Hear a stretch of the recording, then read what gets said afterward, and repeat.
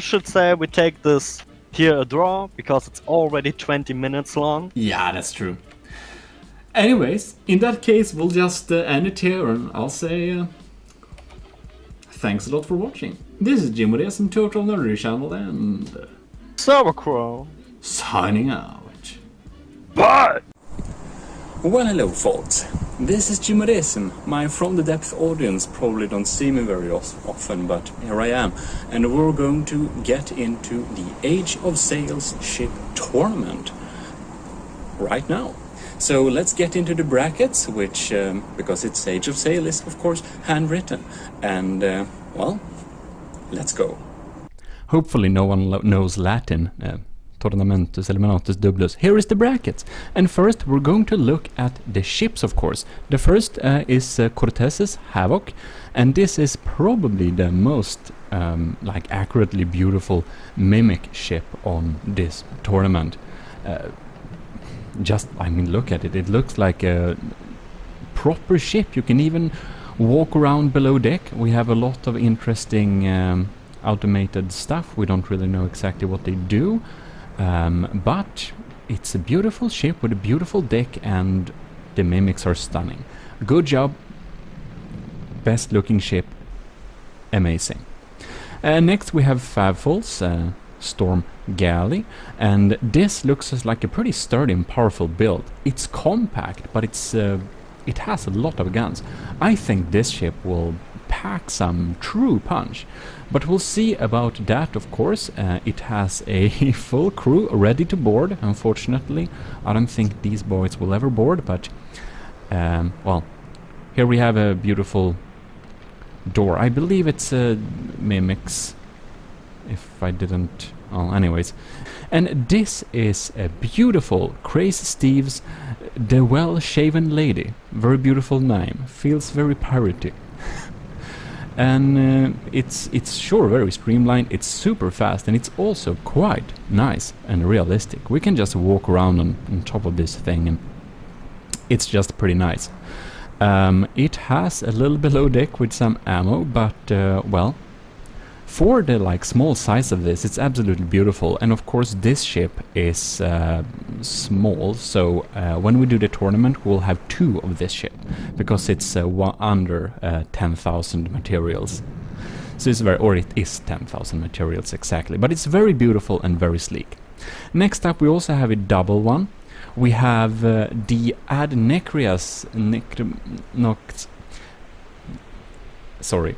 It's a very like interesting, like modern-ish design. It feels a little bit steampunky in some way. I never seen this design. It definitely looks shippy. That is a mimic as well, if you wondered. It feels quite unusual. It looks like a rhino, kind of, but with like sails. And it's sturdy and it looks efficient. Like this looks like a min-maxed type of build. But next up we have Snivelord's Rainboat. And a rainboat is a rainbow, but it's a boat. And, well, it's pretty, like, standard, but it has this beautiful, like, interior space that's painted white. But in terms of, like, how it works, it's a pretty standard ship. Except it's a rainbow. But we have 2 broadsides, it's wooden. It should do the job. It looks really powerful, and it has a lot of sails, you know, so that we basically don't have an issue if someone shoots them off. And we have this beautiful little watchtower as well, with a little guy on top. So it will be interesting to see the rainbow. I think it will be very powerful. Next up we have Elsa's The Red Trident, which has a beautiful little galleon or front figure hanging out there with a little trident. Very beautiful. This ship, like the Cortez's Havoc, is quite realistic looking, with a beautiful deck you can walk around on. But it only has 1 deck, this one. But it's definitely good looking ship, and it looks really realistic, and the front figure is just amazing. Our next combatant is of course Game Boy, and this is the quite sturdy build. And as you can see, it's a traditional ship kind of as well. It's not as decorated, but it does look quite timely as it is. And this is, you know, the Exodus class. Next up we have Sauerkraut's beautiful animal, Derpidissimo. And it's a Simo, as you can see. It's boaty, and it's absolutely beautiful. We shall see if this is the face of death of this tournament or not. Last time the face of death was Jono 1928, who had a real face of death. But you look at it, it's beautiful, and it has a lot of blast guns, so it should be really dangerous at close range, even though it looks derpy. Next up, we have this beautiful ship. And this is made by Alek Gigakio. Yes, Alek. Very beautiful build. It's also very shippy. You can walk around on it, and it has lower and upper deck just like that. And well, it's like its own style, but it's I like it a lot. This is, by the way, a mimic.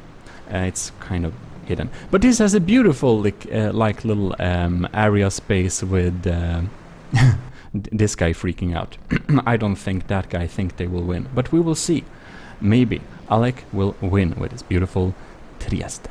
So next up we have Jono 1928, the winner of our last tournament, and it also has a beautiful front figure flying there. And everyone on this ship has, almost everyone has cat ears, so I guess we have these Neko boys trying to spin this wheel here. And by the way, this is Age of Sail, it's only powered by sail. That thing that's spinning around down there is just railings. They don't do anything to propel the ship in any way or protect. Yeah. It's just for the looks. But lastly, we have my build. This is, you've seen it on a picture before, but this is the China Ox, and it looks like, I don't know, Chinese boat with a nice little pagoda on it and everything. It's red lacquer and gold. Beautiful. I'm pretty happy with the design, especially with my little front piece, which you'll see later. But we can walk around on this deck, but not as fully as maybe some of the others. Well, it's pretty nice. I'm very happy with it. I hope you think it looks cool too. I hope also it will perform well, because I spent some time to make it like efficient and a little bit fail-safe. But we shall see indeed. I usually don't win my own tournaments. We can walk up here. Very nice. Well, anyways, that is my China Ox, and we'll see how it performs. I was very inspired by the junk sail types and from the depth, so I thought that I want to make a Chinese looking ship with a nice oxen head on top of there, and the unicorn horn, of course. Anyways, let's get into the brackets. First out is me, GMODIST versus Snivy Lord. So let's get into our first battle. And well, we're closing in. It's starting off just like that, and Snivelord's rainboat is in the horizon. We shall see who fires the first shot. Looks like the Snivelord is going in for a full broadside already. And I think my AI is a little bit sadly set up, so the China Ox, oh no. We're taking heavy fire.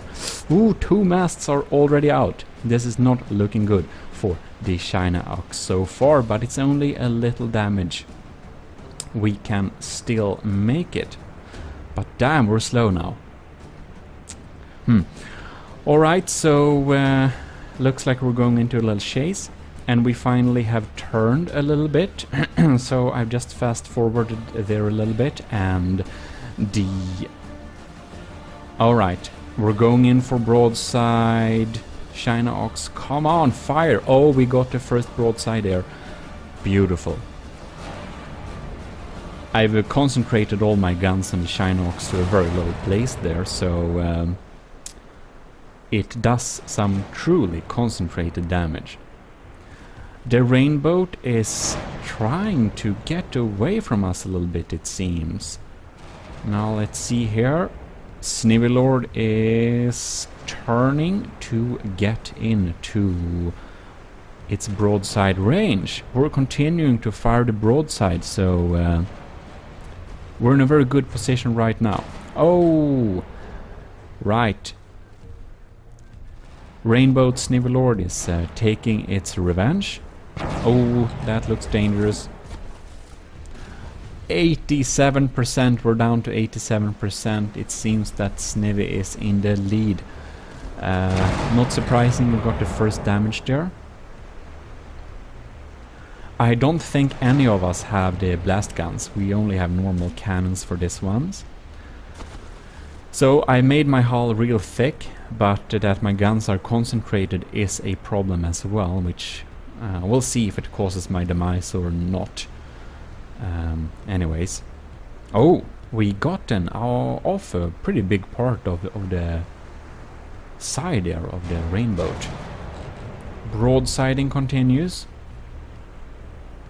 Well, this will be highly interesting. Probably very smart of Snivelord to have that many sails. I think this will be beneficial for him in like this tournament. I'm glad I built my main mast pretty sturdy because it's still standing. Oh, beautiful broadside there. A lot of shots. That's a lot of damage. Oh, that. Ooh, I'm lucky there. If that broadside had hit, my detection would have been real sad. Oh, we're getting into broadside range here. We just jumped over some boring bits, by the way, if you wondered why the clock went up a little bit. And that's because nothing happened. But now stuff is indeed happening. Looks like the rainbow is gaining some distance. We seem to have some maneuverability problems on the rainbow. Perhaps the rudder is already off. Ooh. Oh, come on, Shinox, get into a nice position.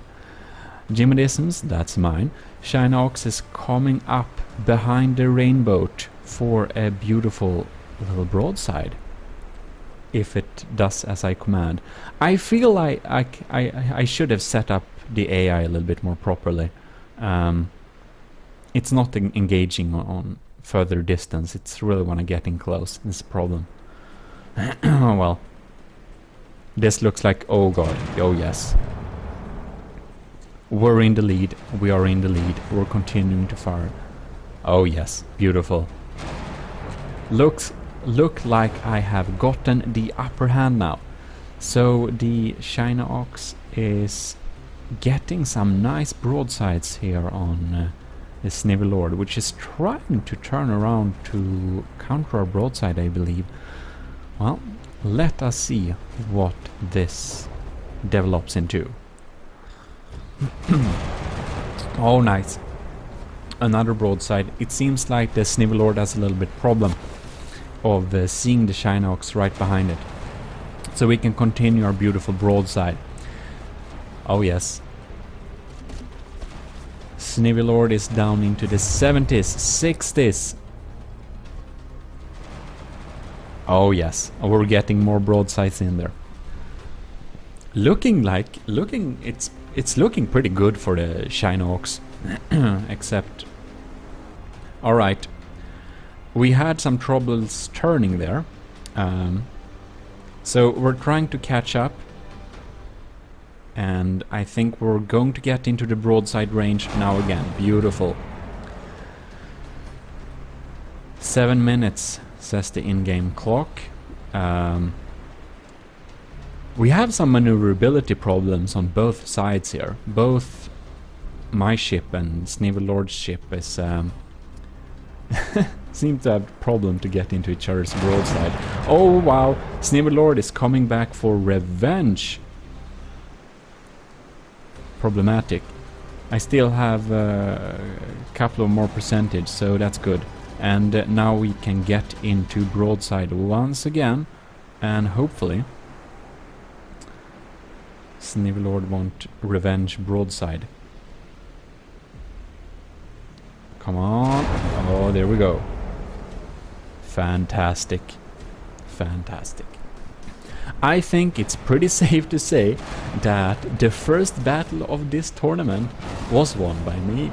I'm very happy when this happens because most of the people participating in this tournament is probably better builders than I am. Amazing. Yeah,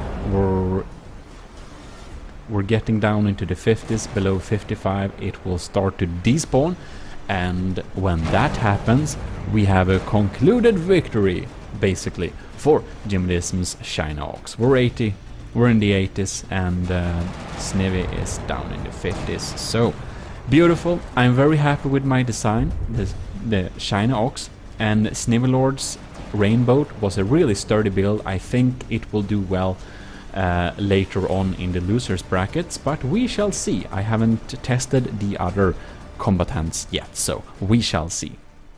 First battle concluded. Next up is Favful versus Cortez X. So here we go. Right jump into it. Thuvian Storm Galley. Looks like a compact and powerful build. This will be highly interesting because Cortez's Havoc is a beautiful Age of Sails ship, and it has already gotten its first shots into the Storm Galley. Alright, Cortez is firing on Favful, and Favful is closing in. Does it want to ram, or does it want to broadside? This is a good question. It seems we're going for a broadside, and the Favful is lining up, and why didn't it fire? Alright, Favful has a good position here.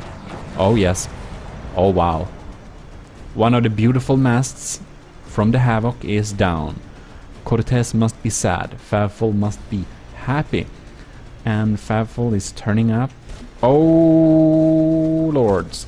Looks like Cortez are having some blast guns. Oh my god. The entire sailing rig from Favful is gone. How is the Storm Galley going to move now? This is a good question. I don't know. They are kind of... Favful is in the 80s. Okay, interesting. Let's see what happens. Seems that the guns are still intact. I think this can still turn around, because I feel that the Favful is a pretty compact and powerful build. So we shall see. Oh, yes, right. Favful also has these ones. Oh, we're... God damn it. Cortez's Havoc is completely showered in shells. All of the masts are gone. Both of the ships are lined up in broadside, and none of them have sails. This match can really draw out on... take a long time. We shall see. Because Favful's Storm Galley is down into the 70s, and... oh, Cortez is not feeling very well. Favful really did some damage there onto Cortez. Let's see what happens next. We shall see. I mean, it's still like pretty intact. It seems that problem, if Favful can turn around and make a broadside, I think the Storm Galley actually can win over the Cortez, because... but it's not... we shall see, because... the Cortez still has a advantage. Cortez has a small sail still intact, two maybe. I don't know if one of them are mimics or not. But we also have the blast guns. They're still active. So we're slowly eating away from Favful, even though Cortez has quite bad health. They're both pretty close to despawning, like... everything is basically on if Favful will turn around or not. But it seems that it's stuck. The Storm Galley is stuck, and Cortez is just hammering on. Oh lords. There we had a little explosion. Next volley is coming in. Alright. Cortez is gaining the upper hand. It looks like Cortez is the winner on this little battle. Just If Fafel had some other rudders or something like that, the Storm Galley could have turned around there and made a broadside and probably won this battle, but it seems that this is not the case. Seems that both are stuck now, though. I guess we've gotta wait. We gotta wait a long time. They are stuck. They're just sitting here. And there we go. Finally, Cortes got into firing range or firing bearing and has fired some of those shots again, which means that Fafel is down into the 50s. It really looks like Cortes is going to win this one. Still, yeah. Truly. 57. Alright. It was a really even match. If the Storm Galley had some more maneuverability, I think Fafel could have won this. But Cortes Havoc was the better ship, and it has pushed Fafel down into under 55, which means it will indeed despawn. Oh my god! Wow, Fafel is revenge shooting. He doesn't accept the loss easily. No, the Storm Galley is spraying more ammunition, and wow, Cortes is also down into the 50s. Wow, that battle could have turned around. When Fafel got into bearing, wow, look at Cortes Havoc. It's completely devastated, almost.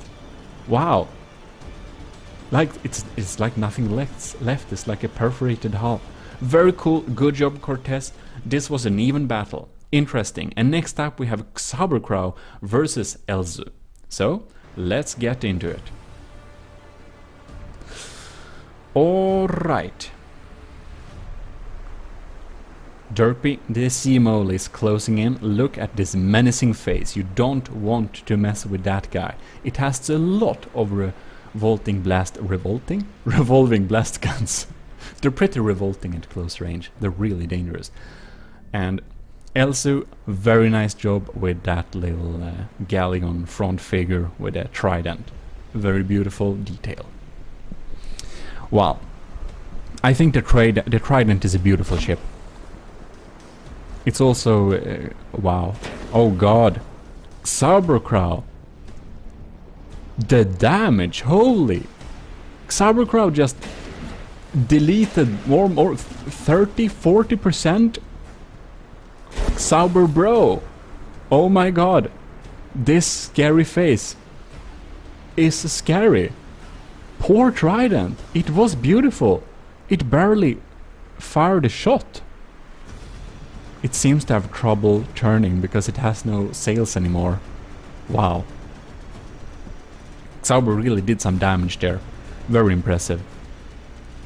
And Xaber is behind, but the revolving blast guns takes forever to reload. And jumping up here, Elzu has finally got into bearing to use the broadside, which we're doing. The trident is broadsiding Xabercrow, which is very sad. The Derpy Sea Mole fires back. Yeah, we have some response fire. It finally had time to reload and fire back. Wow, Elzu is down into the 40s and will soon get despawn. It's a confirmed victory for Xabercrow. Derpy Sea Mole, I know this was a fun mimic build, but Xabercrow, you made a real powerful ship. Like, Derpy Sea Mole is legitimately a good Age of Sails battleship. It looks silly, but don't underestimate it. This one can flip tables when it feels like it. Very impressive. I'm sure Xaber will be happy. And next up we have Crazy Steve versus Adnecrius. These two ships are both on the small brackets, and well, they're small and cute, so they're both under 10,000 each, so we can have like 2 of each, and that's how it worked this tournament. And oh no, they're all separating. And if truth be told, this is like the second recording of this battle, because the first recording wasn't possible to work with because Adnecrius ships escaped and hid themselves in the bushes, and after like 30 minutes I didn't want to, you know, nothing happened. So this is another run of the same battle, because the first battle was no result, and this is not, it was boring, like no shots were fired. And this time we have some nice crossfire here, so looks like Adnecreus isn't running away this time as much. Hope that it will stay this way, because small fast ships like this, battles with them seem to take a lot of time. And this time we don't have like an official time bracket, so I think I'll close off battles at around 10 minutes if nothing happens, if it's still like boring. If it's interesting, that's another thing, but we shall see. If stuff is happening, we'll keep the battle open. So it's a real long distance battle. Crazy Steve with the well-shaven ladies, 2 ladies, beautiful, are coming in here against Adnecreus's, it's a hard name, it's, wonder if that's not like, is that like rhino in Portuguese? Who knows?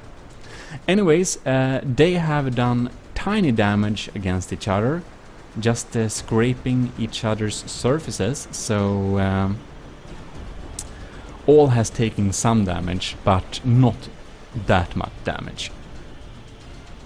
Well, this will be highly interesting to see what happens next. Oh, the well-shaven lady from Crazy Steve is getting a good lineup on Adnecreus right there. Okay. Yeah, we have some response fire. Looks like Adnecreus has opted for a long distance, unusual little vessel. Will be highly interesting to see if it actually hits shots at like that range. So Crazy Steve is chasing after Adnecreus, who is long range sniping Crazy Steve's build all over there. And as surprising as it is, it seems that both of these ships are kind of accurate, so they actually do hit each other sometimes at long range. But this is definitely one of those drawn out type of battles. I think we will probably need to skip some parts later if nothing interesting happens. One of Adnecreus' ships has just straightly ran away a little bit. We'll see if it comes back. Well, one of Adnecreus' ships are valiantly fighting the ladies from Steve, and Crazy Steve's ships are... they're team working pretty well, I must say. I think that they're good team workers. Okay, the large sail is soon going down, it seems like. You can see we get some slow shots, slow hits here and there, but it's not really that often. But I must say, like, Crazy Steve, the well-shaven lady, is a beautiful ship. It looks fast, it is fast, and it's very, very Age of Sail. Very, very, very nice design. Okay. We're definitely sniping here, that's for sure. So everyone is long-range fighting each other. I wonder if there is some team damage here or not. Seems that we are... Crazy Steve is long-range sniping. So it looks like Adnecreus' other ship haven't run around, like ran away yet. Seems that one of the ships is like damaged. That won't be running very much at all because it doesn't have a sail, basically. Poor thing. Oh, but it gets a broadside opportunity or bearing sometimes, so that's something.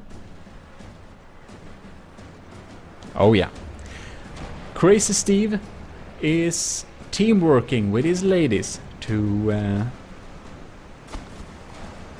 take this abandoned ship out, which is beautiful. I love teamwork. But it seems that the other ship from Adnecreas is kind of away in the horizon. Where is it even? Is it even helping? Or has it abandoned its friend? Did Rhino 1 abandon Rhino 2? No, it's out there and sniping, so it does something. But one of these ships is down into the 70s, so yeah, we'll see.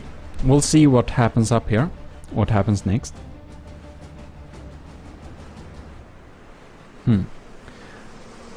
Do we get the sniping opportunity or not? Seems that... Oh yeah, okay. The ladies are continuing to work together to take out the handicapped, damaged Adnecreas ship right there. Alright, let's see the distance here. They're kind of circling... Okay. Looks like it's... Oh wow. Nice hit. So, that was the entire sailing mast of the already damaged ship, but one of the ships is completely untouched almost, so let's see what happens with that.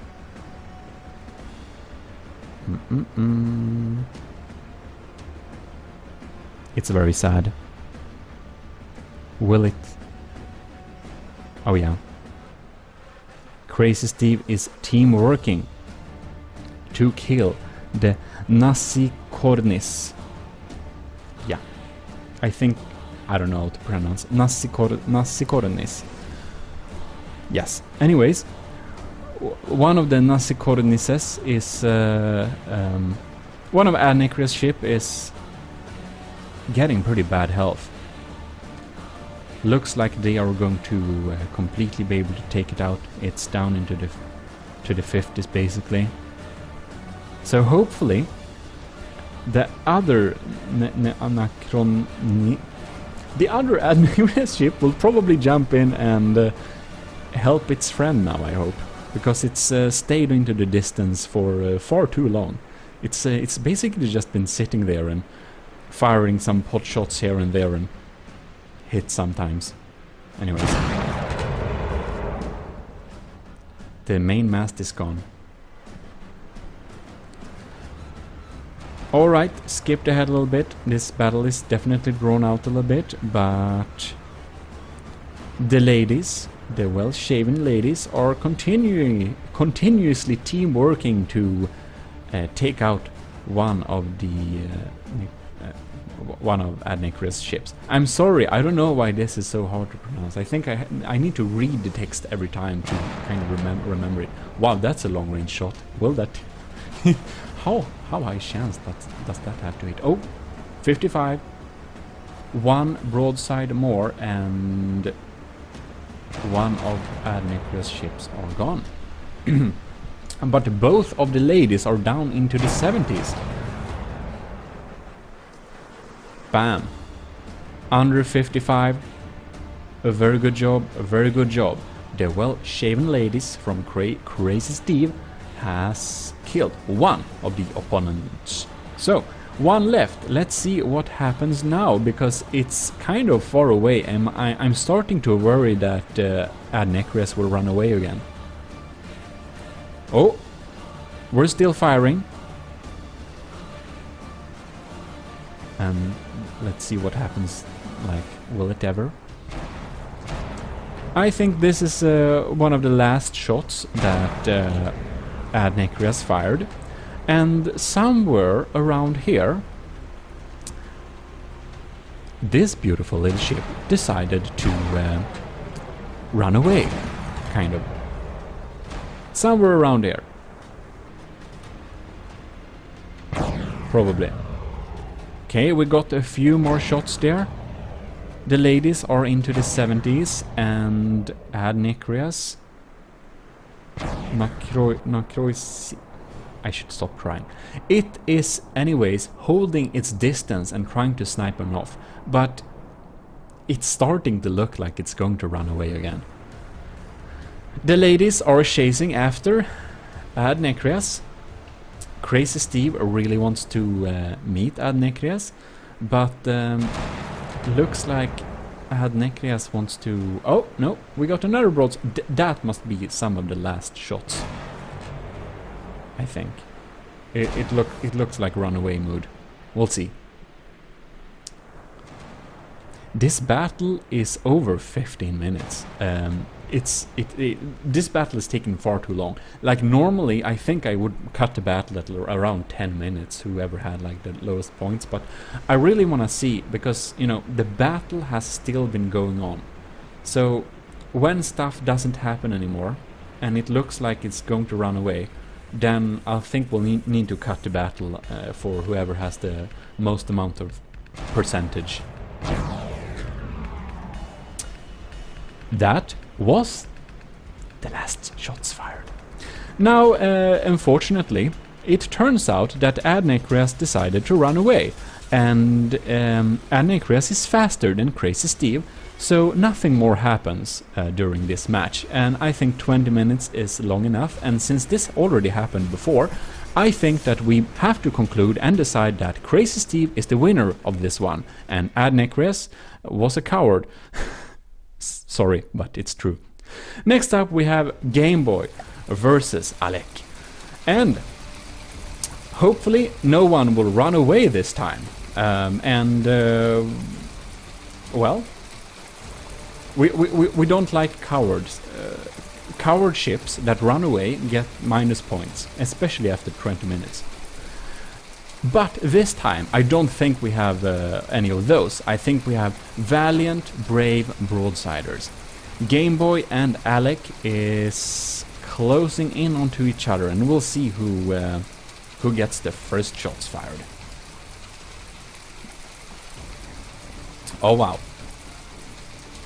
Alec is getting a prime opportunity, but why? But why? Alec, you didn't fire almost any shots. Wow. Alec really missed that opportunity. And Game Boy was able to respond, and wow, Game Boy has gotten a prime bearing here and can really shoot the Tiest's like back room. Or I don't know what that area is called in ship, but where the guys with the maps are panicking, basically. A beautiful weather to honor this location.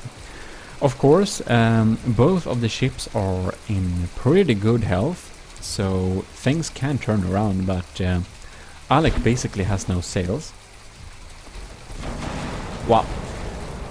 If Alec would have fired those blast guns during the first opportunity, I think this battle could have gone elsewhere. Because even at this distance, one of Game Boy's masts were taken out. And, yep, well, Game Boy also has this type of revolting blast guns.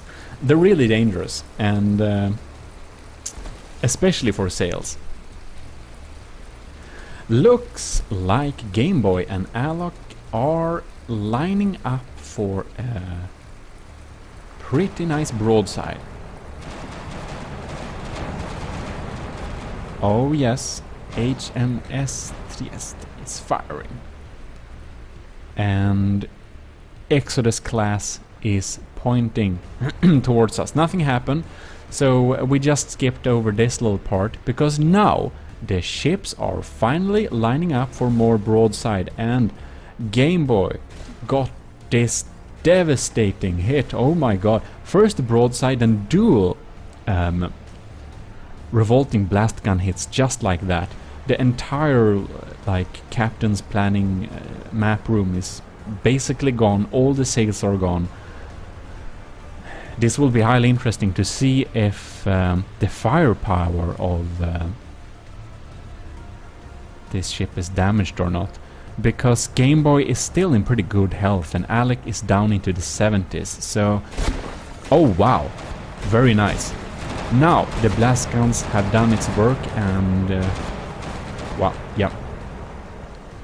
Game Boy's Exodus class will be quite much slower now. Wow, this is a heavy broadside onto broadside. Game Boy is down into the 80s, Alec in the 70s. Alec still has a chance to win this, but it's really leaning towards Game Boy. We shall see. Game Boy is continuing to broadsiding, and Alex seems to be in a pretty sad state right now. We'll see if it will be able to hit back. It's just floating around there, like no steering rudders and no sails. Well.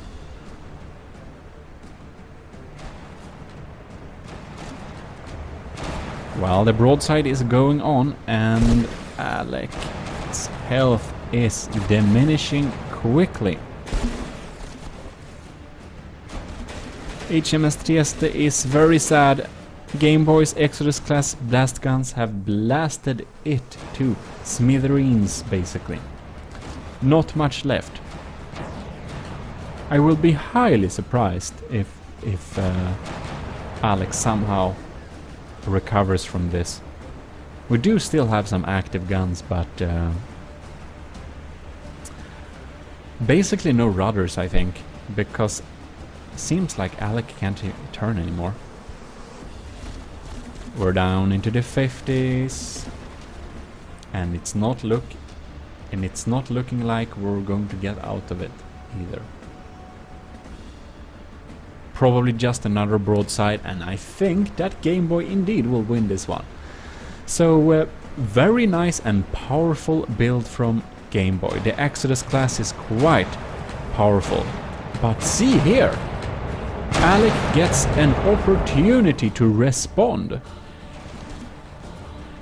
If the blast guns would have been active there, it would have a small chance to win. Well, Alec is not going to die easily, but is fighting to the last drop of blood. Very valiantly. No coward ships this round. But, alas, Alec is down under 55%, and Game Boy's Exodus class is the superior ship. Congratulations!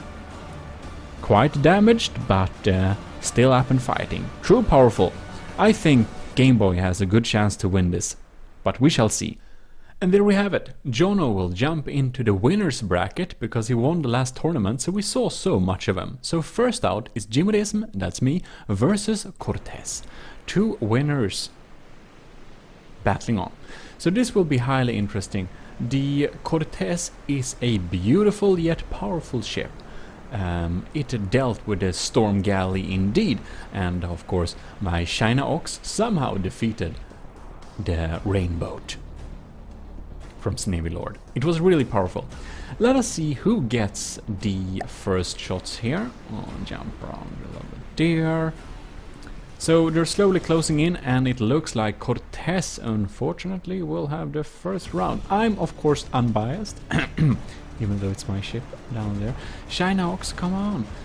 Anyways, Cortez is fire. Did he hit anything? Oh lord, the revolting blast guns. We got a full broadside down onto the Havoc right there. Interesting. Broadside versus broadside. This is how I imagined the Age of Sails tournament. Wow, this is so powerful. We shot off one of the beautiful masts. Sad to see it go, but it was necessary. Now we don't have much broadsiding anymore. Okay, let's see if the ships will turn around. Damn.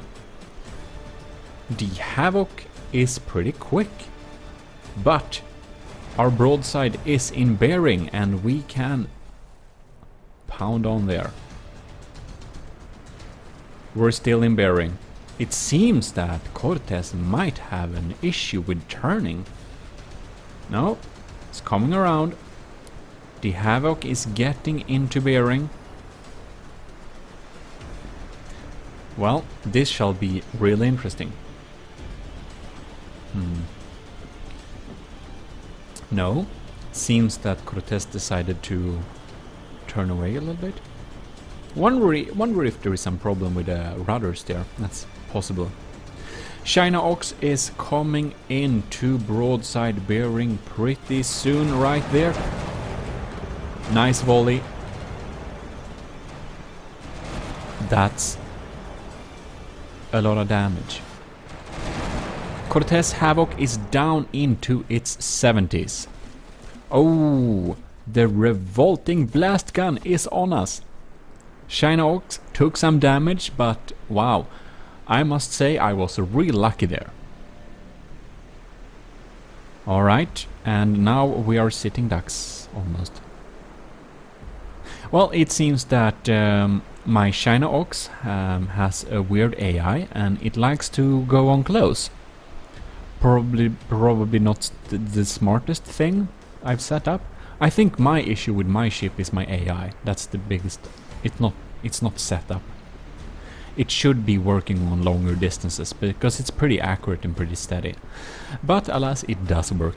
And the China Ox is lining up the Havoc for another broadside, and it looks like Cortez steering is real sad.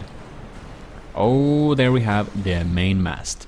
That took off some good percentage as well. Ooh, Cortez is down into under 55%. It seems like it shall indeed now despawn. The China Ox is still up in the 90s, and wow, I'm kind of surprised. The China Ox, I must applaud myself. It's a good build. It's kind of damaged. We indeed were lucky as well, but good job. Very amazing. Alright, cool. I don't think I'll win this, but maybe I'll do. We'll see. Next up we have Cybercrow versus Crazy Steve. So Crazy Steve's the well-shaven lady is a smaller ship, so we have two of them, and Cybercrow is a heavy, derpy decimo, which comes in close with some real dangerous close combat abilities. Indeed, now we shall see what happens. I think Cyber will be able to take down the sails and make them unmovable pretty easily. Oh, there we go. Just blast them off. Good job, Cyber. Crazy Steve. That lady is not going anywhere for a while, I think. The other lady is absolutely fine. Crazy Steve has made a really efficient and fast ship. It's powerful yet super quick. I think it's the next most quick ship. Oh, Xauber is blasting away the sails of the other lady. We'll see how this goes. Xauber is still in the 90s, and that is, well, everyone, maybe? Okay. One problem Xauber has, though, is that the reload speed of those revolving blast guns are pretty long. Oh no, look at its face, it's kind of gone. So sad. Anyways.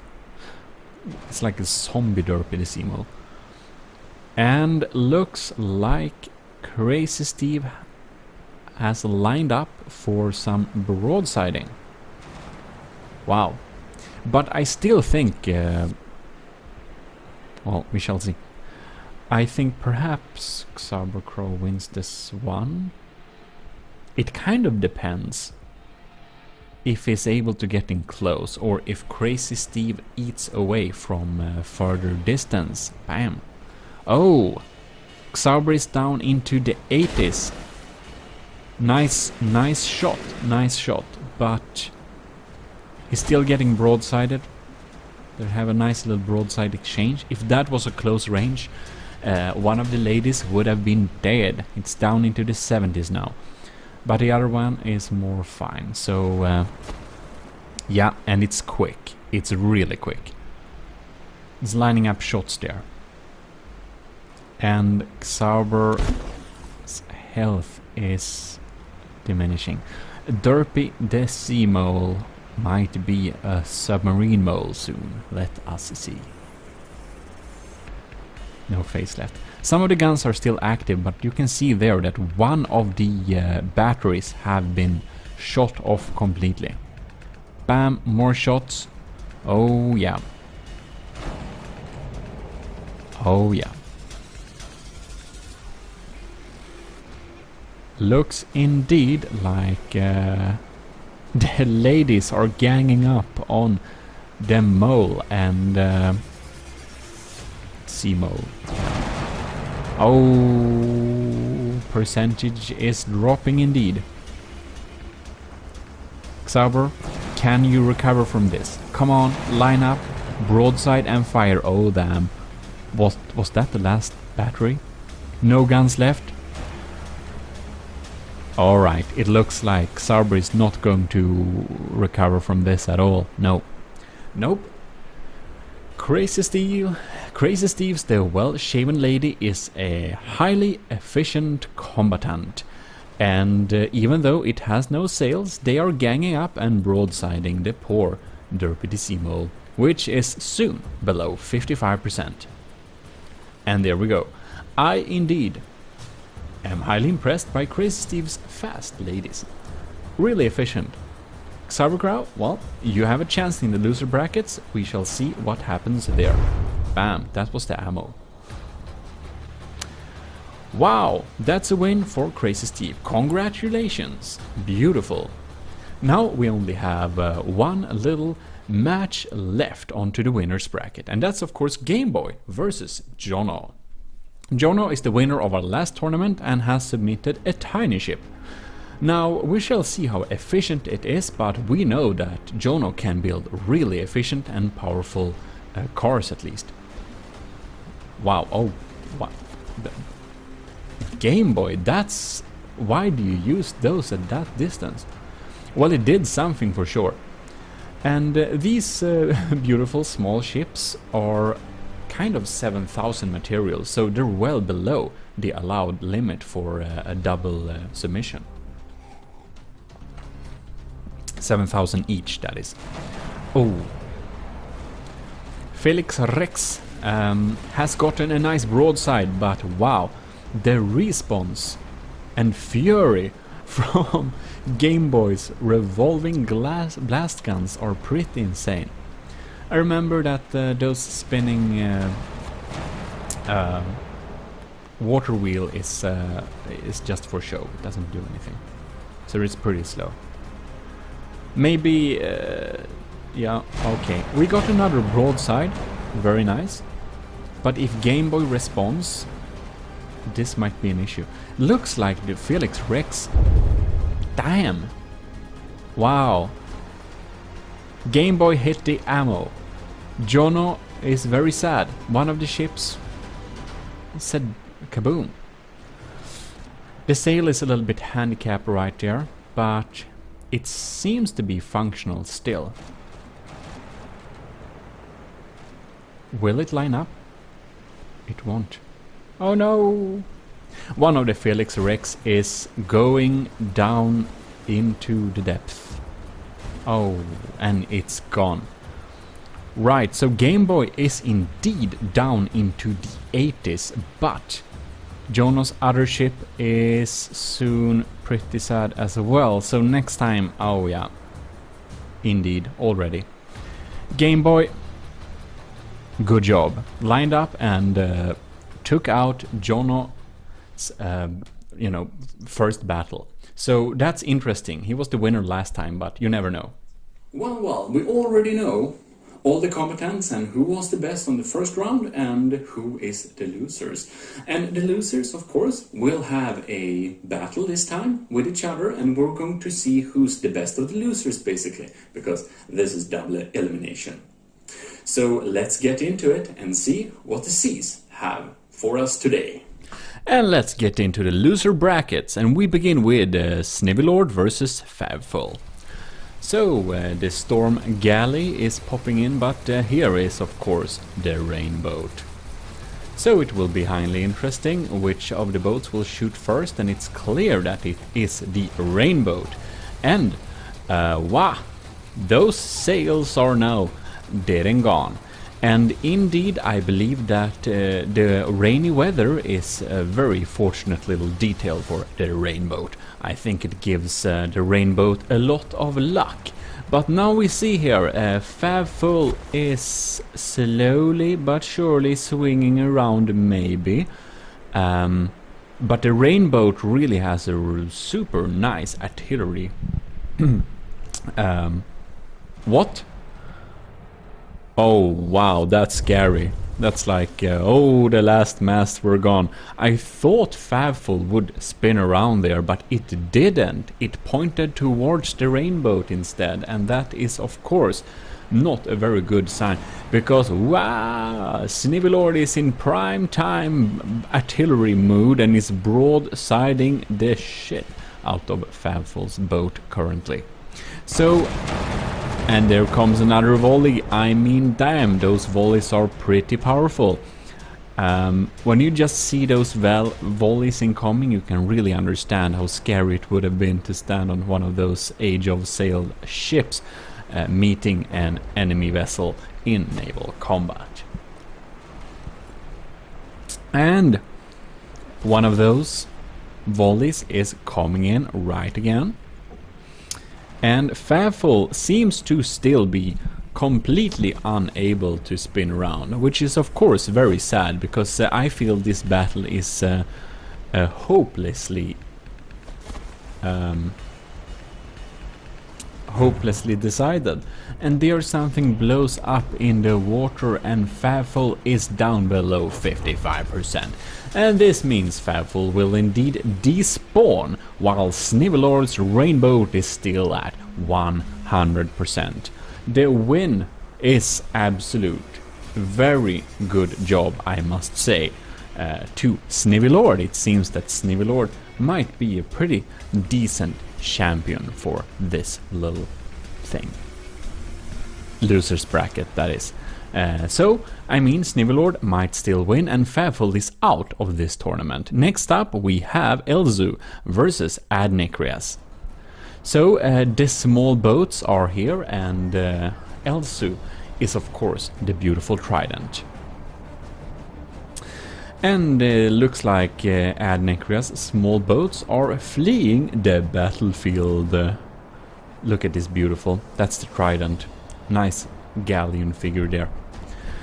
But it seems that Adnikrias' ships do like to keep some good distance before even engaging in combat, and I think it's this behavior that causes them to be a little bit cowardly. But we shall see, maybe they don't flee, but there we go, the first volley is off, and Adnikrias' ship is damaged first. And now let's see, looks like Elzu got some hit there. Will be highly interesting to see what happens here. Trident is firing another volley, but it seems that the Trident has some accuracy issues. Another volley. Oh, got a few percent or promille of that one. Alright. I don't know if Adnikrias will circle and engage in combat or just flee. I don't know if it's a circle AI, but oh, it fires back. It indeed fires back. So here we skip some minutes because nothing happened.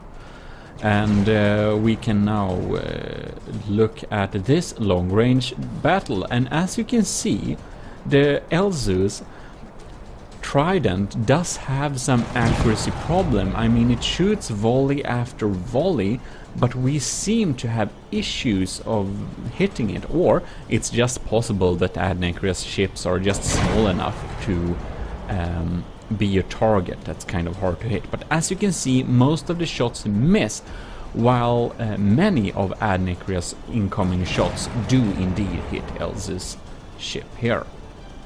So we shall see. The other ship from Adnikrias is somewhere else. I don't know if it has... Oh, there it is. It's coming into battle. Fantastic. Now, both Adnikrias ships are in battle, and indeed we hoped on some minutes there because it took some time for them to do like that. but they are slowly lobbing shots against Elsa's red trident, which is very impressive. I'm very happy to see Adnecria's ships finally doing some type of cooperation, because they've been a little bit low on the cooperation scale and very high on the coward scale before. Trident isn't looking very happy, I must say. Alright. Little bit slow.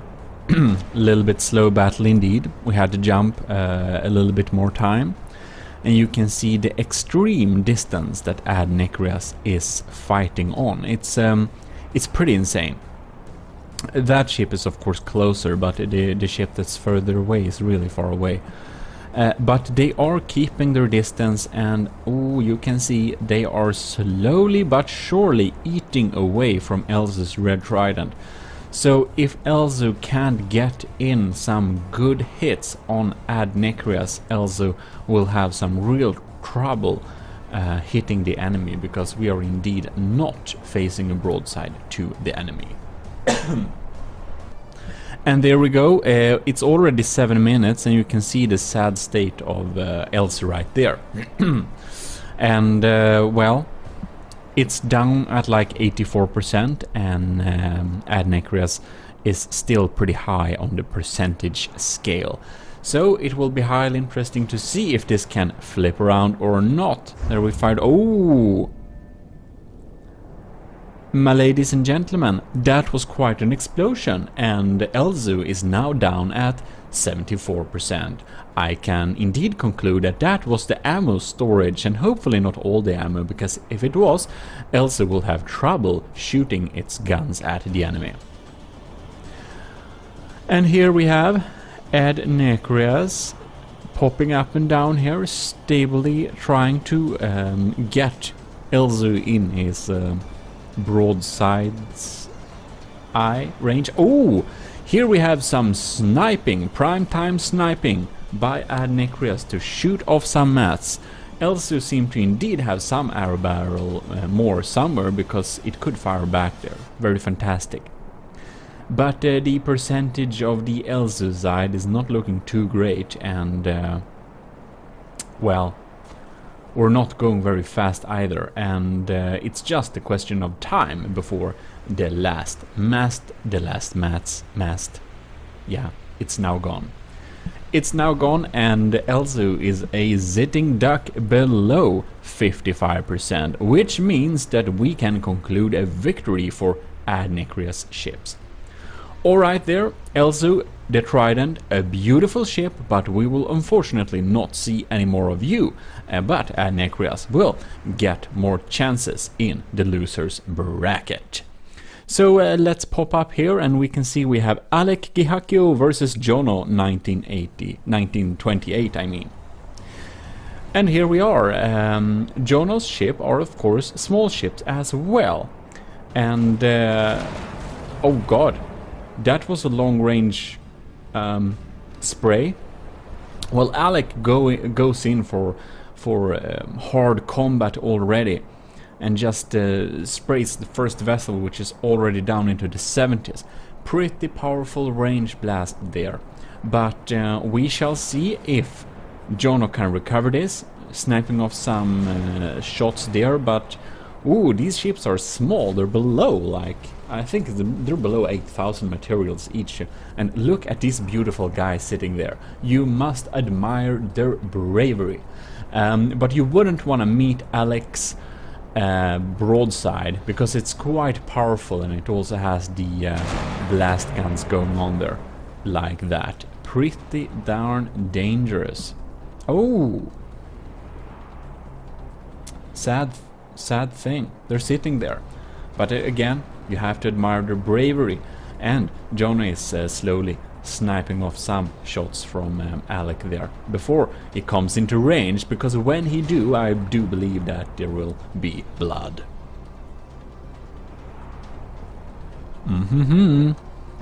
We're coming close, and I think we can expect the revolving blast guns to... No. Wow, how did the blast guns not activate there? That was prime time to take it out, but woo, about taking out, those sails are goners. I must say that Alex's maneuverability on this ship is pretty damn good. This ship is fast, and it is quite agile. It's fast, agile, and a little bit less agile now, because Jono shot off one of the 3 masts. Well, well, well. Hope the guys in the control room back there are not too sad. But now we are flying with blast gun shells in the air here, so it looks like one of the Jono ships are starting to look pretty sad indeed. You can see them in the control room here.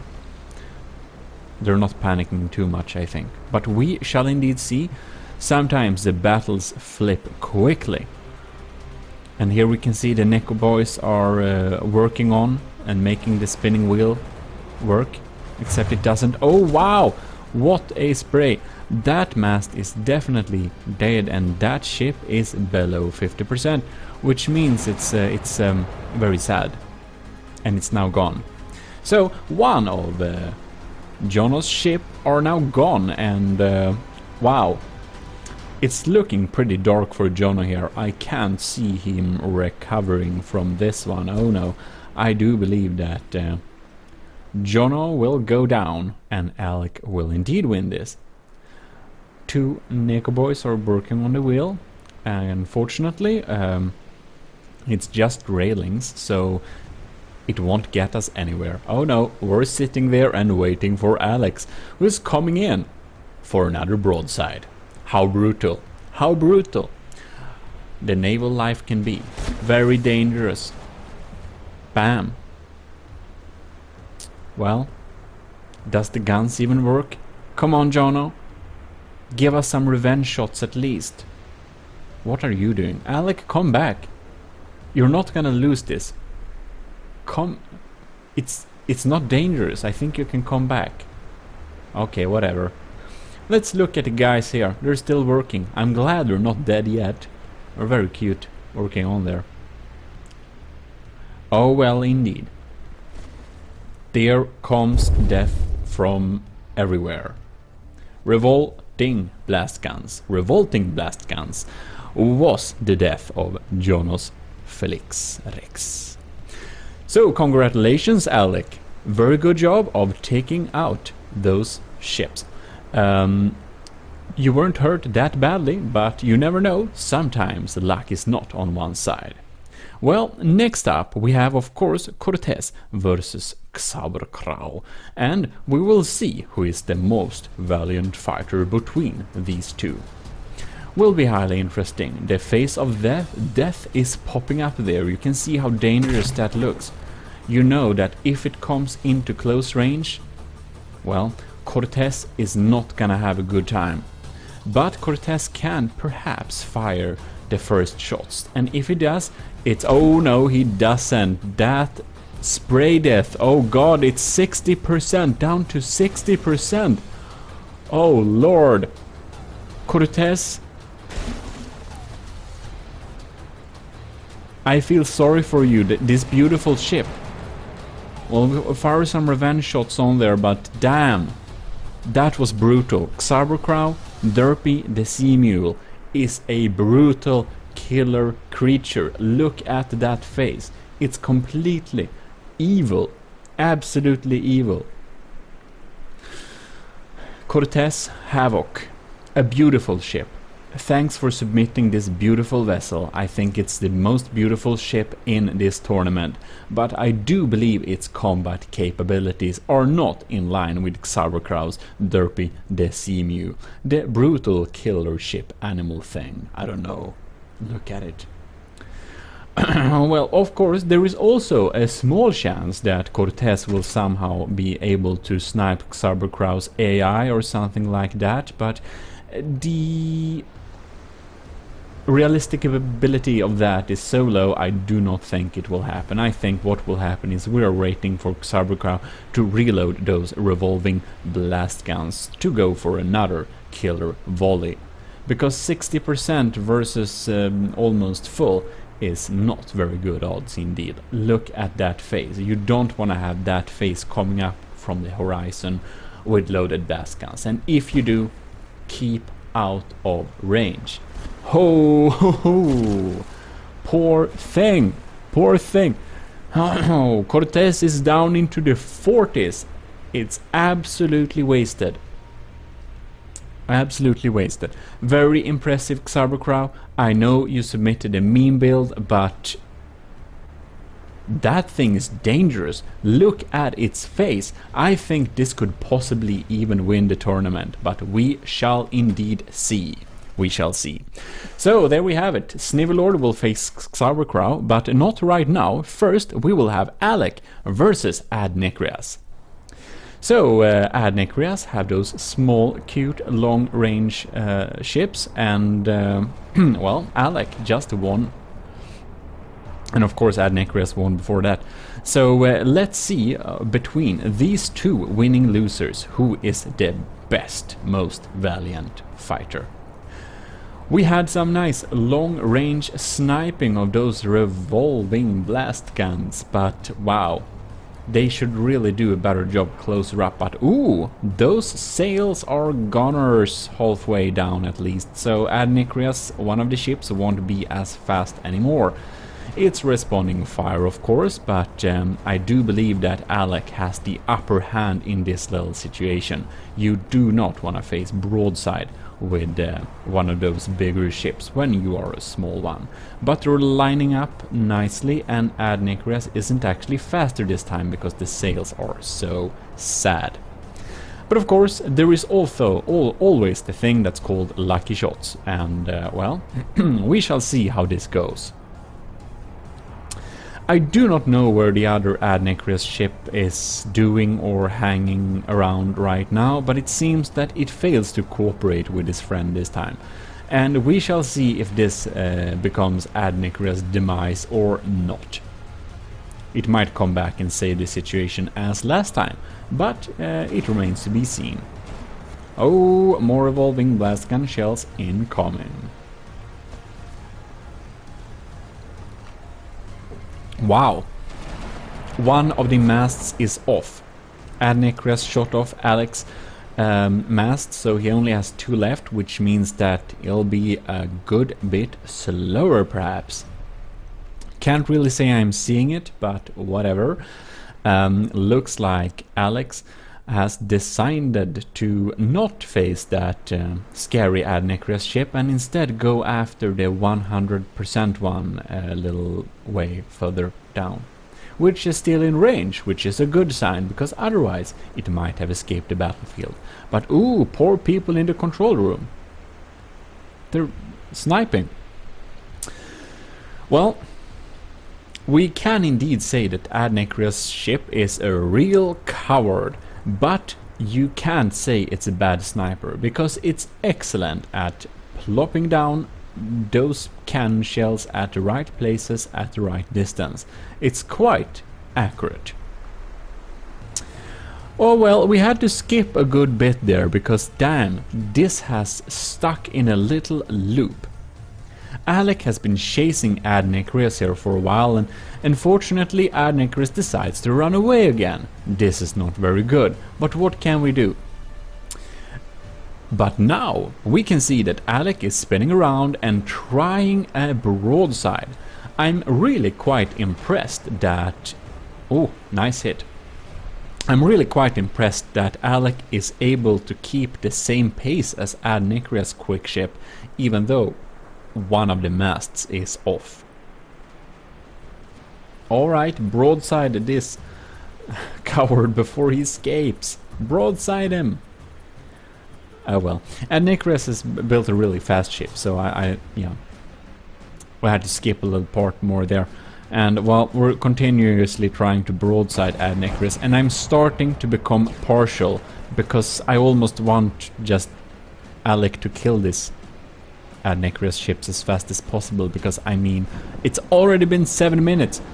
We're still chasing after Adnecris, and I think indeed that Adnecris thought that, oh shit, I'm not gonna win this battle, so I'm heading off into the storm. Oh wow. Poor people in the control room. Oh well, Adnecris has been running away for far too long, and his percentage is a good bit below that of Alex, so we will decide that Adnecris loses this battle because of cowardice. Now we have Snivelord versus Xabercrow. Also, congratulations Alec, very well fought, you're good at taking out those small ships. Here we have the Rainbow and there we have Xabercrow. And we shall indeed see. Oh, Snivelord actually got a good broadside on Xabercrow. And hopefully this will be enough, because I think Xabercrow will get on close and finish him pretty quickly. Look at that face. It's absolutely terrifying. You don't want to have that face in the horizon. Look at it. It's absolutely terrifying. It's also been turning quite for a while, so we'll see when they catch up. Sometime. Oh lords, we're coming in here. I'm thinking we're starting to get the right angle. Come on, Xabercrow, finish him! Oh, the spray has gotten on. Quite dangerous indeed. Well, we shall see. If Snivelord can answer with a better broadside at this range, perhaps, then that would be quite fine. Oh wow. Xabercrow is dangerous. Those guns are indeed super dangerous. I'm starting to think that Xabercrow indeed will win this. I'm thinking I can already write it down. I think... oh, dangerous, dangerous. It's hard to withstand this. Look, the side is gone, but ooh. Snivelord is responding to fire. Maybe I am wrong. Snivelord has a lower percentage, but... oh, Xabercrow is dropping. Oh lord. We have an AI kill. Damn, ladies and gentlemen, Snivelord killed Xabercrow's AI, so he died instantly. I was very sure that Xaber would have won that battle, but this is not the case. Snivelord's Rainbow is the more valiant fighter, and Xabercrow, I'm sorry, but you're out of the tournament. And here we have it, Snivelord is indeed the winner, as I knew from the beginning. So, Snivelord versus Alec, two very valiant fighters. Which of these winning losers will be the most valiant one to be able to go into the main tournament? Well, that of course has to be decided by battle. And who's lining up? Oh, it's Snivelord is lining up for a powerful broadside in the front here. But, oh, no, really? Alec, I know you have the revolting dust guns. If you just would have fired those at the right moment at Rainbow. If you just have sprayed Rainbow there, you would have almost guaranteedly killed him. But this is not the case. Something made Alex not fire those revolving blast guns. So we're going for a normal broadside here on the Rainbow. And of course, it's still pretty even, the percentage is equal, and there goes the blast guns at totally the wrong distance. Well, from the depth is also a lot of luck, but now we're having true naval warfare with broadsides, 2 masts! The Rainbow, Snivelord, wow, you're accurate, you're so accurate. Taking down 2 masts in one shot, and the 3rd mast is almost off. Ooh, wow, all the masts are off. Snivelord, you have made a quite accurate Rainbow. I must be very impressed. And I'm also very happy that I somehow won against the Rainbow. Maybe me, GMODIST, has a chance to win this tournament. We shall see in the next part, of course, because I didn't lose a lot of battles. But Snivelord is really powerful, and Alex is down into the 70s. Alec, if you just would have fired those revolting blast guns at the right moment, I think you would have been the winner of this one, perhaps. But you didn't. And here it goes, completely bombarded by Snivelord's super dangerous and scary, and very scary, broadside artillery thing. Of course, Snivelord is coming in here, and there is of course a chance that he'll get AI killed or something by Alec's broadside, but Alec is a sitting duck right now, so it remains to be seen what's going to happen.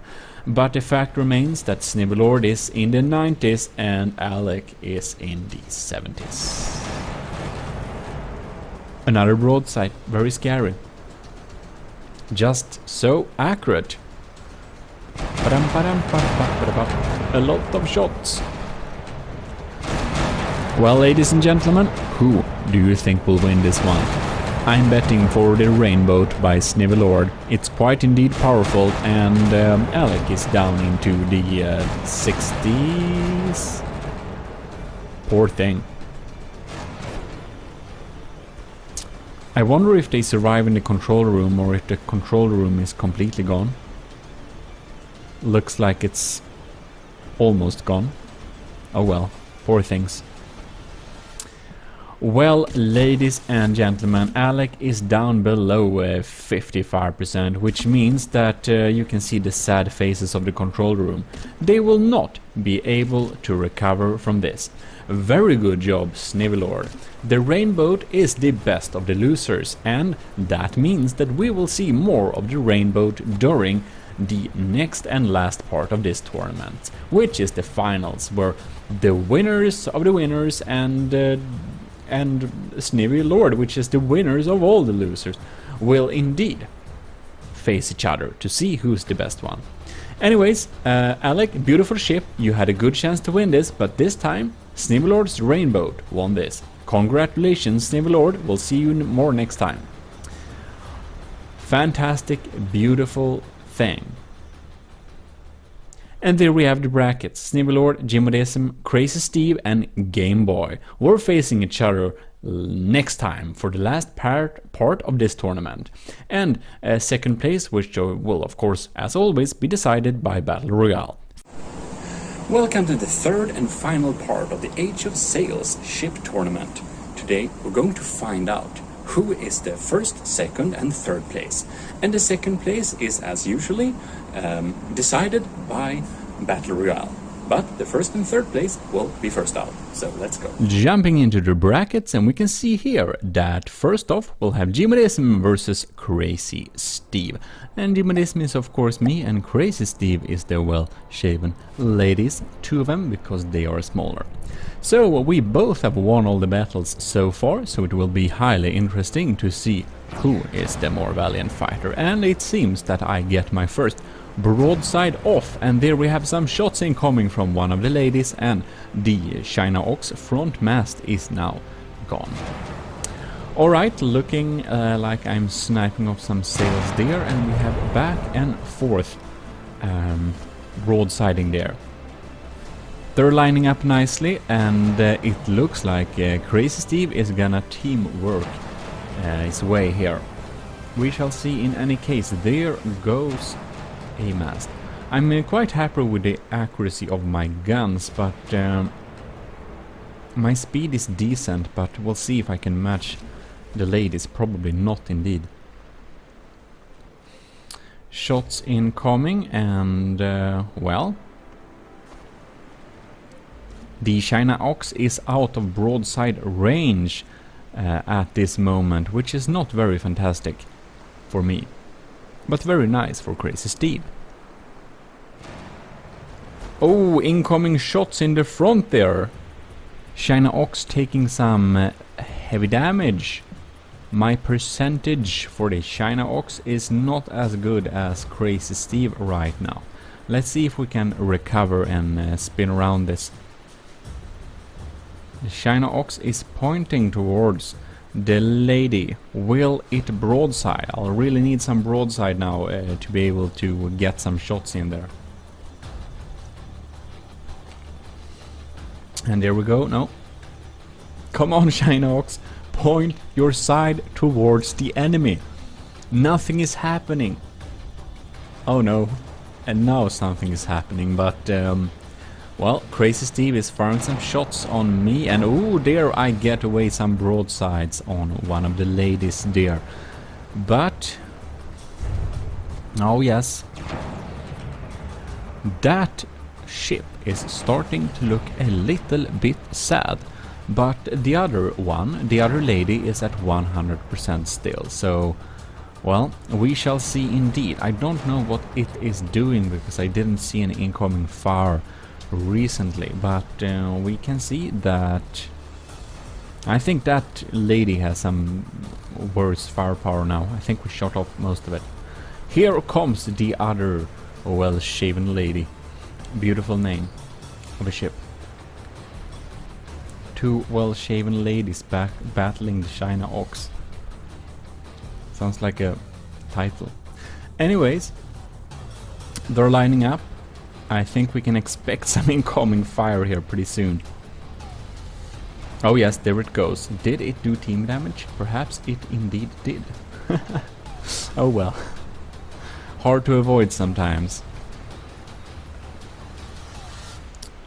Come on, Shinox, do some respond the damage.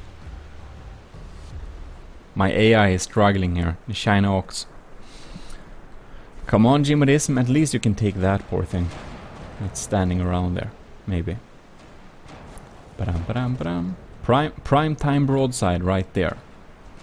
So the percentages are starting to look pretty equal, but damn, that wasn't too great. Well, my China Ox is taking some damage, and we are chasing after the completely unharmed lady. And we shall see if we indeed can counter this in some way. Alright. Come on.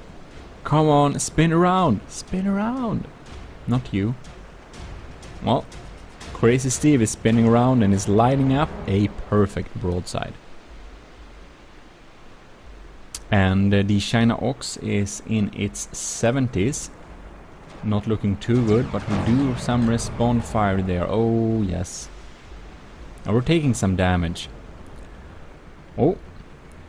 One of the masts off of the damaged lady. Crazy Steve will be very sad. Unfortunately, the China Ox doesn't line up to battle both of the ladies at the same time. Oh, wow! Yeah, I had an ammo barrel there. Now it's no more. Hope my guns will still fire. I do think I have them at different places, but... Well, well, well. It says still pretty many parts left on my Ox, so it might still turn this around, but it remains to be seen, of course. Come on. Oh, yep, we're broadsiding the damaged one. Doesn't do me very much good because it's not even firing. If this would have been manual control, I would have focused all the firepower on the undamaged one. I'm down into the 60s now. Not looking good. More incoming fire. Yep, they're dealing some good damage. That's for sure. Alright. Let's see. Take a look at the Ox here a little bit. You can see the pavilion, or the ramen stand as Sauerkraut call it, is completely gone. And there I had most of my detection systems. So we're probably a little bit handicapped in terms of accuracy now. That's not too good. We're missing most of the front of it. Come on, lady, spin around. No, not lady. Come on, China Ox, spin around. And the Ox is gone from it, so you know the oxen head in the front. So you might forgive me for mixing them up a little bit. Damn, that did a lot of damage. It's completely empty.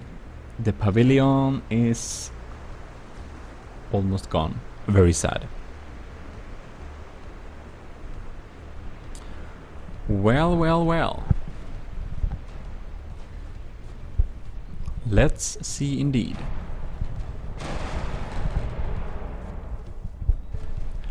Alright. Come on, Shinox. Line up some shots. It doesn't. So, my Shinox seems to be a good bit stupid today. Sadly. Oh, I see primetime broadside. Come on here.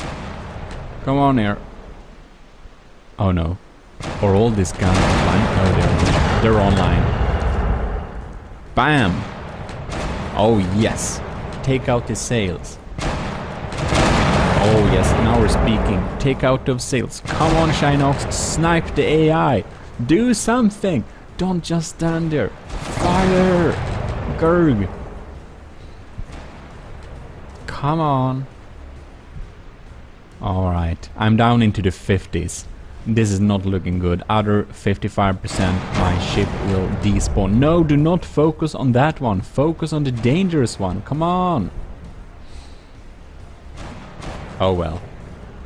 Yeah, my ship fights until the last bit. I must congratulate myself for building a sturdy build, but we're 55.1%, which means one shot more onto our Shinox and we shall be gone. We are indeed goners. Crazy Steve, the well-shaven ladies, is the better ship. Sad story, Shinox. You couldn't win this. Couldn't win this. Of course, there is still a very small chance that the Shinox can win this, I believe, because I haven't lost the battle before this one. But it's looking very good for Crazy Steve. Well, Crazy Steve was able to win over my ship, so that's fantastic. One loss for me, and next up we have Snivelord versus Game Boy, because Snivelord has defeated all of the loser bracket people. And Game Boy has done pretty well indeed. Pretty powerful build. So we shall see if the best of the losers is better than Game Boy's Exodus class. Rainbow is popping up and is firing the first broadside straight into Game Boy Exodus class. I think this will be a quite even battle. Both of these builders are very skillful and have a similar design, even though Rainbow opted for only long-range weapons and Game Boy also opted for mostly long-range, but a bit of those revolting blast guns.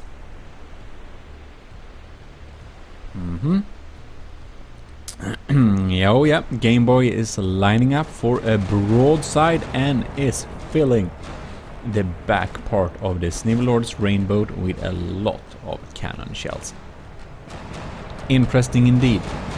Both are into the 90s and the Rainbow is spinning around to respond fire, I believe. Well, now it looks like we're starting to have a boat chase. We'll see how this goes. Oh yeah, okay. Game Boy is indeed lining up for a broadside instead. Look here at this angle. He will soon be able to fire his broadside, and Snivelord is not responding this one. Oh! Short distance revolving blast guns come on there, and I'm surprised to see that none of the sails were removed. Oh well, should have waited with those for a little closer range, I believe. Alright. Now we have one of these beautiful boat chases again. Scary Exodus class popping up in the horizon, but whoa! Wow! That's one mast off! Snivelord really made a nice broadside response there and took out one of the sails. Interesting. And for some reason, why? Snivelord, you should have continued doing that broadside. You should not have escaped that one. That was a prime opportunity to deal a lot of damage. Well, the Game Boy is popping up straight behind, so Exodus class is closing in on Rainbow, and we shall see when the next opportunity for broadsiding happens. So Game Boy's Exodus class seems to be quite the brave fighter. And Snivelord, with his rainbow, tries to keep a little bit of a distance. Can be understandable, because those revolving blast guns are not something you would want to play with. No, indeed.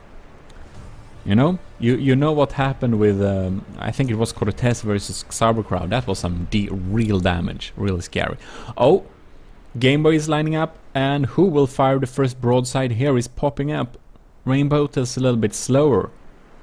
Exodus class, I think you will do the first... No! Rainbow. Snivelord is doing the first broadside and is completely tearing up the side of this Game Boy's vessel here. Oh wow! Why? Game Boy, respond fire! Respond fire now, before it's too late. Oh, revolving blast guns, come on, just 2 shots. Oh no, now we have some more. Too much for Snivelord, which is indeed trying to escape, but 3 of the masts are already gone. Game Boy is continuing the normal broadside, and Snivelord is lining up for another response fire. Very powerful one, and you can see that mast on the Game Boy was removed, so we only have 2 tiny bits left. This is an extremely even battle. Snivelord is in the lead in the 80s and Game Boy is in the 70s, but not far behind. But look at those sides, it's completely gone. I do not think that Game Boy will be able to recover from this one. Game Boy, oh, Game Boy responds with some revolving blast guns, and those really took out almost the rest of the sails on the Snivelord's rainbow. Wow, this is an even battle. Snivelord is still in the 80s, but not anymore, down into the 70s, and Game Boy and Snivelord is now at equal levels, I believe. I still think that Game Boy is a tad bit more damaged, but it seems that Snivelord has some maneuverability and propulsion problems. We still have a rudder there, so it's good. Then it can still turn. But we shall indeed see how this one develops, because Snivelord seems to be unable to line up for another broadside when Game Boy comes here behind. If Game Boy would stay behind Snivelord and just continue broadsiding, that would have been almost a guaranteed win, as long as he can spin around, but that's not how AI works. No, indeed it is not. Oh, Game Boy is lining up for a broadside. And indeed, Game Boy is now in the lead terms of material-wise. That was a lot of blocks from the aft of the ship. And ooh, revolving blast guns are popping in again and removing some more percentage. Oh, and even more. Those are dangerous, but damn, if he got in more close and just fired them at point blank, it would have basically removed the entire ship. I don't know if it's smart programming or oh wow ho ho. Snivelord is really pounding on the side on Game Boy here. It looks like the boat is almost going to be cut in half. We shall indeed see. It's really damaged. Both are into the lower 70s and anything can happen because they're lining up broadsiding each other here. Both very powerful. Yeah, this will be very interesting to see indeed. Rainbow has some problems swinging around and Exodus class is popping up for another broadside. I don't know if this is luck or if it's smart programming, but it seems that the Game Boy has tilted its less damaged side towards Snivelord, which is a very smart opportunity because otherwise most of the guns would have been already removed. Because Snivelord's sniping capabilities is nothing to play with too much.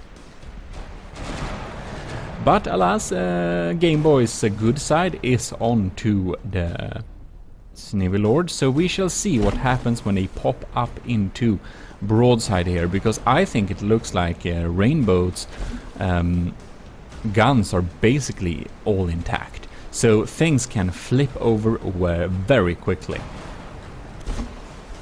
Well, that's bad aim. But one of the masts are off and oh, Rainbow is pounding onto Game Boy. They are both down into the 60s. Amazing. Well, this is some beautiful broadside battle we came here to see. Holy moly, let's see what happens here. Snivelord, you need to turn. Turn now. Wow. Game Boy is still at an extreme speed. I don't know how he achieves this speed, probably luck with the wind.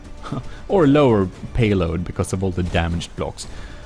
Revolving blast guns are popping up again, both are down into the 60s as before, but we shall see what happens, because I think that Game Boy will line up with Snivelord's broadside again, and that might indeed be his demise, because Snivelord's side is full of loaded cannons and Game Boy's ship is almost a wreck. Basically a wreck. Look at this, guns are ready, but the rudder is now completely gone. That explains why it won't spin around. Alright, we have some slow maneuverability here, and both ships are not very quick. So let's see here when they pop into broadside mode once again. It's already been 9 minutes. Oh wow. Oh, Snivelord is taking damage but responding. This is what I thought would happen. This is very interesting. Snivelord has the upper hand in terms of firepower. Oh yes, it's just pounding on. Game Boy is being pushed down. Snivelord is now in the lead. And yep, Snivelord is in the lead and is just continuing to pull artillery onto Game Boy's ship. Very dangerous. Oh yeah. Game Boy is pushed down into the 50s. Under 55, Game Boy will despawn. It looks like Snivelord is going to win this. 57%. Oh, 50. Oh, no, 50. Whatever, it's lower in the 50s. It's almost about to despawn. Snivelord is still alive, but it's not much left until he was also on the brink of despawning. The one that fires the next volley might indeed actually win. Maybe Snivelord will not win this, maybe Game Boy does. But if Snivelord lines up for another shot, Game Boy is gone. It looks like he's maybe out of bearing. He is out of bearing and Game Boy is indeed responding. Responding fire with a few guns he has left. Alright. What will happen now? Oh, Snivelord can't line up those shots.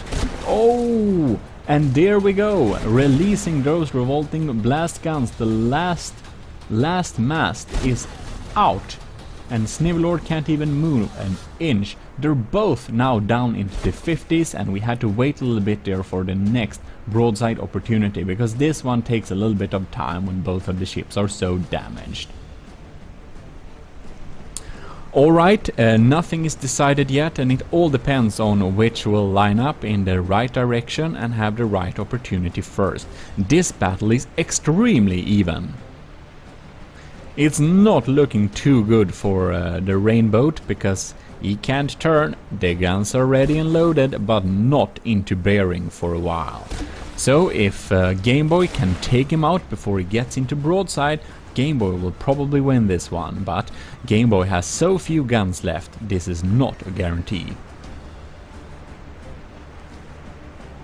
Alright.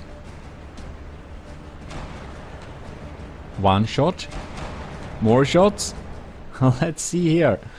Oh, Game Boy is soon popping into the bearing of the Rainboat's broadside, and when, if he does... Oh, look! The revolving blast guns came into exactly the right moment.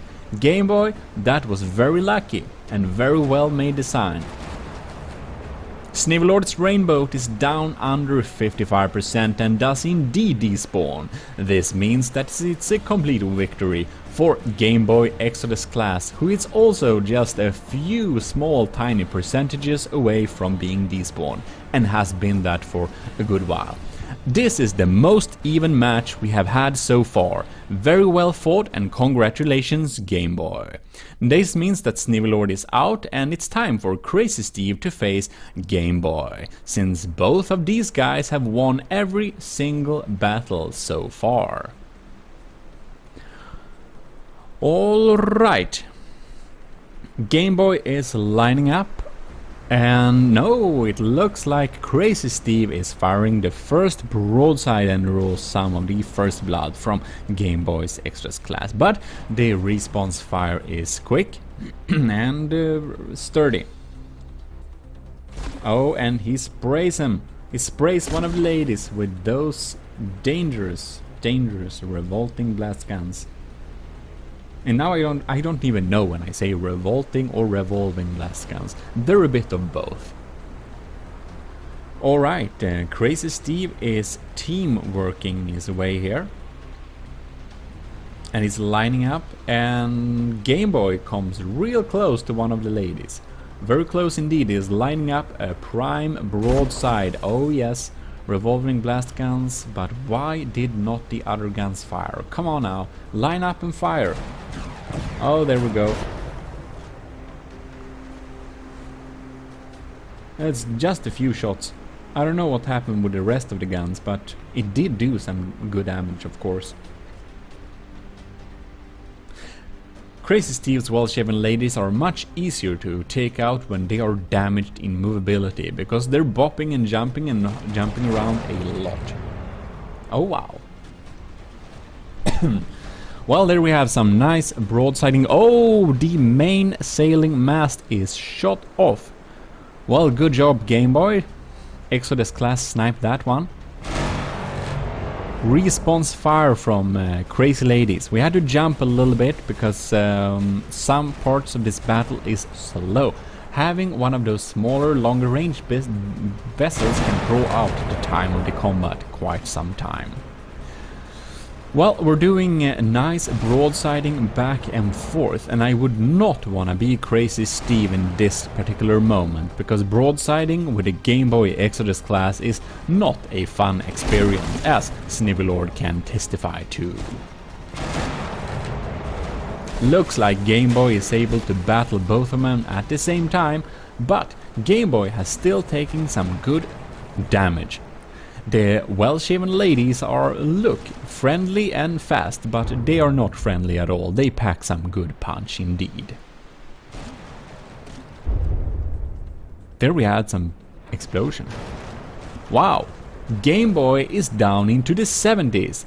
What a twist. I think that Crazy Steve must have blown up one of his ammo crates. But Game Boy is still able to broadside quite some bit, and it's still looking like not a very fun place to be at the broadside bearing of the Exodus class. And Crazy Steve is standing there, and if he can't get out of there, I think that ship will be a goner. Oh no! Oh lord! Look at that! Look at that! I thought it was a little bit silent and dead. Looks like Crazy Steve was able to AI kill Game Boy's Exodus class. Very good job, very good sniping. Congratulations, Crazy Steve, that is quite amazing. But now, me and Game Boy will meet for a little battle to see which of us, which of the winners of the winners of the losers of the winners, will be able to face Crazy Steve again to see if we can decide a final winner. Because the China Ox, my ship here, GMODIST, and Game Boy's Exodus class, we have both won all battles except one. And this battle will be deciding to see who can fight for the first or third place of the tournament. Probably. Alright there. Looks like, oh yes, China Ox is lining up for a prime broadside. Very well done. We shot off one of the masts, but I would have liked to see some more damage out of that. Come on, China Ox, do some more damage now. Come on, oh yes, more broadsiding. It's looking good for the China Ox. Amazing maneuverability, nice firepower, but we need to be watchful so that we do not get hit by these revolving blast guns. There they come, the revolving blast guns are live at close distant range. It's not looking as good for the China Ox anymore. Look at that hole in the hull. Absolutely dangerous. But We are not damaged that much yet, so we are still responding fire. And our sniping capabilities with the China Ox are quite decent indeed. Well, this is certainly a very interesting battle. Game Boy doesn't have too many percentages intact either. Both of our ship is somewhat equally damaged. Oh, more revolving blast guns. These things are dangerous. Alright, let's see what Game Boy comes up with here. He has the nice bearing, but the China Ox is spinning around. And oh yeah, incoming volley there.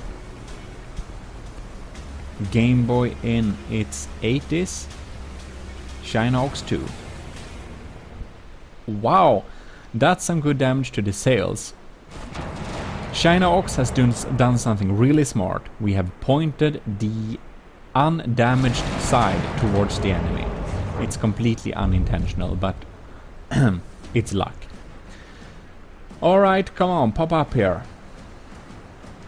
I'm waiting for my China Ox to get into broadside combat while we have a nice opportunity. China Ox is in the lead because Game Boy has more percentages damaged. My mainsail is looking a little bit funny. Huh. Alright. Oh no! Game Boy lined up for a perfect broadside there. Not good for me. Come on, China Ox, respond fire or perish.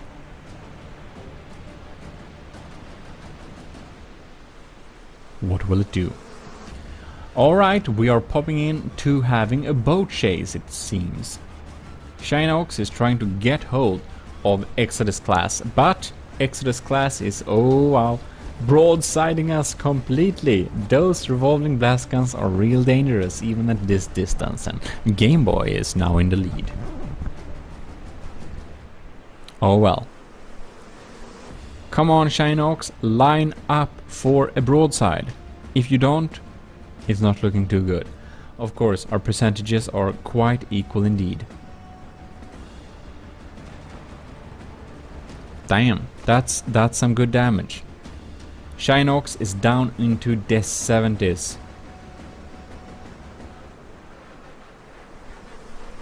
Come on. Oh yes, we're lining up for broadsiding. There we go, beautiful broadsiding. Come on, China Ox, continue doing that. No, no, what are you doing? Don't exit broadside, get into broadside again. Well, that's very nice for the Game Boy's Exodus class, because he can just pop in here and do his own broadside. And he's saying, bye bye China Ox, I'm too fast for you. And that's because my mainsail is very damaged. Now in retrospect, I think I should have mounted some of those revolving blast guns on my ship as well. But I didn't, and it might be a winning trick for Game Boy. We shall see.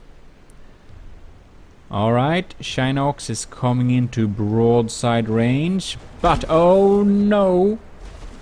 Oh, Game Boy is broadsiding first, and the revolving blast guns tears a big hole into our side there. Not very nice.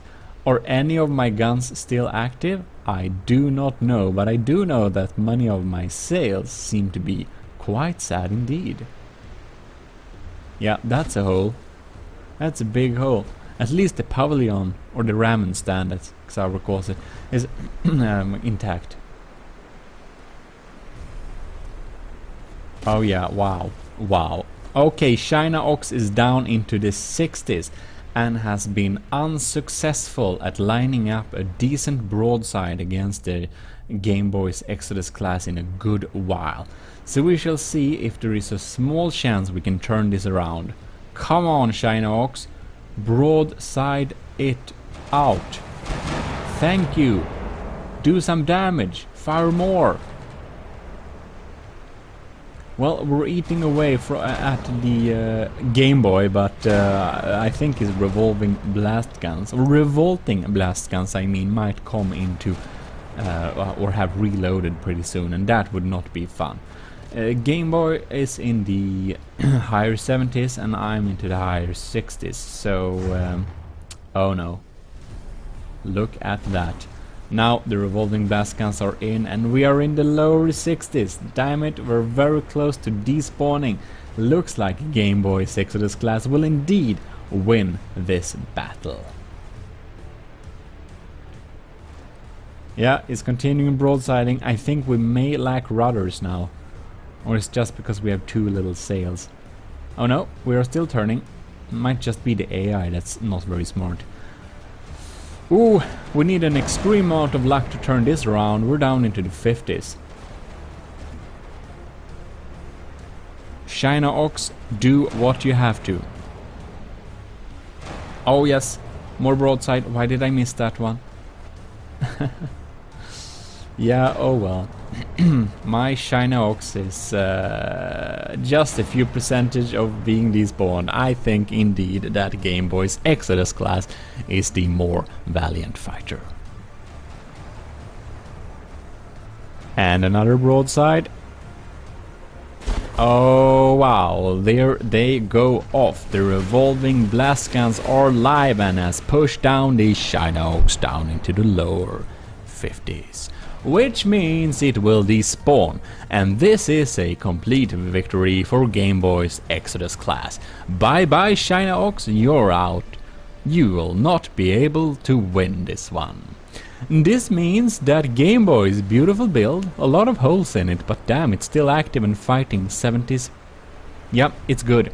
It's really good, and it will fight Crazy Steve again to see if it can defeat it. Because this means that Game Boy will face Crazy Steve again. Crazy Steve haven't lost, but Game Boy can win still. But if he loses this match, Game Boy will indeed be very sad. So it will be very interesting to see what happens now. This very battle will decide who is the best fighter on this tournament. Game Boy is spraying one of the Crazy Steve's well-shaven ladies with a lot of blast guns, and the sail is almost devastated. But the guns are still active, and we shall see indeed what will do the most damage. The revolving blast guns are of course better at closer ranges, but now we seem to have a little bit of long-range combat. The Game Boy's Exodus class is super quick, but I can see that it indeed lost one of the masts, which of course will make it a little bit slower. Crazy Steve is cooperating quite well with his two ladies, and they're ganging up very well on Game Boy, as before. But if Game Boy just can get a little bit close, I think that the ladies will be very sad. The Exodus class is not something you wanna play with close range broadside, as I can testify to extremely well. Alright, here we come up. No, come on Game Boy. Oh yeah, there we go. No. Why? Game Boy, come on, that was prime time. You lost two sails. Game Boy has no maneuverability left basically. Very sad. But that is the broadside I'm speaking about. If it just would have lasted a little bit. Oh yeah, there we go. There we go indeed. Well, that's a very sad Crazy Steve well-shaven lady right there. I don't know if its guns are still active. It is. Right, Game Boy is into the 80s, but one of the Crazy Steve's well-shaven ladies are very sad. The other one is at 100%, so we'll see how this one goes. Oh, wow! Good sniping, Crazy Steve. Amazing sniping. Now Game Boy has no more masts left. This will of course be not very good for his maneuverability capabilities. I think that the bearing will more depend on where we will point. And it seems that the rudders are quite intact on the Game Boy's Exodus class, so let's see what it does. If it just points broadside and fires at the enemy, I think Game Boy might indeed win this one anyways. Seems that Game Boy is deciding to always point towards the enemy, and this is a dire mistake. Because if he does, his guns will never be able to broadside. Oh! They have thought... No. No. Okay. They had a it had a smart thought and regretted it. But we are broadsiding the damaged one, and the revolving blast guns are on. Damn! That's some damage! That's some damage! Game Boy basically executed one of Crazy Steve's ship just straight off their close combat with revolving blast guns. Bam! That's completely despawned, and suddenly Game Boy is technically in the lead. With a good marginal. Very interesting. Okay, Game Boy, just line up that broadside to the other lady and you might indeed win this still. Except it looks like you're backing away and are facing the enemy. This is not very smart. Well, Crazy Steve's well-shaven lady seemed to have a good time. It's still at 100% and is just sniping off there. We do know that the Game Boy's Exodus class can be AI killed if we just hit the right spot.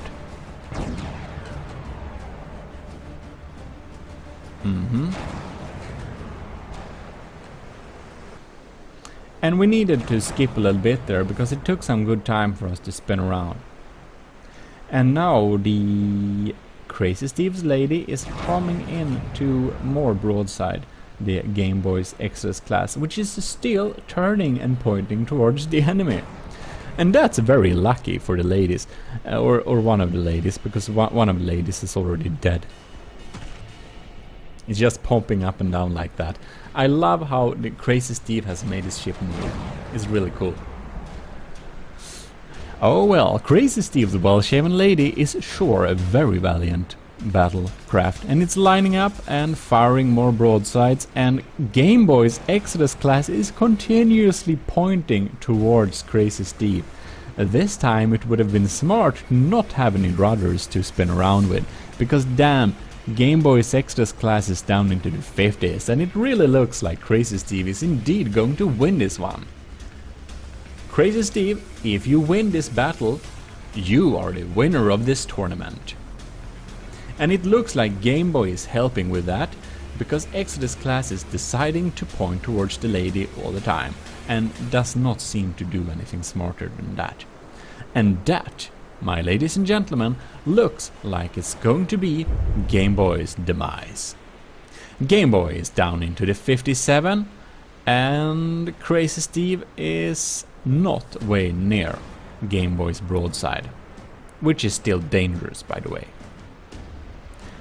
So, just a few more broadsides, and we shall see. If not, it gets too close, then Game Boy might decide to get into broadside range and fire back, but it looks like the well-shaven lady keeps its distance. Very smart.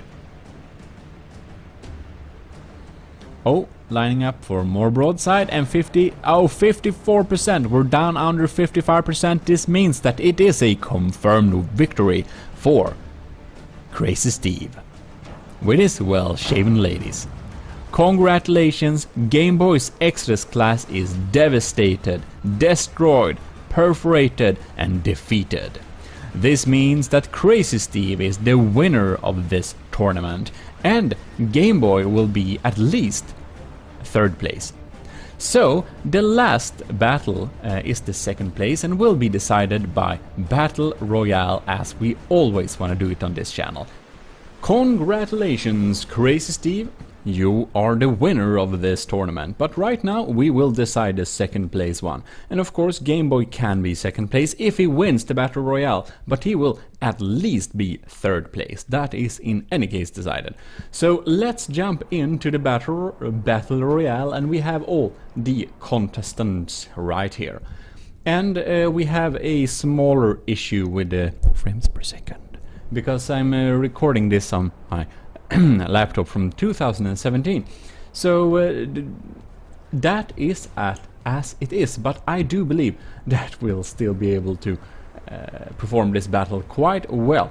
And we can see that the Seamule has released some of its revolving blast guns and dealt a lot of damage already. And of course it's hard to follow where everyone are and where they are. As you probably have noticed, Adnecres and Crazy Steve only got one ship each. They didn't I didn't let them spawn with both of the ships in this type of submission. And you may think it is unfair, but I thought it was more fair, because most of the AIs in this tournament are set up to prioritize larger targets, because they usually do that. Which means that Crazy Steve and Adnecres has an advantage being smaller, that less ships will target them. So that's why I only spawn one of them each, and you might think it's unfair, but then you may think so, because I think it's more fair. You know, Fiddler won the second place on the ground tournament, even though he was quite defeated during the regular battle. So, of course, this Battle Royale only decides the second place. I think it's a little funny thing we have there. Looks like the Trident has lost its main mast and is having a little fight here with the Game Boy's Exodus class. Quite interesting. And as you probably notice, the speed is a little bit slowed down so that the processor is able to calculate everything that's happening all at once. Oh lord. Sauerkraut's Derpy the Sea Mule is popping in here, and this thing is dangerous when it releases its stuff. Oh, there we have Jono 1928 Felix Rex tiny ship. And since John also has the small ship, I only let him have one of them. And it's now dead. It's the first one to die. Sad story. Ooh. Sauerkraut and GMODIST, we are fighting a little broadside battle here. I hope that I will not get hit by those revolving blast guns indeed. No. Oh, there it goes. Dangerous. My entire side is fried. Poor me. That's not very fun. Sauerkraut just destroyed my entire side. Look at my poor ship. The China Ox is down into its 70s. Sauer, how can you do this to me? And it's spreading its shells all over the place, and oh, there we go. Poor thing. Favfol's galley didn't like that too much. Adnecres is cowardly keeping his distance. I must say I am not surprised. Here is the battle and Adnecres is sniping from far away. Taking it safe. Anyways. Sauerkraut is fighting strong. I think he might indeed win this one. Favfol's Throvian galley, storm galley. The storm galley isn't looking too happy. It can still turn and fire, but its mast is gone indeed. Alright, how is the Rainboat doing? We know this is a very strong combatant and should indeed fight well, but it already has lost a lot of its masts here. It's only one left, so it's not going as fast as it should. But at least it's looking more happy than the Red Trident, that's for sure. Oh, and the Game Boy also has no mast. Poor thing. It's just sitting there. It has a mast, but no sails on it. Well, it's exchanging some shots with Alekihakios HMS Trieste. So, what's happening here? Oh yeah. Cortez isn't looking too happy. No. only one mast left, but it's completely broadsiding Crazy Steve there. It looks like it's not going too well for Crazy Steve this time. Oh! I missed that one. Sauerkraut Derpy the Sea Mule is KIA. Killed in action. Very sad. Well, I thought it might would have won, but it seems that one of the long distance boys took it out completely.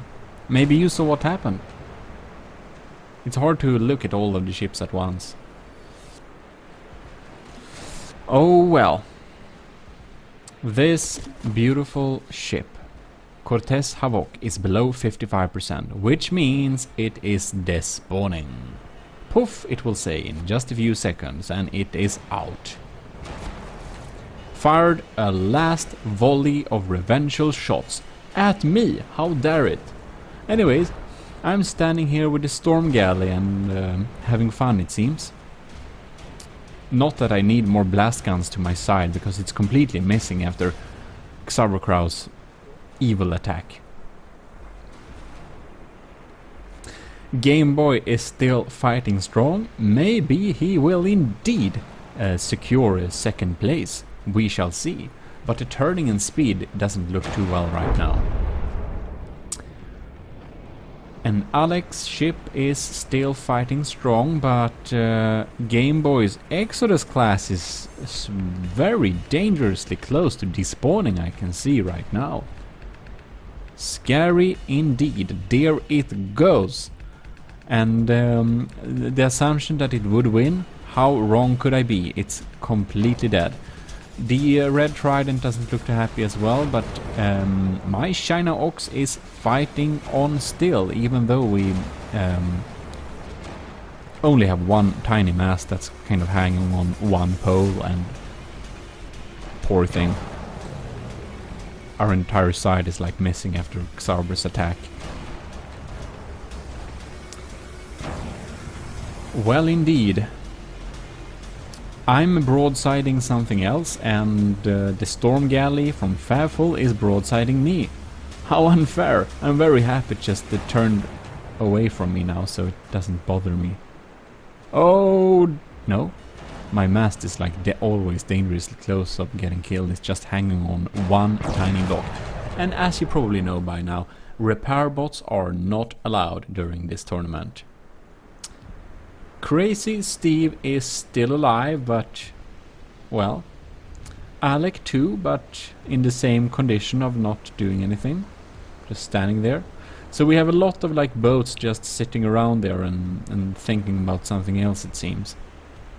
Yeah, like everyone lost their masts. Ad Necrias is even damaged, but it's the one that has the highest health, that is for sure. Well, indeed, I wonder how this will develop, because the ships are quite far away from each other, and not too much is indeed happening when it can't move. That's very sad. One that can move, though, is of course Ad Necrias, who has been staying far away from almost all of the battle and has almost all the health left. So Ad Necrias can pop in here and snipe some targets. I think that Ad Necrias may indeed get the highest kill count per vessel here. We shall see indeed.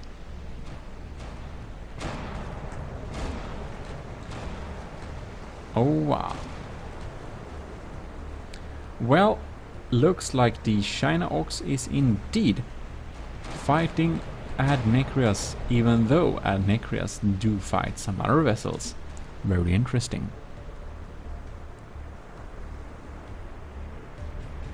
Oh, what are we doing?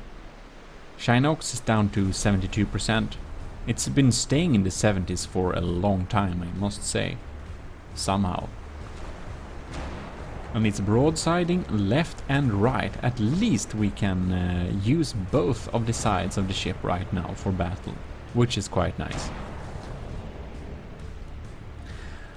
Ad Necrias is keeping his distance, and well, we shall see how China Ox is doing here.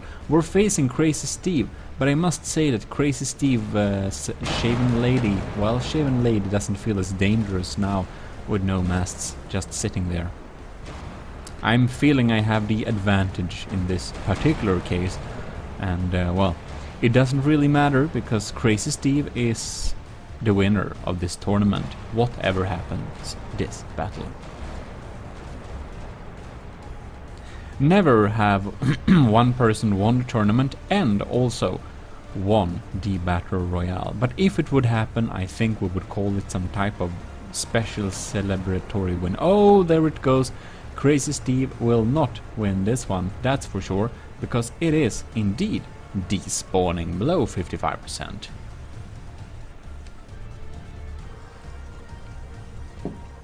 There it goes. Alright, one more down. Adnicrias, the Red Trident, and Snivelord's Rainboat. Oh yes. Alec and GMODIST, me, is still left. So will be interesting to see how the ships will even approach each other, because I mean, no one is turning very well right now. It seems that my ship is the only one that's still like functioning and can like move around. Quite interesting. So Alec is down into the 60s, but we're popping in here and we can see that the panicking guy has already left the building in the control room here. I would understand him. This one is just pointing at all the enemies. Dangerous. Alright, China Ox is popping in here. And somehow my mast hasn't gotten shot off yet. This is just extremely lucky. It's resting on one tiny pillar. And if it gets shot off, then I'll be like the rest of the boats, just sitting there and doing nothing. Let us hope that this does not happen. And indeed, we are continuously bombarding Alec. And wow, we took it down into the 50s. It looks like Alec will be destroyed. But before that, it looks like Elzus, the Red Trident, isn't doing very well. It's indeed trying to turn towards us, but the China Ox is continuously bombarding it. And it is indeed not having too many percentages left, indeed, no.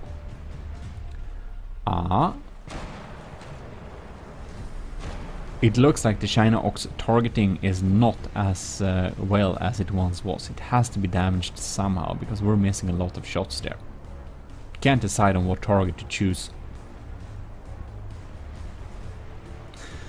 And if the China Ox comes into broadside contact with any of these vessels, it might be the end of it, because this mast does contain a few percentages because it's big, and it's also just resting on one block, and if it does, we'll be sitting there and this battle will probably take more than half an hour to complete. And I'd rather play out the entire Battle Royale battle instead of just deciding it by percentage after 10 minutes, because this is a special battle that takes a lot of time and we might need to accept that it's a little bit slow to decide. Oh, what is happening there? Alec is below 55%. Good job, China Ox. Very well. You successfully stayed out of its ranged. And there it goes. Alec's HMS Trieste is down. Down, down, down. Now we are creating a cute little Bermuda Triangle with the Red Trident, the China Ox and the Rainboat. But the Elzus Red Trident isn't looking very happy as well. Indeed no. Its ammo is going, it is despawning, and it is out of the tournament. Now for some reason the Rainboat has decided to target Adnicrias. Thank you very much. I'm very happy that Snivelord has decided to target him instead, because I would be completely oh no, it's coming. Oh no, it's lining up. Bad news. Well, it will be interesting to see how this battle develops. Adnechrias is... oh, down at 70%. Good job, everyone. Adnechrias has not been a complete coward this match. He stays on his distance and is sniping us out, but isn't leaving the battlefield. Please, Snivelord, continue to target Adnechrias so I can sneakily destroy you from behind. I like this deal. I'm thinking that Snivelord has second thoughts and is trying to line up against me. But, wow, do you see the percentage of Snivelord? The China Ox has some pretty good chances. I think it will be the China Ox or Adnechrias' ship that will indeed win. And no, I will not try to pronounce it because I barely can read Nasu. I said I wouldn't. Adnechrias' ship. GMODIST's ship. I must say that the distance between Adnechrias' ship and mine is very huge, and for some stupid reason I decide to target it instead of Snivelord. Might as well do that when I can use Snivy as some type of, I don't know, defensive wall. Snivelord's rainbow is below 55% and is despawning as we speak. There it goes. Snivelord is out of the tournament and it's only Adnechrias and me left. Unfortunately, the distance is huge and our ships are very slow. So we are fast forwarding a little bit here because this takes ages. You can see the clock up there. We're up in 17 minutes and I'm slowly closing in on Adnechrias. That's why I do not want to break off this and just decide a winner, because I can see stuff is happening. If Adnechrias would have escaped by running away, well, you can see how slow it is. Then we could have said he's escaping the battlefield, but I'm actually closing in, so we have to wait this one in. And we're in by 21 minutes, 22 minutes. We are closing in. The China Ox's oxen head is somehow still there. Beautiful. So let's see here if we can get close enough to make a broadside. As you can see, my sail isn't exactly functioning, but luckily for me, Adnechrias' sail isn't functioning either. 24 minutes. 24 minutes and we're finally lining up for a broadside. How will this end? Will Adnechrias engage in combat or escape combat? Can he get behind us or somehow trick us into not fire? China Ox is lining up a broadside on Adnechrias from behind. It is looking good. Oh man, will it respond fire or will it not? China Ox is down into the 60s, high 60s, but nevertheless.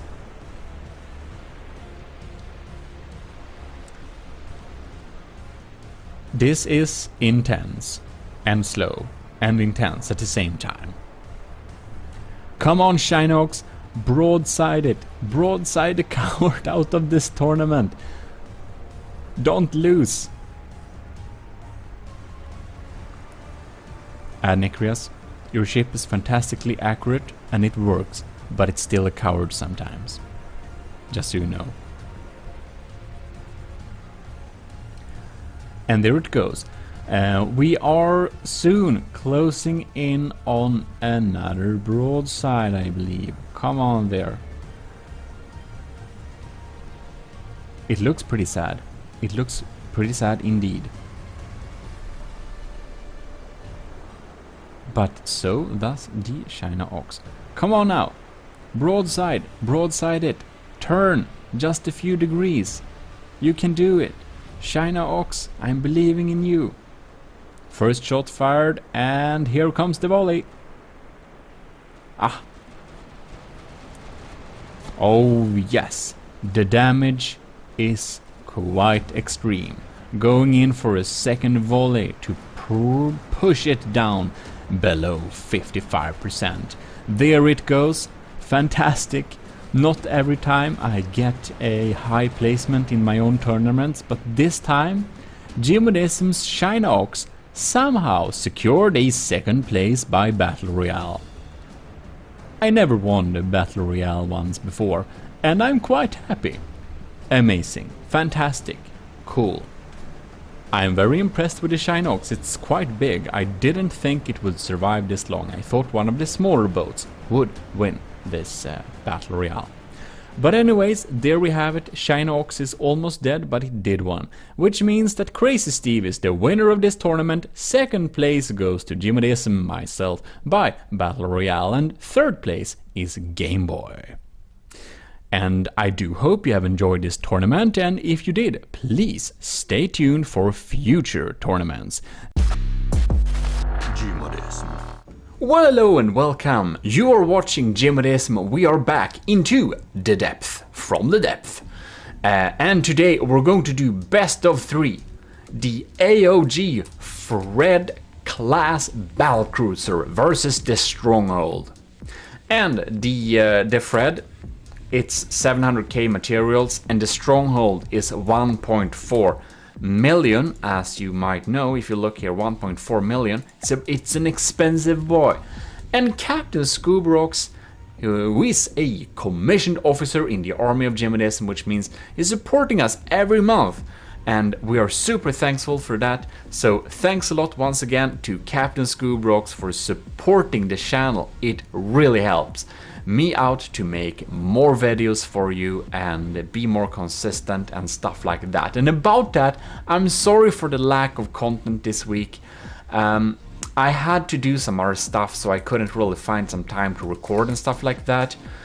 But on the bright side, the more people who will support the channel in the future, I hope, if you can and are willing to do so, well, then look at the Patreon page, see what perks are in it for you, and see if you think it's a fair deal or not. In any case, that said, I think we should be checking into this little thing here. So, we're also gonna take this little opportunity to release Lieutenant Asterias Flygfisk. And Flygfisk is also part of the Army of GMODISM second chapter Frontier Fleet, because the first chapter Frontier Fleet was annihilated in my last try against the Nether. And I'm going to play through the Nether, and we're going to go through the Nether using our Army of GMODISM second chapter Frontier Fleet, which is our new build-up of fleet who is not going to be annihilated. And the Flygfisk is a patrol diver. So this is a diving patrol boat. It has some area of the radar dishes are hidden here, but there are a few of them there, and they're hidden. It's a pretty cheap system, 14,000 materials. I don't know if you think that's pretty cheap, but it basically flies and dives. It's pretty hard to hit, detects the area, and doesn't require any fuel. It's completely powered by, well, what it has. First I wanted to have ion thrusters, but I realized that having both propellers and thrusters is actually cheaper and more material efficient. So that's what we're doing. So it basically dives and flies to evade, you know, any detection, missiles, stuff like that. Against submarines, they're probably not going to be able to hit it with its torpedoes. And against flying things, they may shoot some missiles and they will end up in the water, and, you know, we might be safe. So Krams, of course, is pretty safe from Krams. But anyways, this is a patrol diver, and we are sitting inside of here right now, as you can see. And we made it for Lieutenant Asteria. So of course, for our lieutenants, we make really small projects. If you are willing to support us as a lieutenant, and we're very thankful. So, special thanks to Asteria, of course. You can download the Patrol Diver in the description too, if you want to check it out for yourself a little bit. We made a little building video of it before. Now, we should be going to... We're going to go through the Fred here a little bit quickly. We, of course, walked through it at the last building episode of it. But this is the best of 3, so we're just gonna check out one of the requests. So basically, a little bit quickly, Captain... okay, let me go back here a little bit. So, when people become a commissioned officer in the army of GMODIST, I will basically say that, okay, what game are you interested in? So, of the things we'll build stuff in. And Captain Scoobrooks said that, yes, very nice, I like From the Depth. So I would like you to build a large ship in From the Depth. And because the classes kind of decide the size, and Captain Scoobrooks is a captain, of course. So that means a larger ship like this, 700k. This is a pretty compact design though, but it is built for speed, so that's why. And then we basically had some kind of wishes, like basically it's going to be APS, Advanced Projectile System based. So we have an APS based system and we have CRAMs as backups. I first wanted to have diff APS as backups, but he prefers CRAMs as backups, our captain, so we did that. We have AA CRAMs as backups here. We have vertical launch missiles, because that was also a request, having some missiles as backup systems too. So we have some CRAM mortars here as well. We do have our mixed bag little Type N APS, and it shoots, well, it shoots loads of things. And we can check the intakes. We have an armor piercing frag EMP mix. We have, we have a, well, a squash head. We have a disruptor conduit to deal with shields, and we have a pretty penetrating heat shell too. So that's the mix up in this party mix. We have 3 of these turrets together with the Army of GMODIST 67mm dome. And I chose 67mm because I designed a water bottle that looks like an ammo shell, and I thought it was funny, and you can actually buy it if you want to. And support the channel at the same time. So that's cool. Right. And in the front here we have some more VLMs, we have some vertical launch anti-missile missiles, we have a guy chilling, and we have some detection, and we have loads of cool stuff. So let's pitch this into battle and check out how it fares. And this costs 700k, 700 and what is it, 14k, and the stronghold, it costs, well, once again 1,404,000. So half the materials we basically have to deal with it. So let us go indeed. Are you gonna collide here? No? Yes? Ooh, that's, oh my god. Why did you do that? Anyways, let's move on. And again, you can download both of these ships in the description if you want to have a look at that and the one that disappeared. Please do so. Well, let's start this little best of 3 battle and see if the Army of GMODIST Fred class battlecruiser can indeed beat the stronghold.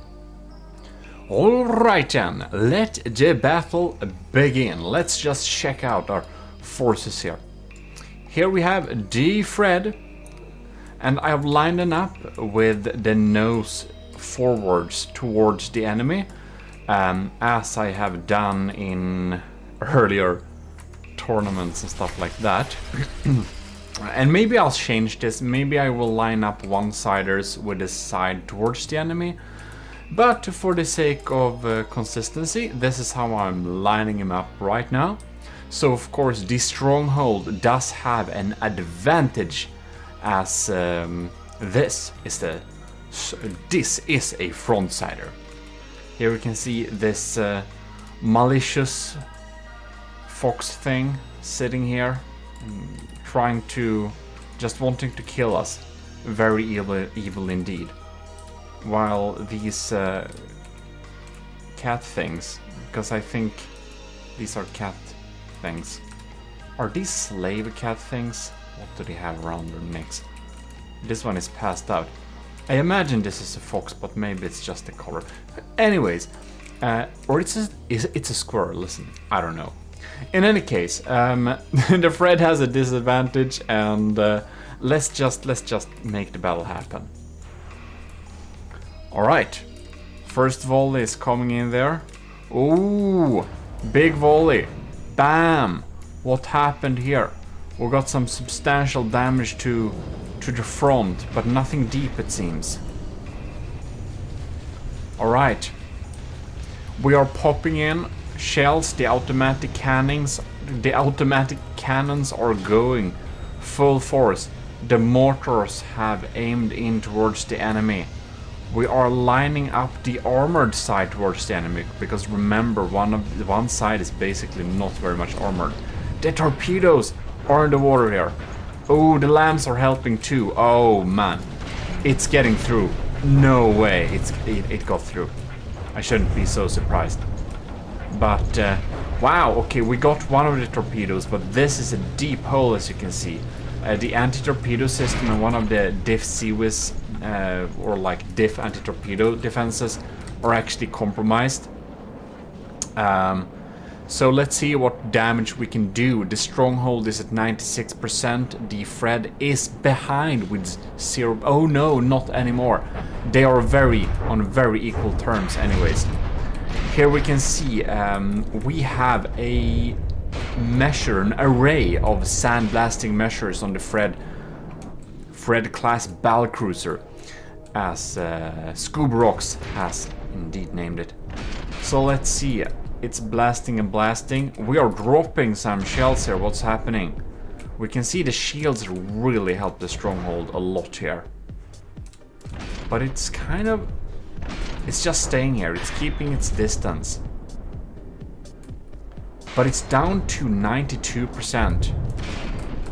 Right. Let us... sorry. I wanted to follow that volley. Let's zoom in here. See, the lambs are dealing with that volley. I don't think it got through much. We're still at the same health. Mortars are popping and popping. The lambs are zapping and zapping. And the crams, they are, I don't know, booming and booming. Oh, we are on a shallow part of the nether map. I always kind of randomize the location.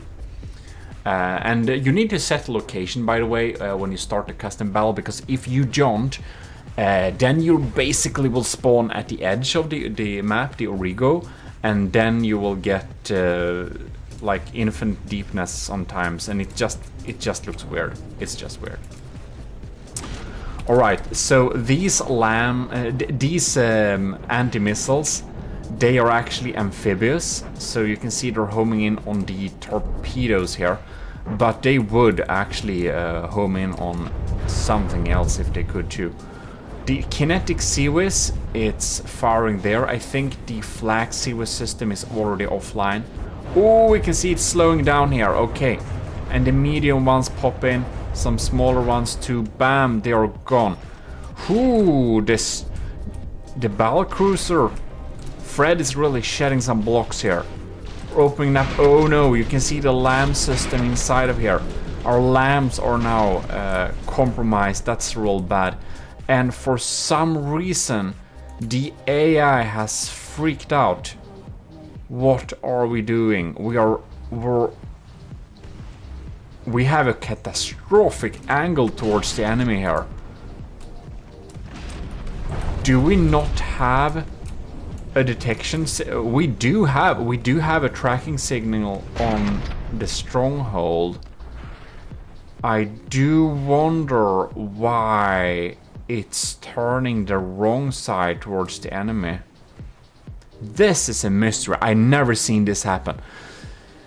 So, I'm going to build a new battleship to beat the Ragnarok, and for that I'm thinking I may need to delve a little bit into breadboard, because obviously there are some serious problems with from the depth built-in AI systems. And it seems to me that the devs are not really intent on even fixing that for the time of being. Oh man, oh no. Wow, we got a real bad hit on our weak side. One of our main propellers are gone. Okay. Ooh, this turret is hanging on a thin line there. It's just one little stone beam protecting the beam from actually keeping it on place. Oh yeah, so the devs doesn't seem to wanna fix the really bad AI. Because this is a right-sider. This should never turn the left side towards the enemy, and I frankly haven't seen it do that before either. Fortunately, we do have some armor on the wrong side of the ship, because of course we will anticipate that sometimes we just show the wrong side towards the enemy. Ooh, I wonder if not the case is so that for some we're no, because I thought for a moment here, is one of the AIs kind of dead? Is one of the AIs not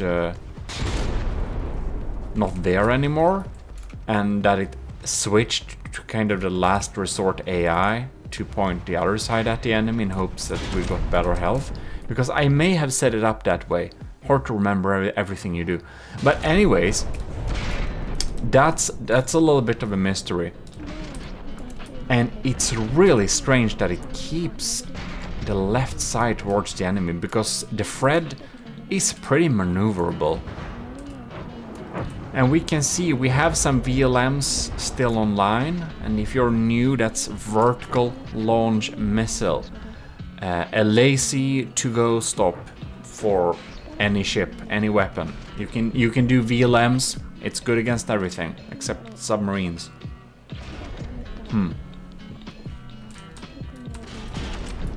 The stronghold is in a pretty sorry state though. As you can see, it doesn't have a lot of weapon systems online. So, you know, the stronghold does have some problems here, yes. But it's at 77%, and the Fred is at 89%. Oh, and it finally maneuvered around to point the right side against the enemy. You know, my only theory, except that the AI is clunky, is that it was set to a little deeper maneuver depth, and to not risk of getting stranded, it had to maneuver out of that shallow area. Because now you can see the Type N's mixed bag autocannons, they are online. We got the AOG Dome, 67mm. Yeah, like the water bowl. It's funny because, you know. Anyways, I don't know if you think that's funny. I think it's pretty hilarious, but maybe I'm just strange. In any case, that's what I did. The Dome, 67mm Dome, and the Vigoletta Marksman 5, also 67mm, but longer shells. They are really sandblasting away here. Well, the interceptors are doing a pretty good job.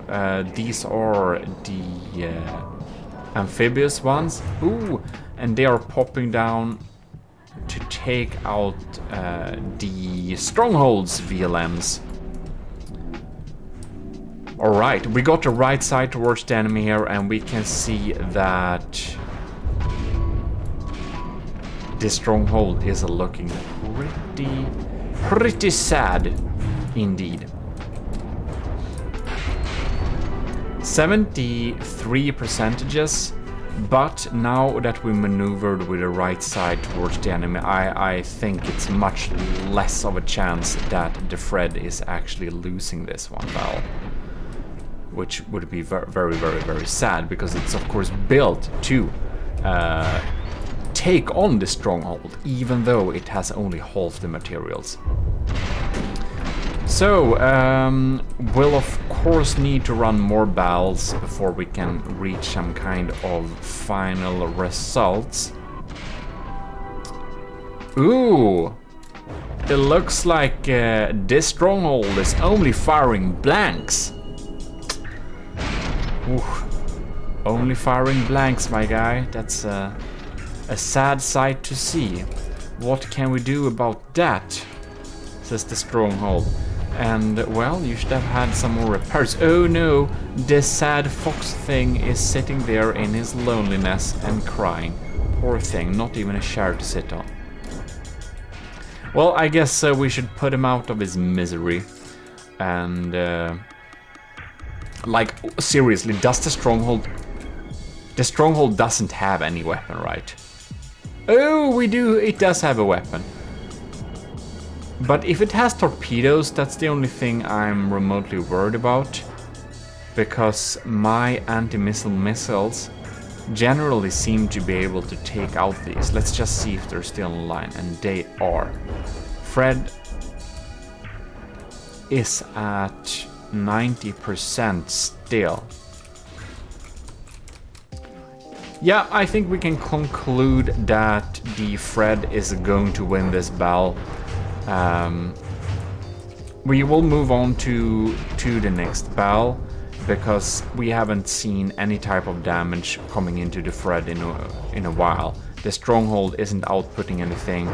Ooh, but there are torpedoes, because the torpedoes, they are the only thing that can damage us. And it's interesting that it's still online after all this time. The torpedoes. Ooh, but okay, we get a pretty good focus on this this torpedo here, so I don't think it's gonna go there. Our kinetic seaway systems are still online too. So yeah, that's pretty good for us indeed. Yeah, nothing is getting through. The stronghold really needs the crams to overwhelm our defenses and take them out. Because if it's only the torpedoes or only the missiles left, our active defenses actually deal with them. So we'll do another battle. And by the way, this is why you should preview your location. Alright. Maybe like that. I think this is a good location. Okay, good. We're gonna increase the 3,000 meters and just click start. Alright, ships are loaded in. And this time I think we're gonna stay with the Fred a little bit for this first volley here. So here we are. We're locking in here.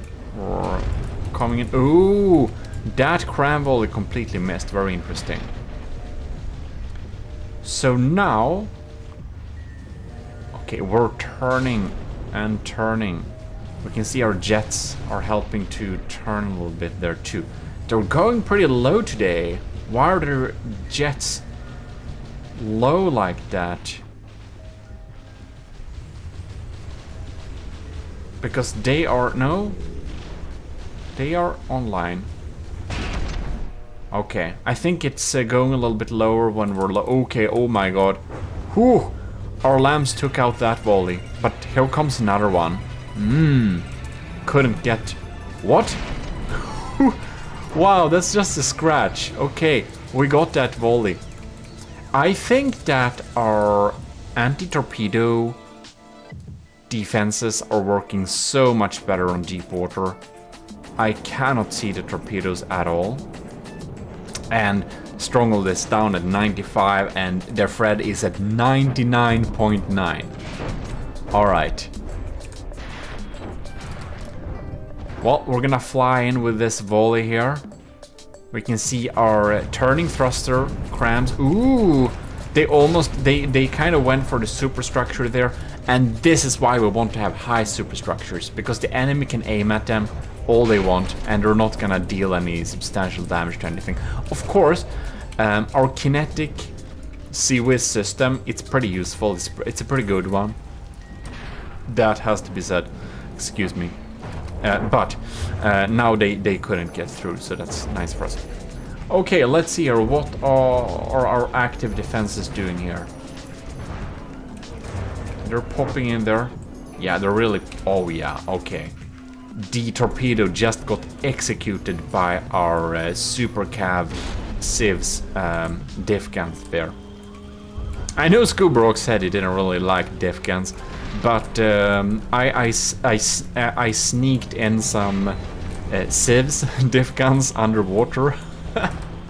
Because we really needed to we really needed to take out those big torpedoes, and I think that or I know that our captain Scoobrooks is pretty happy with that. So, you know. But yeah, diff guns only as a complete defense, like, you know, Secret Advisors, wooden monstrosities.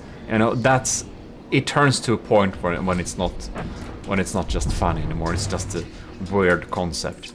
Okay, now I got teleported there because I wanted to lock onto another torpedo. Alright, there we go. Kinetic civs, flag civs is still online. That's pretty cool. Ooh, wow. Yeah, those medium amphibious systems I got, they're pretty strong, man. I'm happy that my flag civs is still online though, because that one is usually the thing that's first to go. But anyways, Fred class is down to 98.9%. So, slightly more than 1% damage. And the stronghold is down to 83. Yes, this is what I saw in my tests. This is what I like to see. Man. Yes, okay. We're definitely... I don't see us losing this.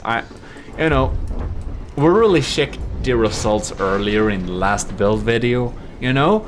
But I wanted a proper best of 3 to kind of, I don't know, commemorate and celebrate the release of the Fred class battlecruiser to the public. It's of course built specifically for Captain Scoobrooks, who's our captain in the army of GMODIST, which means he's supporting us every month, which is absolutely fantastic and generous. But we usually do release the stuff to the public, the builds for the commissioned officers, so that things can, you know, people can look at them and see this is a real cool build. This is built after Fred's. The Fred is built after Captain Scoobrooks specifications, and if you want to and are able to support the channel at that level, I could do something similar for you in the army of GMODISM, as we have our fun little roleplay thing here, because, you know, roleplay is fun. I like my roleplay. By the way, I don't know if I told you this before, but I have a cool plan for some future streams. I want to play some RPG games, and I want to be completely in character when I do this. And when I'm doing this, it's gonna be on Twitch, of course. I will have your chat as my internal thoughts, and I'm going to use those internal thoughts to help me take decisions, or if they're real weird and doesn't fit the character, I'm just gonna say I got a real weird, for some weird reason, just thoughts popping into my head, and just kind of bake it into, sorry for my camera work right now, but I'm just gonna bake it into the experience of that role-playing session. And I'm sure someone else has done this before, because everyone has always done something before. But I thought it was a cool idea, and I have personally not seen it before, so I'm gonna do that on Twitch. So do stay tuned there. You know, as with the videos, I haven't been streaming this last week very much, but I will of course come back with my effort.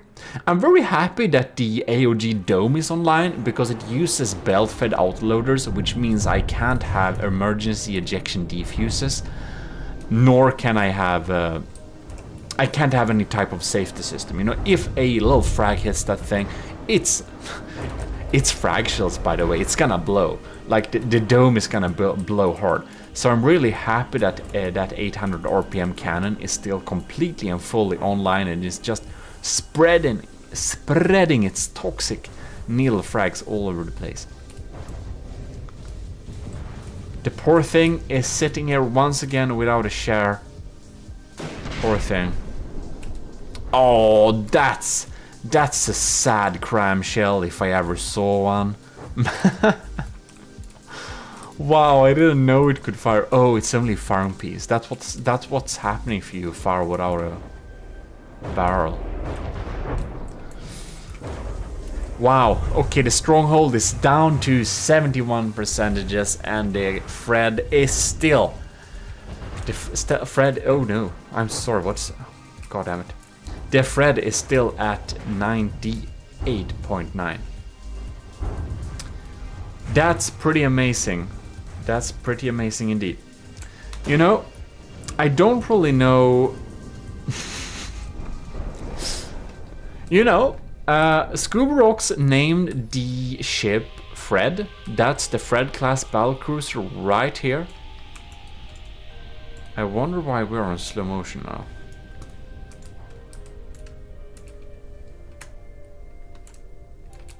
Did we accidentally slow down time? What's happening? Why is it in slow motion? Something must be lagging. That's probably the only reason I can see. In any case, because I tried my unless. In any case, the Fred class battlecruiser, it has kind of a male name, yeah, but ships are usually called by like ships are female for some reason. I don't know why. It's just the way things are. So when you're talking about a ship, you usually talk about her. But since it's named Fred, I'm not really sure if is Fred still a her because it's a ship, or does a ship suddenly become a he if the name of the ship is, you know, I don't know, basically. In any case, so I found out while we were slow motion, I accidentally pressed some button and you know, took down the window. I should actually press my little gaming button so that I can't press the Windows key when I'm gaming. I have such a key on my keyboard, I just don't use it. But in any case, when I filled around with that, I accidentally switched my keyboard to Japanese input. And when you switch from Swedish input to Japanese input, all of the keys kind of move. So I was pressing minus and plus, and you know, when you switch that type of input, it's just other keys. So it just became weird. In any case, that's that. Stronghold doesn't have any ability to shoot back as does it seems, and it's down to 68%. So we must definitely conclude that the Stronghold is losing this best of 3 battle, considering that the Fred is up to 99% now again because of its repair bot. So that's pretty cool. Yeah, sorry about that sound, but anyways, that's basically that. We have our results, and we can happily conclude that the Stronghold indeed gets beaten by the Fred class battlecruiser every time, and that's pretty cool because in all my testings, online and offline, the Fred has never lost. So go download the ship and you know, check out what I built for Scuba Rocks here and test it against the Stronghold yourself and see if it loses. Question is, does it lose against 2 Strongholds? You know what? It should. But we need to try. This is just insane. We're really encroaching a little bit on what my system even can do. But man, like, it's gonna lag a little bit, I think. Oh man, that volley, look at that. That's, oh, ha ha ha ha. Ooh, full hit. We instantly lost 3%. Yeah, wow, okay. Double barrage. I can't expect it to win this. That would be too crazy. Anyways, we're gonna lock ourselves onto here. See, did they take out any serious systems with the first volley? It seems they didn't actually. That's good. Alright. In any case, I just want to take this moment to not only thank Captain Scoobrooks for supporting, but also... Oh, no. Poor thing. This is scary though. But also, oh no. Also supporting our other... Also mentioning the other people who are supporting the channel, and that's our YouTube members, which is Elevated GMODIST Hellofo, Elevated GMODIST Judistra Arcana, and Stellar GMODIST LCG Canyon Sahad. And for... Oh no, look at that torpedo. This is scary. And for our commissioned officers in the army of GMODism, we of course have Cadet Shark 93, Cadet Robert, Lieutenant LCG Canyon, Lieutenant Tyler Russ, Lieutenant Powered by Greed, Lieutenant Asteria, Commander Ejin, and Captain Scoobrooks. Isn't that quite amazing? Thanks a lot for supporting the channel every month. It very much helps me be able to do YouTube more and more, and hopefully better quality and more consistently. So, here we are.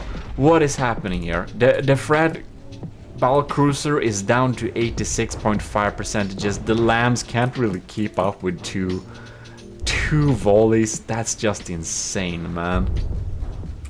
Oh, look at those torpedoes. You know, worth a shot. This is 700k versus 2.8 million. It's almost 3 million. This is an unfair battle if I ever saw one. Look at that poor thing. 1 minute and 30 seconds in. Yeah, we're not gonna win this. We are picking up a few percentages of... They are really tight here. Look at this, sisters in crime. Man. They have double lambs too. I would almost expect that our crime overwhelming tactic does not work against two strongholds. They're pretty vicious. Their Fred is down to 66%. Man, okay, yeah. We're not gonna win this thing. I would have been pretty shocked if we could beat two of them, because that would just be completely insane. Ooh, but not at 700k. Now that's a challenge for you. A lot of you was very skeptical that I would be able to build a thing that could beat this stronghold with only half its material. But of course we can't build two strongholds. That's only like a quarter of the materials. That's insane. Well, maybe that's a challenge for you if you want one. But in any case, thanks a lot for everyone who's supporting the channel, and special thanks to Captain Scoobrooks, and go into the description and download the AOG CC Fred class battlecruiser for yourself. Try it out against the stronghold to see if you can make it loose, and try it out against your own ships at a similar cost and see how they fare against it. So, with that said, thanks a lot to everyone who is supporting and liking the videos and everything like that. And I do really hope that you enjoyed this little video, and excuse me for not really being very good at like content this week, but I really had to focus on some other stuff, so I couldn't really find some time to make some videos for you all, but today I was able to.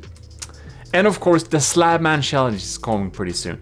No surprise, the strongholds, they won, but well, 4-1 in terms of material. That's hard to beat. Welcome to GMODISM Total Nerdy Channel. We're here with Mr. Xabacrow. Beautiful, and we're gonna have this little battle, because I earlier made the Ymir, which I'm sure you have seen on the channel earlier, which is now spawned in as Onyx Watch. But then we have Xarocrow, which is spawned in on the player team, so it actually has the proper colors. and he built the Fenrir. And we are going to show off the ships against each other and see how it works out. And we have done a little half, offline test kind of, but it was a little bit sketchy on multiplayer, so we have now tried to spawn them in on single player and see if the results are different. Let's hope. Yes, and that's why Xarber is very happy. Anyways, should we get this battle going? Yes. Right, we now click on unpause. No countdown? What? No, we just run straight on. And, well... Now, of course, the Ymir has some weird color scheme because it's on the Onyx watch right now, but it looks fine there too. We can see Fenrir has launched its first volley. It's going towards the Ymir. Second volley. Pretty quick cannons there. It's incoming fire from the Ymir to the Fenrir. First shells miss, one hit. Other hits. Okay, oh, there was a nasty hit on the Fenrir. That was a nasty, nasty hit. We're going to check it pretty soon. Let's see how the Ymir is faring. We have some holes in the outer hull, but it seems to be no substantial damage so far, except at one of the big barrels. Second volley coming in here. Let's see how it hits. Okay. Going back to the Fenrir. See how we're faring there. Oh. Ooh. Oh yeah, the fast gun is out. Yeah, the worst side. Yeah. Oh yeah, we have hull breach in the side here. Yeah, not only hull breach, like the world battery of the crams are gone. Oh, indeed. We have a hole in the top there, something. Turrets are missing in the back. Second mortar volley, missing the target. Missiles coming in. We have another volley of torpedoes coming in against the Fenrir here. Let's see if we get some hits there. Yep, seem to penetrate through the early layers of armor. We're hitting back to the Ymir. I can already tell this battle is over, because I saw the Fenrir lost its capability of turning abilities. Yeah, it seems that the shells that were incoming from the Fenrir to the Ymir, some of them bounce off the hull. It seems that the fuse that is used is not inertial, so some of the shells bounce off. Yep, here we have another shell bouncing off the Ymir. Around half of the turrets from one of the sides of the Ymir is destroyed, however, but the... Oh! Fenrir took out one of the mortars, but the advanced cannon is still running, and one of the main cannons is running fine. Frontal cannon seems to have no problem as well. Alright, we're starting to get bigger holes in the side of the Fenrir here. We're starting to have some real problems turning. So dude, till this point this battle is over. Yep, it's pretty clear who's going to win this fight. As of this version, the Fenrir does not have any type of regenerative capabilities, while the Ymir has some regenerative capabilities, which means that the Ymir will slowly repair itself, which the Fenrir will not do. So that's a big advantage right now for the Ymir, of course, as we of course have some damages, but we are still repairing stuff. I can see stuff is missing from the Ymir that was missing before, but it's not missing anymore, basically.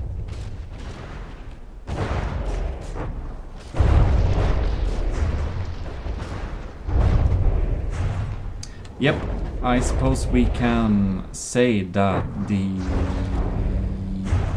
Fenrir does not have any way of defend itself anymore, and it will not regenerate. So we can be pretty sure that this fight is won by the Ymir.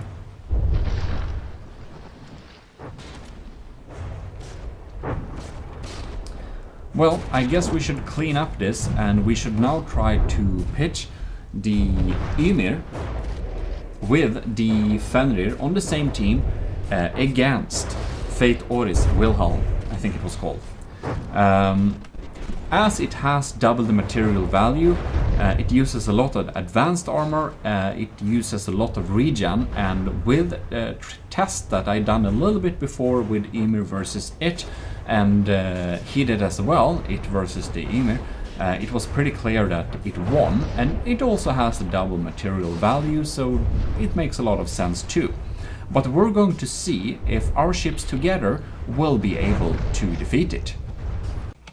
Alright, and here we have it, Fate Oris BB1 Wilhelm, which is the same size ship, but a little bit like kind of twice the, like basically the cost of our ships together. But you can see we have a lot of repair boats inside, and we have some pretty heavy armor, advanced armor, and a lot of lambs. It is able to take out many of the incoming cram shells, so we kind of expect this build to win anyways. And of course over here we have the Fenrir and the Ymir side by side here in their proper colors, and we're just going to unpause. Alright, so we have some pretty long distance battles here. Okay. Now, the Wilhelm does tend to target the biggest ship. I think the AI is set up in that way. And the Fenrir is slightly smaller than the Ymir, at least in material, so I think maybe that's why it targets the Ymir. Yeah, the range of the turrets are not really good though. Alright, it seems that the AI is perhaps set up to be on a closer range for the Fenrir. Yeah, it is. Alright, well, let's see if it... now incoming missiles on the Fenrir. Yeah, and now it also starts to target the Wilhelm. I'm so proud of my anti-missile turrets though, man. They're so good. Do you have... is it the small turrets on the side, or those... No. Look on the cram. There's an APS between. On the back, there are also... Oh, so you have anti-missile APSs as well. Yeah. Yeah, they seem to be more effective. Because I know that... we don't have any incoming missiles right now, but... I know that the Ymir has a problem of taking out incoming missiles. Did we took out the LAMS? It looks like it, dude.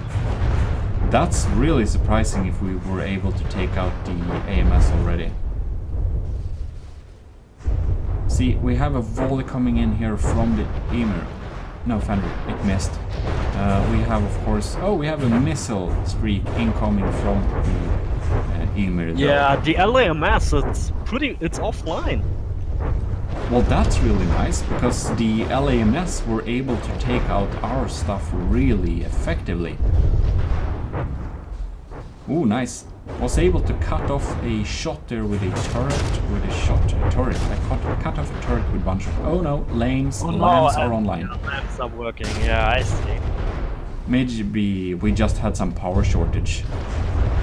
And Fate Ori also mentioned that doesn't know what really happened there, but apparently the version of this ship is a little bit old, so there is a better version, but I guess we're glad that we don't have the best version of it then. Maybe we have a chance. Oh, you're pretty close, man. Oh, missiles incoming on the Fenrir. I just love the volley of the Fenrir because it's like so much shells. Yeah, it looks really cool when we're incoming, and since you get a lot of volume with the incoming shots, it's a very likely chance that some of the shots will hit. Yeah, but the accuracy seems like pretty bad. It's like the AI, it's controlled by a drunk AI. Oh no, Yeah, this one actually hit it. Wow, I'm surprised though. Yeah, maybe it's a little balancing issue inside of the AI, perhaps. I mean, my fast shooting turret is also something, at least a bit. Oh yeah. Well, we're lagging a lot, kind of, with all the explosions, incoming projectiles, and all the lamps, EMP damage. I mean, this is pretty much at this point. I would say this is pretty much on a stamina fight. Yeah, and thing is that Fate Oris Wilhelm has a lot of stamina. The repair bot count in this thing is pretty insane. But my cramps came in. Did you see that? I saw that.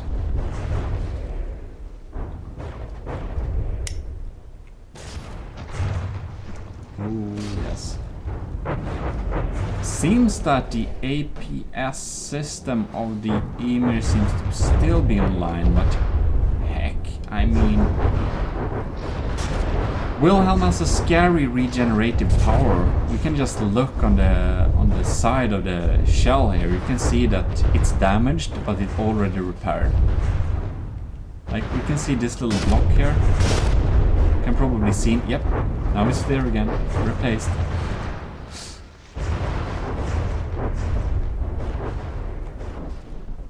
I mean, for the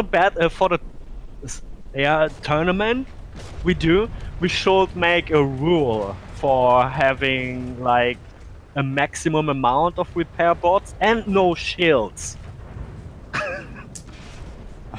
I mean, repair bots is really good to have, but I mean, if we have 50k, I think it's perhaps harder to make it sustain, be alive so long.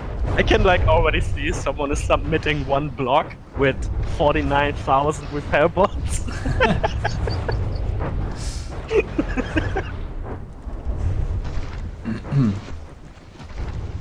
Yeah, I don't know, we'll see.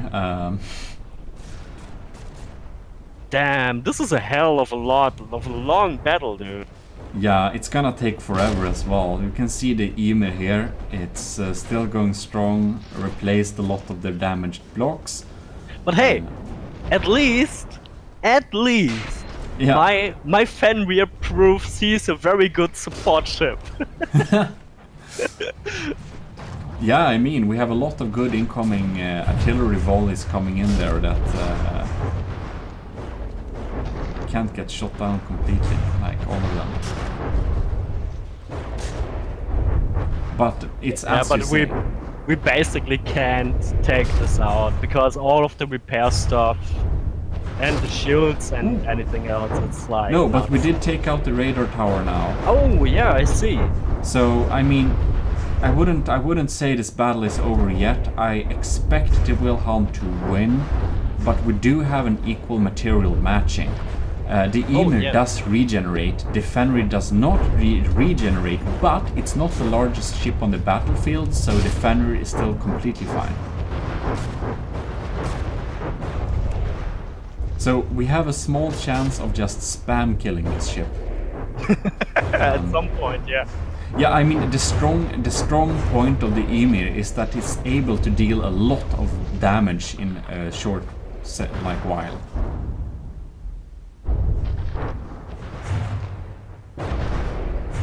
But damn, no, it's like, oh no, it already kind of rebuilt the radar tower. Yeah, I see.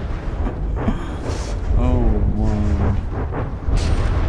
So many shots. That's why I gonna tell ya, we need a maximum amount of repair bot placements for these battles. But I mean, thing is, like in campaign when you play, You can have as many repair bots as you want, it's just a matter of cost. And if the best way is to have a lot of repair bots, I mean, I can't really say that's wrong. In that case, we have to do some kind of rule that you can't have any repair bots and no shields. I mean, no shields. I'm totally up with that, for sure. Yeah, but I think it's too late to announce that, if we would make that. It has to be for some future stuff. Why is it too late, though? Yeah, because we announced it in the beginning of the video, and not all people hang around. For the, like this is a slow battle. Yeah, and will do you help. really want to have every battle like this? Like 30 minutes? I mean, if we do a battle, we have to kind of broadcast the whole thing to, like, for there to be some kind of proof.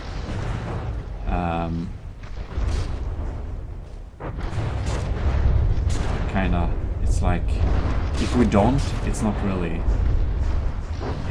telling. But yeah, having a lot of repair bots makes the battles so slow. They do. Let's see how the Ymir is faring on here. Main turrets online.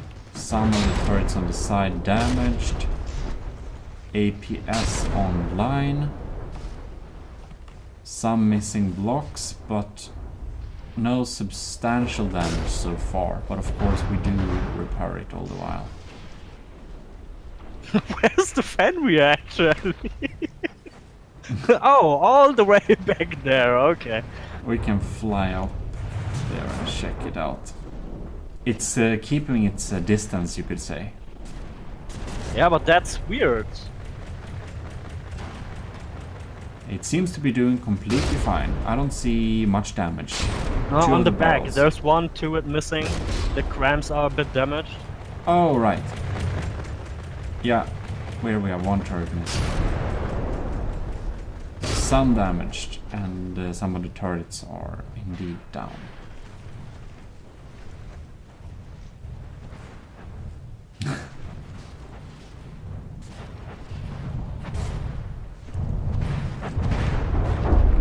Yep.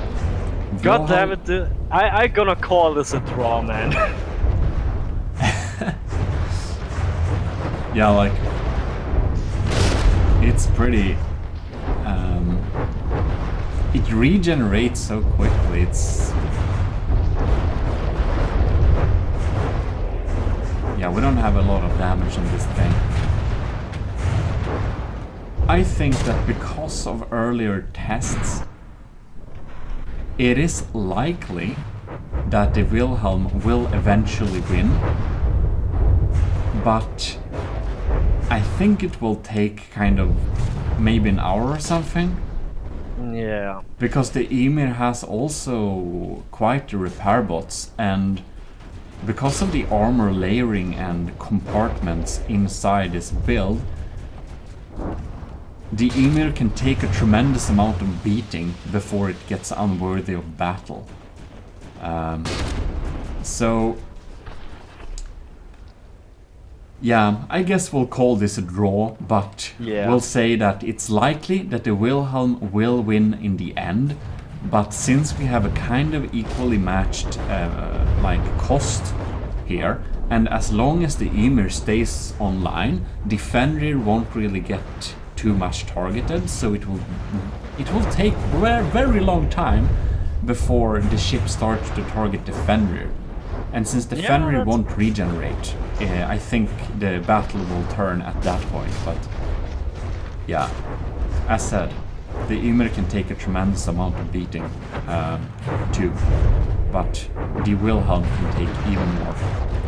And it regenerates so quickly, like, oh my god. Oh my god, yes, I just saw that on the stone blocks right there. Yeah. Instantly, in 1 second, like 11 blocks got replaced. What the freaking hell? Yep. This is repair no bots fun, man. Yeah, repair bots, like you can see all the repair bots flying around here on the Ymir. We have a lot of them. They're repairing the outer hull here. Yeah. And, I mean, it's not really practical to have a build without repair bots. But if we have very much of them, like, a battle can be never ending. So it's a little bit on like good and evil with the repair bots. You kind of need them, but they also prolong the battle so much. You can see the lamps there just taking out some of the cram shells incoming. Really powerful stuff there. That's some heavy lambs. You know, lambs are really useful and good like that, but I think that the kind of diesel punk feeling of just having heavy cannons and some missiles maybe, but just big cannons and ships and wood and metal is so kind of cool. I'm a little bit reluctant to use shields and lamps and stuff in my builds, but yeah.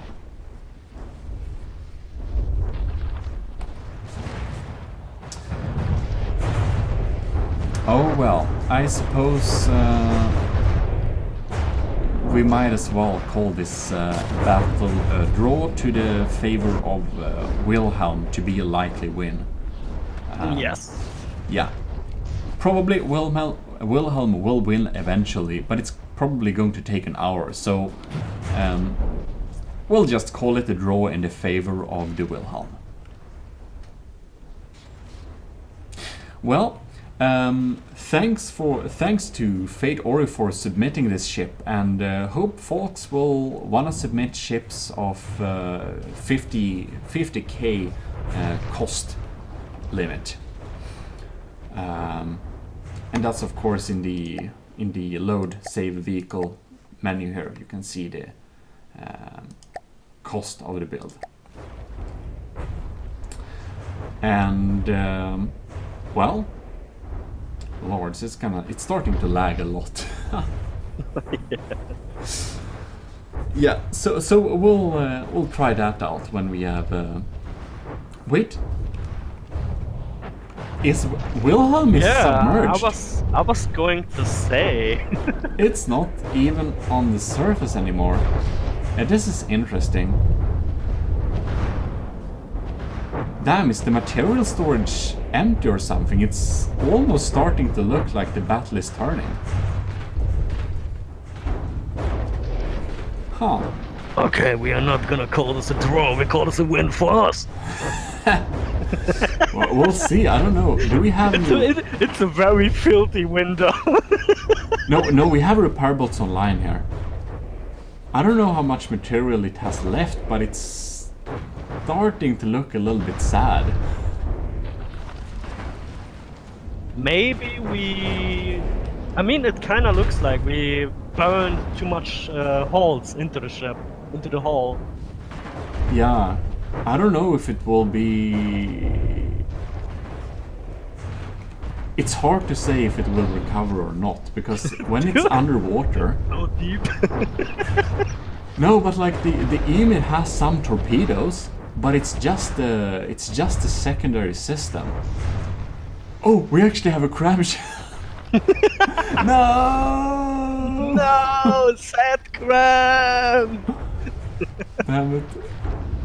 And this is starting to get a little bit interesting. And we also have... It's launching missiles, but I don't know if they ever will hit something.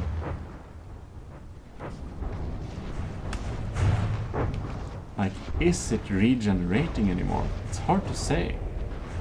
I don't know if it lost too much material or whatever. Oh, big chunk of the turret there. Yeah. Yeah, like the Ymir has... The Fenrir doesn't have any torpedoes, or does it? No, just cramps in the APS. Just cramps and APS. Yeah, so the Ymir is providing some firepower against it, but it's not much. Like we have some small missiles which have a secondary propeller, but unfortunately they're blind underwater. So they're only really useful if they're heading towards a target.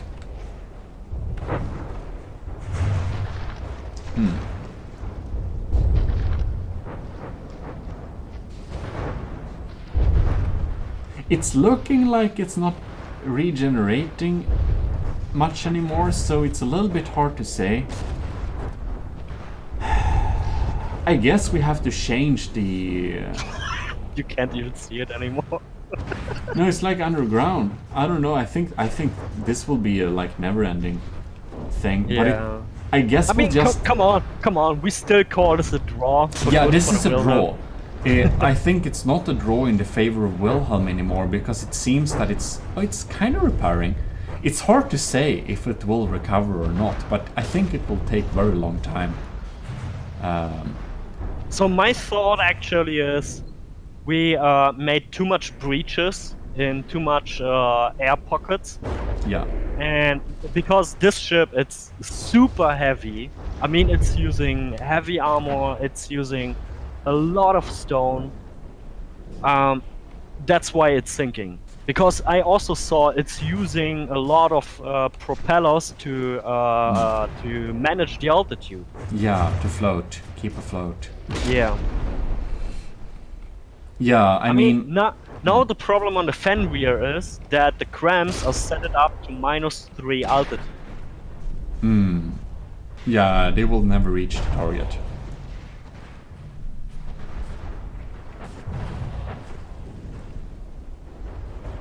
Yeah, I mean, the only one that's dealing damage right now is the Ymir, but it's dealing real slow damage. So I don't even know where the ship is anymore. Oh, here! Oh, it's on a sea level now. Oh lords! That's an interesting torpedo. Yeah, why don't you blow up, stupid thing? Blow up, damn it! It looks like it's pushing the. It looks like it's pushing the. That's what I thought too. It's like forcing it down to the ground. Get down! Yeah, like this is definitely a draw. The Ymir will continue to deal damage to the Wilhelm, but the Wilhelm will keep regenerating. It is a possibility that the Wilhelm will eventually get well and get up to the surface and start fighting again, but this is a draw. This is a draw. It will take ages anyways. But you know, the Wilhelm is a very compact but expensive build. But you know, the general values between the Wilhelm versus Fenrir and Ymir together is kind of the same, so it's a fair fight. But that's just a draw. Interesting turnout in the end there. I was really expecting it to not sink. Yeah. So that's a little bit happy surprise, because I didn't think this would happen. We are back into From the Depth. So I am building my super cool, hopefully superior battleship. We haven't built so much, we don't know yet. In any case, what I wanted to check out is basically between these beasts. This is the Turtle Lord made by Setup. And over here we have Brenzo's Ragnarök 2.0 remake. And what I basically want to do is I want to pitch these two battleships against each other, because I know that the Turtle Lord is immensely strong. It's like a crazy build. It's so strong and so cool looking. And here we have the Ragnarök, which has so much fame and history and has really been made to produce a much stronger and more dangerous behemoth. This is truly a beast to beat, and basically I want to build my battleship to definitely beat the Ragnarök. However, I found that the Turtle Lord is immensely strong too, and its crazy stacked cram damage and diff guns and mortars, all of that is just so immensely powerful. I kind of don't know anything that can beat the Turtle Lord that costs less than it. This is literally one of the best ships ever. So, I want to know, is the Ragnarök better than the Turtle Lord? Will it be able to beat it? I don't quite know yet, and I see we have a collision incoming here. Oh my god. Yeah, well, in any case, we might do a proper walkthrough of the Ragnarök sometime too, but we will just check a little bit quickly into the Turtle Lord so we can kind of see it has some cool interiors. It has some plates and stairs and different floors. It's a very nice build. We have gone through and looked at this in more detail before, so I suppose that this ain't new. But I think it's very cool. I just love the feeling that we can actually live on this thing. It really makes me think about Philip Reeves' Mortal Engines books. Very good books, by the way, if you haven't read them. In any case, this is the Pilkington Fleet's HMS Ragnarök 2.0, and the original design is a Swedish YouTuber you probably know more well than me, which is Robas, who unfortunately doesn't do From the Depth content anymore. But in any case, in the day he built a very powerful ship called the Ragnarök, and due to things getting updated and stuff like that, it's not very powerful anymore. So Brenzo basically remade the ship and made it much more powerful and a formidable thing. So we should check this thing out. Just take a little look at it, a little bit quickly in the interiors. We'll probably do some more proper walkthrough sometime. By the way, adding video screens like this, that lags a lot. So if you're doing a ship that's supposed to deliver performance and not lag so much, I would recommend you to remove them. But this is of course also made to look really cool, so it has that. Poor thing. Yeah, we have some cool Robas artwork there. Yeah, and the McWalrus, the best fast food chain ever, of course. Perhaps. Yeah, well, in any case, this has so cool interiors. We'll probably look... Oh my god. We'll probably look at this a little bit in more detail in some future video. We've gone through it a little bit before, but it's cool and all. But in any case, let us actually have some battles going. So we're gonna pitch these against each other. God, it just lags with them approaching. It's calculating the imminent collision. Bam. Yeah, well, in any case, this is not the type of battle we'd like to look at, is it? This is just collision. Poor thing. Poor thing. Let's go. And I'm gonna load my big naval battle rule set. It gives us 1 million material per ship, 10% thing like that. It has some rules. If you're under 25 meters under the water, you're probably already kind of dead, or you're trying to be a submarine, which kills you. Maximum distance 6,000. We don't want to watch anything else like that. So yeah. God damn it, Turtle Lord. Do you see this? Version 486? Oh my god. Yeah, well, setup saved us a lot of times, that's for sure. Up here on the, where is it? The Ragnarök, we have version 390, oh man. These both ship has been polished so much, it's completely crazy. And there we go.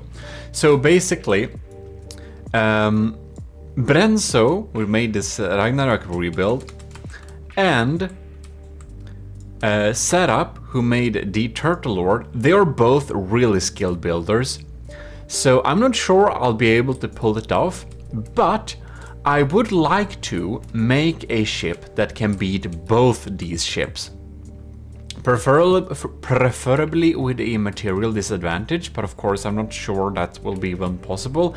I'm not even sure I'll be able to make a ship that can beat both of them at like a lower material, but we'll see. I'm going to do my best, and of course the Turtle Lord, it is quite a bit more less like it's 1.939, so it's under 2 million. While the Ragnarok, it's actually over 2 million. So it's basically a little bit under 2.2 million. So yeah, basically the Ragnarok costs like 200k more than the Turtle Lord, which is of course a formidably expensive gun. Yeah. 39, yeah, exactly. That's like anyways, 200k-ish. Not sure exactly. I don't have my calculator. So anyways, we're gonna let this spell play, and this is very interesting. And one thing you should know is that the Turtle Lord has smoke and it has shields, but it does not have active defenses. So it's not using lambs, sieves, or anti-missile anything there. Now, the Turtle Lord fires a swarm of diff rods. So they're coming in here. And you can see that the lambs, oh my god, the lambs can't take it out. Bam! That's a barrage! Oh my god, the damage! Oh god, the Turtle Lord is scarily dangerous, man. You can see that the Ragnarok has some pretty formidable sieve systems. Now, okay, the next volley is coming in. Nice cram barrage, bro. So they're trying to target, of course, but man, I feel that... Oh, that hurts. Yeah. Wow. That's crazy. I'm a little bit scared. I'm not sure I'll be able to make my ship beat the Turtle Lord. That thing is absolutely brutal. Setup is such a skill builder, and he builds so nice details too. It's pretty crazy. Like, Ragnarok has some pretty good sieves, but I think against this particular thing, it's probably so that Brenzo would have used flax instead of what we are having now, which is kinetic and lambs. Yeah, no, wait, no. He actually has flak. Yeah, Brenzo has flak sieves on this too. He does that, but he doesn't have flak sieves that have a very big radius. It's kind of small flak, so it's good against swarms of like small medium missiles, but less good against huge clouds of cram shots just coming in there and just, you know, killing everything. Because for that you need like 500 millimeter flak diff guns, which is probably something I'm going to have on my on my new battleship. By the way, this is a secret from next episode, but I have a name for it. It will be called the Gimle, or possibly Gimli. We'll see. And the reason for this will be explained. It's actually a pretty good reason. I did my research. I did my history and mythology. In any case, oh goddamn! Look at this turret. Like, this barrage is so crazy. This turret is completely disabled, man. That's so scary. Look at that exposed area here. Oh shit. You can see too that the mortars are coming in here. They're pretty scary. They are pretty scary. We have reached some stuttering here. And for me, this usually happens whenever we have... oh, look, that's some pretty strong sieves. You can see that we can really see that the lamb system gets absolutely drained by mortars like this. Man, the Ragnarok is down to 75% and the Turtle Lord is at 94.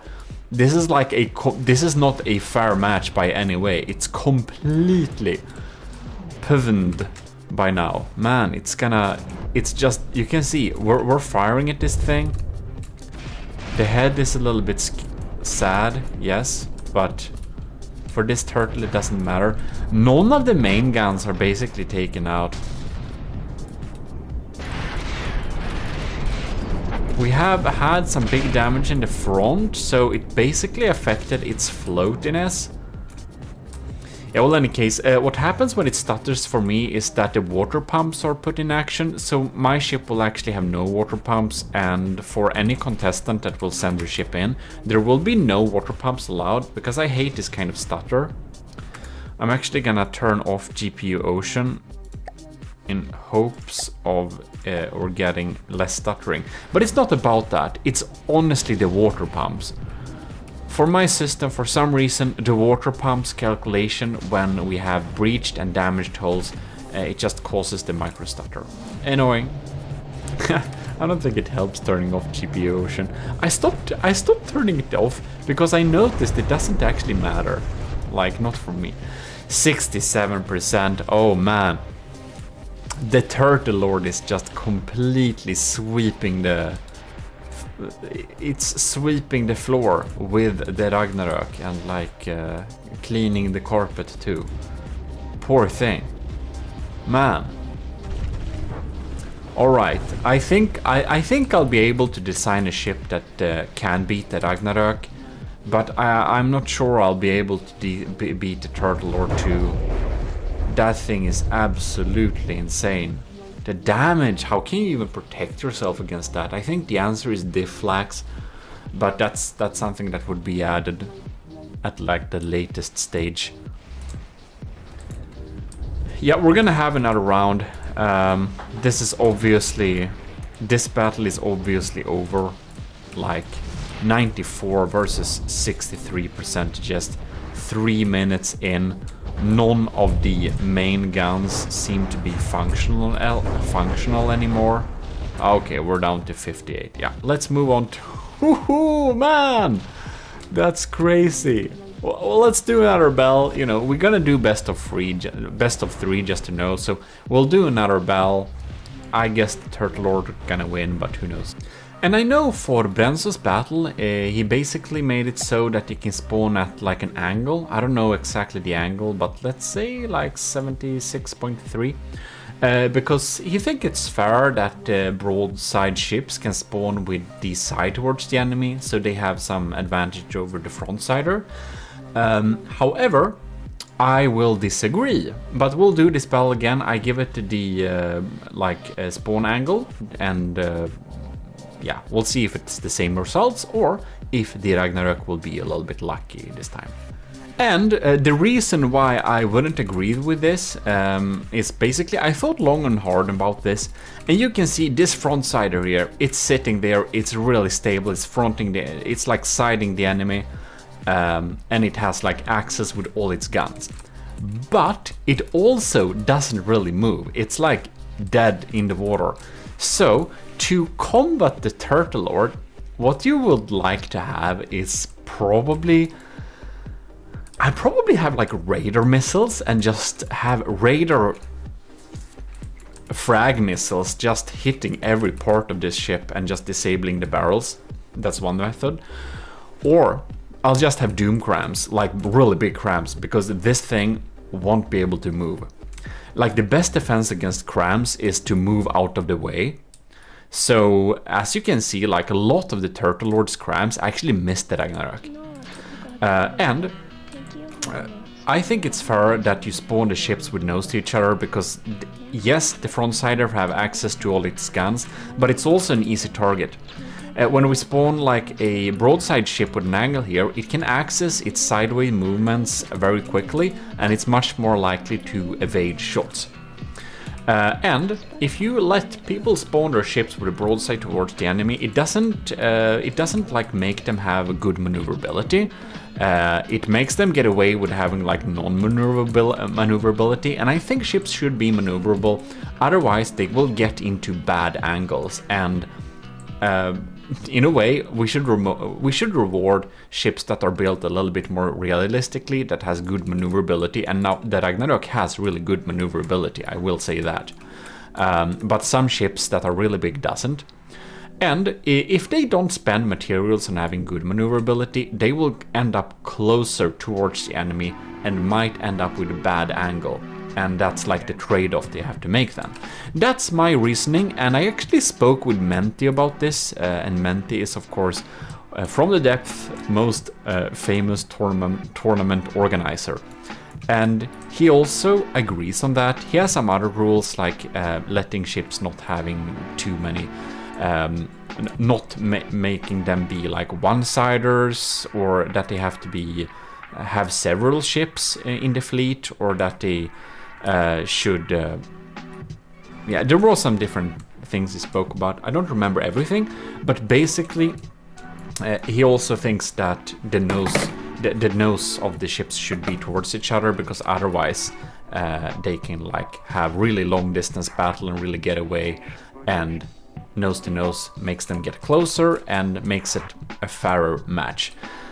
He said that, so I totally agree with that. But let's start this battle. I shouldn't talk forever, my god. Sorry about that. So, okay. The Ragnarok is maneuvering in. It's moving sideways. The swarm is coming in. Oh yeah. It was saved from that first blast here. Is really moving sideways here to get some good damage going. God damn it, I talk so much. In any case, I would like to give out a huge special Uber thanks to Admiral Super Dave. We have a new admiral in the army of GMODISM. He's enlisted and commissioned officer in the army of GMODISM. And the admiral is of course the top level you can be in the army of GMODISM, the absolute most revered supporters here. So thanks a lot for supporting the channel, and thanks a lot for joining the army of GMODISM. My best army of GMODISM commander, Admiral Super Dave. And about that, we also want to give out huge thanks to Stellar Lieutenant C2. Stellar is of course YouTube member. Ooh, those bounced. Lucky for the Ragnarok. Ragnarok is faring a little bit better in this match, like sideways, with having its all guns access the enemy at the same time. It's nice to see. Well, any case, Stellar is of course Stellar GMODISM from YouTube membership.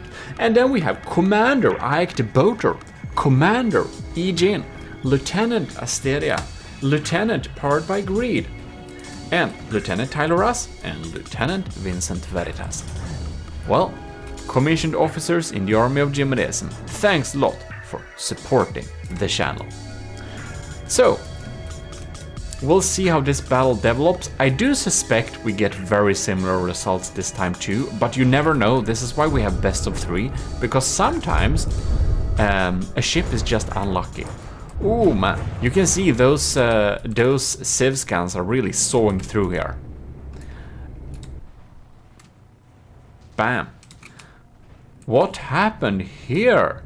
The Turtle Lord, oh, it hasn't fired in a while, I wanted to say, but then it fired. So we have the swarm here. Turtle Lord is in lead with like 1%.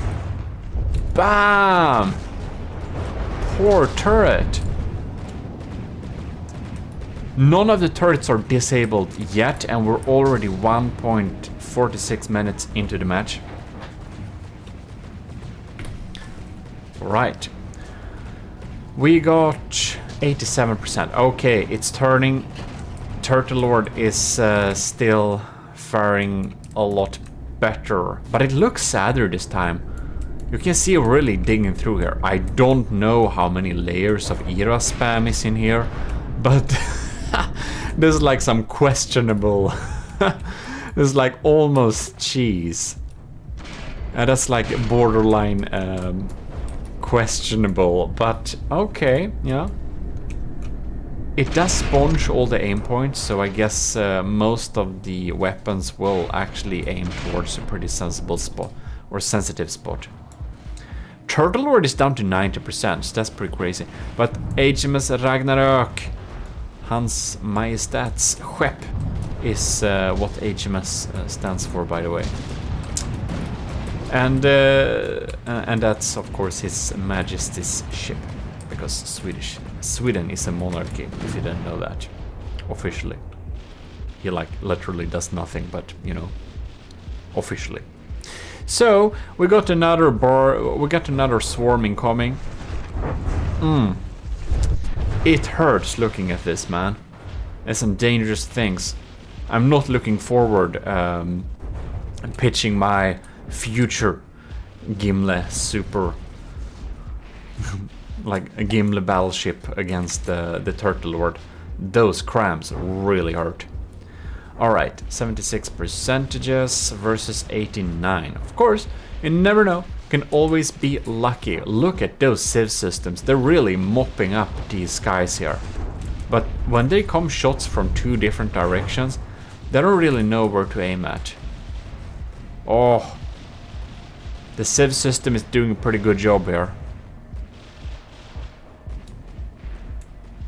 Well, Turtle Lord has a pretty good advantage still, but man, if he can just keep... If the Ragnarök can just keep off all these shots incoming, that's probably pretty great for him. Look at that, we're really cleaning up here. But now comes a big swarm. Ugh. 69. Down to 69 health. Nice, bro. Okay. Yeah, that's some damage, man. That's some damage. That turret is completely disabled. Water pumps start to complain and give us stuttering. More. Oh, yeah. I believe we're looking at a battle that's over. But man, the HMS Ragnarök's civ system is so good. I really need to make some pretty powerful shells to get through, and I already did since the last episode of building the battleship, or the first episode that is. You can see that I actually have a cram turret that will get through these civ systems, and that's nice to have, and that's probably needed because they're really cleaning up the area. It's actually very satisfying looking at the Brenzo's HMS Ragnarök 2.0 sweeping up the skies from these shots.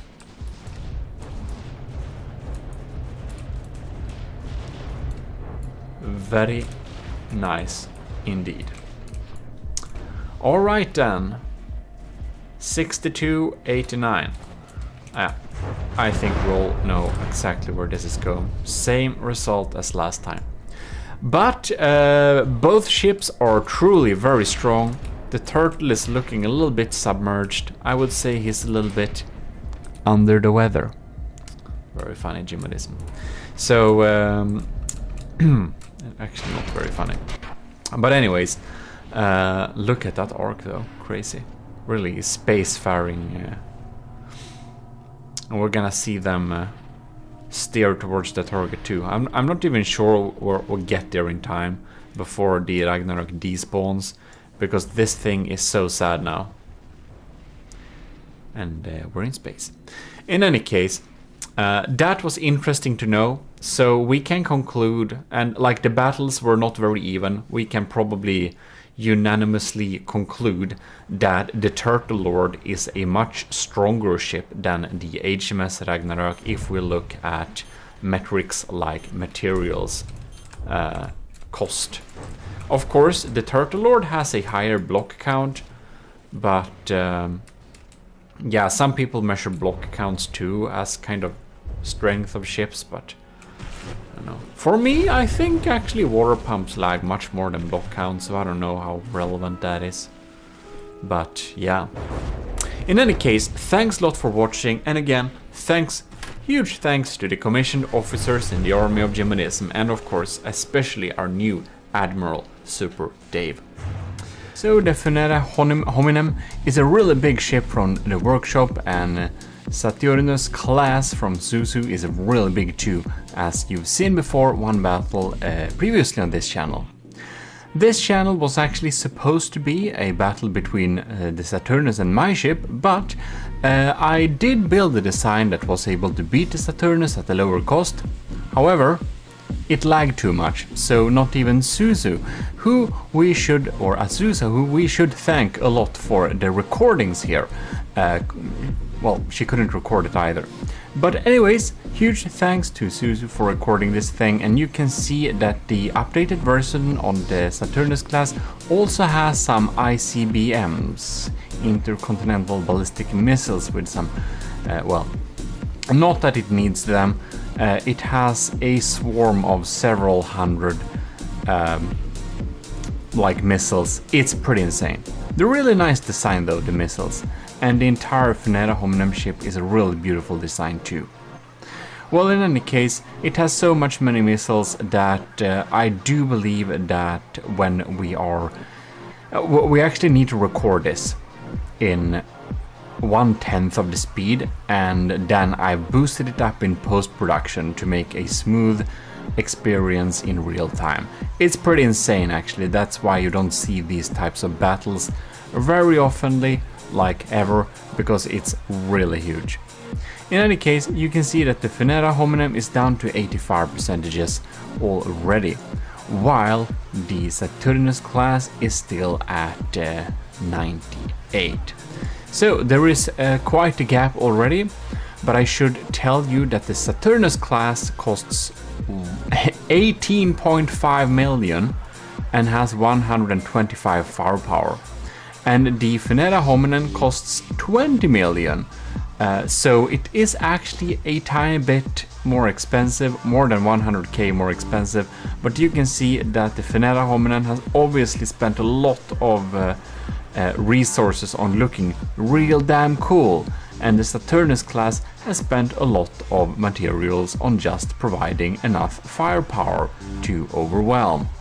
And I do also believe that even though the Venera Hominem has some really powerful guns, the Saturnus class has some insane armor. And this is of course the Venera Hominem, and you can see that I don't actually believe that these guns are doing a really good job at penetrating the Saturnus. So as you can see here at 76 materials, the Venera Hominem is actually losing the battle. So we should look a little bit here. The Saturnus has well, 8 hybrid railguns and some sabots at higher speeds, as well as 160 large missiles. Yeah. As for the Venera Hominem, I'm not really sure about the loadout, but there is a lot of guns basically on there. And you can see that while they have penetrated quite a bit, the Saturnus class, I would actually say, spends too much on armor probably. It's several meters of heavy armor. It's pretty darn insane. But you can see whatever guns the Venera Hominem brought, they did not reach through very often. I should however say that for battles at these sizes, you should always go with crabs. And here we can see we have some screens inside that shows some cameras, and that's something you should absolutely not have if you want to decrease lag. But I guess it looks cool inside ships, but I still would advise not using cameras with displays, with video displays in ships. Here is a hull breach. Oh my god. The Venera Hominem was actually providing a... yeah. So also the Saturnus class has a 200k DPS laser, and I think they're mostly lambs, but I guess they're also offensive lasers according to Suzu, but I haven't seen them actually in action, so I don't know really what they are. But you can see here we have some really big steam here. We have some insane pack guns. They just have to be really expensive, and you can see just the cut through of the ship here. So here we see some stats for the guns, pretty big stuff. Here we have some stats for the missiles, And as you can see, they are shape charged, which means we need to guide them somehow, and that's why we need to have so many general processing cards in this ship. So this is a thumper head, and that's of course really great for tanking the enemy LAM systems. One thing this Saturnus class isn't doing very well, and that's probably EMP protection for its lasers and many other systems, but when we're building large ships like this, you can see they are directly connected to heavy armor, and they have surge protector beside them, but they are not insulated, so they would get targeted pretty easily. But in any case, there is so much mass in this system, I guess, that you can see that the important breadboard here and some other AI components are insulated, so even if EMP nukes the LAM systems or laser system, which they could do, you can see that these EMP proofed AI components are the most important that you proof out. It also seems that, I don't know if I see wrong here, but it seems that the battery isn't actually EMP insulated, and I really think you should do that, especially if you have railguns. If the railguns lose power, that's bad, and batteries are really expensive too, so I think it's a good idea to EMP insulate them. Anyways, let's take a little look at the Funera Hominum after this battle. You can see here that designer of this ship has made a really beautiful build. It is actually looking completely amazing, like it's a work of art, and it's made by Anti-Sphere. It's available on the workshop too, so anyone can check it out. You can see these guns here and these details. We have some really beautiful things on this build. It has, of course, a lot more reasonable armor, but it doesn't have a powerful enough LAMs. So, and here we can see we have some components that are not attached. If these pin components will actually fall off when it's facing a real battle, that's a huge miss on the designer's part.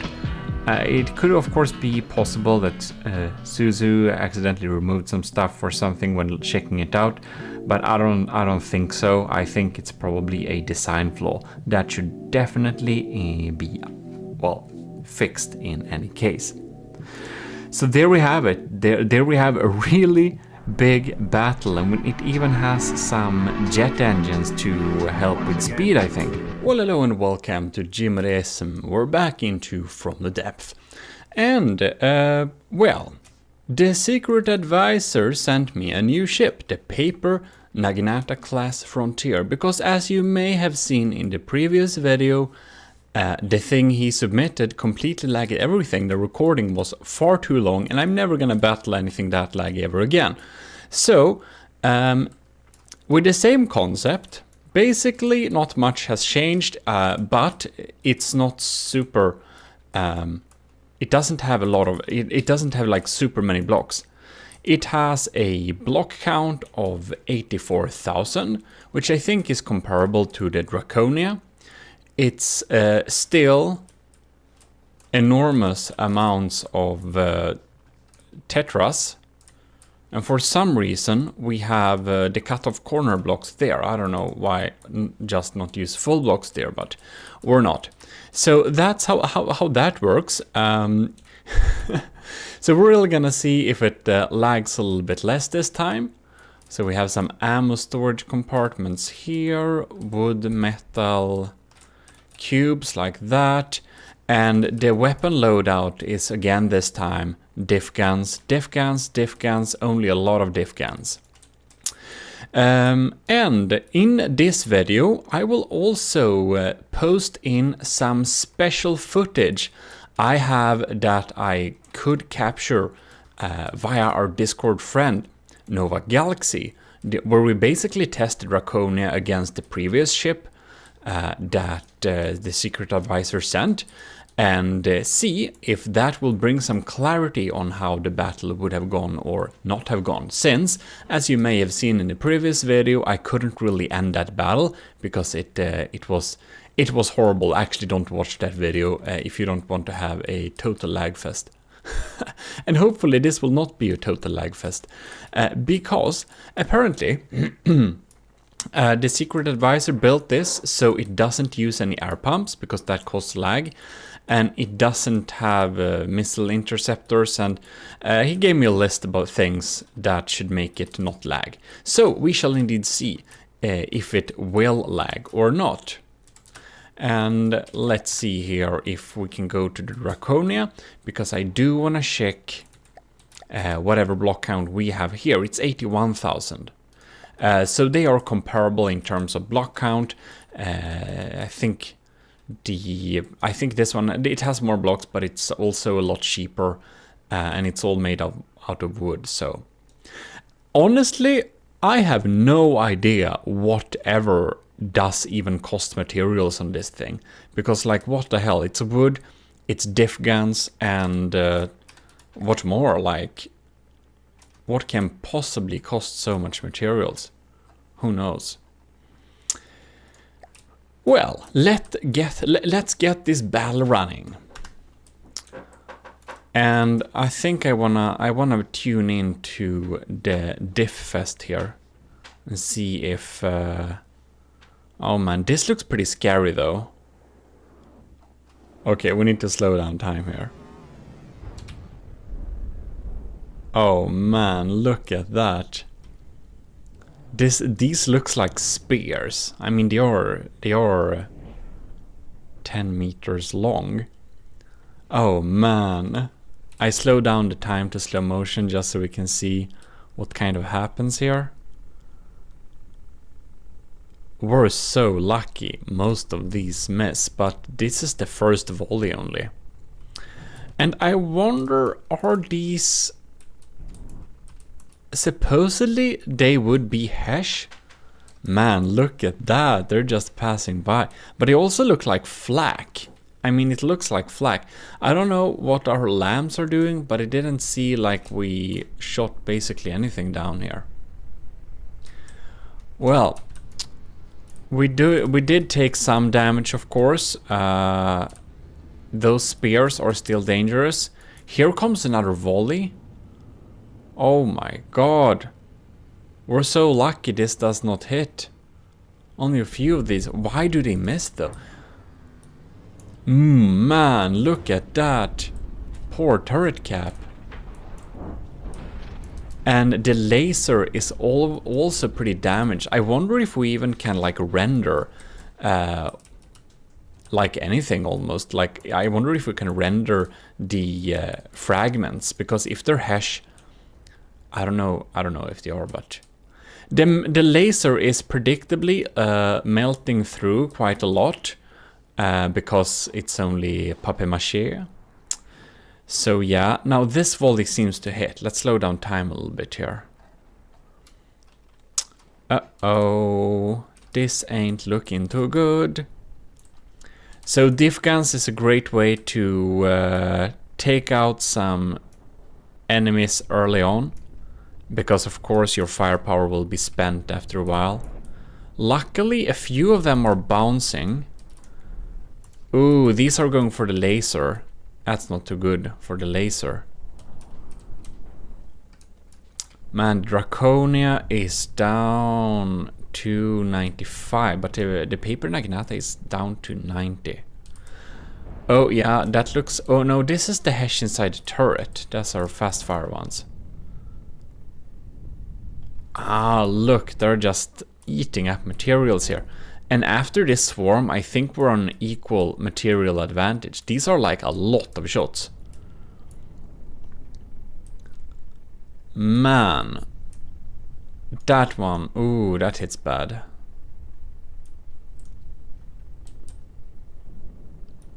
It's kind of not easy to hit these many, like, it's not easy to take these many out with lambs. It would be interesting to see how a more formidable, high-cost system would deal against these. Like, my lamb system isn't very expensive at all. It's kind of cheap. Yes, yes, yes. It would be interesting. I wonder what this would do to something like the Megalodon or the Titan Slang that has like really expensive lambs. So yeah, interesting. In any case, we should check what's happening here with the paper Naginata. And, well... Ooh, no, look at that. Let's speed up timer. It seems that... Is my laser even working? Seems a little bit it seems pretty weak. Or no, it goes through, does it not? What is this, by the way? This is like a lot of wood. Is this the AI? Yes, this is the AI. With a shield in front of it out of wood. And we have small tiny islands of inefficient steam engines going here. Alright. Well, we ain't gonna lose power, that's for sure. Here we have a bigger... And this is driving the propulsion. I see, of course it is. So, oh no. The paper Naginata is in the lead here. Draconia is down to 78%. These diff volleys has really taken its toll. And the latest shot has completely like made this a total wasteland. Look at that. The entire front is like gone. We just have some auxiliary crams going on here. And they still have shots to spare. Ooh. Scary, scary. Yeah, it's not looking too good for the Draconia. These armor has really taken some beating. 1.6 million worth of diff guns, man. It's kinda insane. And they just keep coming. Well, we have our vertical missiles, and against something like this, they of course deal good damage because the wood isn't providing much protection. Oh no, there we have another volley.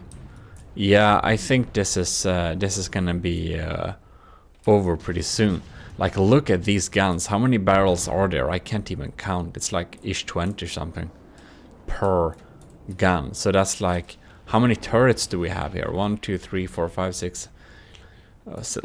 That's like a lot. It's like several hundreds of rods that can come in here.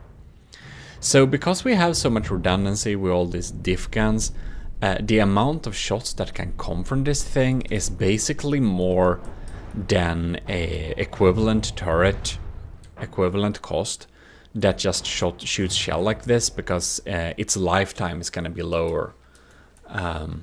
Yeah. Spamming diff guns like this, we can really, like having disposable guns in general, we can really deal some damage. Oh yes. Yeah, the papier-mâché method with the diff guns is a solid and powerful method. It works. It really does. Personally, I think it's a little bit boring way to build, because you're limited with like one material, wood, and like one gun. And that's diff guns, specifically using 10-meter rods, 500mm usually, and having chemical shells, so like frag, explosive, flak, HESH, heat, one of those. EMP, of course. So it's limited, but it works. It really does.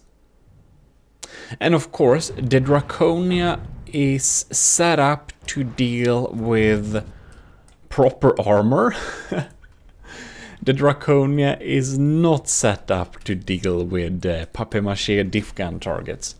But it would be interesting, you know, I think we can specifically build something that could beat something like the paper Naginata with a also severe material disadvantage.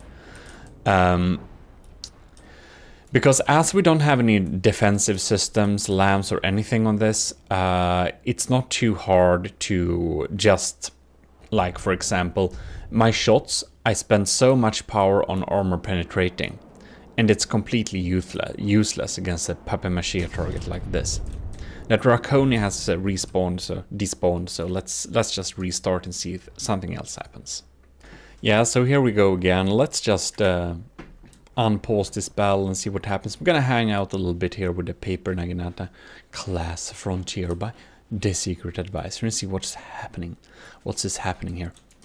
Yeah, so, oh god, that's so many shells. But anyways, if I would set up the Draconia to deal with something like this, or if I would build a battleship to deal with something like this, like against this, since it's empty air, heat and hash is completely useless against a target like this.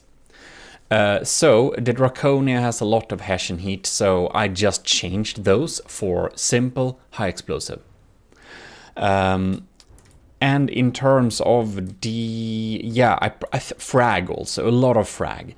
All the Draconias, like mortars and cram cannons, they all use huge amounts, like really big amounts of, what is it called? Like hardeners on the cram cannons to make all the crams survive a formidable LAM system. And of course, a LAM system like this doesn't have a LAM system, so it could have, but if we're building against it, we wouldn't need to care about that. And then we could, like, I don't know, triple the firepower of the Draconia. And if it had a LAM system, we could make everything hollow points, and it could take out big chunks with when it comes in contact. You probably saw that cram shot, like. Each shot, now I don't know what happened. It just disappeared, didn't it? Well, we landed something here. I think it was a big missile or a cram cannon shot, but it basically took out an entire chunk. We can see that was a hollow point cram, and if we drop a couple of those, the papier-mâché shell is basically cracked. So that can happen too. Oh man, that was a little lag spike. It was going a little bit better for the Draconia while there, but now of course the next diff volley comes in here. One thing that's also, if we wanna like deal with and survive something like this, the Paper Naginata class, we could just build a fast ship that just circles around. I would expect that the Borderwise's Titan Slug would do a lot better against something like this, because he's moving sideways really fast. So that's like an interesting lesson. Like in the last best of 3, you could see that the Draconia did one over the Titan Slug Mark II. It seemed to be it did win that. So we could counter like the Titan Slug with the Draconia, but the Draconia can be countered with this thing, the Paper Naginata class front siren, because it's like 200k cheaper too. So it's a difference there. And we could of course build something to specifically counter this. So it's kind of a food chain, front depth food chain thing. Yeah, but anyways, good job by the Secret Advisor to make the Paper Naginata class still be strong and not lag the system out completely. So that's cool. And it indeed is most likely gonna win this. It really, like, man, look at that damage. It looks like Hesh actually. You could see all that. You can see this entire area disappearing afterward. That has to be spalling. That's just not getting rendered. Yeah, it's probably Hesh. I guess, why would he use something else? The top on them did kind of look like Hesh. It's not flak, it's not flak. I know that flaks look completely different. They're like orange, those little components in the ammo customizer. Yeah, well, of course, very expected. Best of 3, since the Paper Naginata wins this too, it's definitely winning the best of 3. You can see there is like big holes in this, but these big holes in here, they look more serious than they are. Because remember, this was just empty air, this was papier-mâché from the beginning. The question is, how many of the turrets can we like take out? And a lot of the turrets have been taken out, and with a real big amount of luck, well, the Draconia could probably win this, maybe. Probably not, but with real big amounts of luck, say that the laser just takes out the turrets in series, it needs like, I think the Draconia needs like 3 seconds per turret to take it out if it aims at the right spot. It could theoretically win. But of course, I don't think I want to do that, because it would take a long time, but if I'd set up the Draconia to deal with the Naginat, I think it could win. But in any case, let's dive into the earlier footage that we captured from previously, when we sat via Discord with Nova Galaxy and could check a little bit around, well, we could check around a little bit on what could win or not win when we looked at, I think it was, what was it? That really Hollowwood class ship. Quite funny name. Because that is quite interesting. Yeah, I'll just assume that Draconia loses this, because we have like small missiles to fire at this thing. And it's 10% above, but yeah, well, I don't expect things. Yeah, here we go. In any case, what we definitely can do is take this opportunity to say, Army of GMODISM Invictus, this is just a battle, not a war. Yeah, those are hash, definitely hash. And say huge thanks to our commissioned officers in the Army of GMODISM, which is Stellar Admiral LCG Canyon. We have Captain Scubarox, Commander Aegean, Lieutenant Asteria, powered by Greed, and Tyler Russ. That's just from my memory, so I don't, I hope I didn't forget any lieutenant or above. In any case, thanks a lot for that. Let's dive into the earlier battle with the recapture, really bad resolution, but anyways, here we go. This is what I mean. Like, this is legit just full zero lag.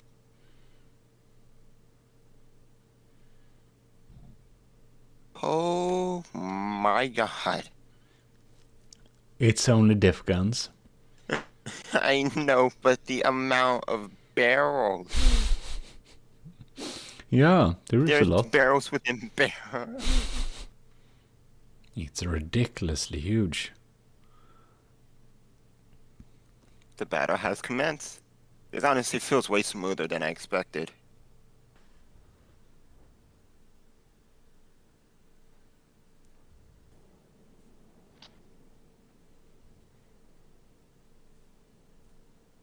From the depth coding is kinda not so adapted for big things. Well, then we know that the Draconia is stronger than the Hollywood class. But can it fight two? Oh Hollywood? no. Yeah. Good to know. I never got to see the end of the battle, so it was good to know, and I'm happy it can beat it, because this thing is only half the materials of the Draconia, despite its size. Embarrassing, but Yeah, it would be very embarrassing if a wood spam diff gun thing could beat the Draconia with half the cost. You could make something good enough for that at the same cost, like if you like really build it smartly. Yeah, I think so too. Imagine having a craft that goes in kind of close range and fire off 100 like blast guns, revolting blast guns. Blast gun. Oh, the what's the Medieval name? Simple shotgun. weapon? Yeah, Yeah. some of the simple. So there we have it. I hope you did enjoy that. Pretty fun to see us battle that. And you can see that for some weird reason, it looked like the Draconia could indeed like win this thing, which was surprising since we just looked at the Naginata and it was completely different here. And maybe just the Naginata is just a superior design, just has more diff rods. And I guess countering the Draconia with another front-sider does make a lot of sense. Well, hello, you're watching GMODIST. We should now pitch the Draconia versus the Titan Slang. And these are my rules. You can see we have an altitude limit of a negative 500. No, 15, I mean. And we have the standard despawn rules and sinking below 80% and sustain 30 seconds. And then we have the Draconia, the Mark II, which I updated several months ago. It's not recently updated, the Draconia, but the Titan Slang is recently updated to another version 2. So it will be highly interesting to see how it fares. Because Borderwise recently released a video which pitched the Draconia versus the Titan Slang. And, well, my Draconia is the Mark II too as well, so it's the Mark II versus Mark II. But the Draconia is actually a... I didn't update it since, like... I did update it before I recorded my earlier best of 3 videos. But after that, I actually didn't update it. But in those battles, the Draconia was honestly a little bit unlucky. And I do feel that Borderwise made a video which pitched the Draconia versus the Titan Slang just like a day ago or less, dependent on... Anyways, the Draconia lost. And I was a little bit disappointed that the Draconia lost because it kind of lost on technicalities. It looked like it was going to win, but then it started to despawn because it was sinking, but it didn't look like it was sinking. It still looked like it was above waterline. Oh my god. So Borderwise has some pretty good lasers on his Titan Slang there. And... well, the laser on the Draconia, it is strong, but I honestly feel that the Draconia's laser is a little bit overhyped. It is a strong laser, yes, but it's... I don't know, I wouldn't say it's the main weapon on the Draconia. The main weapon on the Draconia is actually torpedoes. So the Draconia is a ship that's set up to battle against basically any sort of craft except probably aircraft that stays just above it. The Draconia isn't set up to only battle other surface ships, but it's set up to battle, well, other types of vehicles as well. It's more versatile. It has some weaknesses, yes, but it's set up to be a versatile ship. The Draconia isn't made to specifically beat, say, the Titan Slang. I only made it to match the Titan Slang's materials because I wanted them to, well, have a fair battle. In any case, Borderwise has a lot of anti-torpedo torpedoes. And these anti-torpedo torpedoes, they are basically taking out every single torpedo that the Draconia launches. And the Draconia launches a lot of torpedoes, I say. It also launches a lot of missiles, but torpedoes are its main game, I'd actually say. And the laser is very strong. But what makes Borderwise so scared of the Draconia's laser? That is because he doesn't have a good defense against these lasers. The problem with the Titan Slang, you can see we are digging through the bulk of the ship, and we are zapping through heavy armor here. And why can we do that? Well, now I haven't double checked this, but probably the Titan Slang doesn't have enough smoke protection. The smokes that the Titan Slang probably have is not strong enough to shoot down the... or they are not strong enough to like diffuse the laser. Now something's happened a little bit with it. Oh no. Oh my god. Are you kidding me? Okay, we just paused the game here because we gotta check this. This is really bad. So, the thing is, the Draconia launches a lot of missiles and a lot of torpedoes, and Borderwise has... Oh yes, it came online. Oh no. Come on. So, I'm getting off rail here a little bit. This is a scary battle. The Draconia is down to 90% and the Titan Slang is still at 95%. So it unfortunately really looks like the Titan Slang will win this thing. We'll see. We seem to have some problem with the laser, and the thing is, the laser is a little bit overhyped, but it's basically the perfect counter against the Titan Slang. The Titan Slang is weak against the lasers, and this is because the Titan Slang it's a very small design, very narrow, it doesn't have bulk.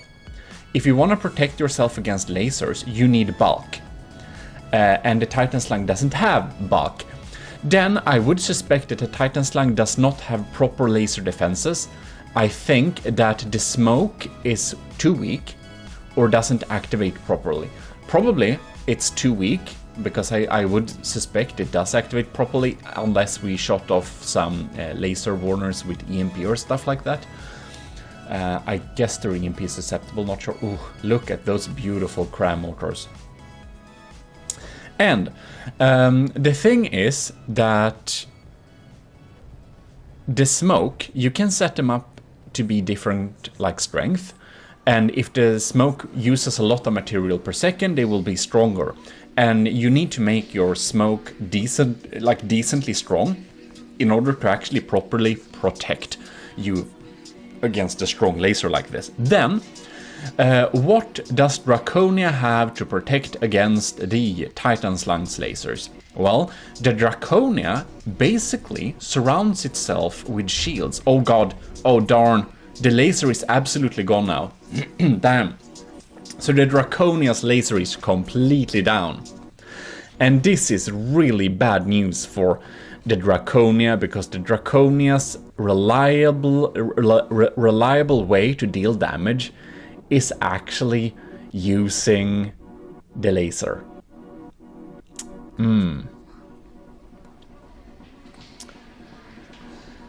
if you're wondering why this commenting section is a little bit weird, that is because there is so much lag at recording this battle, so I did record it, and I sped it up 2 times, exported it, and then recorded voiceover, because otherwise we would be sitting here more than an hour. And since I felt that Draconia lost, I wanted to really make sure, is my old Mark II really that bad? Because I thought that my old Mark II would indeed be able to beat the Titan Slang. And even with Titan Slang's upgrade, looking at Borderwise video, it really looked like the Draconia could win. So here we are making a proper best of 3. However, I did have to speed it up 2 times, and when I've sped it up 2 times, you can see it's still slow. It's 4 minutes into the battle in game, but we went 8 minutes, and this would have been 16 minutes before the speed up. So some parts are sped up, some parts are not sped up, but in general, I sped this battle up 2 times just to make the FPS reasonable and the battles not too long. But in any case, the Draconia's reliant way to deal damage against the Titan Slang is its laser, and now the Titan Slang has taken out Draconia's laser.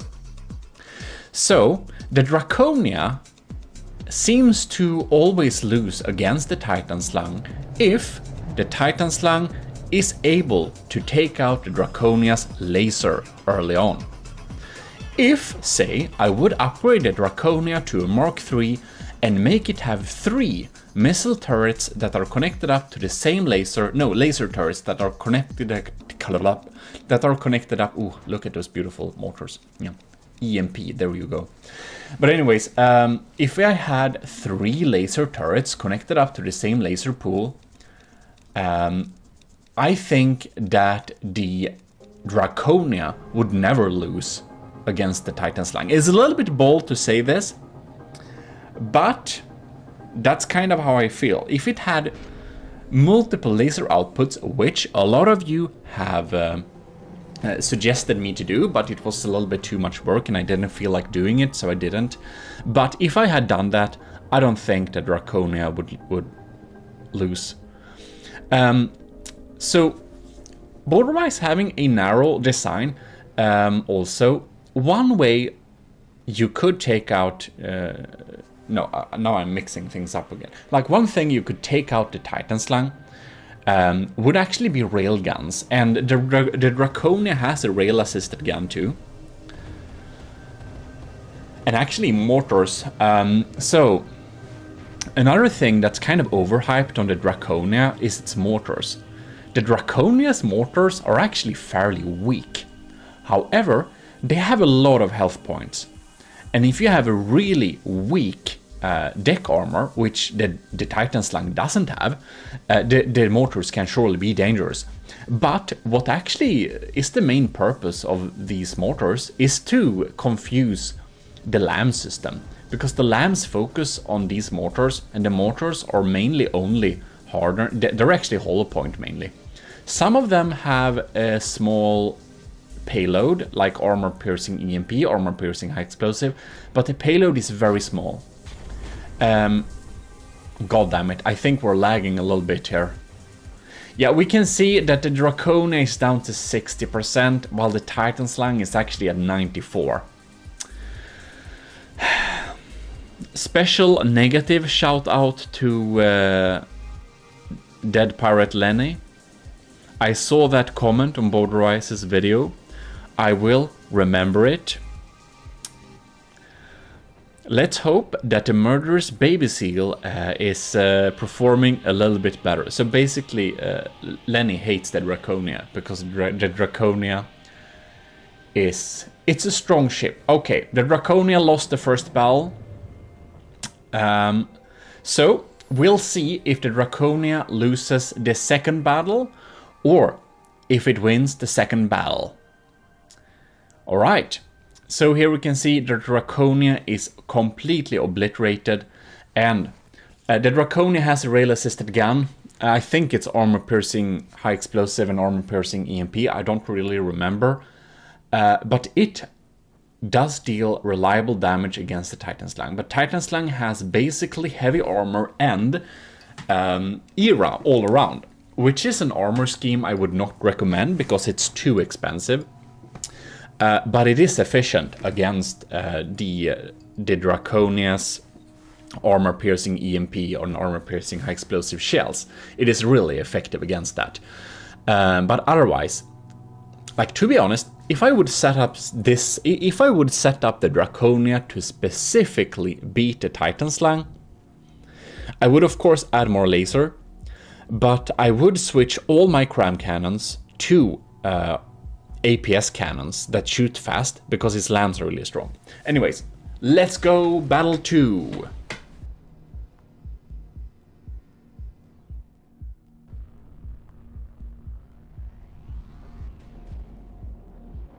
So here you can see the initial swarm.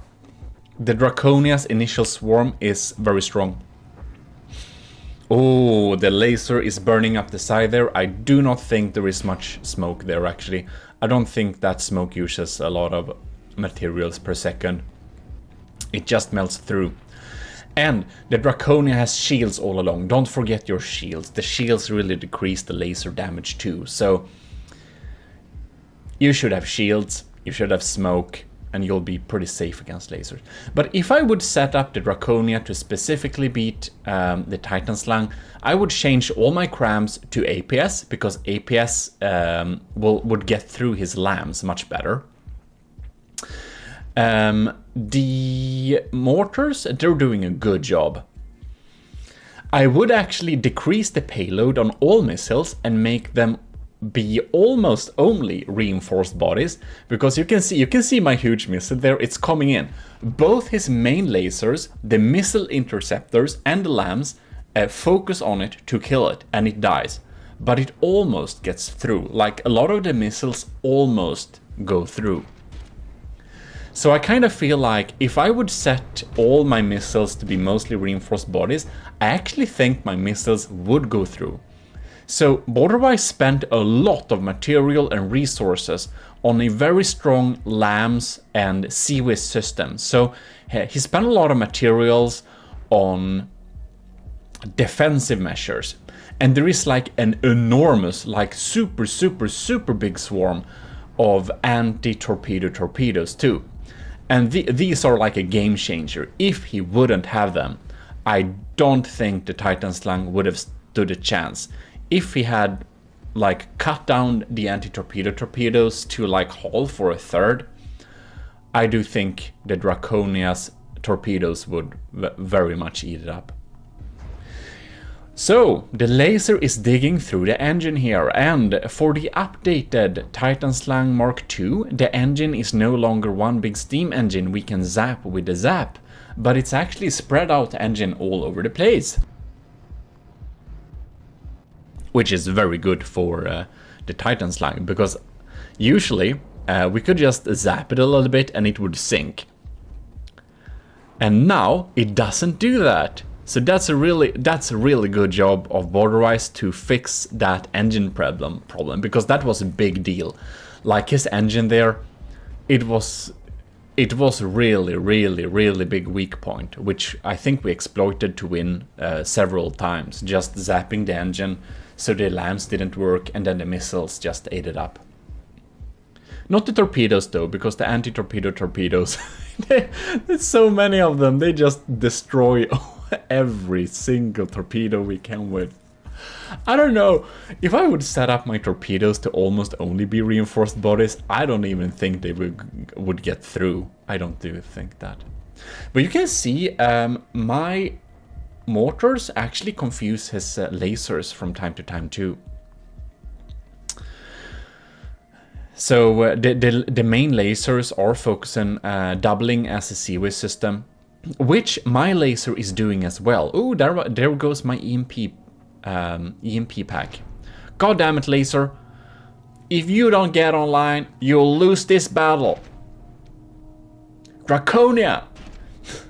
Murder! Fat murder baby seal! Get up straight! Get your shit together! What's up with this railgun? Half is fine. So that's really funny. In Borderwise's video, he thought he took out my APS cannon, but he only took out half, as far as I can see. And the laser seems to be mighty fine. That's good. So the main gun on the Draconia, it's a divided system, so it's half and half. So you can destroy half of it, and the other half still works. So that's really nice. It's kind of symmetric like that. It's like an independent dual system, which is great for redundancy, since we spend a lot of materials on the barrel. And as for APS and CRAM, if you can, always have several barrels, because only having one barrel for a big turret is too risky. Ooh, that's a little EMP zap. And oh, if I would set up the Draconia to specifically beat the Titan Slang, I would definitely make my pack a piercing pack, and I would probably make more piercing packs. All the cram cannons, or regular cram cannons, I think I would set them up to be APS, because you can see his LAMs are taking out some of them, and that wouldn't be the case. I said more outputs for the laser, more reinforced bodies for all of the missiles, because he has so much defenses. So... oh, and I think I would make my rail like main gun. I think I would make it super cav and make it shoot underwater as well. And I think I would set it up to be only armor piercing. I think I would make them, yeah, like pure kinetic slugs, because they are not getting like absolutely destroyed by his era layer.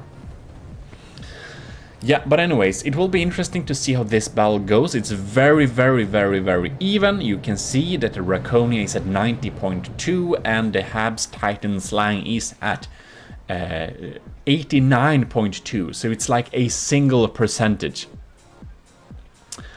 And the mortars are dropping down there. You can see they're not doing a lot of damage, the mortars. They are there to keep the LAM systems not too active.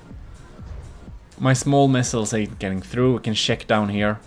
Here comes my continuous torpedo swarm. Oh, and there they come. Yep, there they come. It's like a complete... It's like a fish zoo below the Titan Slang. It's just so many of them. Ooh.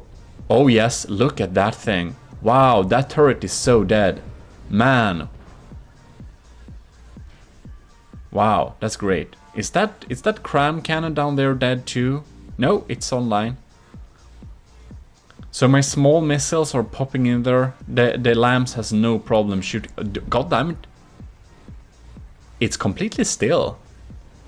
The Titan Slang ain't moving. Why is it not moving? The Draconia has a 3% advantage now.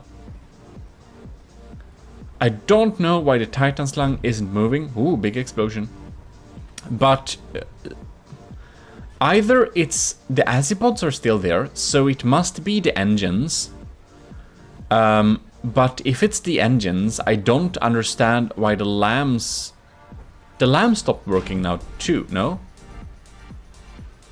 I am not sure. I'm not sure what's up with the... No, the lambs are working. They did zap a shell there. So I don't understand how they can have power while the engine... Oh, maybe it has super little power left and the lambs have a positive power priority, which we need to do an instant tutorial about pretty soon too. And now you can see the Titan Slang is dead in the water. It shoots back, yes, it has... Oh, do you see that main APS there down at the... Like, you see that? It's died. We killed it. So the main gun, the main APS is dead. The laser is zapping and zapping. The cram is still online. It's very resilient. Very good. That's a very good cram design, by the way. It's very resilient. And since he switched to mainly hollow point, my LAM system basically has no chance of taking him out.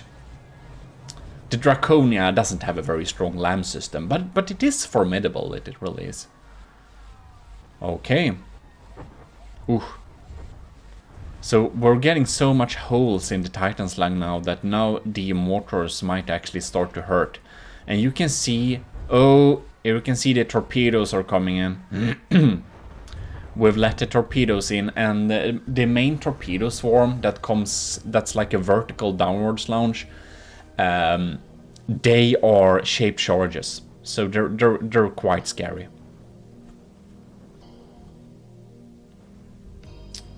And we see. Thanks a lot for the speed up, because you can see the clock that it's still like ticking kind of slow. It's a little bit janky. But in the first battle, you could see the Draconia's missiles, because of the lag, they just stopped working. They were launched and they lay flat on top of the Draconia, and it was like, why? What's up with this time desync thing, whatever. God, that's a lot of holes.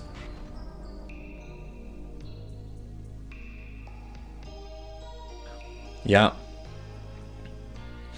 Seems like the main gun is it, does it work? It looks like it might almost work. Crazy that. Yeah. The Titan Slang lost this battle. So, beautiful, let's go to the third battle. So, right now, Borderwise has won one battle with his Titan Slang, and the Draconia won the second battle. Beautiful. So we have 1-1. Let's see on the third and decisive battle who's going to win this best of three. The Draconia's initial swarm is pretty formidable. We see we tore some holes there. Oh my god! The LAM system let through some missiles from the front there. We got some turrets on that blast. You can see the laser is digging in its side there.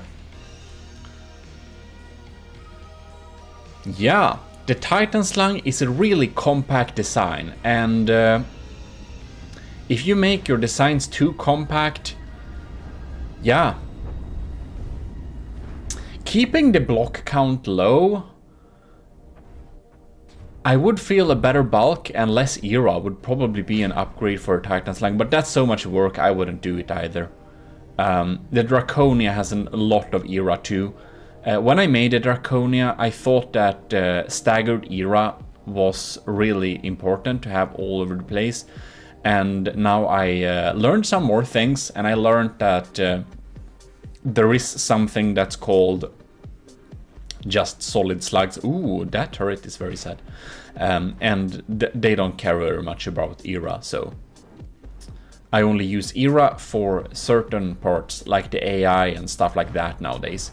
It's not worth it to have all over the place, in my opinion. It can be for some time, some... Ooh, that's a laser! You saw that was a laser. We zapped the laser barrel. So, we just need to hope that we're lucky, or not extremely unlucky. So the Draconia's laser is pretty hard to take out, because the laser is right behind the super massive main APS cannon. So, in order to take out the Draconia's laser, you have to land a super lucky shot, or you have to dig through the main gun, destroy that, several layers of heavy armor, and then dig into the laser turret.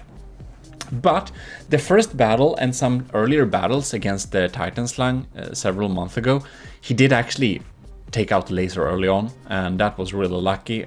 But the laser is still online, as we can see. So the Draconia is actually behind with 92%, and the Titan Slung is at 93%, so it's still very even. Also do note that the Draconia losing health points fast, it's part of its setup. It doesn't have heavy armor on the outside. It utilizes like metal and wood and stone. Oh, that's a turret. We shot off a turret. You can see the next mortar swarm there. And as you can see, these mortars, come on mate, they're not doing a lot of damage. They're kind of weak. But you can see they are opening a window for missiles and all sorts of fun stuff to get in there. So there you can see the staggered era. Ooh, hello friends, repair bots. Here we have the laser. Ooh, darn. This laser and engine is getting opened up. Wow. Yeah, definitely. So, general tips.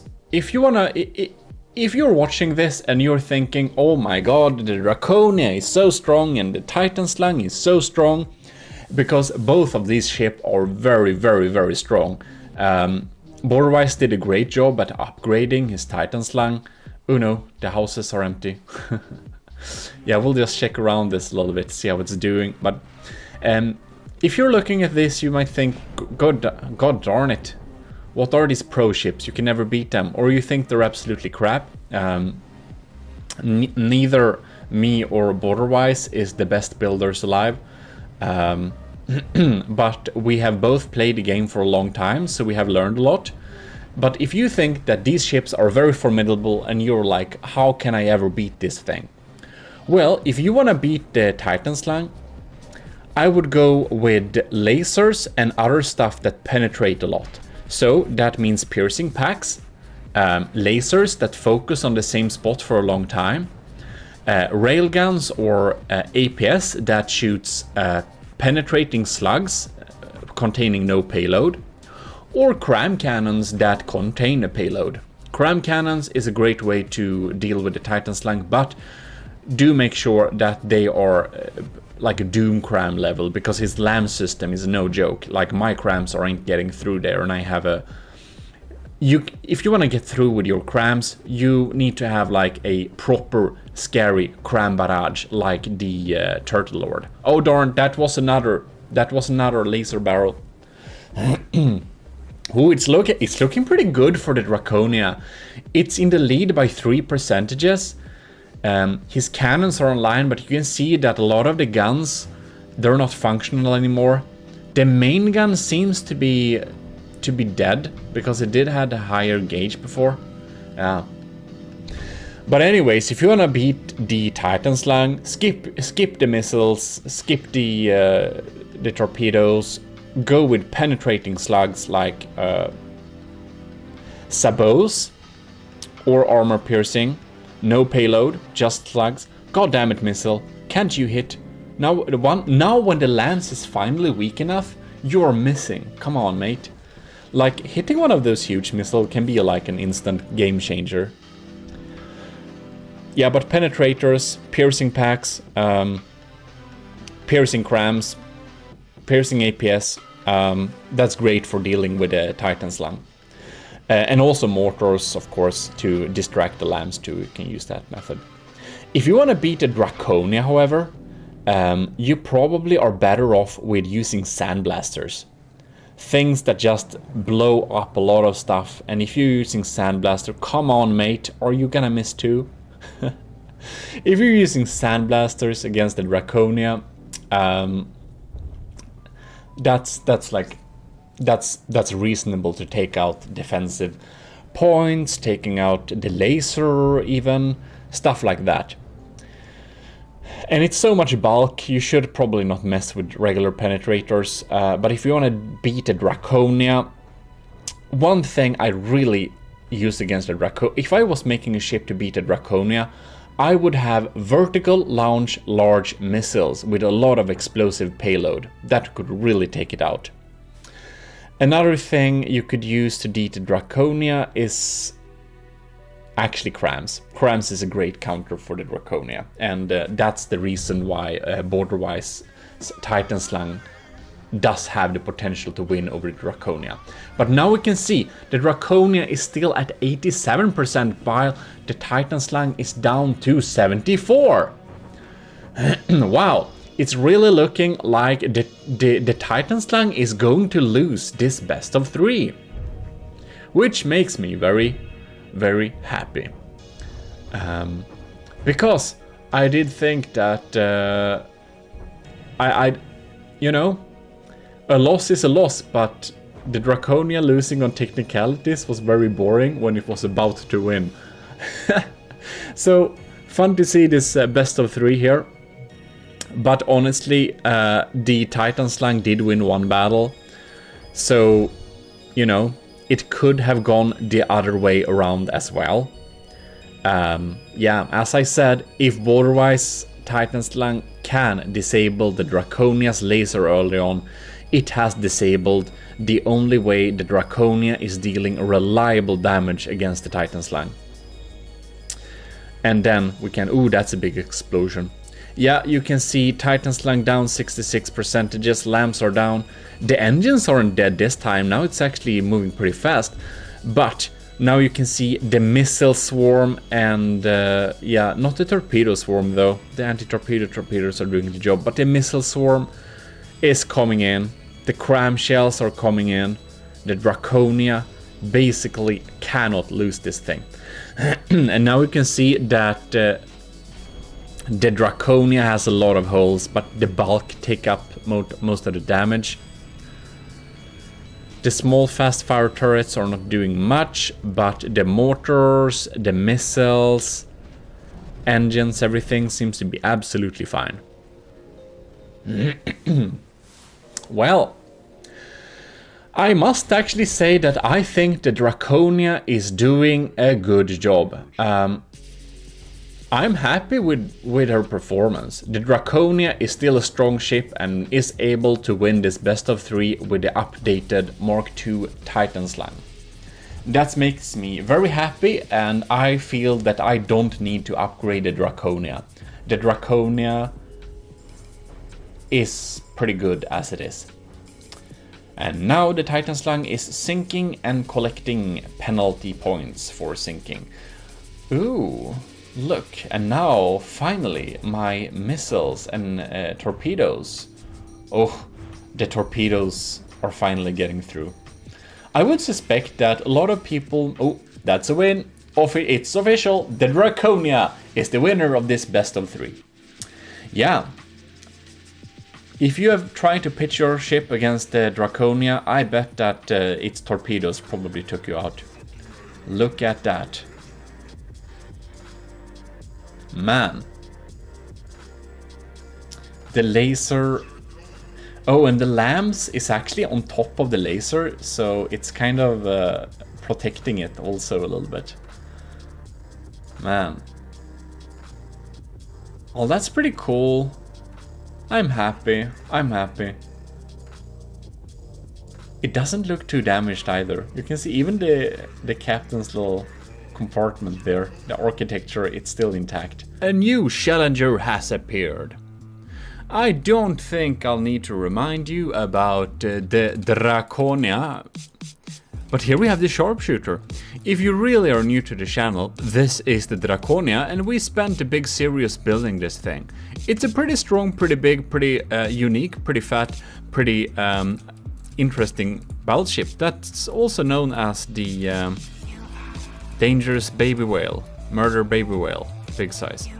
No, baby seal. It looks like a seal, not a whale. What am I saying? Anyways, here we have DP Lenny, or Captain Lenny's a little build here. Oh, so these are a little nose with propellers in it.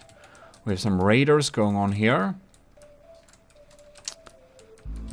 Sharpshooter. Dread Pirate Lenny. The name is changing every time. What can we say? We got some smoke coming up there. We got the pretty thick alarm system here. We got some cool mimics, and this is a great use of camouflage. Like, do you see this? This ship does indeed have details, but it doesn't have very many details, but it looks very good because it has camo. So if you want to use camo, this is a... Ooh, what? I know this piece. What is this piece? Oh, it's doors. It's doors. It's the door frame. That's the windows. Cool. We have boys, a little interior space. Very nice. And we have a top floor, which you reach from outside. Oh my god. That's so cool. Okay, guards with machine guns. Is this... Are they guarding the door to a toilet? Seems like it. Alright. Here we have the captain, and we got some personnel. Is he clenching his fist in anger or in winning? I don't think they have high hopes for this battle. Okay, ladies and gentlemen, do we feel ready? Very welcome to the channel. Huge thanks to our patrons: Stellar, Admiral, LCG Canyon, Captain Scooberox 125, Commander Eugene, Lieutenant Asteria, Cadet, Shark 93, and Marty McBacon. Thanks a lot for supporting the channel. And now we should be getting into this little video, so let us click a play button. There it is. Okay. Ooh, my boys are going low. Draconia 99. Draconia is in the lead. The laser is just frying. It should not aim under the ship. Why does it aim underneath? Who knows? Oh my god. That LAM system is really frying those incoming missiles for sure. Oh, but they do not target the torpedoes, do they? Interesting.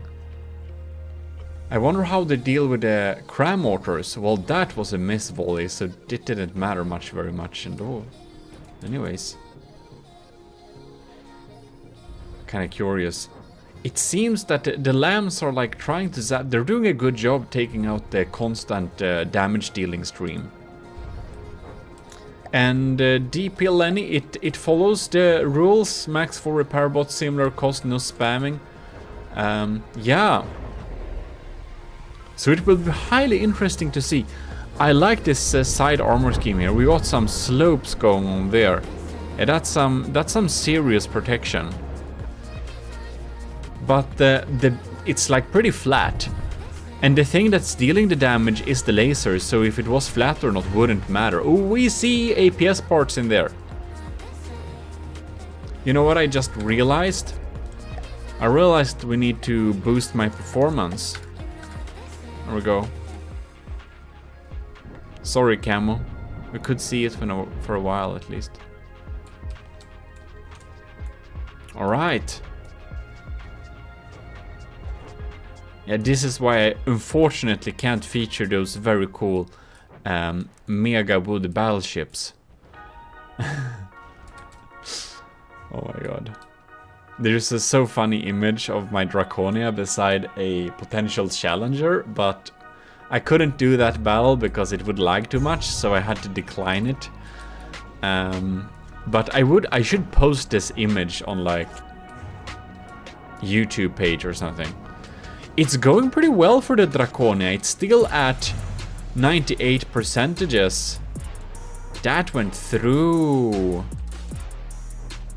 My boys. They are swarming. The sharpshooter is trying to shoot sharp, but the Draconia is so big you can't shoot sharp. Yes. Interesting. Oh no! The entire crew is gone! No, the entire crew isn't gone. It's the poor man in the combat station. He's sitting there. He's chilling. And this is a terrifying view. Oh my god. Would not want his job. That laser though. Damn, it's a good laser. It's the good laser. Zap, zap, zap. We'll do a best of 3, of course. This is not a painfully long battle. So, it will be interesting to see if these turrets or something would be able to sharpshoot something important, so it goes in an entire other direction next time. We shall see indeed. You see those, oh god, that's my phone. You see those frags I posted? I put there? They have like a super sharp angle of fragment. So when they get shot down with lambs, they still do some damage, and that was kind of the thought behind it. That they should at least like do some damage no matter what. Wow.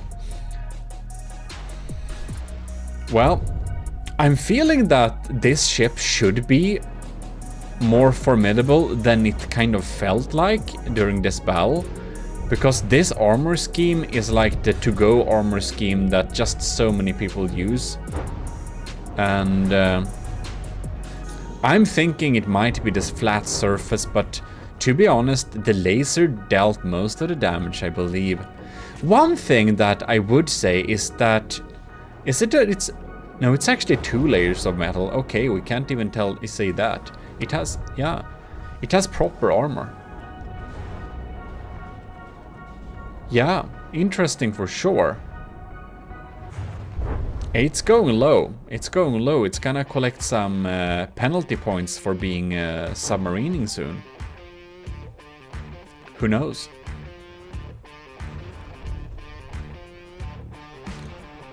So the lamb did a good job at the first iteration of the battle, but the lamb has kind of given up a little bit. And this deck is... What about this deck then? Interesting. It's like alloy and metal. It feels like pretty standard procedure. At least the laser has been EMP protected all along. But yeah. So that's... Our EMP didn't touch the laser. That's good. For it. Yeah. It's protect by EMP for sure. And remember, if you miss like actually one single little poor spot when EMP insulating a laser, like the receiver or just one little part that's actually physically connected to the main structure, your laser will be very sad indeed. The EMP will find it and fry it all. Just fry it, yeah. Yeah. EMP is scary. That's why we have an instant EMP insulation tutorial. If you do not know how to properly protect yourself against EMP insulation, you must watch my tutorials, my instant tutorials about EMP. Yes, very welcome. What's up with your voice today, GMODIST? You're talking like a strange man. GMODIST, that is because you are a strange man. Thank you, GMODIST. Stop talking to yourself. You're becoming even more estranged than this poor, huge missile who completely failed. Did you hear me? Failed to reach its target because it was stupid and didn't turn good enough. DP Lenny is down to 69 and it's dropping from there. So... it ain't looking particularly... Oh, it did hit? Are you kidding me? It actually hit. Good missile. Very good missile. Maybe there is hope for me too as well. GMODIST, don't kid yourself. You will always be weird. Oh, look, that beautiful EMP frying. Oh yes, those laser components. Eat, eat, eat. Yeah, 65%. This starts to feel unfair. Like, how is the Draconia doing? It's doing absolutely, completely super fine. It's like... Nemas problemas. It's not able to turn the speed that this super quick sharpshooter still moves at. But its weapons are lined up. And... it's dealing some damage, if you know what I mean. It's only the like, well, the turret on this side. They ain't doing nothing. And the huge missile that's like barely hitting. Does it have any anti-torpedo torpedoes then, I wonder? Yes, it does. That was a couple of anti-torpedo torpedoes dropping there, I believe. And my shape charges are probably just filling the inside with frags. Ain't them? It should be.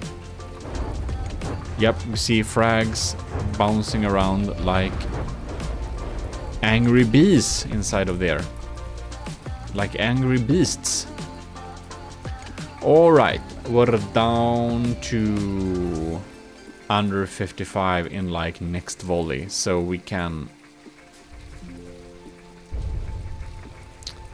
Yeah, no ace in its sleeve appeared, so even though we would have guessed the outcome of this battle a lot earlier, it's also submarining very soon, so I do believe it's going to be very much disqualified. Oh yeah, there we go, it's officially despawned. Well then. The Draconia is ready to rock and roll. Rock and roll. Yeah. Isn't this pretty terrifying? Yes, it is. Okay, let's see what's happening this battle. Sharpshooter is here again. Popping up. Somehow it has camo this time. Who knows how this game works? I don't know what it shoots, but it shoots some pretty quick shells, so we're pretty sure we can't defend against them. Oops. Maybe I can just stop the game and take an actual look. These are armor-piercing solid warhead bodies with... Is that the timed fuse or something? I think it's the case. Ew, maybe it's my anti-missile missiles. Anti-missile torpedoes. Oh no, it has one. It has them, for sure. Some medium ones as well. But my torpedo barrage is just a little bit insane, so it's possible that it will not have time to deal with them. We're gonna follow these guys because these are quite evil. These are the angry bees. And we'll see how we go. There we see. Oh no. Oh? They got popped, yeah? Okay.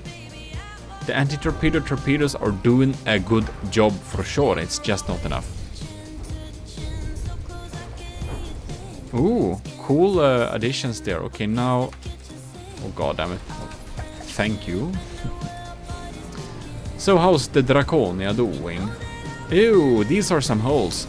Yeah, that's some nasty penetrators for sure. It's like blasting deep holes here. But the Draconia is pretty thick here, so... Ain't matter that this is completely blasted away. The main gun isn't even touched. And that packs some punch. Let's follow one of my medium vertical launchers.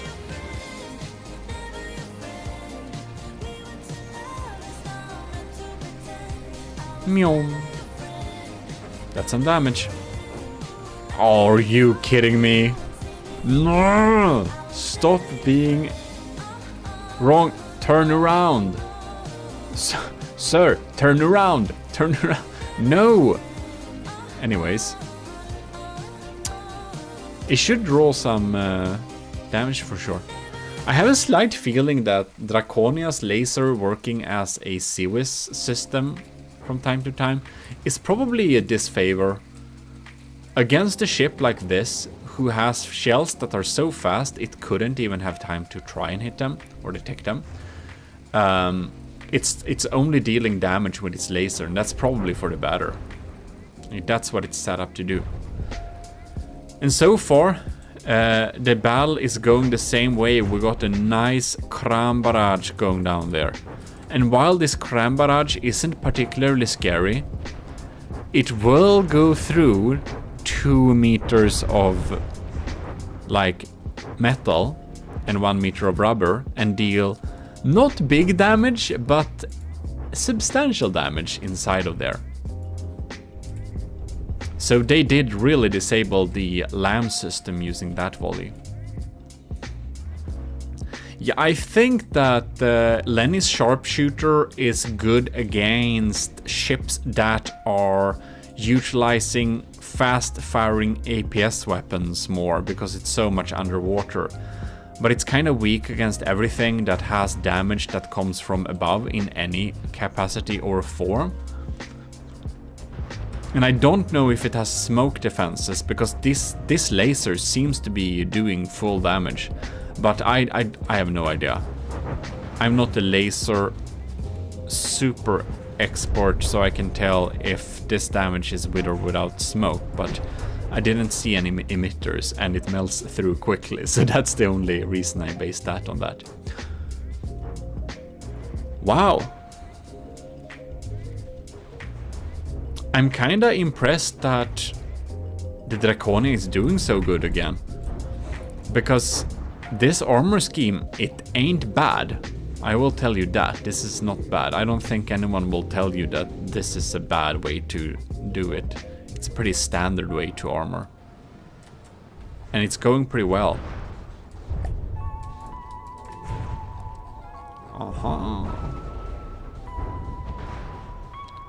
Is this a design with the turret neck? If it is, I will be very sure about... ooh, big explosion! I will be very sure that I don't need to do turret necks and that I should just continue to doing thick turret heads, because that's good. Oj, Freinen. And Captain Lenny's sharpshooter, she's down to 74.5%, while the Draconia is at 96.6%. Is it so that the sharpshooter's perfect counter happened to be the Draconia, while it should be the other way around, just because the Draconia was, I suppose, completed before this one? Very interesting in any case. It looks like this is a solid win for Draconia once again. Like, the sharpshooter is dealing some damage early on, but its systems gets disabled so quickly that it just stops dealing substantial damage anymore after a little while. Is this thing even working? Who knows? No one knows. My anti-missile missiles has to be completely useless during this particular battle. And the needles, the 1,000 needles are needling. The decoys should also be pretty useless this tournament. Oh my god. Okay, I wanted to follow the crams, but whatever. That was a cool view in any case.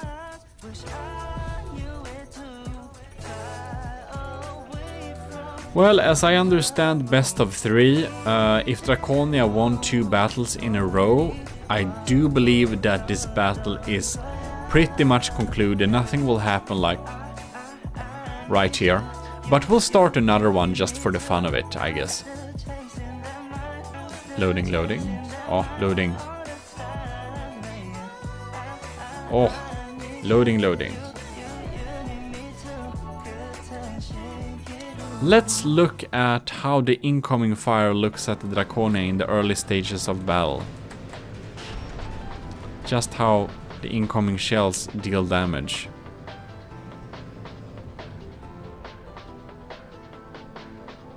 I don't see any incoming shells. No. That's some deep damage for sure. But only the front part of the ship. It's pretty massive. These guns ain't got what it takes to get through the thick seal skin of this sturdy fat baby seal Draconia. No. You can see it goes through here, deals some damage, it fries and blocks, just... But this front portion is actually specifically built to do that. I will give myself that, because it really is.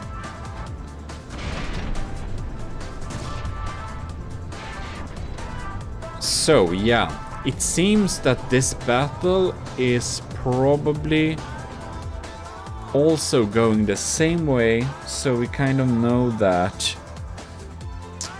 just for the thing of it.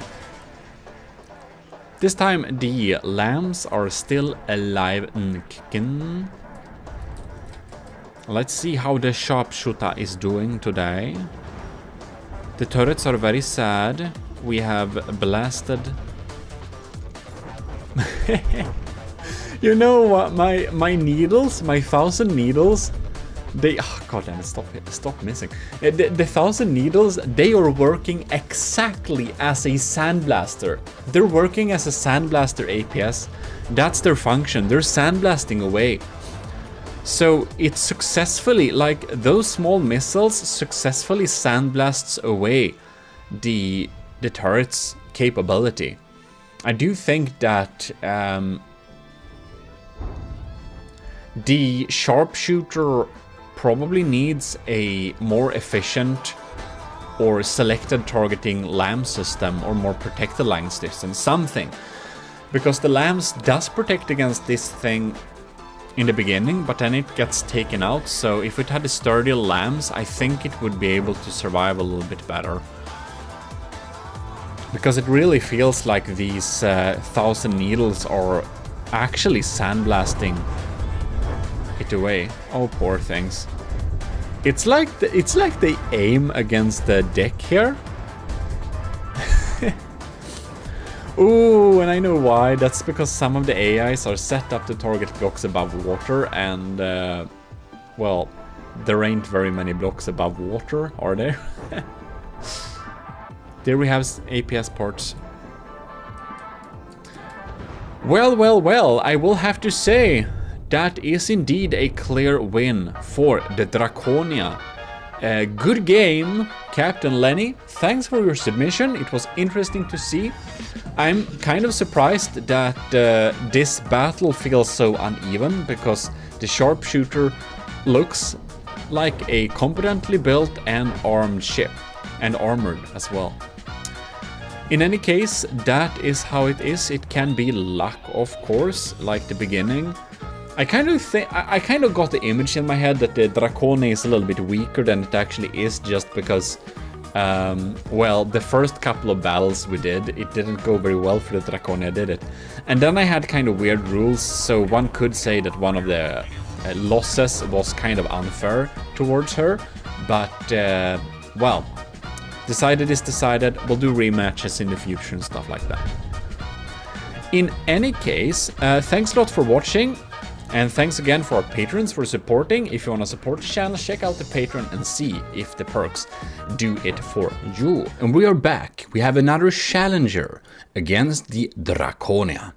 The army of GMODISM's Draconia is meeting the next challenger, which is Netrameira's NNV Tezcatlipoca Mark II Godsplitter version. Very nice, and it abides by the rules and everything. So that is very interesting indeed. I haven't checked what this thing contains, but we have some fast-firing forward-facing guns. We have some big boy missiles there. GMODISM. So let's start this battle here. Oh god, the first recording crashed, so I will see if I will be able to save that, but whatever. Okay, we're swarming the place here. What? Oh, it warps? Oh my god. That's scary. It's kind of going pretty low though. Alright. Maybe pretty susceptible to getting damaged and sinking. My laser is definitely frying its sides here. We have a lot of metal and alloy here. Okay. We definitely got some sandblasters here. Right. So, in case I'm not able to save the first file, Netrameira submitted a craft that was accepted. Tezcatlipoca Mark II Godsplitter version. So it will be very interesting to see how it will deal with the Draconia. It is not able to take out the heavy mortars, but it doesn't matter very much because it still does a pretty good job at taking out most things that comes in, and the decoys are pretty good too. I wonder how our torpedoes are doing. So the anti-torpedo torpedoes can't defend. Ooh, I see some pack parts there. It is leading though. Netrameira was leading, oh man, but now something happened. It's below 80% and it's probably gonna sink. Something blew up hard. We probably need to do a best of 3 because this wasn't like a long battle at all. Interesting, we'll need to see what happened there. So it has some formidable lambs, but it seems that the lambs kind of die after a while, that they're kind of charged up, so they're not strong after a while. like many LAM systems, and the Draconia just keeps on firing. So anyways, if you're first time here on the channel, well, check around, we got a lot of cool from the depth content, and you should absolutely subscribe to the channel. And if you did enjoy this video, please like it. We're gonna follow this thing. And if you like it, more people will find it and we'll be a bigger, happy family. In any case, I also want to thank our patrons, of course, because they are really helping the channel out. And that's of course Admiral LCG Canyon, Commander Ejin, Lieutenant Asteria, Cadet Shark 93 and Cadet Martin McBacon. Thanks a lot for tuning in to the channel. So it looks like my huge missile was tricked a little bit, but then it found it's the right target, but then it's kind of too far away. Oh, that's going slow. Will it even reach this thing? It's kind of weird. The Netrameda warped a time. It warped one time now. It's dead in the water. It warped in the time. Anyways, the commissioned officers of the Army of GMODISM, they really help out. So thanks a lot for supporting the channel. And if you want to join the Army of GMODISM's commissioned officers, please look at the Patreon link in the description. And if you just want to join the Army of GMODISM, you can self-assign Matros 3rd class role in our Discord. And I'll use that for some future stuff, like some tournaments and challenges and stuff like that. So it can be a fun thing to just join in on the army thing. In any case, it looks like this battle is pretty decided. I'm kind of surprised that the Netramedas Tezcatlipoca Mark II God Splitter isn't sinking yet. But, well... And I will say this, Netrameda submitted 2 extremely powerful ships that battled the broadsword, and they won hard. They were really good, really efficient builds. So if the Draconia manages to win over Netrameda in the best of 3, I think I must have probably improved my building skills a bit with the Draconia. But anyways, it's a really cool build. We're gonna check it a little bit more in some future ones. But 63%. I don't think this... It doesn't shoot back anymore. It doesn't shoot back, no. So let's just restart the battle. Alright, so we have the teams here. We got my team, we got Netrameda, we got main, we got a little bit of material taking when dealing damage. So let's... Alright. And there we go. Damn! So then... It warps. Okay, so it kind of dodges the first volley, yeah? And we got some huge missiles coming in there, but it seems that my anti-missile missiles were able to take that thing out. Okay, so we're not getting hurt by its missiles, yeah? We get sandblasted here. Yeah, it sandblasted away some turrets. I also got some mini blasters going on there. And the laser... What's up with my laser? Oh! My laser got killed this time. And my auxiliary output... Oh, it's also sandblasted away. We got blasted heavily this time. So the Draconia is getting sandblasted away. That's what's happening.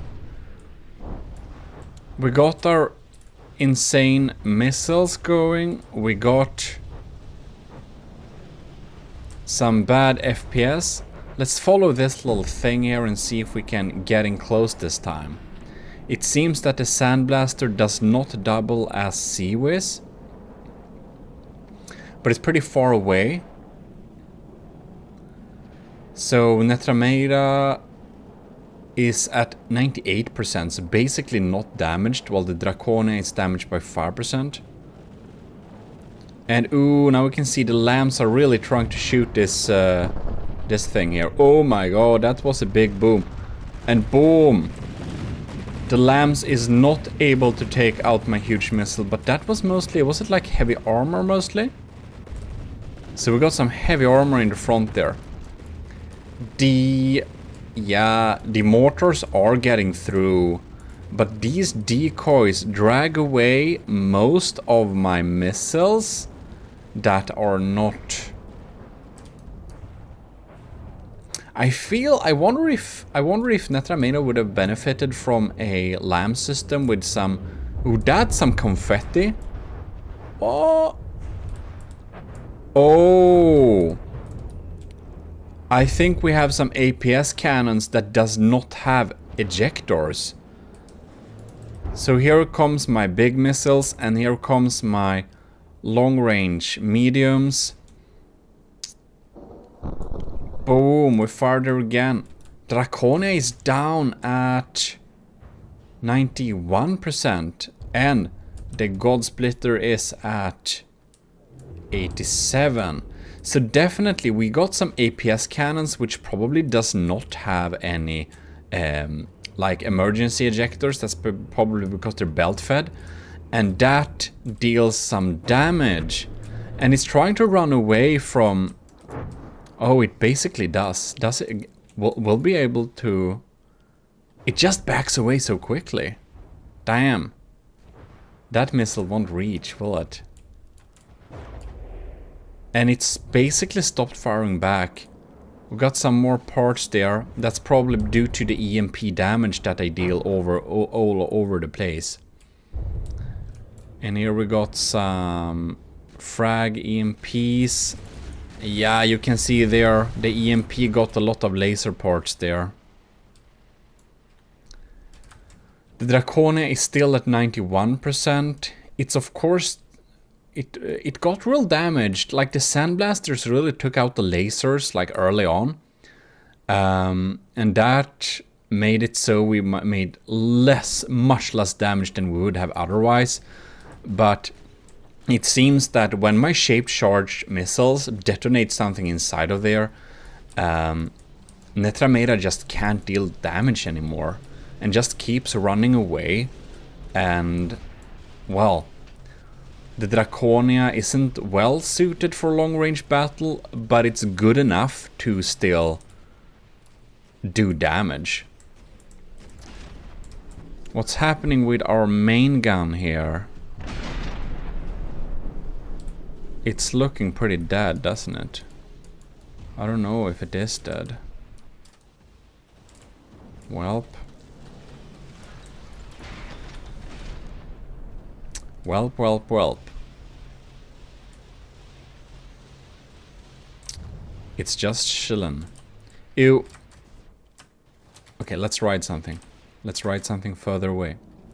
So, Netramera down to 61% again. Like, because it's a best of 3, the battles are already decided. Netramera lost 2 of these battles. It's a very powerful, formidable ship, and it's cool with the jump drives, and that it basically dodges the first volley. But its lambs are not strong enough to keep it safe, and some of the cannons seems to be a little bit volatile, which make it not deal damage anymore. And my anti-missile missiles seems good enough for taking out those huge missiles. Here we have a nice little setup with those.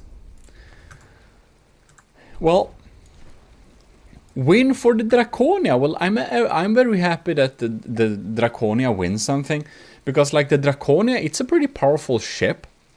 It really is.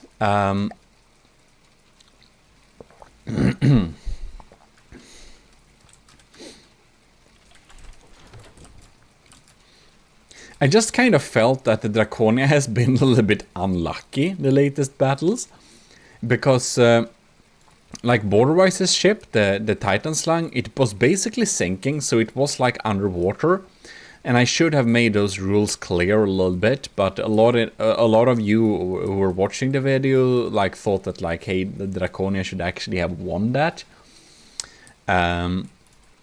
So that's like one thing. But yeah. So because I still counted this at losing, even though the Titan Slang was underwater, it kind of, you know, I don't know. We'll do a rematch when Borderwise has repaired his computer and made an upgrade to the Titan Slang. I'm going to throw the Draconia against him again, and we'll see if we get the same or if the Draconia gets a little bit more lucky this time.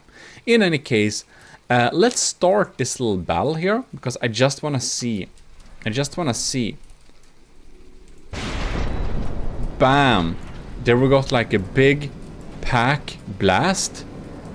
Piercing packs. Ew! Damn, that's some penetrating packs, isn't it? It's pretty scary. There's like a shotgun pack confetti. It just pierces and deals like a lot of damage. And here we go, the sandblasting, it's really blasting away here. You can see like this cram cannon is a pretty poor thing. And my main APS is feeling real sad because of this, I think. And you can see that the laser got basically shortened off a little bit here. It's still working though. Yeah, it's just blasting and blasting. The laser is still online though, so that's one good thing. I do wanna... What's up with these shaped charges? Are these... Oh, are these torpedo secondaries? No, they're just being stupid, okay. Or fast fire arrow, right?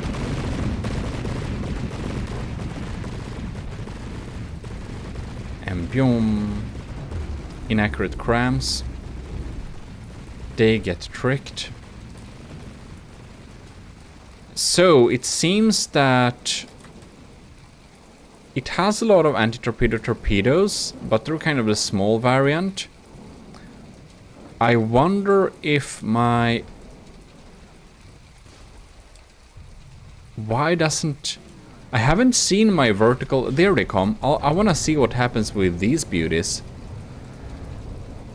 I'm just gonna ride with them a little bit. Shape charges and everything. Maybe they just don't have the reach, I don't know. It's very even, this battle though. The Draconia is at 94 and the Netramera is at 94 as well. But the Draconia can take quite a beating before it's actually not efficient anymore. So that's one thing to keep in mind. Okay, it's now above water. It's going up and down a little bit. It can be a good thing to trick the lambs. Just, oh, no, that one got killed. Ah, is that some Seawiz system that's shooting at him a little bit? Whoops. Anyways. Aha! It's just so far away too. They just don't have the reach. Like Netrameda is really keeping its distance. It's kind of like really far. Alright. For fast firing, it's basically went underwater. Yeah, the lambs should not shoot at missiles that are going against a decoy. Because if they do, they're just wasting so much potential at coming in and shooting at actual damage-dealing targets. I feel like the Tetsuka... Damn, this is a hard name for a ship. I feel it's trying to keep its distance a little bit too much. It's just having a little bit... It's like really keeping some long-range distance. Now, that's probably the smart thing to do, especially in like a realistic scenario and stuff like that.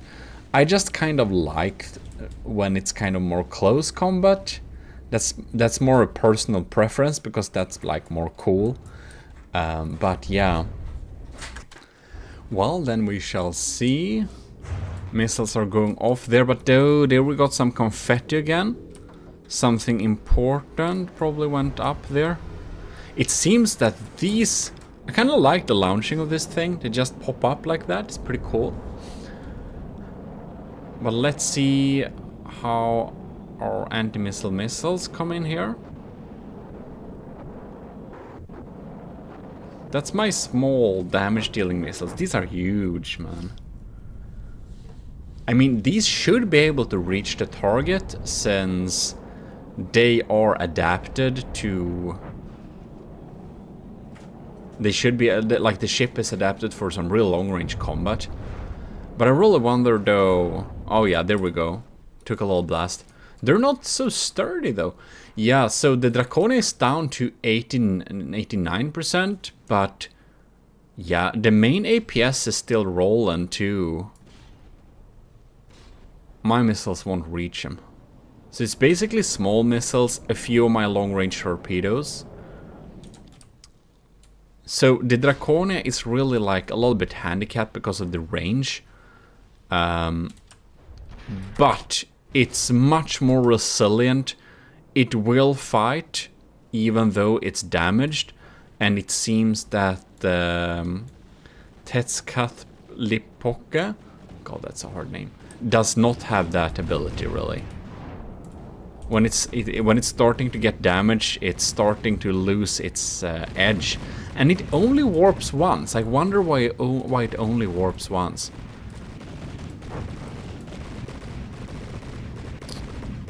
Oh well. Yeah, that's some sandblasting. I kind of like the sound of these cannons. They have a nice sound to them. That's some nice sandblasting for sure. Just backs away so much. It's like a backwards ship. It should have been more streamlined from like backwards so it would be faster. And there we go. We have some torpedoes. Now let's see here. No? Okay. It absorbed that EMP well. Last time we had some good confetti popping out. I wonder if it's so if the like anti-missile or anti-torpedo capabilities kind of get handicapped when it gets torpedo EMP damage. Who knows? The main gun is still online this time. It really has like the edge now, but it's basically below water. Okay.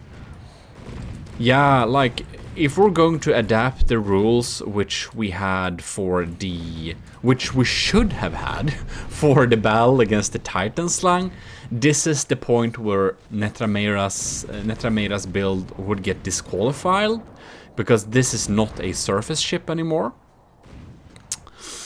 In any case, the Draconia already won 2 battles, so it wouldn't have affected any outcome, of course, even though I should set up a rule in my main rule set that basically says you can't go below. Oh no!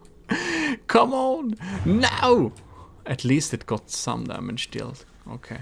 It, like the long range torpedo almost reaches. I kinda think it's funny those crams are kind of hitting it. Yeah, I wonder how good the accuracy is now, because we have some sonars, but they're basically backup. Like the Draconia is not set up to deal with submarines. It's pretty weak against submarines, actually. Yeah. You saw that also with the Titan slang. When it like sat on the floor of the ocean and shot upwards with super cavs, the Draconia was so wasted. But the Draconia is still at 89%. It seems that Netrameira is not able to deal damage very well from this position. And I wonder why it's kind of sinking with this much materials left. I don't quite get that. Is it some navigation who's damaged? Because, I mean, we hear the steam engine. It obviously have power to go backwards, so it's not that. Oh, that's too much range, man. Too much range. Yeah, I think the Draconia is not... It's just wasting materials, shooting missiles and missiles and missiles. But funny enough, the Draconia has a lot of materials left in storage, while the Lipoka does have like 4,000 materials. It's probably burning everything with like steam engines, most likely. So how is the Draconia doing? Draconia. Well, we have had a heavy case of sandblasting. That's pretty obvious. It seems that all the shields have gone down, but is that maybe only because the enemy is beyond 5,000 meters? It could be that too. I don't know actually how to see like range in this battle mode here. Oh no, the small houses, they're gone. The small houses are gone. The bridge is gone too, but the little auxiliary house here it's all fine. Just the bridge to it is damaged. Well. Okay, so Netrameira is at 0%. I would kind of like to see, like, how far away is it? I think I'll need to set up some range rule too, like getting disqualified if you are like more than 4,000, 3,000 meters away, something like that. Just to have like something. Alright. That cram shell went straight through, it didn't explode. Well, that's too bad. Anyways, it's still foreign, but it's kind of just sitting here. It has 0 materials. I guess we have some kinetic power left. But yeah, that's basically, I mean, this battle ain't going anywhere really. I kind of think it's very amusing that the cram shells almost hit. Ah, oh well. Shooting from underwater. From the depth is such a weird game that it kind of works.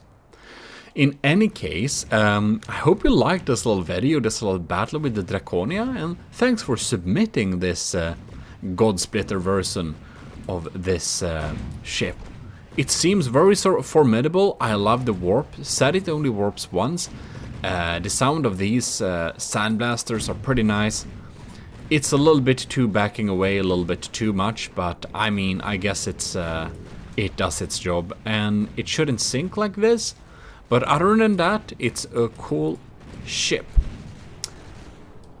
But it lost all 3 battles on different accounts. Ladies and gentlemen, welcome back to GMODIST. This time we are pitching HMS Ragnarök versus the Draconia. So this is a collab with Brenzo, who has refitted the Ragnarök to the 2.0 version.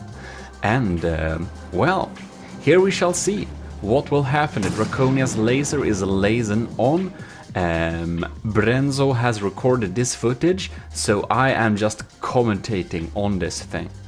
Anyways, the small missiles are popping in there, doing a little stream. We have some Seawiz systems going wild. So the Ragnarök is a one-sider, and now okay, the swarm is coming in, but it ain't doing much. The lambs of the Ragnarök is pretty strong, so we shall see what happens there. It's very interesting. And the Draconia, it should be said that the Draconia has a 300k material disadvantage. It does, however, have a advantage in terms of block count. But yeah, I don't expect the Draconia to win, but it has beat some bigger foes before, and it may do it again. So we shall see here. The Ragnarök is a glorious ship. It has some very funny interiors, which we might look at in a future video. This time we'll just focus on the little battle here. And it's finally done. Took some time. Oh, check there. The laser has disabled a little bit of that turret. Very cool to see the laser is doing its thing. Now, Brenzo has set up some pretty decent armor going on there, so my heat missiles won't do much. And I am one of very few YouTubers. Oh my god, that's scary. Oh wow, these are some deep penetrating. So Brenzo has put some sabots into the main guns, he said. So they're just melting through the armor there, yeah. Doing a good job. And the ship is so fast too, it kind of flies around the ship, making the Draconia at a very bad angle for itself. In any case, what was I saying? Sabots, yes, but before that, who knows? Oh, one thing, Brenzo, by the way, you're probably watching this. If you're gonna start the start location for the battle, I'd recommend to select a random spot in the middle somewhere, because otherwise you'll get spawned at 0.0, which is the end of the map, which makes it so that the seabed looks kind of a little bit weird. Now, this doesn't matter very much, just a quick tip. Right, ooh, look, what was that? Was that the lamb zapping the remains of some frags from the crams or something? Who knows? Alright, we got some streams incoming. Pretty interesting. My missiles are not doing much, I think. I'm glad the laser is still online though, so it has some damage dealing potential. And yeah, all of my torpedoes are basically not doing too much damage actually. If the laser focuses on taking out those like turrets, it would be very great. There comes my huge missile, but the huge missile is gonna get zapped by the lambs, I think. The Racone is so hard to sink, but man, yeah. One thing I can mention is that Draconia is actually a ship that should cost 1.5 million, but I spammed a lot of kind of bad missile systems on it to reach, make it reach 1.8, because as you might remember, the initial thought of building the Draconia was to challenge Borderwise's Titan Slang Mark 1. And I'm pretty happy with its result for that, but now with the 300k material disadvantage, well, we'll see what happens. Why do Brenzo shoot over there, I wonder? So we got some EMP too, it seems.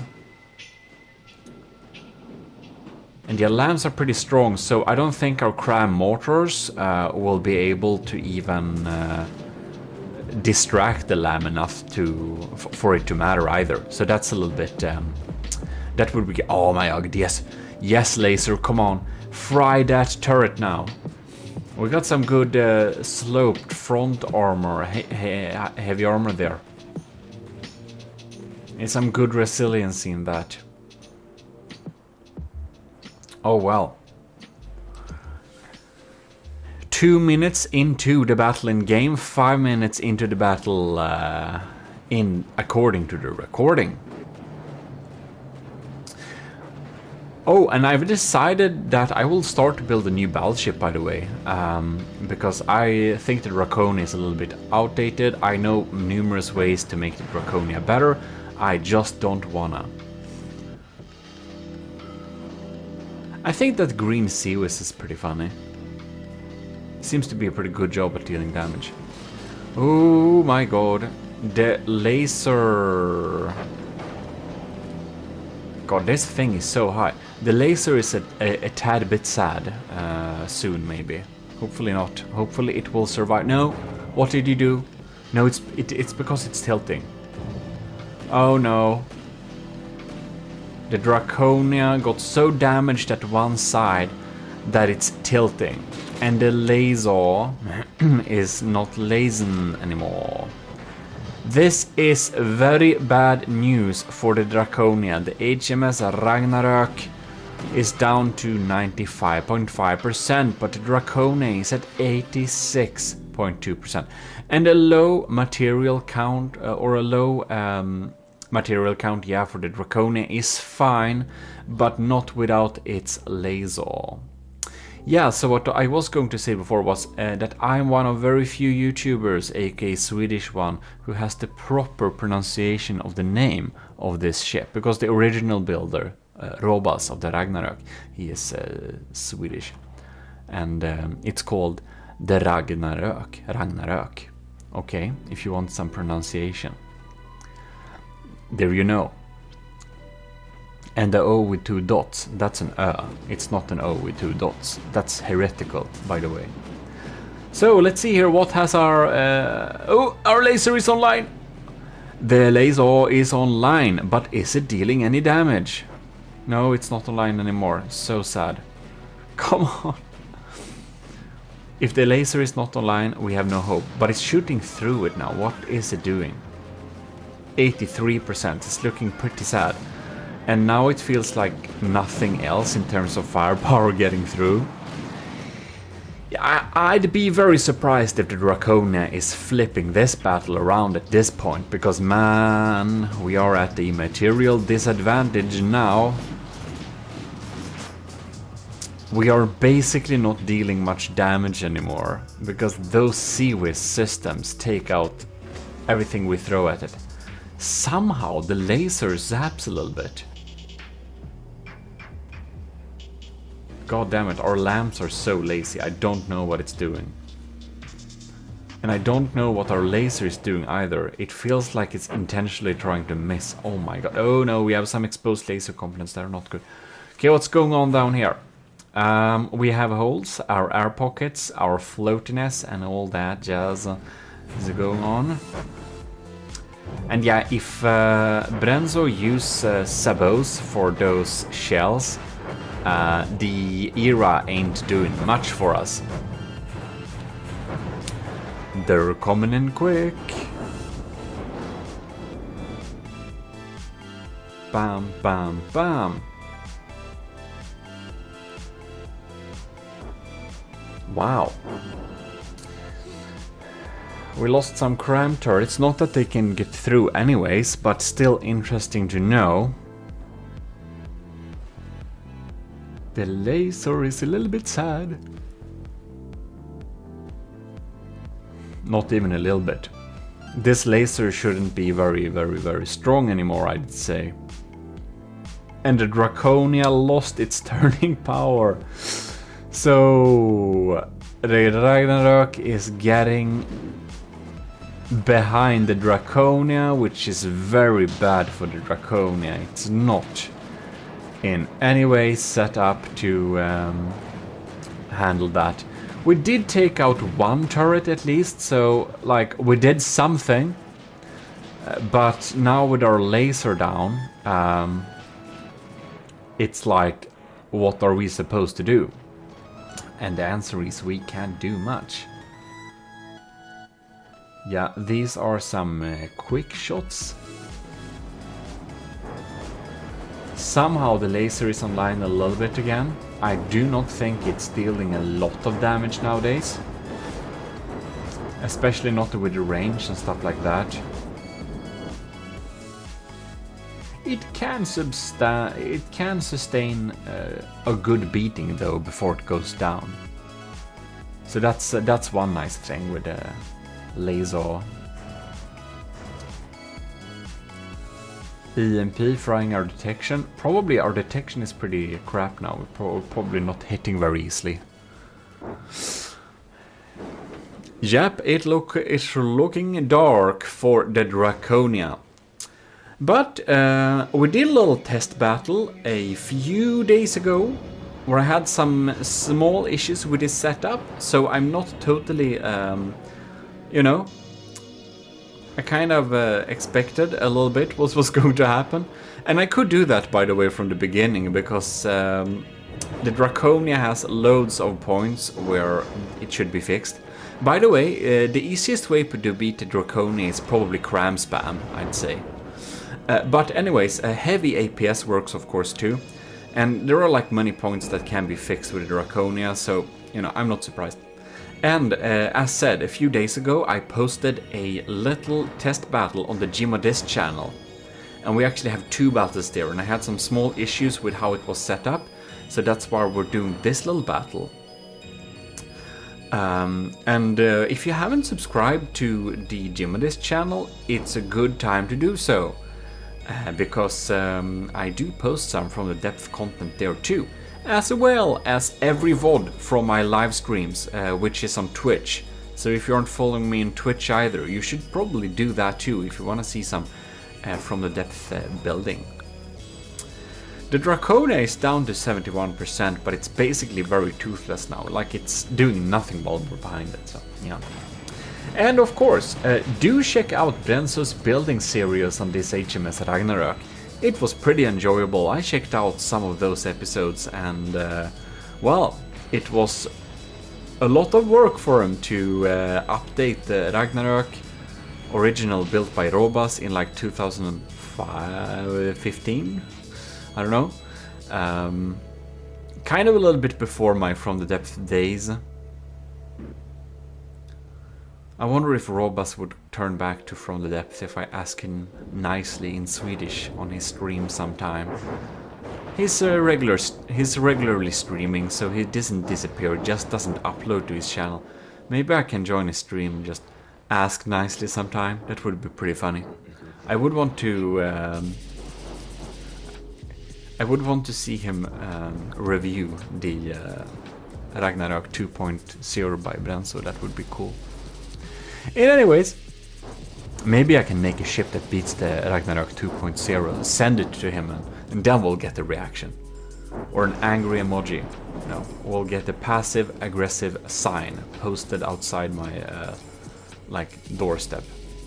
Because that's the Swedish way of passive aggression. We're great at it, by the way.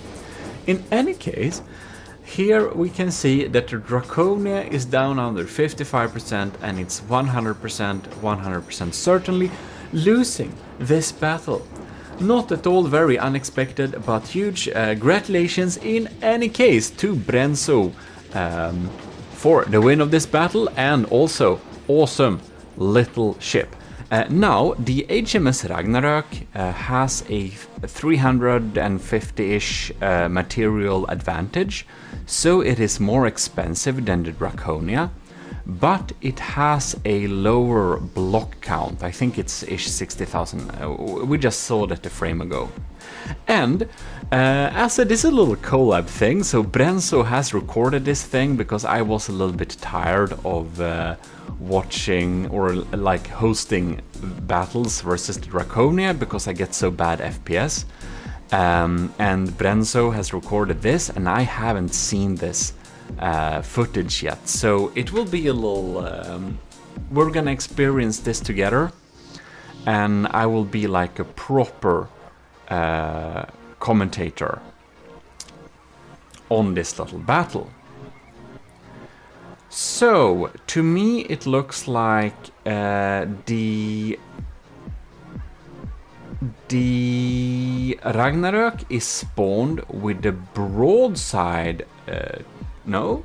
Was it spawned with the broadside towards... Who knows? That's kind of a little bit what it looked like, which is kind of weird. I think that the ships should spawn with the noses towards each other, because a broadsider will always be very nice when it gets the broadside out. So it seems we have the hood left, so I can't see the material advantage or disadvantage much at all. But oh, there we go, nice. But here we can see, okay, so we have the Ragnarök is in the lead right now material wise.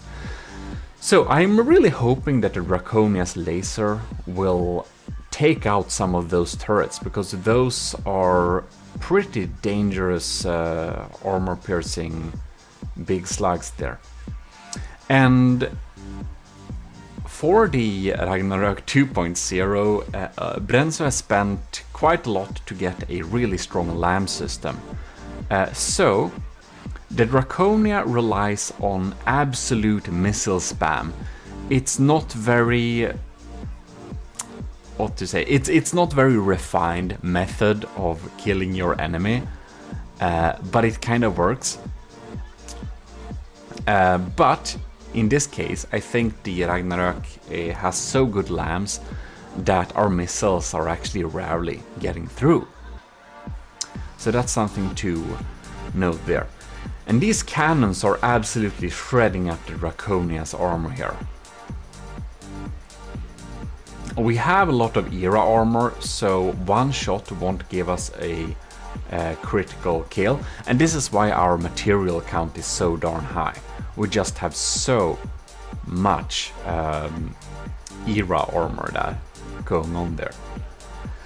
The real thing is if the Draconia's laser will be killed or not. Now we're turning the side towards the enemy here, which is a little bit not so good.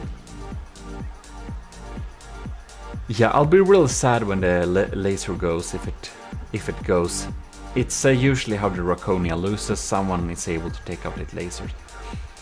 And the Draconia's missile spam is of course causing huge amounts of lag, but it's a thing that makes it kind of strong too. It's just spamming a lot of shots there. We're apparently down to 13 FPS in this battle here now. So yeah. Oh, the Draconia is riding pretty low. I think I think very few things that we shoot at it actually gets through. Oh, what happened with laser now? Oh no. It hasn't been beaming for a while. That's really bad. It's only 1 minute and 15 seconds into the battle. And if our laser is already gone, that's super bad. Oh no. Alright. And what's happening there? Is this Seawiz or is that... That's probably Seawiz shooting down our incoming missiles. I don't know how many of our missiles getting through here, but they're absolutely spamming. Yeah. While we're shooting, while the Ragnarok is using APS mainly to take out the Draconia, the best way to take out the Draconia is actually to have big crams, I think. It's pretty slow and its lamps are pretty weak, so big missiles works pretty well too. Yeah. We set up our crams in order to kind of drain the lamps of the enemies. But for some serious strong lamb like this, it might have been a good idea to actually make them make all of them only hollow point. And Draconia is starting to go pretty low here. That's not looking too good. It looks like our main gun is still running. Our main gun is still zapping. Ooh, the laser is online still. That's good. Oh, do we have power problems? No. The lasers seems to be lasing. HMS Ragnarok is at 96% health, while the Draconia is down to 91, which is pretty more normal. We have some bulk. Oh my god. Oh yeah, there we have the steam engine. We have some power problems most likely. We have auxiliary power, but our forwards propulsion should now be seriously sad.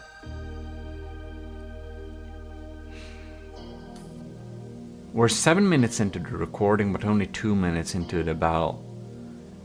Perhaps Brenzo is having some lag then too. By the way, the HMS Ragnarok is a little series where he builds it, and if you want to check that out when he builds it, if you like me building the Draconia in the series about building the Draconia, you'll probably enjoy the building series of the HMS Ragnarok, or the refitting basically. It's a pretty cool little thing. I checked out some of the episodes and it's interesting to see for sure. Okay, here we have my huge missile. This was a late addition because you might remember that I built the Draconia in order to be challenging border-wise Titan's line. Oh no, the sea whiz is popping in on it. Yeah, and when I built the Draconia was a lot cheaper than the end result of the Titan Slang. So I basically just slapped on some extra missiles and stuff like that to kind of meet the costs. So the costs, the price tag was 1.8 million, and that's why I added like that huge missile. Is really expensive just to get to the cost. It's not very good. It often hits, but this time I think the HMS Ragnarok's speed kind of saved it a little bit here.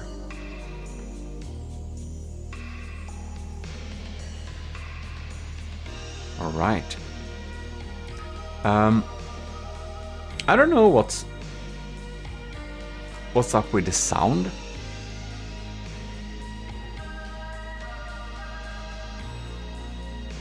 Ain't that super weird?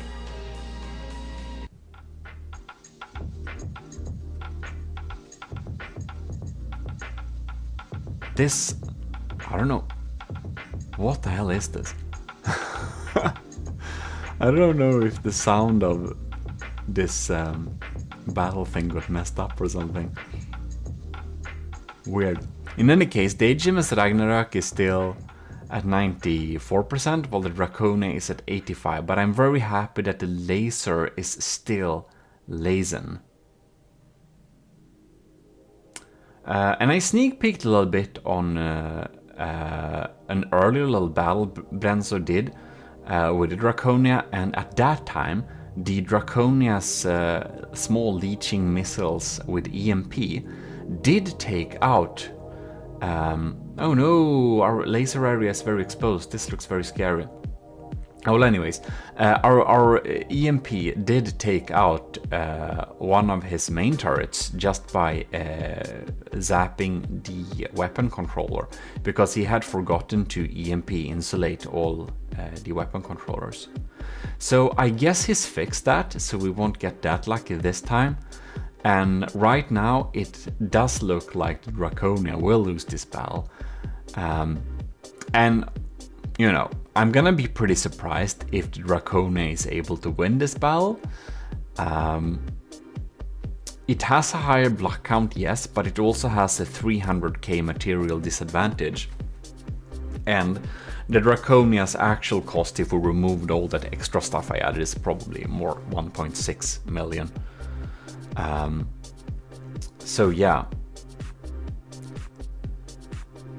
In any case, yeah, I'm gonna be real surprised if we win this, but you know, the Draconia has surprised me before.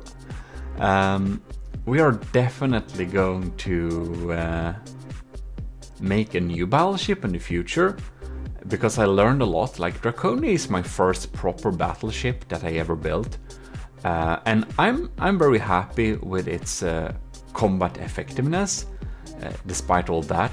So I'm definitely wanna build a new battleship, and hopefully that battleship will be much stronger than what the Draconia is. Will be very interesting. Alright. HMS Hans Majestäts Skepp Ragnarök 2.0 is at 93%, Draconia is at 81%. Man, the Draconia just take ages to kill. I do think our engine is pretty messed up on the Draconia here.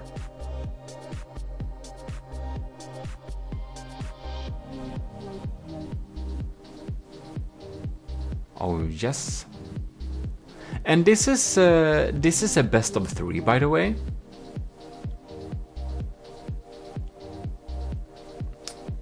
So we're going to see what happens next then. Got some missiles popping in here. Ooh, and the wood metal checkerboard armor. Brenzo did some testing before selecting armor, and the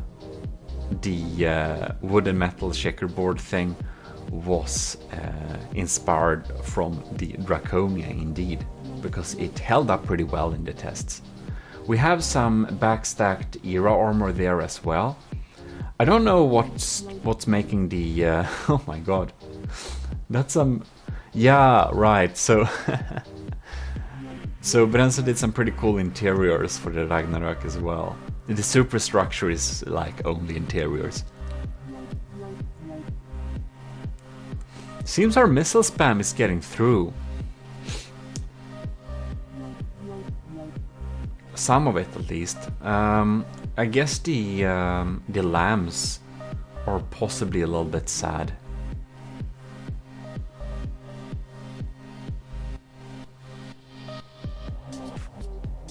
Well,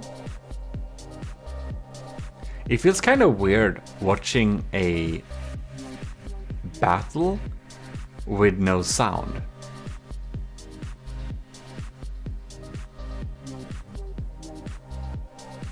Yeah, it's kind of weird. Well,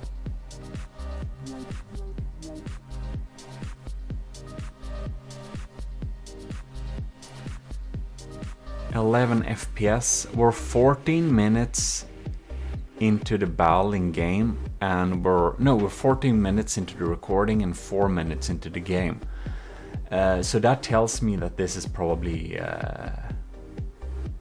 some pretty slow speed.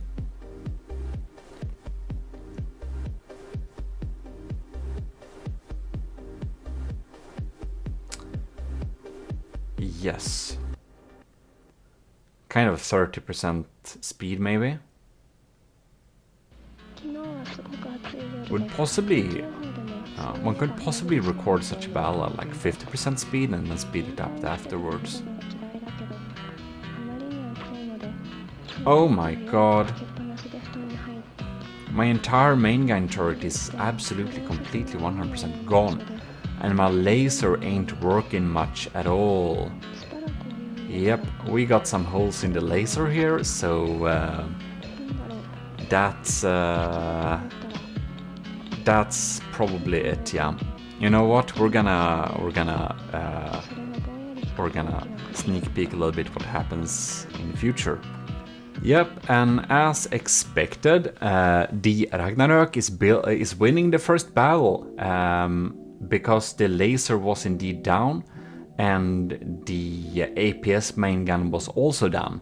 So since we don't get through much, well, basically nothing more happened during this battle.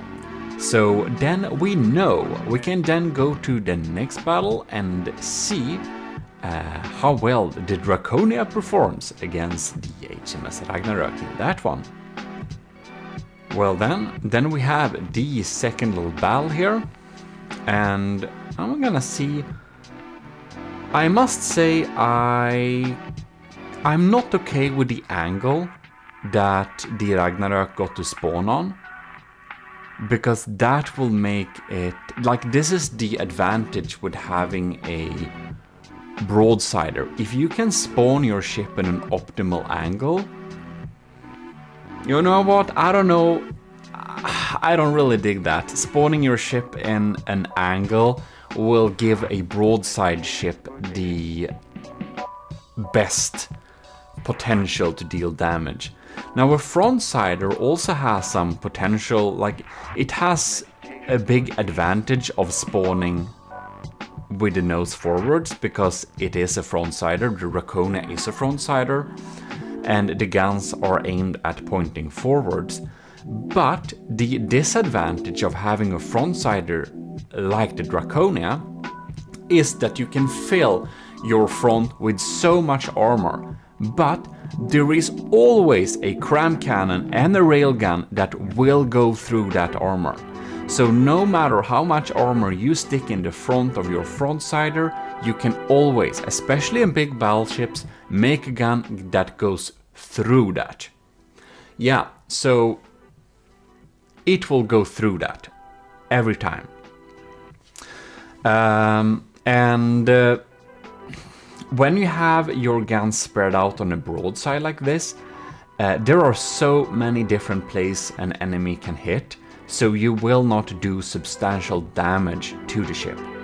And that is why it is fair that the frontsider will spawn towards the enemy with all its guns facing the enemy, because when a railgun hits that frontsider, it will hit something important.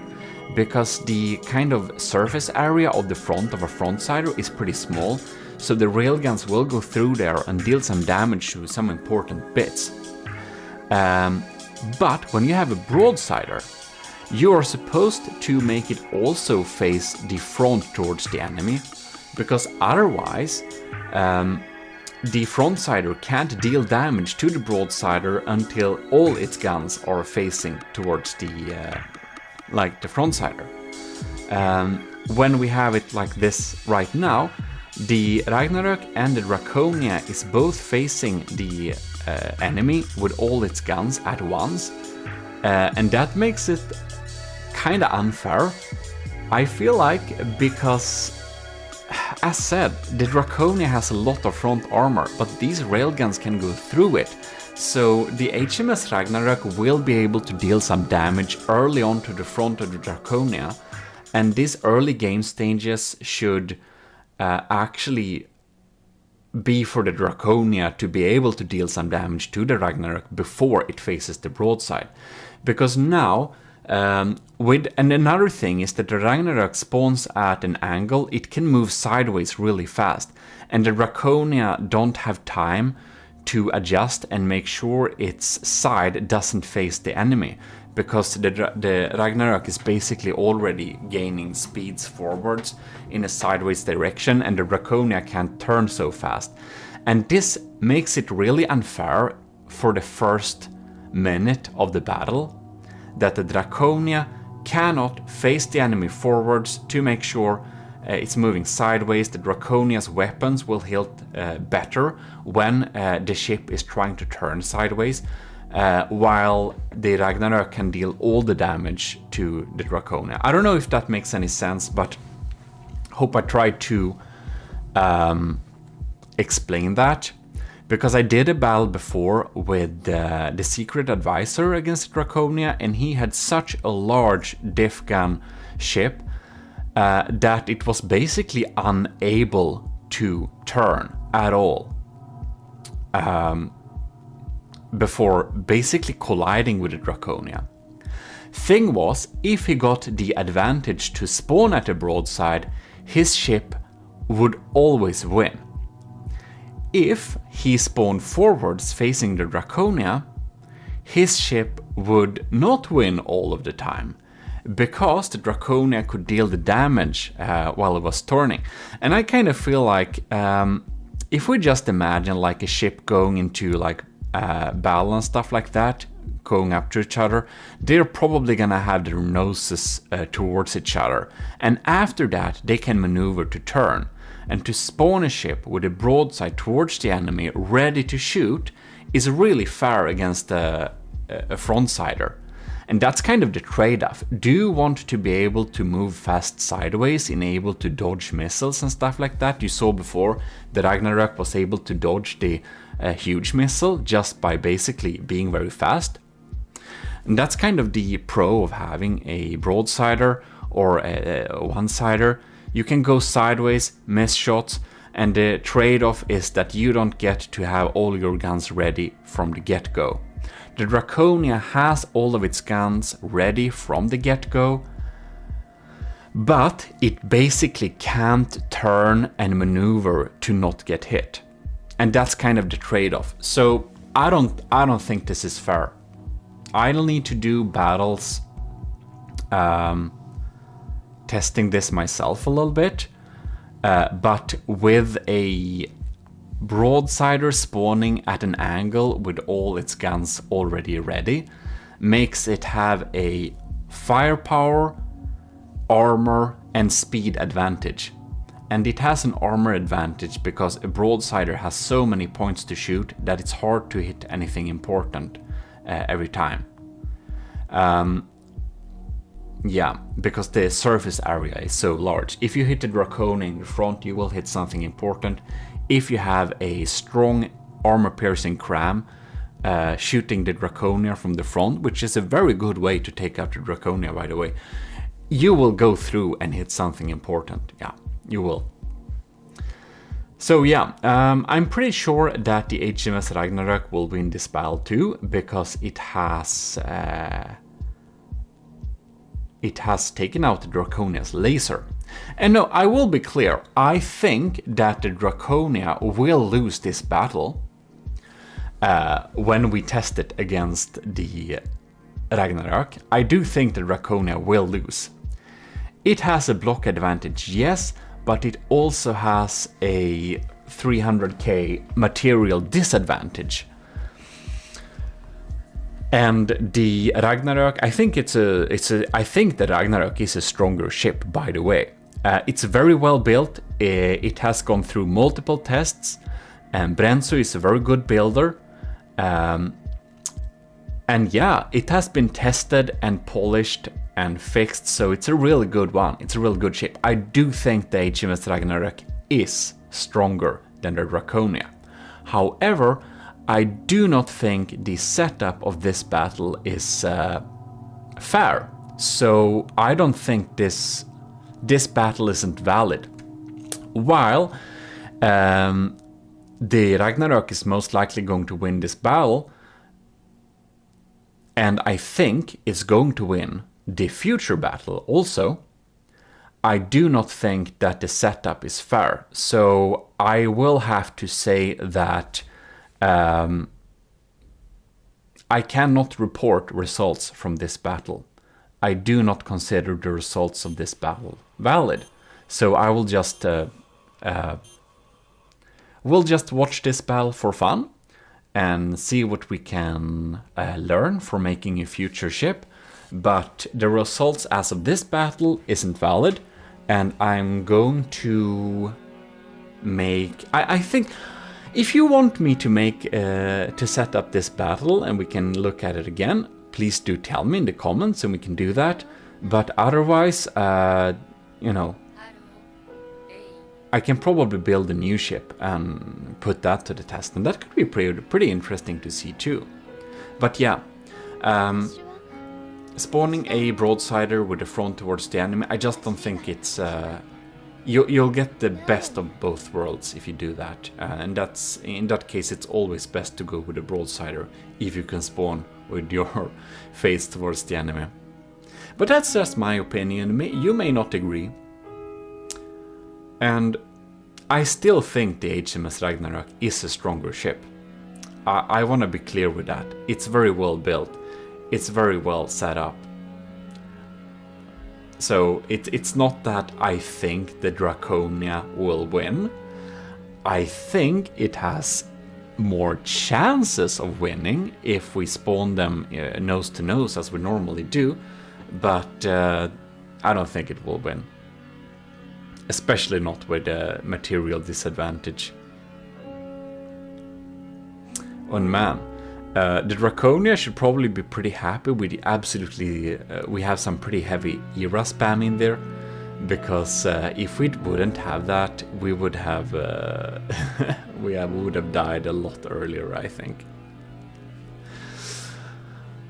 But yeah, I think we can... The laser isn't lasering anymore. It has been taken out, so it feels like we can skip forwards a little bit in the battle here.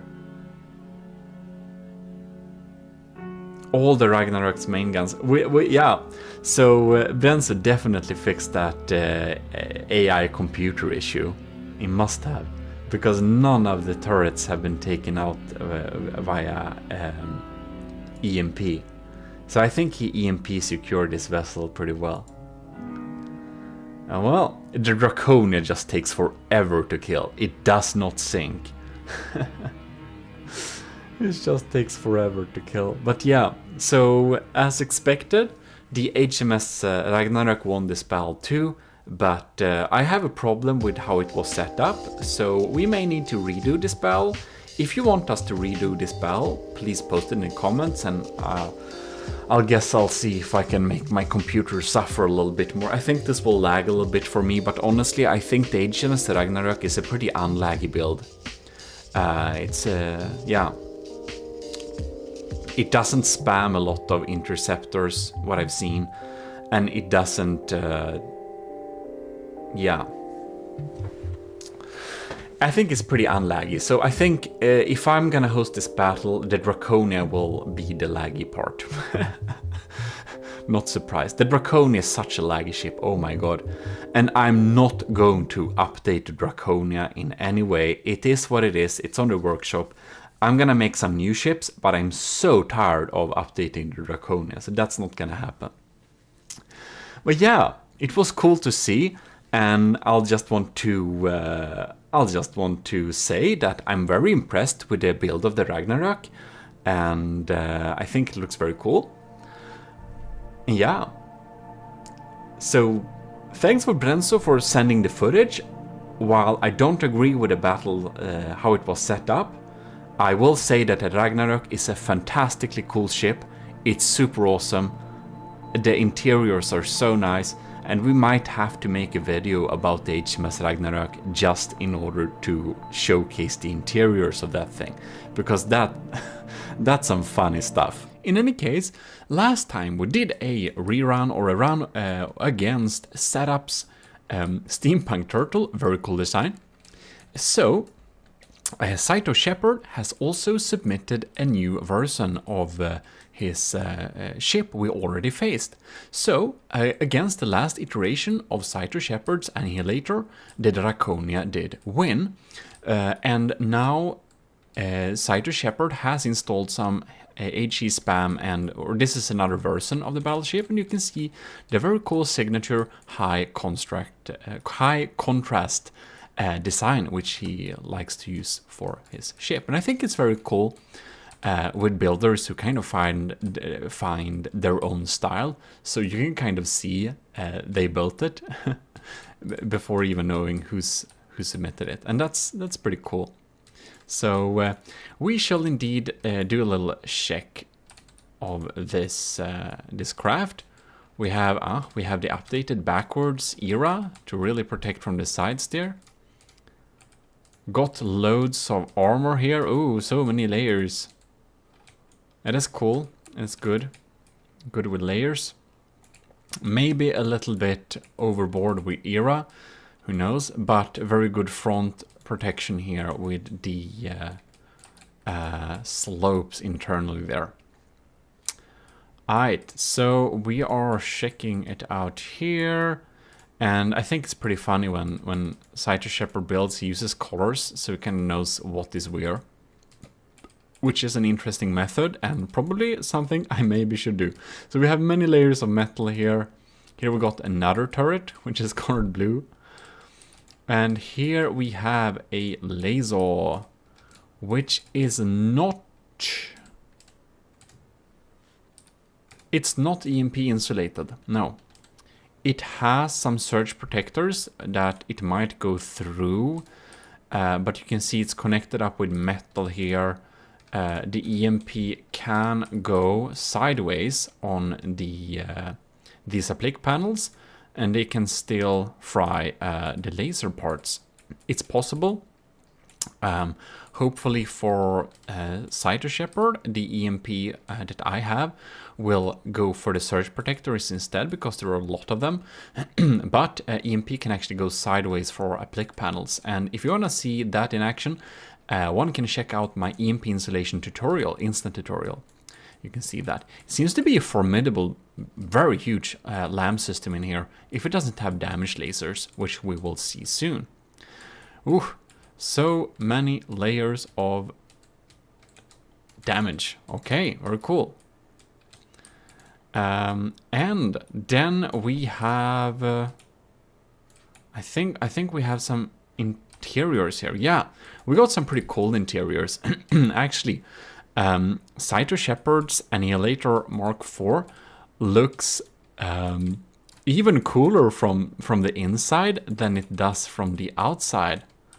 So here we have some meeting rooms, and we have some beautiful little areas, and we can go down here to this, and I believe that we can go in... That's just detection.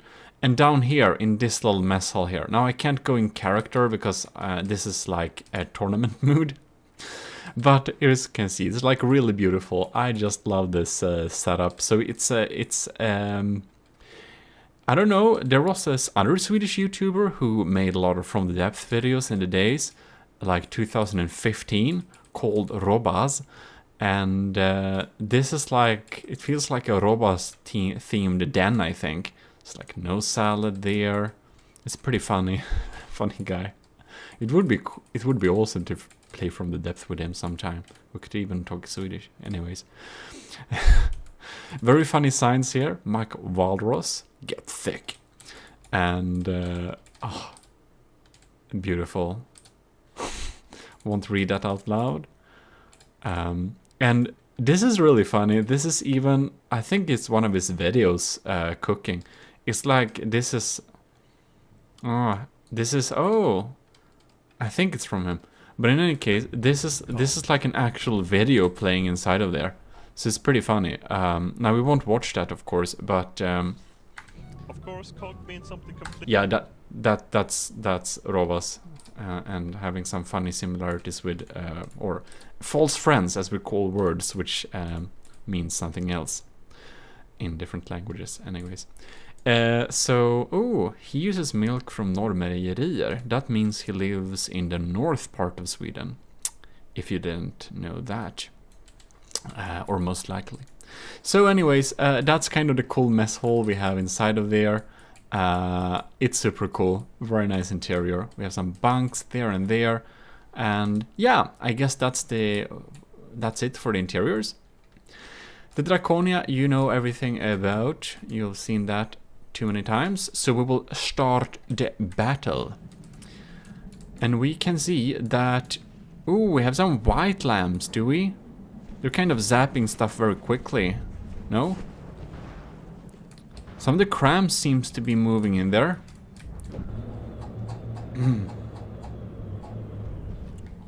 What's up with the turrets? Some of the turrets are not working for some reason. Okay, now it's working. Okay. They're just set up at a different range, possibly. So, the Draconia is behind in terms of damage. Apparently, setup is using some heavy explosive spam. What's up with my laser? Okay, it's working. I was a little bit sad if my laser was already not working. Wow, this HE spam has really blown away parts of my main gun there. And now we are getting into pretty close distance for being this type of ship. Of course, oh man, some of those mortars actually kind of hit, which is pretty cool. It seems that Cyto Shepherd has some pretty thin deck armor, do we? Yeah. And that might... Ooh, wow, we sniped a turret there somehow. That's pretty cool. Yeah, so pretty narrow turret nicks.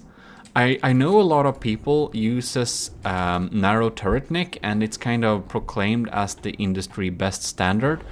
I would not agree. I have the unpopular opinion of wanting thick turrets that has a head, and then they're like straight down like cylinders. You know how I build my turrets, and I just feel that's a sturdier way to build turrets. Now something is happening here. Why is it lagging? Draconia is at 92%. Cyto Shepherd's Annihilator Mark IV DERA is down to 89%. So it is a very small difference in terms of damage. But oh, are we losing? Is the Draconia... It's not despawning, no? What's going on? It's going so low. It's really... Stuff is happening. Like one side of the Draconia is very eaten away there. Interesting indeed. but it is 2%. Almost 1... Yeah, it's kinda ish 2%. No, 1% in the lead. A very small difference. The laser. What's up with my laser? It seems that the laser is offline, and that can indeed turn the tide of the battle. Very interesting indeed. So, are my missiles able to deal damage? It seems we have some incoming crams. The mortars are popping in there. We can see one of them, some of them went through and went into the design there. The Draconia is at 89% and Cyto Shepherd's Annihilator Mark IV is at 88. This is so close. It feels like Cyto Shepherd might slightly be in the lead here because a lot of the cannons are really dealing damage to the full extent still. And the LAM system, which is very big, is working real hard to take out those incoming damage dealers. Right, Draconia 88%, Cyto Shepherd, Annihilator 87%. This is a very even battle so far. So seems that the EMP damage has not went through to kill the LAM system yet, which is very good for Cyto. And oh no! What happened? That Cram barrage did make that turret a little bit sad, I must say. This turret is indeed kicking... Oh no, it was only reloading? No? Maybe it's kinda heavily damaged, but not offline. Draconia is at 87%. It's going very low. If it goes too low, if it starts sinking, it will receive penalty points. So keep afloat now, my Draconia. The main gun turret is still online, at least half of it, I think. Yeah, the turret is online, it just have very short barrels. The fast fire guns, they're still online. This one, yeah, they're still online both, that's very good. The huge missile is working. Oh my god!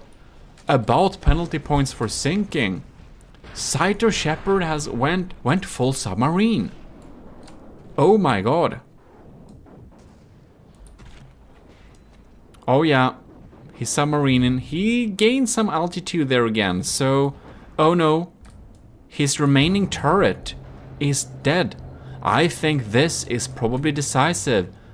Cyto Shepherd does not have a main turret left. The turrets are all sniped away. And the lambs are working hard to not get the missiles incoming. Oh my god! That's some propeller spamming. That's... I think this might be a little bit too many propellers, but okay. Yeah, oh my god, yeah.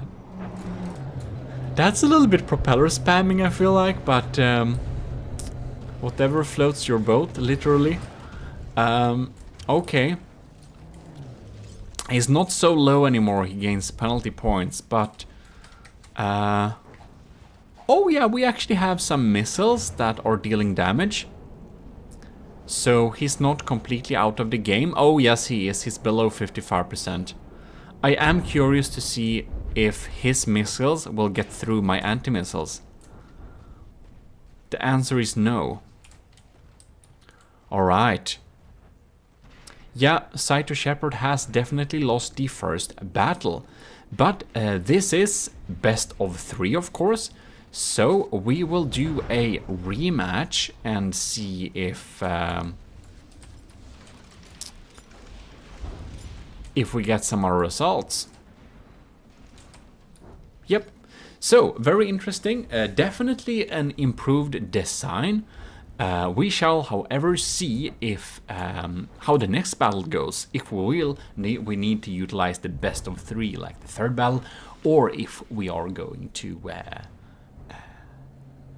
if it's going to be decided next battle. So, stay with me. And there we go, battle start. kind of see from above, kind of how it looks like a little bit.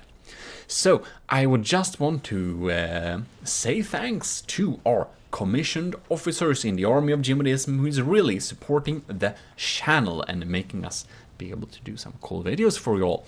So thanks a lot to Stellar Admiral LCG Canyon, Captain Scuba Rocks 12345, Commander Egean, Lieutenant Asteria, Cadet Shark 93, and Marty McBacon.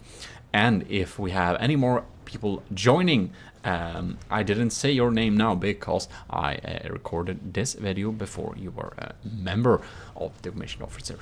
And if you want to see what benefits the commissioned officers get, please check the link in the descriptions. And thanks again for being an officer in the army of GMODISM. Right. So the battle is very even so far. I'm happy that my laser ain't offline. It's trying to zap those turrets. It should really focus on zapping those turrets, because those turrets are pretty dangerous. We're both basically at 97%, but I do also know that the Draconia is a very big ship, and it has kind of weak surface armor, so that it has a lower percentage might actually not mean it's weaker, because it loses percentages fast too. It's that. There is that. And for some reason, my laser... okay, oh yeah, that was kind of not a good idea, but I did so the laser doubles as a anti-missile laser too. Yeah. But maybe it is good, I don't know. If it wins the battle, it was probably the right choice. What is this now? Is this a little top tower? Well, we shall see if them inside will eat any more McWalrus today, or if it's over with the fast food for a while. Oh man, I just feel my laser should not be spending time on zapping missiles that are medium or something. Anyways. Because it's such a good damage dealer. Alright. We're definitely degraded mood. Can't really see. We can probably pause the game just a little quick second so we can kind of check around things in decent frame rate. Oh, we're making chocolate cake here. It's like actually a video from Robus. I mean, well, they're getting lased in there for sure. These are mediums. I kind of don't feel like my laser should be spending time on shooting down medium missiles. Well, maybe we can change that in the future. Here we have a lot of anti-torpedo torpedoes coming in here.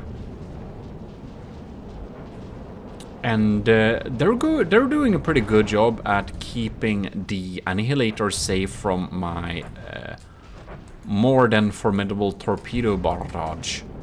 Let's just follow one of his missiles there. So Cyto Shepherd is in the lead here with 3%.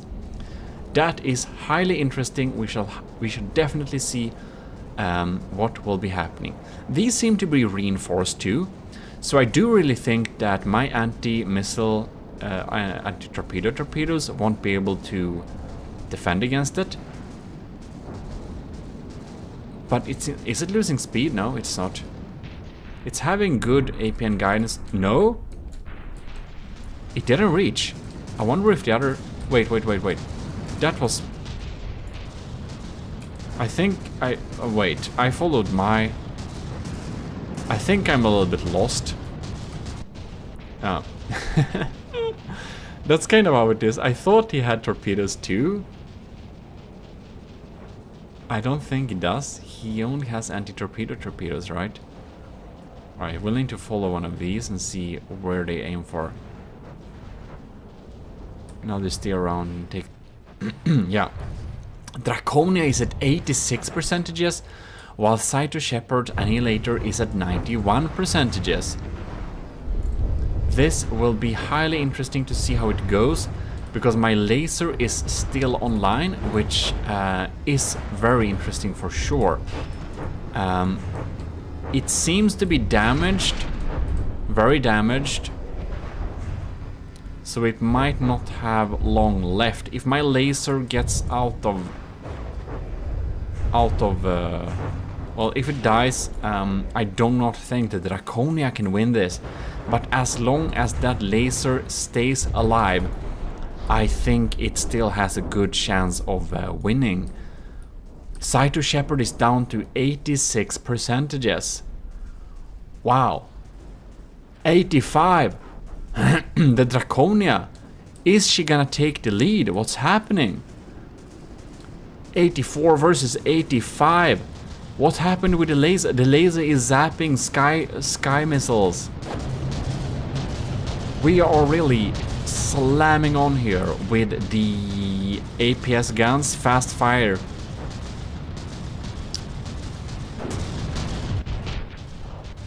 Draconia 83, Cyto Shepherd 85. One of the turrets, oh yeah, it's gone. One of the turrets is gone there. The laser is still online. The Draconia is really tipping there. Oh my god. Oh, the laser. Oh no, it got distracted. If it had zapped that turret, it would have been very much in favor of Draconia's chances of winning this. Yeah, okay. And the laser is really set up to target hot things, so if we have a turret anywhere, it will try and zap it, because turrets are usually protected by shields. And I don't know, do we use shields here? I think we may not use shields here. In that case, I don't know why it targets. If it uses shields, they're like set up to be invisible, but they should still be visible slightly when we're taking incoming fire here. Interesting. It might have ring shields too. Draconia is at 79%, it's down into the 70s, while the Cyto Shepherd's Annihilator Mark IV, she is in the 83%. It seems that the Annihilator's lambs kind of lost its edge a little bit, because the lasers... no, the laser! Is my laser down? Very interesting indeed. If my laser is down, it will be really hard for the Draconia to win this thing. The missiles are getting through now, because it seems that the LAM system has lost its edge, but still. And the mortars are really helping at taking out some turrets, I believe. Even though they're kind of weak, they still do good damage for sure. Well, well, well. We have a lot of holes in there. I wonder how... Are my torpedoes getting through the defenses now? No, they're not. They are still kept at bay. Draconia is at 77. Cyto Shepherd is at 82.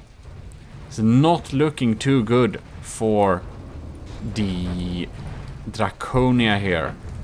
Surprisingly enough, the main gun is alive. I think it still does some damage. Somehow. Can't be very fast bullets, but they are still flying in there. Man, so much holes here. This fast fire gun is still online though, so we got one gun there. We got this gun here. Surprisingly, it's kind of almost underwater, but the cram, the front cram, is still alive too. How are our missiles doing? Our missiles are still firing. Draconia is at 74, Cyto Shepherd is at 81.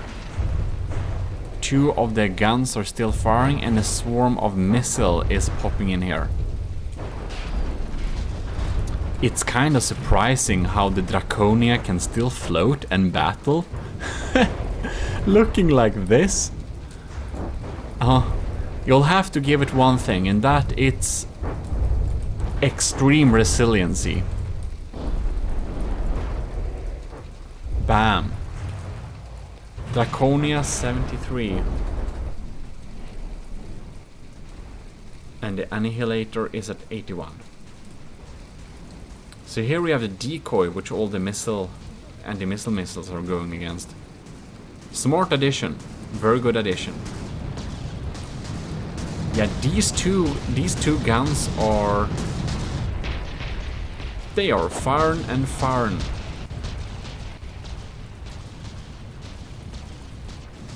I wonder what type of incoming damage the Draconia is dealing. We have the missiles, I see.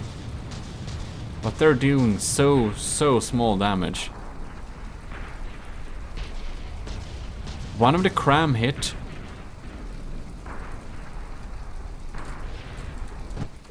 Whoops.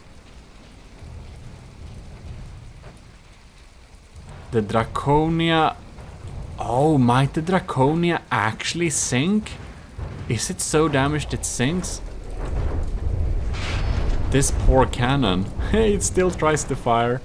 I don't think these bullets reach very far now because of the extreme damage this is taken. Some of the mortars... Oh, this side of the mortars, they're fine. They're probably doing the heavy lifting of the damage now. It seems that my other fast fire cannon has gone out of service.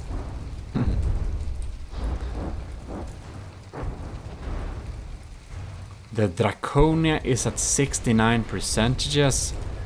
It actually seems like Shepard's Annihilator will win the second battle, which is very interesting. Then we'll need to decide it by the last, as this is a best of 3.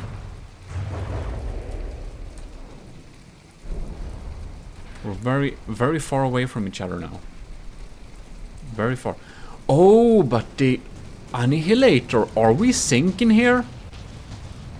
We're almost sinking. Wow. Thanks to the angle it's facing upwards, it's not sinking. These propellers are floating this boat, if you know what I mean. No, there is not a second... Anyways. Oh, I still do incoming damage. That's interesting.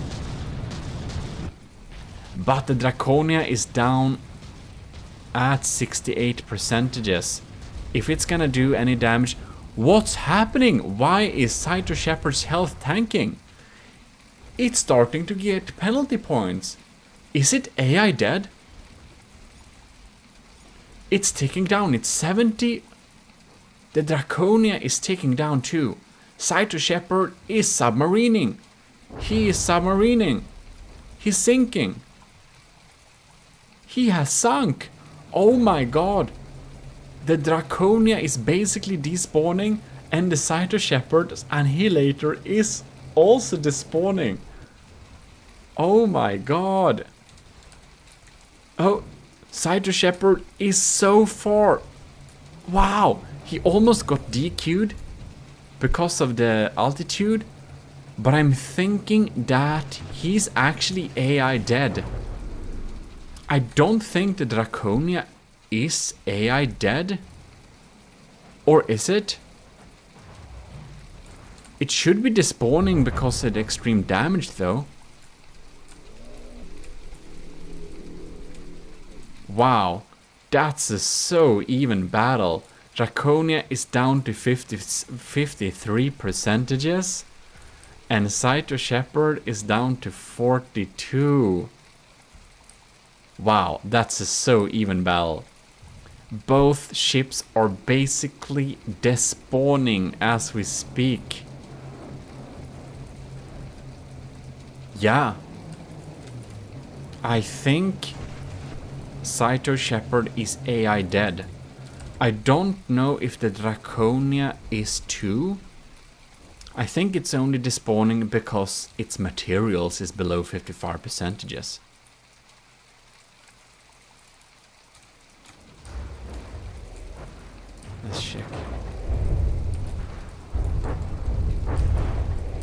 Wait. What's up with this compartment? This is... What was on top? No, this... Oh!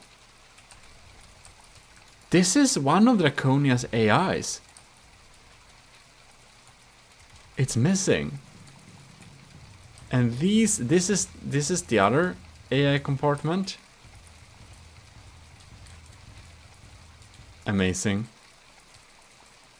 And oh, is it gone? It is. Why? Yes. It's AI dead too. Wow. That was so even. Wow. Oh my god. That's the most even battle I even have seen. We almost reached the 10-minute mark too, and Saito Shepard lost a little bit before the Draconia. A little bit before the Draconia is despawning. So the point technically goes to the Draconia. But this was so extremely even. I would love to see the third battle just for the fun of it. Because like this was so even. And even though like, you know, rules are rules, the Saito Shepard's Annihilator did DQ before the Draconia. But yeah, that was so even. Well, I must say that the Annihilator Mark IV DERA is definitely a big improvement over the earlier version of the Annihilator. So a big applaud to Saito Shepard for improving the ship to this point. It's very formidable now indeed. Just, it seems, either the Draconia was very lucky this time, or it's slightly stronger. In any case, we should, we mix up the, let's preview location so we're not in land, no. So we're gonna do a third battle just for the fun of it. Alright, we're back here in the battlefield, and we shall see how the battle fares this time. So we wanna see, just for the fun of it, how both of the crafts deal with this third battle here. Even though it's best of 3, which means that the Draconia has technically won, even though it was super narrow victory. Super narrow. I have barely seen such a narrow victory. It's crazy.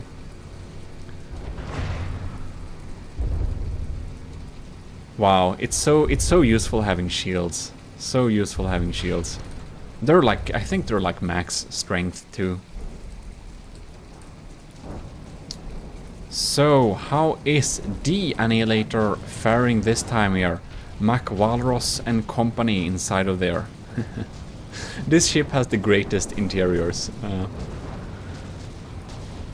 Ooh, the laser is really drilling some holes there. That can really make the Saito Shepard's Annihilator lose some... I wanna see what it's aiming at. Oh, it's frying lasers. Oh, it's frying engines. Man, that's really good for the Draconia. If she is eating up that engine, you know, those lambs will not be very scary anymore. Draconia is, however, behind in terms of percentages. But I really think we did a critical hit there on the engine with a laser, just eating through that. Era armor is formidable for sure, but I feel that the Annihilator is doing a much better job against a APS heavy design, probably. Draconia is already down to 93%, so it really has taken some heavy damage for sure. However, the main gun and the laser is still online and poppin', so I am not too worried yet. If it doesn't manage to EA dead all my computers, then it would of course turn very quickly. Cyto Shepherd is in the lead, but what is the laser frying now? If it's being a real good... If the Draconia is being a real good girl, she's gonna fry a turret next. Do it, fry a turret, come on, do it. But unfortunately, it aims against the decoys and the incoming missiles, because... Oh man. Against Cyto Shepherd, I think the Draconia should not use the main laser to target incoming like medium missiles, because that's like a waste of damage.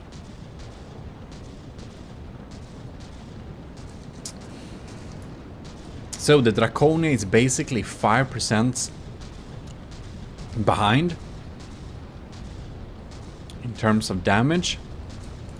And the laser, what is the laser even doing? Is there like a heat decoy here or something? Why are we zapping back there? Who knows? I wonder if we damaged some of that engine before, because it really feels like the LAM system, Cyto Shepherd's LAMs are not defending it very well. Oh, Cyto Shepherd has gone full submarining. We're doing submarine here. Oh yeah. It seems like he's getting DQ'd because of that. Wow, I think our laser just drilled too many holes in the hull, so it's just sank. Man. Boop. That was the third battle. Well, the second battle was so even. You can see in its time it has really dealt some heavy damage against the Draconia, but the Draconia is indeed the stronger ship, this time thanks to its floatiness. Or it's been extremely lucky all these 3 battles. Wow. In any case, this was a very exciting battle. Thanks a lot, Cyto Shepherd, for updating and improving your ship to this point. It is really formidable, and these 3 battles was really exciting, because it was like... It was hard to know who's gonna win this one. Now we are here for the battle, and this is Cyto Shepherd's Annihilator Remake 2022, cut down version. It was quite too expensive, the first iteration, and it had too many missiles, so my CPU can't just take that. So missile spam is one of the things that would get potential combatant not accepted. But we now gone through it, and it has, or I asked him to fix that, and he has done that. So Cyto Shepherd's Annihilator Remake is now a similar cost to the Draconia, and it doesn't use missile spam all over the place. So that's beautiful. And we can see Cyto Shepherd has a very cool, very personal paint scheme, which I haven't seen before. So it's very like these like black and white stripes, and it's looking nice. Ooh, is this? No. What is this? Why is it? Is this alloy, or is it just? Because I don't see anything inside here. So it looks like rudders, kind of, but I don't see any rudder blocks on it. That would be really interesting to see if we would get an explanation how this would work. In any case, we got some big steam propellers here and big guns, and of course we are in the battle mood, so we can't check around everything easily. We seem to have a big LAM system. And ooh, we have cluttered the area with a lot of surge protectors. We have a layer of rubber protecting this thing. Yeah, that's a well-protected EMP setup for this thing. I don't think we'll be frying that very easily. And yeah, we have some spaced armor going on there. We have some wedges in the front here. Looking pretty sturdy, I must say. So, seems that the bulk of the armor is down here. Yeah, and we have some big cool guns and the blue light. So, a cool little custom ship. So let's get this battle started. And we have started to shoot at each other. I'm gonna keep a reasonable angle here. and the cram shells are coming in. Yop, yop, yop. We have a lot of anti-missile missiles going into the waters.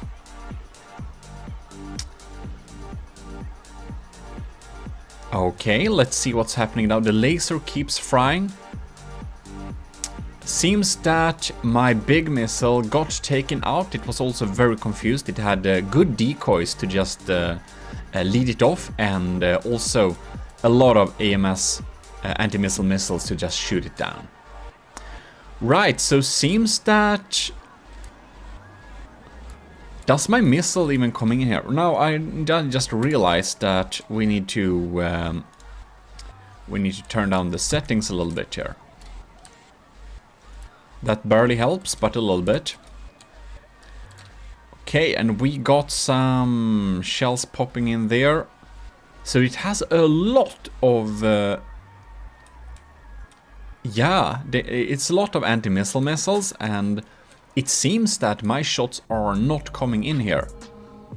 It really has it does a good job at taking out most of the incoming missiles. Like, my missile swarm is getting pretty deleted. We have some vertical launch missiles there. I think that's decoys. I think it will light up here. Yeah, you can see all my anti-missile missiles went to take that out. They went for the decoy. And that's a nice thing to use decoys for. We pop up decoys in order to make the enemy's AMS system fly to hell. And we can then make our real missiles actually deal damage. So that's pretty cool. I use the same tactic, of course. You can see my decoy going up there. And I'm thinking that a lot of... I don't know if his AMS system reached that far, because they are busy with taking out my missiles. But here you can see his anti-missile missiles, they go for the decoy straight off. So we're using the same tactic against each other.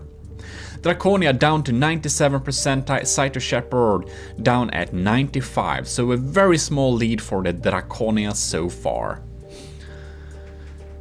And even though I've learned a lot building the Draconia, and I'm kind of very unhappy. Oh my god! Oh yes, they are getting through.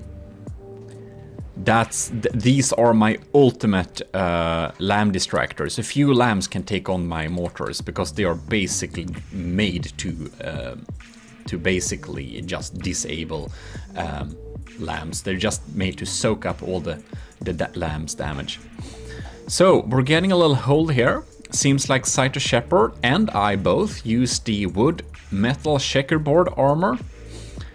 And it is very efficient if you have the space to offer, of course. For a heavier ship, metal and stone checkerboard might be more useful, but the metal wood checkerboard lets you float pretty well. Oh my god, my laser is frying that APS. That makes me so happy. It still fires though. Okay, it switched target. Anyways, even though I learned a lot making the Draconia, and now I'm kind of unhappy with its design, it is still a very strong ship. Like, before making the Draconia, I wasn't... I gotten much better at making ships by making the Draconia, that's for sure. So it's a really formidable ship. So if I'm saying it's kind of bad, it's just that I learned new stuff, and it remains to be seen if I actually learn something, because we shall see if my next battleship of an equal size will be stronger or not. If not, then I obviously didn't learn much, and I did get more right with the Draconia. But the Draconia is a good ship. It's very strong, and I'm very happy with its performance for sure.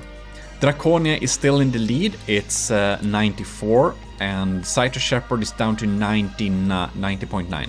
90.9, yes. Big missile popping in there. Draconia is starting to go pretty low here.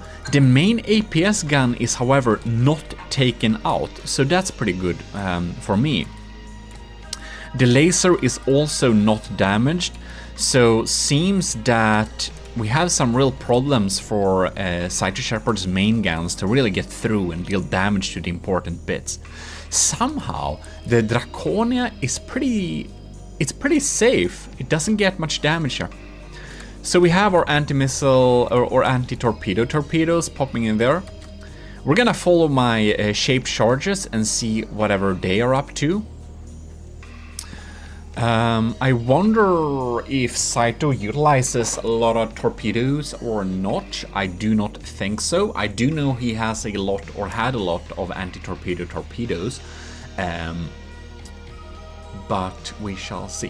One thing that's pretty useful with my anti-torpedo torpedoes is that they are on turrets and they are aiming straight for the enemy, so they have a very high likelihood of hitting its targets.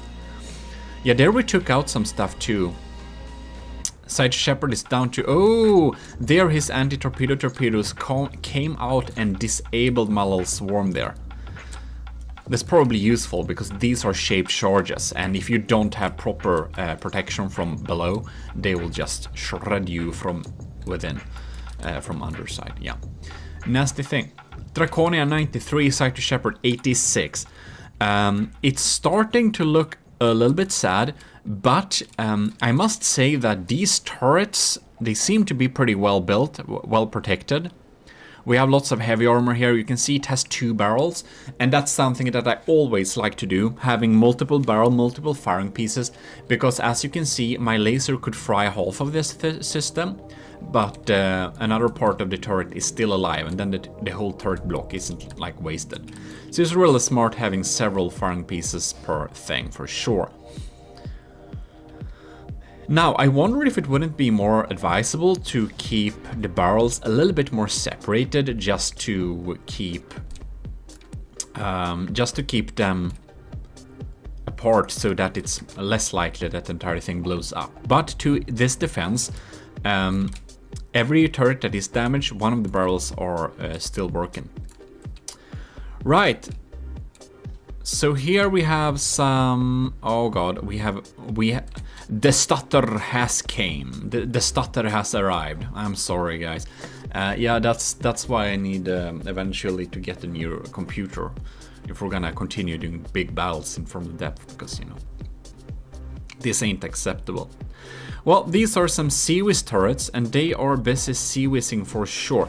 I do feel like it would probably be good if they set up to have a larger minimum like range, so that they don't turn around so much. They'll be on target a lot more often. Lords, this is a stream of anti-missile missiles for sure. Okay, Side Shepherd down to 85%, and it seems that the in-game battle time is only 3 minutes and 40 seconds. So it's like going a little bit in slow motion for sure. But because Side Shepherd's turrets are still fighting on pretty heavily, it's no problem there. Seems we are getting through the AMS systems here a little bit, and my laser keeps frying. They are EMPing some stuff. Wonder if we get... Ooh, we got the barrel there. Oh man, yeah, okay, that turret is down now. So that probably would change the tides of these battle a little bit quicker. Look here, they're swarming against this little cram shell that just missed. It's a little bit funny. Oh no, they're not. Never mind. Are we having any stuff coming in here? Yeah, I do feel like the Annihilator remake spends a lot of its resources on defense. Oh, it's sinking. We're sinking. But what I wanted to add is that it should probably spend some more materials on actually dealing damage. I don't know its firepower per mass ratio, but that's the kind of feeling I get from this. Because it's not able to take out my weapon systems. Side Shepherd, he's sinking. You can see I added a rule. If your ship is sinking, that means you're losing. You can't be a submarine anymore. After the Borderwise battle, where he won because I didn't set up a rule against submarining, I set up a rule. If you're submarining, you're getting disqualification points and you are getting DQ'd. So, Side Shepherd is sinking.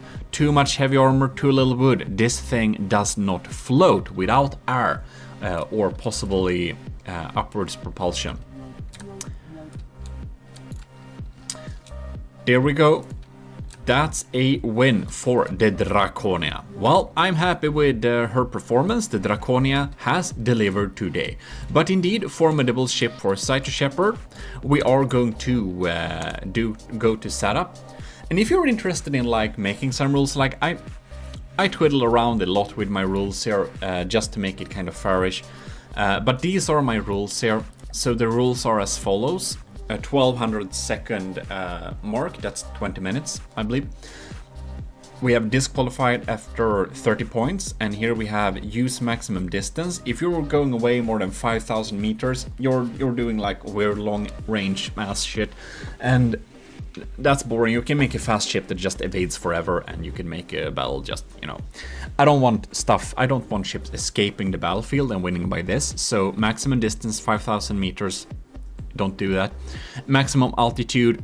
If you're a naval ship and you suddenly go above like 100 meters in the air, and you know, to be fair, like the Filke had some jumping action. Well, that's fine. You can have some jumping action. Why not?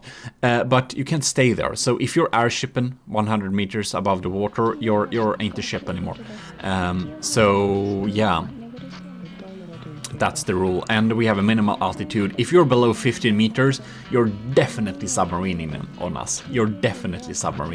So then disqualify. That's the rules here.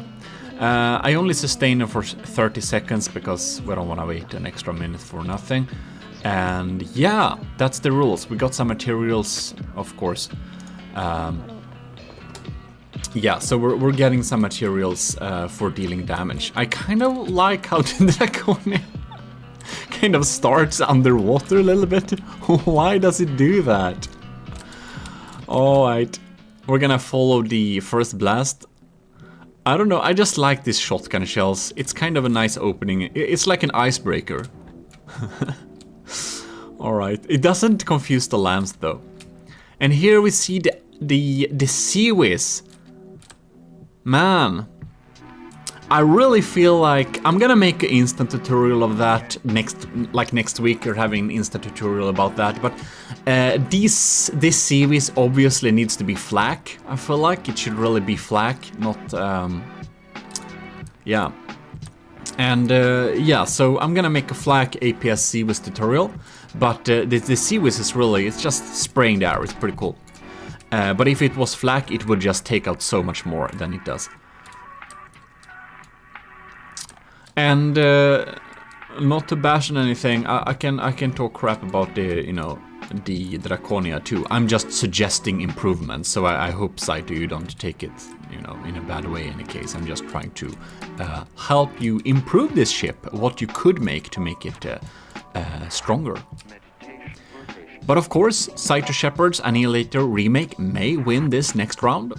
We're doing best of 3. I just made up my mind about that, so that's what we're doing. What are we doing there? Okay. Yeah, so best of 3 it is. And that means if the Draconia wins this battle, it wins. And the reason why I'm kind of assuming that the Draconia would win is that last time Cyto Shepherd was not able to take out the Draconia's main APS or the main laser. And if you don't do that, the Draconia keeps frying you. So like you can have a lot of defenses to set up against the Draconia, but you really need to be able to disable its weapon system. Like you need to deal damage to it fast, otherwise it will eat you alive, ish, because it's a dragon and it likes meat. Yes, she likes meat. Anyways, what was yeah? So the Draconia. The problem with the Draconia is that it's too flat and too slow. It's so susceptible against mortars. It's so susceptible to big crams. It doesn't have defenses enough to take out big shells that are coming in. And it has a poor armor scheme, because a lot of the outer armor is wood, and that just gets damaged so darn quickly. It's not even funny. Hello, helicopter. So, that's what's happening here. Resilient turrets for sure, but they don't seem to deal too much damage. Now we are in kind of degraded mood, so I don't even know how it looks like when the shell's coming in there. So that one got jumped by... Ooh, look! There a shell came in, it shot off one of the cram cannons, okay. So it's probably some armor-piercing high explosive or something like that. Yeah, there we popped another little turret. But these small turrets, they're kind of auxiliary, of course. Like, we need to deal with this thing, and it's a slab of heavy armor, and this thing, and that too is kind of small. Can be dealt with big explosions, for sure. It can be dealt with sandblasters, yes. And, ooh, I wonder if my LAM system does have time to take on incoming shells. It doesn't seem like it. It's not able to detect them. Ew. There we got off a little bit. So, Cyto Shepherd is at 91%, and the Draconia is at 94%. We're popping some mortars there. Let's see if the Seawiz is engaging my tiny missile swarm. Nope. It looks like it's probably been drained and a little bit sad because of my constant EMP incoming fire. No, we actually disabled the lambs. We killed the lambs somehow. I think the lasers need to be damaged in that case. So, one thing that a lot of people forget to do, that's EMP secure their entire laser system. Like, if you have lasers on your ship, you'll need to protect that laser the same way you protect an AI. That means encase it in a rubber box and have surge protectors away from it, around it, you know. Not like directly on any laser parts, of course, but outside of it, so if it wants to go again for the laser, it goes on the side instead. Yeah, so that's like one thing. It's possible we fry the laser with EMP. It's also possible... No, the laser is not... No, it's not protected. We have surge protectors here, but they only work as long as they exist. We want to encase it in rubber as well, to keep it safe. Okay. A stream of incoming... Like, these mortars are weak. They are mostly kinetic, with a super small impact thing, or a super small explosion, something like that. But if you just let them melt through, like nothing, they will of course deal a lot of damage. Like, they are super small, so they are super weak, so they only deal damage if it's like direct hit.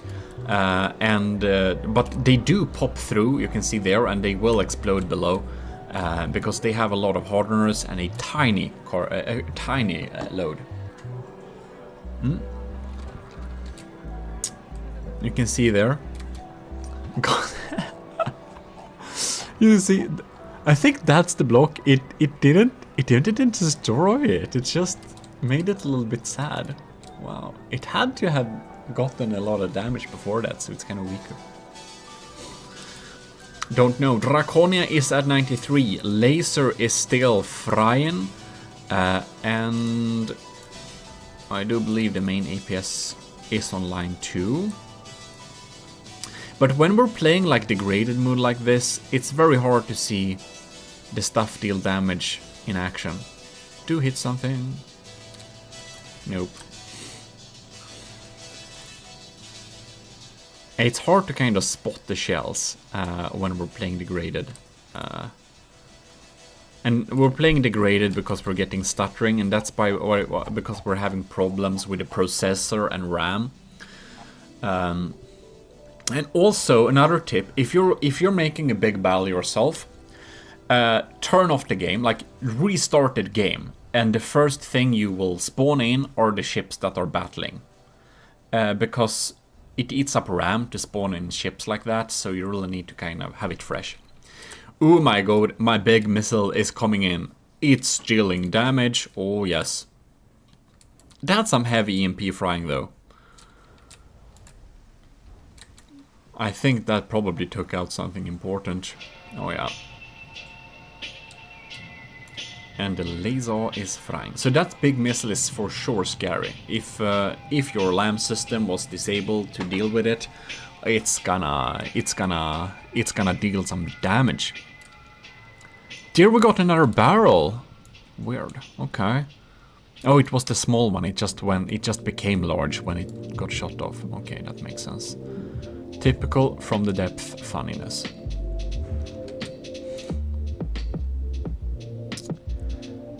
And I do guess that is the most thing that can be said. And you know what? Did you enjoy this video, or are you enjoying this video? We're not quite done yet, but if you are enjoying this video, please remember to leave a like.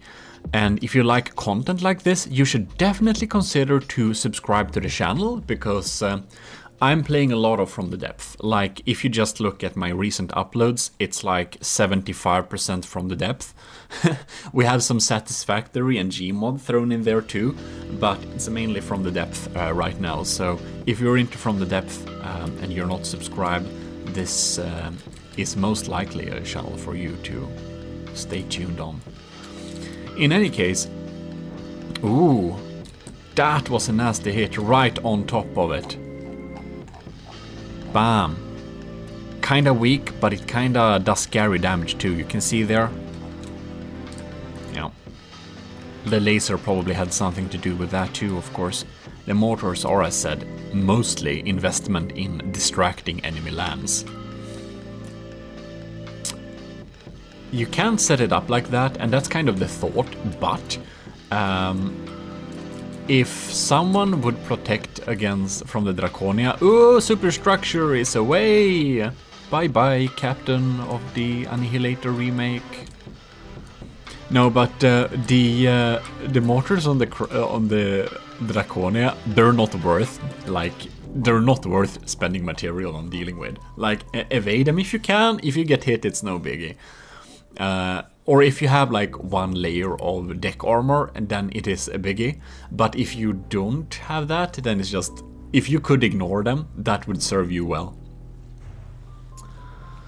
Because they're having so much health. They're difficult to sap with lance for sure.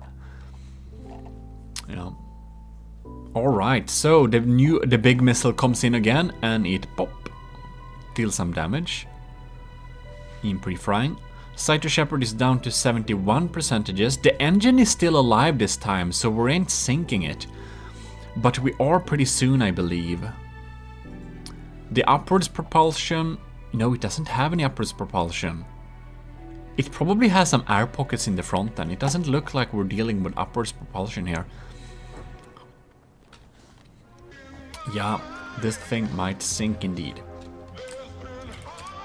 Is that a torpedo or a dead barrel? That's a dead... No, that's an ammo clip. Is that out... Is that like 6 or 8 meter ammo clip? I think so. It seems that our missiles are still not popping in there. Looks like the Annihilator. She is sinking indeed. Soonish. Or we're approaching 68, we're at 68, 60, okay, we're at the 50s. We're in the 50s, ladies and gentlemen. The Draconia won 2 times in a row, which means that best of 3 is very much concluded. Both the Draconia's main weapons are still online. Without upgrading the Annihilator, I do not think this battle would go on another way. But anyways, thanks a lot for submitting Cyto Shepherd and fixing the craft so it abides by the rules. I got some little improvement tips for you there if you want to upgrade it to possibly beat the Draconia at a similar cost level and only 4 repair bots. And well, if you, of course you can missile spam, but then you'll need to record that battle yourself, because My FPS is crying enough with this current battle. Yeah. And the Draconia is having a couple of missiles too, of course. I have my vertical launchers, so that means that if someone spams missiles even more than the Draconia, it's just not possible. Yeah. So, the Saito Shepherd's Annihilator remake, she is indeed despawning. Win for Draconia, and thanks a lot for watching. Remember to like the video if you did enjoy it. So, Setup has submitted a steampunk turtle. You know, the creator of the Turtle Lord. Now, we accidentally skipped 1 second too far in this little battle, so this will be highly interesting to see. Kinda interesting, it kinda shoots in a box pattern, isn't it? No, it's because it's 2 of them, never mind. In any case. So, let's take a little look at this beautiful thing. So, Setup made a super cool Turtle Lord, which is a huge turtle craft build. And this is the Steampunk Turtle, which is currently covered in smoke. Kinda smart to have some propellers in here. But it's floaty too, that's weird. Why? Anyways. Alright, so we got some propellers. You can see it's once again a super cool build. I don't think it has serious interiors, but oh, it does actually have decorations and interiors here. That's pretty cool. We got some cogs as decorations.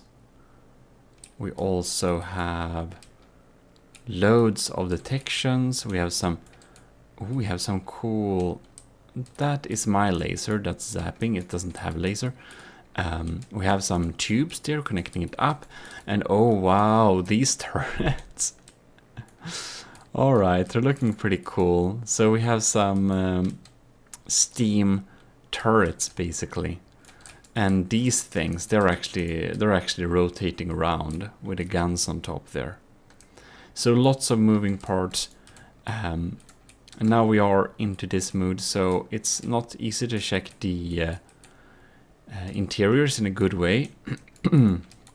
So sorry if we missed that, but we have a beautiful little turtle with a top hat, of course, smoking a pipe to make it extra steampunky. GMODIST. Let's get on with the battle here. I believe it fires some. I don't know if it's like diff. If it uses diff cans or if it uses other APS. But you can see like everything is rotating around, everything is on cogs, and it's really animated like that. It's pretty cool. And darn, it has not taken much damage. I don't see much damage being done to this thing. It's so massive too. Oh, you can see the cogs on the arms here. The anti-torpedoes are popping in there. Now it's going backwards. We totally miss what's happening with the Draconia, but that's just because we want to take a look at this super cool build. And wow, like these cogs here, they're pretty cool. So Setup has done an extremely good aesthetical job on this steampunk turtle. It's one of few good all-metal steampunk designs. We mostly use a lot of wood when making steampunk, but this time we did not. So let's check on the Draconia a little bit. It seems that the laser is not firing, which is very concerning for sure. Oh no, it's up and running again. Nothing has taken serious damage here.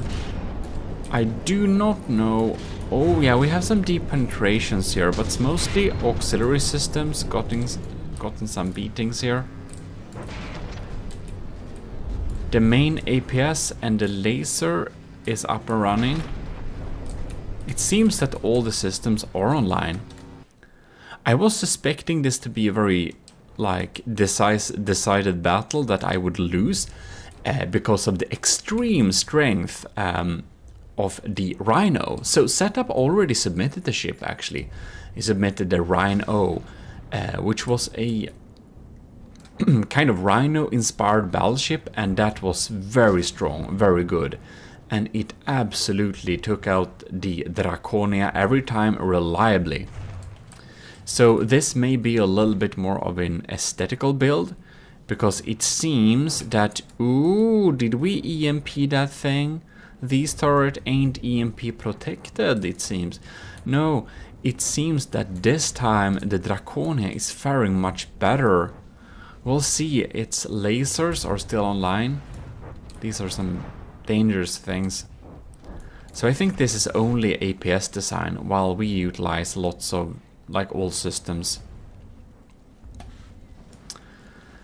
And we are, of course, already in the degraded mood. Here is my large... Oh, it's going pretty fast. It seems it just won't... Wow, it's not moving quick enough to... I didn't know my torpedoes were that slow, though. And we can see we've been dealing some damage on the steam turtle's belly. This is also a nerfed design. I don't know... I don't remember exactly what it was, but it was something... Probably that it was too expensive, or like excessive use of like several hundreds of torpedoes. I don't know. Oh, there's a turret popping up. Because of course we can have lots of missiles. If someone adds like 200 small anti-missile missiles, I won't be able to run. Like, I can't record that. Not with this computer anyways. Oh, we have a thick slab of ERA metal checkerboard inside of here. And some heavy armor front. Yeah. Setup is very good at making these front-facing armors. But I guess it's... I don't know how expensive or how the unnerfed version would have been, but it is clear that it does not seem to have enough firepower to take out the Draconia. Someone who has the computability to do that would of course be interesting to see how it runs against the original unnerfed turtle. And there we came down with some mortars. We are in degraded mode now, so it's hard to spot all of the... it's hard to spot all of the like projectiles now. We can only easily see lasers and missiles. The shells just zap back and forth and barely have trails, especially not crams.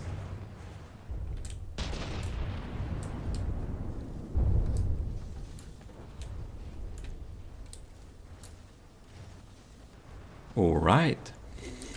Well, we can definitely say that the steampunk's the setup steampunk turtle is indeed the better looking thing, but it's slowly turning into Swiss cheese, so that might change, because we are indeed mostly measuring combat performance. That's a lot of front armor, wow.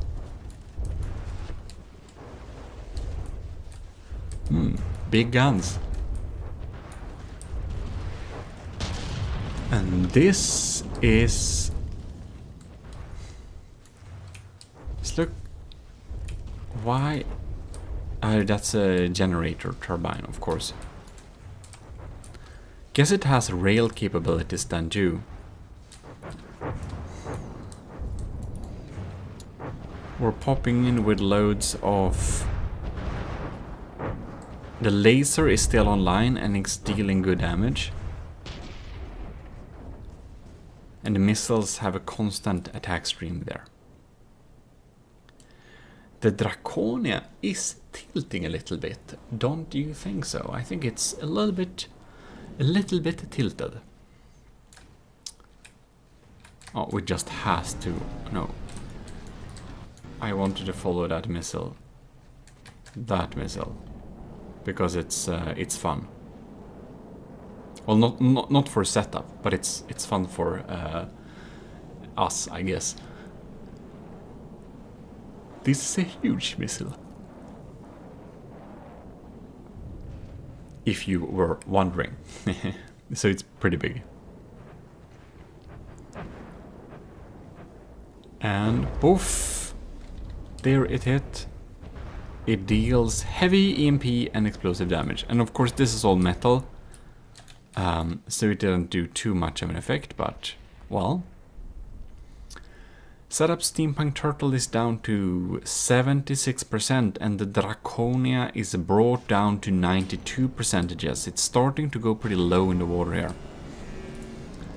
So it seems that Setup has opted for some really deeply penetrating shells here. Oh yeah.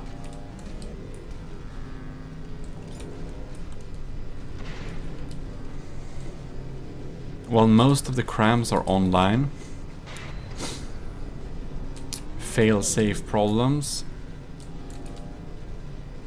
This cannon, is it? No, that's actually a disabled one. Yeah. That's actually a pretty sad turret, I believe. No, it's not. Let's just pause a little bit quickly and just check in here. Ah, it's only shipped here on the side, but it's not disabled, so it has a little bit lower fire rate than it should have. Huge missile launcher is left. How's it going with the main gun? Ooh. It's alright. Well, we'll see how it goes the second battle, but it really seems that the Draconia is going to win this first bout indeed. In the meantime, I would just like to send a huge thanks to our commissioned officers in the Army of GMODIST, which is Stellar Admiral LCG Canyon, Captain Scooby Rocks, Commander Ejin, Lieutenant Asteria, and Cadet Shark93 and Martin McBacon. And if your name is not in the list here, it's because I recorded this before you became a patron. Yes. There is also yeah. So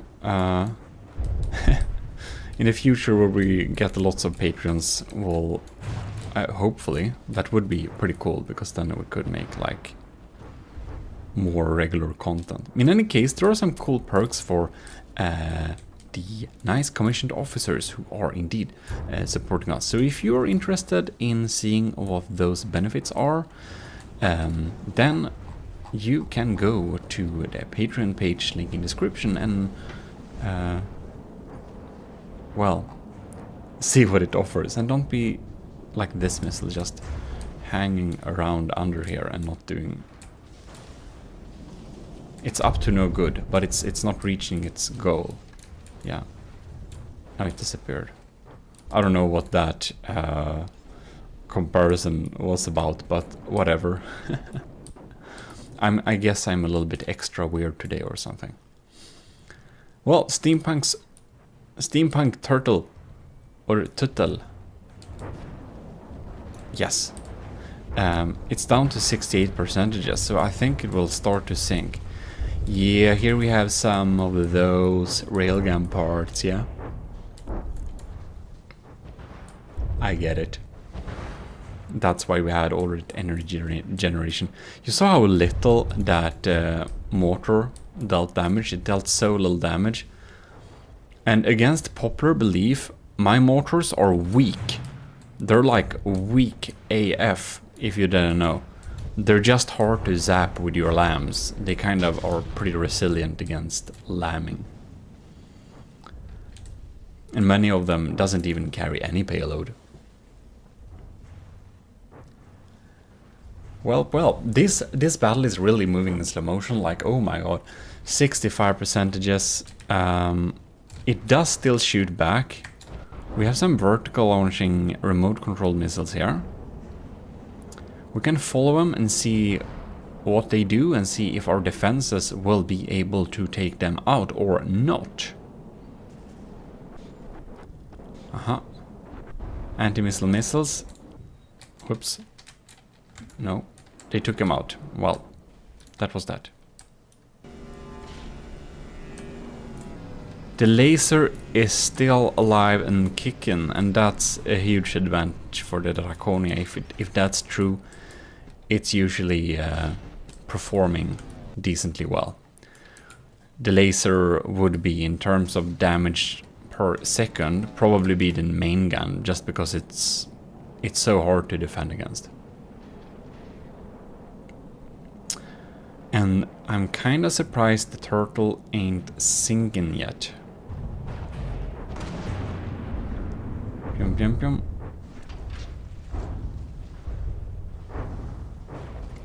Yes, yes, yes. And this is a really heavy metal slab. 62% just... You know, I don't think that the turtle will, like... It's just slowly losing... You know, its missile doesn't reach either. That was a nice hit with my big missile though, wasn't it?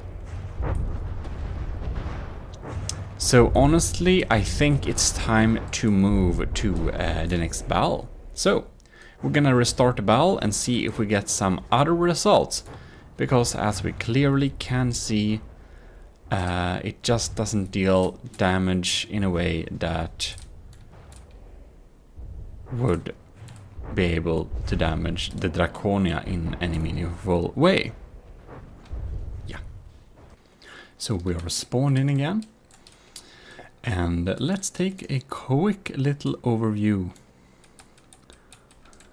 just before the battle starts, so it's not covered in smoke. So it has, of course, some interior decorating, cogs moving around the center column, all sorts of cool little details here. Reminds me a lot of the what was it called now? The Turtle Lord, which is, of course, it feels to be quite big, a bit larger. But in any case, yes, so since we checked that out, you can see it's looking pretty cool. It's looking very nice. I think that we should start this little battle here, and this time I want to hang around with the Draconia a little bit, because I want to see what types of damage it receives.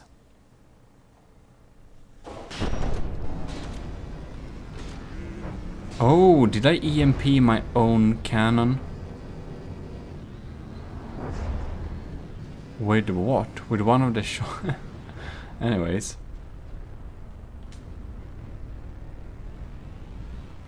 And the shells that are coming in, yeah, they seem to be like kinetic penetrators, yeah. See, pyom pyom. They tried to snipe the bottom of the... Alright, so our roll column is basically gone. The shield flickered there for some reason. Okay, so it's probably set up to aim against targets underwater, so I suppose it's kinetic super cavs we're getting shot with. We also seem to have some EMP load in them, so I guess it tries to EMP us very much. Well, will we see another barrage of shots coming in though?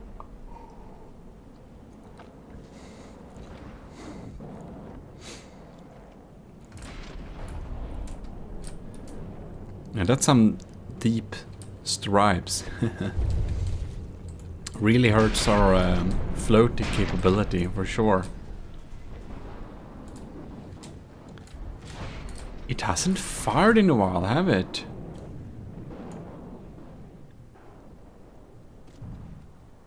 Now it fires, okay. I don't know if they are diff guns. I suppose not, since the big main gun is of course not a diff gun, but the auxiliary may be, because I know that I think an earlier design of this at least had a lot of diffs. Boom. We are in the graded mood. And the laser really zaps away stuff here. Poor mechanical turtle. Yeah, so it looks like this battle is going in the same direction as the previous one, perhaps. We'll see. It's best of 3, so if Draconia loses this one, we will have another battle. And the stats are pretty even though, like 94 versus 91. So setup has successfully dealt more damage, I think, than last time. Or at least like quick enough. Another turret goes. I guess a lucky shot against the laser would probably be very useful. To take out the laser, it should probably, however, target stuff at above water and not below water. And my current theory is that it aims for stuff below water. All right. I got some real holes, got some nasty holes there.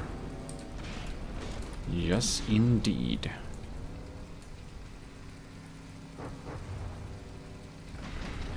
EMP and explosive damage. Now I see here. Ooh! A swarm of shells were incoming. It's kind of hard to spot them when we're in degraded mood.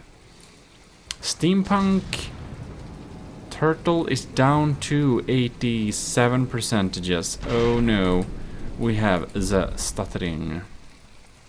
God damn it! It's really moving away. Like it's like really wants some range between us. It's probably smart, because then some of the missiles might even not reach him. Not sure. Far we are, but anyways. You can see that this time our torpedoes have basically not been able to get there very well.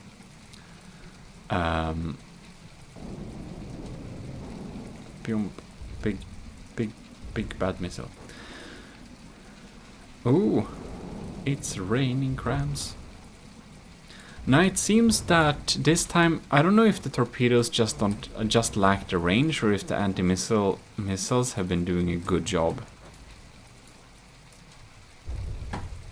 Slowly backing away, but I feel it's not dealing too much damage.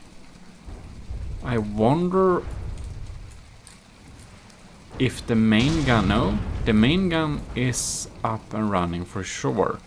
Draconia is down to 90%, and the setup steampunk turtle is at 85%, so there is only a 5% difference. It's not a big difference, I will tell you. It's not a big difference.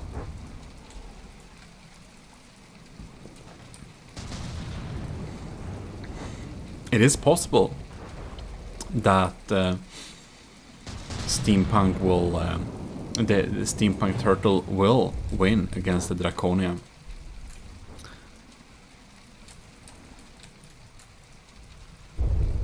It seems though that the Draconia, she's dealing more damage per second against this turtle here. And I really wonder, like, we have some lost potential firepower with the turret in the back here. I would almost feel like it would have been a better idea to set the back turrets up as some kind of mortars or something. I think these rotating towers are pretty funny. You can see they kind of have a... they're just aiming there, and I suppose they should fire. I don't know. I guess that should be diff guns, right? Yeah, these are diff guns. Pretty funny. Ooh. The weak mortars are coming in here. And this is a little missile tower thing, yeah?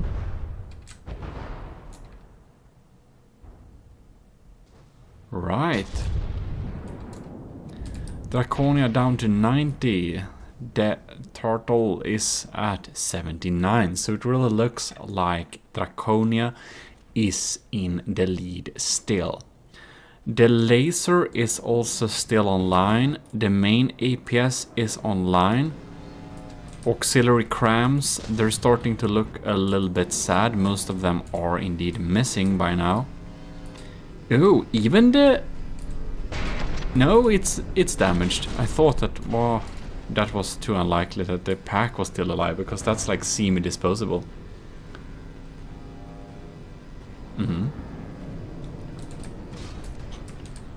A huge missile is in there too. We have some deep holes there, but it's like holes in the wrong places. It doesn't hurt us too much. Right, very interesting. When entering this battle, I must confess that I kinda thought that when entering this battle, I absolutely thought that the Draconia would lose. So I'm quite happy that she seems to not lose. Won the first battle, seems to be winning this one, and that's it of best of 3.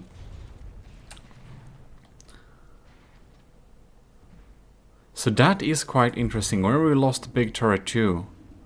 Really starting to sink there. No, because I know that setup is a, or E-Lord, as is also called on Steam. He is a very, very, very, very skilled builder. He's really good, and the Rhino, as I mentioned, did win very hard against the Draconia.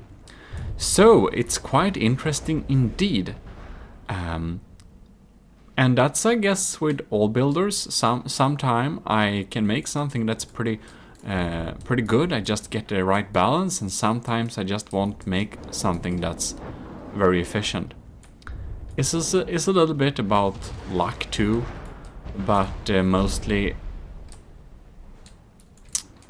it's the design. Sometimes you just want to kind of test something and see if it works well. And it might be so that the steampunk turtle is kind of just a test for an APS only kinetic steampunk design thing. I don't think it's only kinetic, but we can see it deal some heavy kinetic damage for sure. And that's kind of like when I made the broadsword. I wanted to make a really, really, really big broadside ship, which was like very, very, very tall. And that's what it was. And it was kind of strong for what it did, because it was mostly a concept. But even though it was able to win a couple of times just because of the sheer broadside firepower. I just love it when this missile goes in here. It really kind of holds stuff out here. Okay, here we have some Tetris going on. Yeah. Big APS Tetris. Draconia is still at 89%, so this time the steampunk turtle did more damage in the earlier stages than before. But unfortunately for setup, the laser is still intact. Oh, that's some EMP though. Ooh. Nothing died much. It has some surge protectors and stuff in there for sure. We can see that the laser has actually taken a couple of hits, because the laser beam is now, it's now in here. It's not one of the outer blocks, yeah. It's pretty funny. It's actually set up to not care about itself in terms of like failsafe, so it may actually shed off a couple of the frontmost pieces. Yeah. It's still just fire there. My LAM system is still working too, which is pretty funny. Yeah, main gun too. The Draconia is in good shape. It's in good shape. Let's follow my big or large vertical missile here.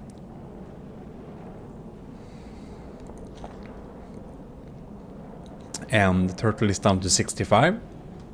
So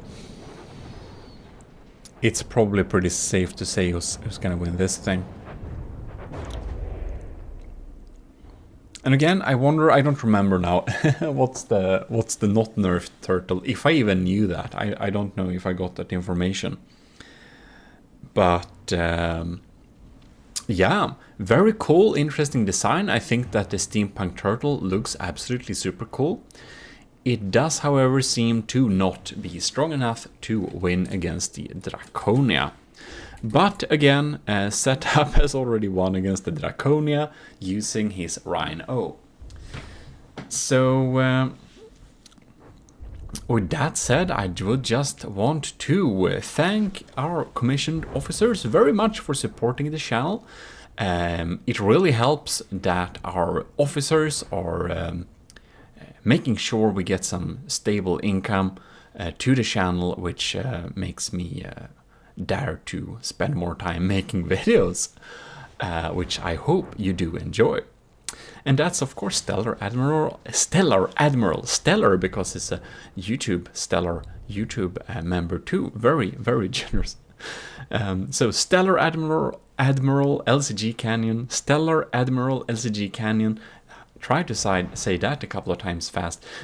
Captain Scoobrocks 1, 2, 3, 4, 5, Commander Egin, Lieutenant Asteria, and our cadets Shark 93 and Marty McBacon.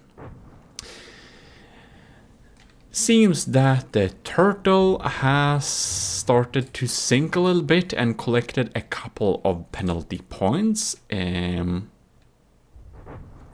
It's also losing. It's also below the. Oh yeah. It's very sad. It's very sad. Oh yes, it is. It has officially been zapped out of existence. But well, looked very cool, and thanks for submitting this beautiful ship. God, sorry. I don't know what it's up with me today. I think I'm a little bit extra weird, and I obviously can't talk. I don't know why. But thank you very much, Setup, for submitting this awesome ship. Steampunk turtle ship. Very cool indeed. Talking about setups, Setup has challenged the Draconia with the Rhino, which you can see is a very Rhino-inspired craft. It looks absolutely amazing, and if you think that you're wondering, whoa, Setup, who is this person? Well, Setup is the person who made the Turtle Lord. I think you have seen the Turtle Lord. It's a quite amazing build, and we did make a cover of it. We did check it out when it was new on the channel. If you did miss that, you should definitely check out his Turtle Lord. In any case, here we can see the Rhino. It is very cool. We will just dive through it a little bit quickly. It actually has some interiors and decks and stuff like this. so we need to dive through it. And you might wonder what the rules are. Well, the rules are as follow. Maximum 1.821 materials, basically my material limit, or lower. And Setup has submitted this ship with with a brave 100k well, cheaper price tag, which is quite amazing. So I will be very impressed if it indeed win this thing. But of course, it's a severe disadvantage to have like 100k materials lower. And the other rule is maximum 4 repair bots. And from what I could find, I actually didn't see any repair bots on this thing. So the Draconia has 4 repair bots, and this one has no repair bots. So that's again a advantage for the Draconia there. And we can see we have some beautiful lockers and interiors and bunk beds. And you can really see Setup put some great thought into this thing. Incineration room. What? Can we just burn stuff here? Apparently. It's very cool. Yeah. So we're just checking around this deck here, and here we have this is obviously gold bars. It's a rich ship. A little block like that. It's looking very cool. And then we can go up here. So we can go up on deck here. And well, we have some cargo areas like that. We can go up on a deck on several places, walk around. Very cool, very nice looking build. It's very, very nice. I must say I do like it a lot. And we have some mimicry wires going on there. And this is one of my favorite. It's a loading crane. You can see it looks, it's like, it has like control panels and like everything. Apparently Setup doesn't have as much time to build right now, but I do look forward to the day Setup will get back to building, because we surely see some amazing designs here. And you can see here, it almost looks like a reception area. And we have some azipods. Won't these kind of collide?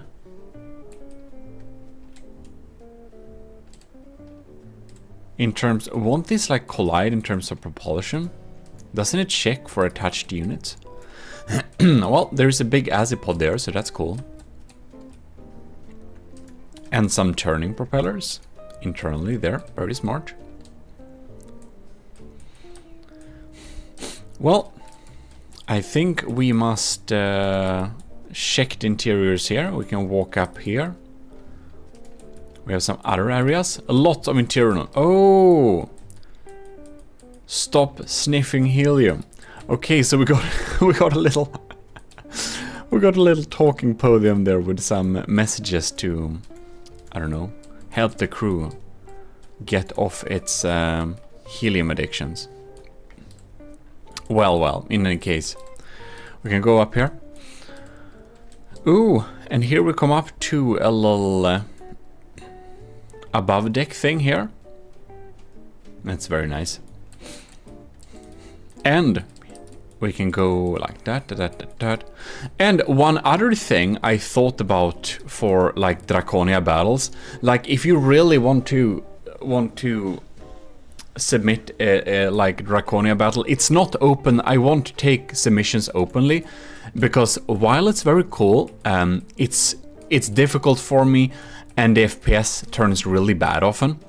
So the rules, if one would want to try and convince me to host a little battle between the Draconia and their ship, the rules are quite strict. It's maximum 4 repair bots, a material cost that's like mine, 1.834 million, 1.83. Yeah, you can see the cost in the upper left corner. That's the maximum cost.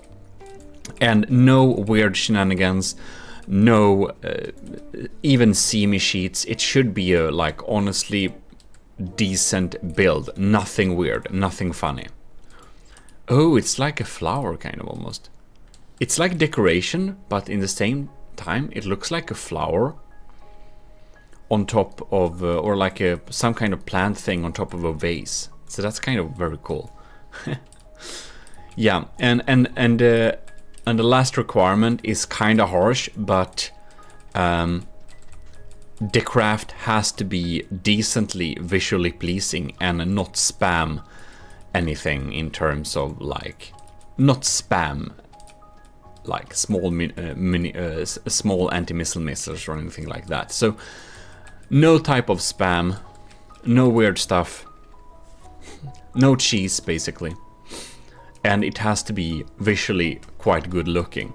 So if you really want to, please send some pictures and proof, DM me on Discord, and I might accept it or I might not accept it, but yes, because I like hosting 10 battles versus the Draconia is just a little bit too much for me. In any case, the Draconia, you already know the Draconia. Wait, isn't it? Is the other direction? Oh yes, that's the back of the ship. Oops.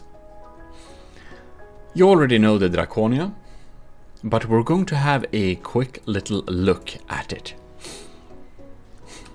So here we have auxiliary missile output, cram turrets, my new anti-missile missiles, a lot of vertical missiles, and a big missile like that, and some underwater weird stuff. Anyways, let us click play. And one thing which I almost forgot, that is to turn off the nice settings. There we go. And we might get some better FPS. Oh lords, so we got a real stream of crams incoming. And they're pretty powerful though.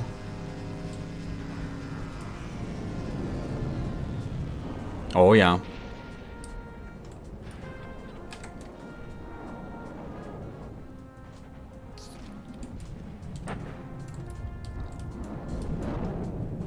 So how are we doing here?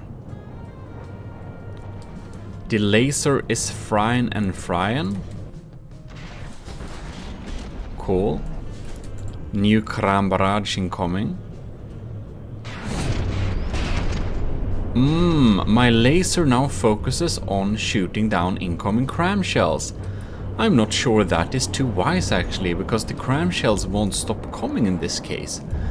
It was more set up to fight border-wise, where his cram shell came very rarely. Oh, it doesn't have any more power. It kind of falls down. And I think setup may have not a single anti-munition system actually. So did that big missile just miss? Oh lords. So we really can get through here. But in terms of materials, setup is clearly in the lead. Oh, here we have a big one. Poof. And that's a strong EMP surge, so if anything is just remotely not well protected, it will cause all sorts of issues. You can see it's like sparkling with EMP damage below there. So how is the Draconia doing? This turret is very sad. Many of the auxiliary guns are gone since long.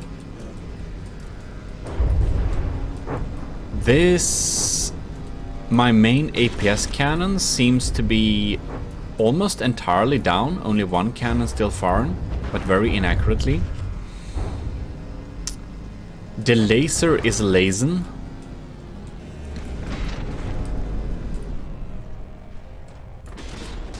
And what is coming? What is the lamb trying to snipe, I wonder?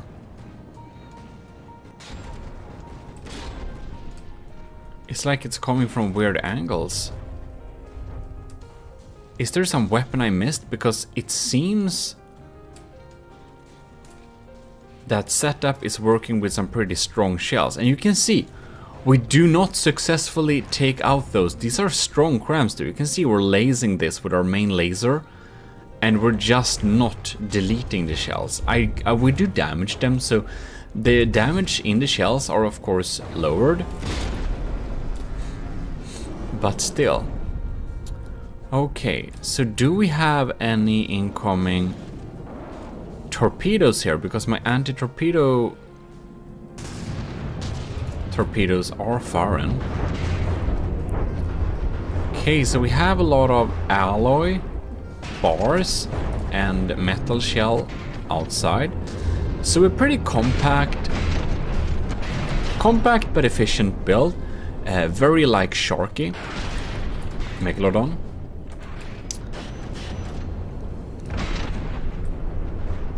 Alright. We are getting the stutters. My ladies and gentlemen, we are getting the stutters. So, whatever happens with my cram shells? Did that big missile miss again? Why? What are we doing? Oh, it missed. Will more come? Did it miss? Why did it miss though? Draconia is down to 86%. Okay. It misses the mortars as well. I wonder how the mortars are doing anyways. So the setup is still up at 93%, while the Draconia is down to 83%. So it's starting to look pretty dark for the Draconia actually. It's famous for fighting from the grave and beyond, but it might not be enough to win against setups. Rhino. Setup is a very skilled builder, and setup is a good example of that you can make cram ships that are so good that they can challenge the strongest APS ships. That's, you know, that's something. Setup is proof that cram is a viable system. There we had a little missile though. So it does have some missiles too. A setup is also a great example of someone who makes aesthetically beautiful ships while still making really strong and efficient ships. Like really good ships. And some people seem to think that you either make good ships or you make good looking ships. And this is not true. That's just because some people care more about aesthetics and some people care more about function. I'm somewhere in the middle, and the setup is 2, while it's also a quite much more skilled builder than me. But there we have some proof, at least. You can make cram ships that are really good, and you can also make good looking ships that still have great performance. And of course, setup doesn't only use cram for his ship, but I do believe they rack home most of the damage. It also has some good APS systems, like that shot. Cram shells popping in here. The Draconia is very sad. I wonder why it missed so much earlier. And I wonder, is that... Yeah, oh yeah. So the laser is actually taken out and our turning capabilities are limited, so we can't really shoot back with more than only missiles for now. I think we'll definitely do this as a best of 3 video, because otherwise we won't get good conclusive results. But as it's best of 3, if it's the same winner on the first battle as the second one, then it's already decided, because that's like 2 wins out of 3. So yeah. So best of 3 is very good when we have like a single ship meeting another single ship. And here we can see I really opted for taking out the underside of ships here. And here is actually where setup opted to have really thick armor. I am suspecting that this might indeed be particularly set up to deal with vehicles that utilize a lot of torpedoes and torpedo-y missiles, just like my ship. So, even though it has a 100k disadvantage, Setup's Rhino, thanks to well-built, powerful weapons and very good EMP protection, did indeed survive the first battle against the Draconia, which is quite impressive indeed. So let's follow one of Setup's cram shells. You can see, oh, that's some frag and explosives going on there. Here's one of my AI compartments. We have some really sad engines going on here. Oh yeah, very sad engines.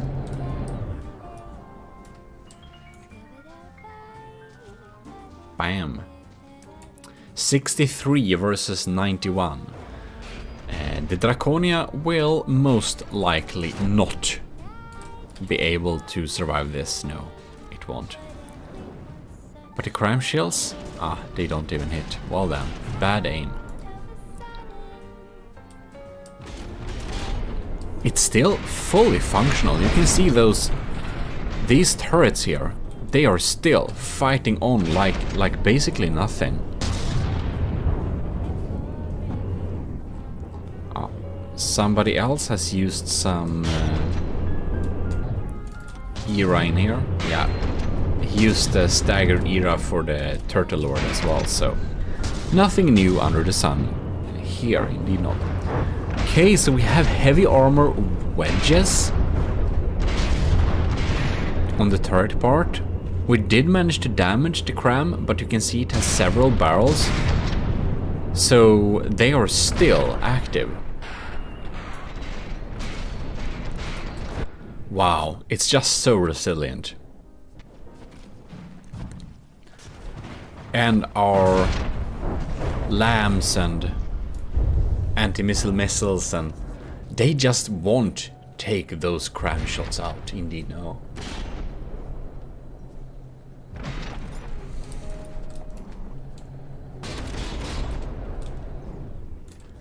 Yeah, 59.9 percentages. Draconia is basically sinking. It's desperately firing some revolting blast guns, but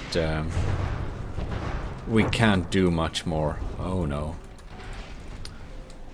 This is a sinking ship, but it will take some time for this to actually die, and it will fight to the bitter end, but we can pretty surely know that it will not win this. So let's move on to the next battle. And here you can see we have the rules. Same, 2,000 meters apart. Draconia, Rhino. I don't know if 2,000 meters is too close for this. Just for experiment's sake, let's try and set up 3,000 meters for like 2 really big ships. Maybe it makes sense. And then the game kind of freezes a little bit when we click the start button. You know what? I think GMODIST might need to upgrade the computer. While we are indeed here, we will of course need to thank our beautiful patrons, our commanding officers in the army of GMODISM. Did you know you can join the army of GMODISM for free? Yes, you can. You'll just need to self-assign the role Matros 3rd class in our Discord, and you are in the army of GMODISM. But if you want to be a commanding officer, it's Patreon. And we have Admiral LCG Canyon, Commander Ejin, Lieutenant Asteria, Cadet Marty McBacon, and Cadet Shark 93. So thanks a lot for supporting the channel. We will now start the second battle, and I will follow the shots here and see if our anti... Oh, we got one shell, but damn, that's the main laser. The main laser has had to actually zap one of the cram shells for a while for it to die. It was not enough with the lambs. Yeah. Well, hopefully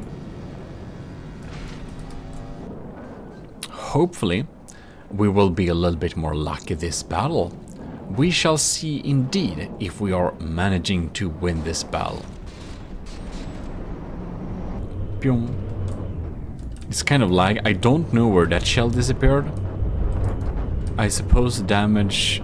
Oh, I think it damaged that one probably, yeah. It's interesting. And you can see that setup is optimizing for basically invisible shields. They are only visible when they are actually deflecting something, otherwise they stay hidden. Ooh, looks like our laser found something hot, which in this case is an engine in the front. Interesting.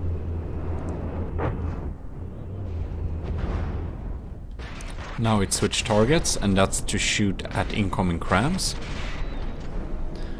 And it didn't take long. Setup is already in the lead here. Very interesting indeed.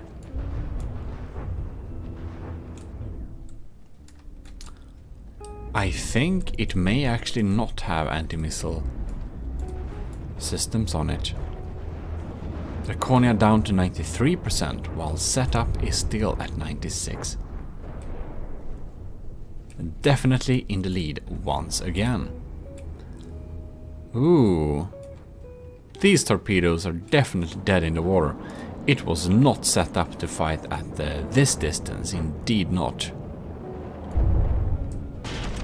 That was a pretty solid hit. Almost. Very nice to hide the propellers, like in this type of setup. It's actually the same thing I did for the Draconia, and also Admiral LCG Canyon's upcoming super battleship carrier. Or super battle carrier, I will call it. You can see here, I've hidden the propellers, and as you've seen from previous battle, it is very rarely that someone does take out all the Draconia's propulsion forward. Draconia is unfortunately down to 88%, but the laser is still online, and that is the Draconia's main weapon. So it would probably be good if, in this particular battle, I think it might be useful if the Draconia's laser did not actually target incoming crams, but only try to do damage. Like randomly zapping off those cram barrels would probably be more useful than trying to shoot the incoming shells, because even though there are so many, they're quite strong. Here we have the APS cannon. That could be lovely if we try to zap. It's a railgun.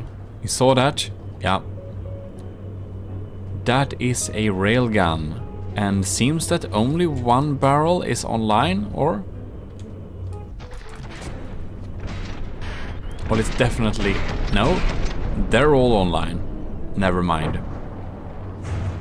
I guess that was just wishful thinking. Here we go. Setup is at 83%, while the Rhino... or no, I mean the Draconia is at 82%, while Setup's Rhino is at 94.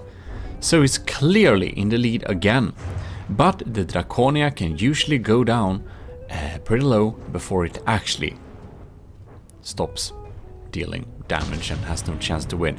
So even at 80%, I think the Draconia still has a chance. Because it's a lot of wood in it, so it's a high risk. It actually gets damaged pretty quickly. So we can see that little blast with the laser didn't actually get fully in the turret.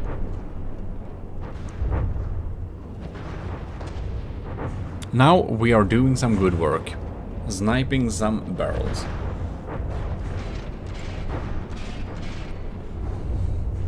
But it gets distracted by the constant barrage of cram shells.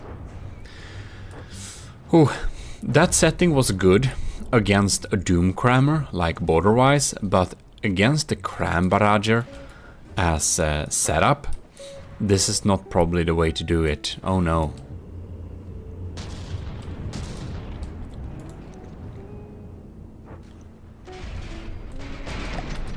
I wonder how close they are now. I guess we can fly up a little bit into the air and just have a little overhead view. Wow. The Setup's Rhino is so fast.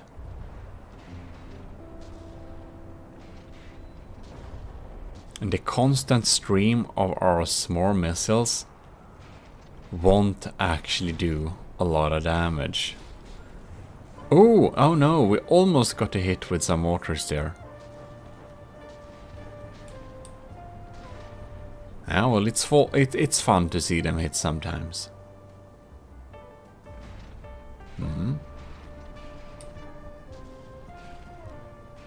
See, we are not able to take out any of those cram shells that's incoming. Oh man, it's just they just keep coming. I'm surprised how many of them missed though. Okay, setup 92%. Is it that still? And he won't have any repair bot on this thing. Quite impressive.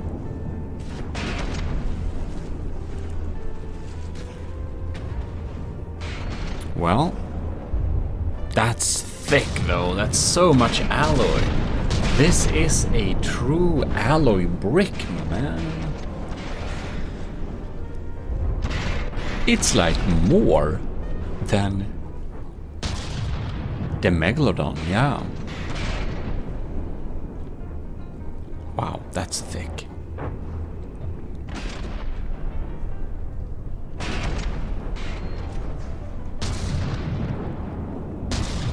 And they are pretty well protected. The Draconia hasn't disabled an important system here in a while, man.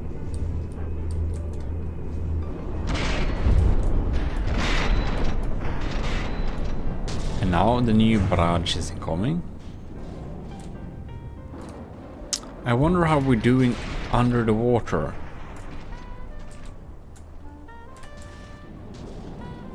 Like, won't these do any damage? They should deal some damage.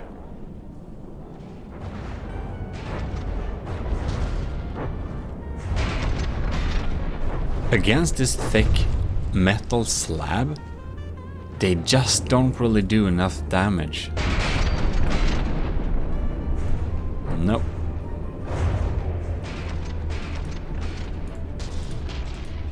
Should have been huge missiles or something like that. And I haven't seen them in a while, actually. What's up with our big, expensive missile system here. Is it damaged, I wonder? It seems to be quite online.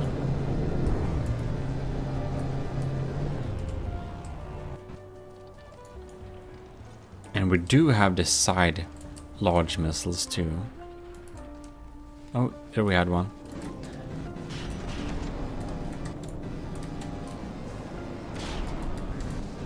So I'm quite curious to just follow one of these larger missiles or larger torpedoes and see where they lead. Draconia is down to 96%, but Setup's Rhino is down to 89 now. And it's standing still in the water. Maybe we actually have a chance.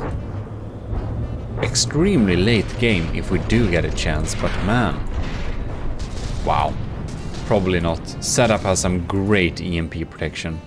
It's still moving, it's not that in the water at all.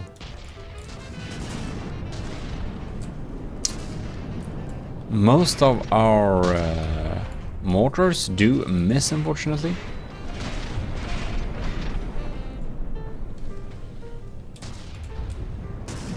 And it feels like these like small missiles.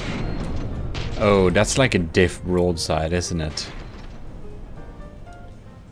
Darn.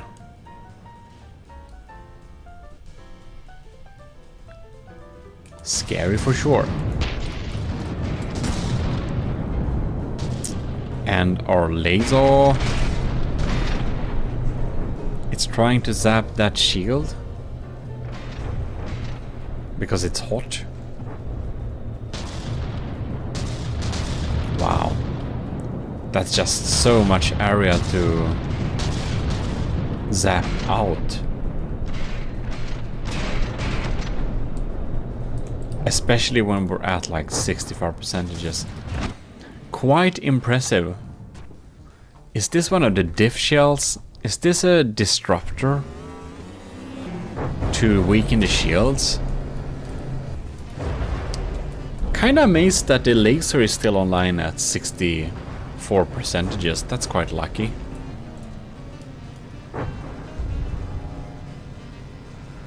Wow. The entire front of this ship is like missing, hollowed out missing.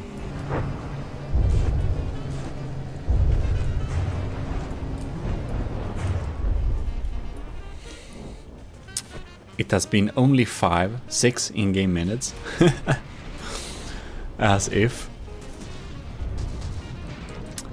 And Setup's cannon seems to be quite resilient against heat missiles too. Heat missiles is a great way. It's a great way to take out enemies. It's a great way to take out enemies.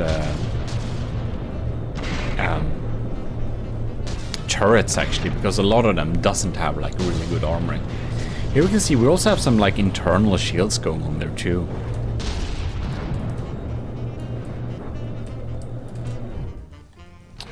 All right.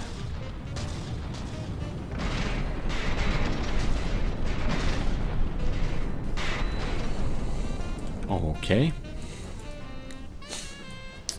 Both of them has a lot of materials. Of course the Draconia has more, but the Draconia is closing in on the 55% mark, which is quite unfortunate indeed for me. Setup's Rhino is fighting valiantly still. It's doing a good job. It doesn't show any signs of weakness. This behemoth is definitely a very formidable battlecraft.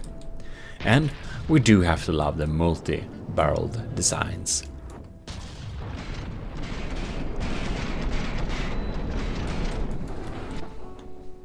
Some cram shells. Oh, and that's it, isn't it? 55%. Well, Setup's Rhino has been able to win this battle 2 times in a row with a significant lead, even though his craft is 100,000 blocks below the mark. So that is very impressive indeed. Well, I do have to say, very good job. Very good ship you have made. It's definitely stronger than the Draconia. But I did learn a lot making the Draconia, so the Draconia will never receive any upgrades. No, I will make some new cool battleships, but the Draconia is finished. We are going to have a rematch between Borderwise Titanslang and the Draconia, because even though he did win the battles, he won the battle being a submarine half of the time, and that's probably outside the rulebook, so it's, well, it should be fair.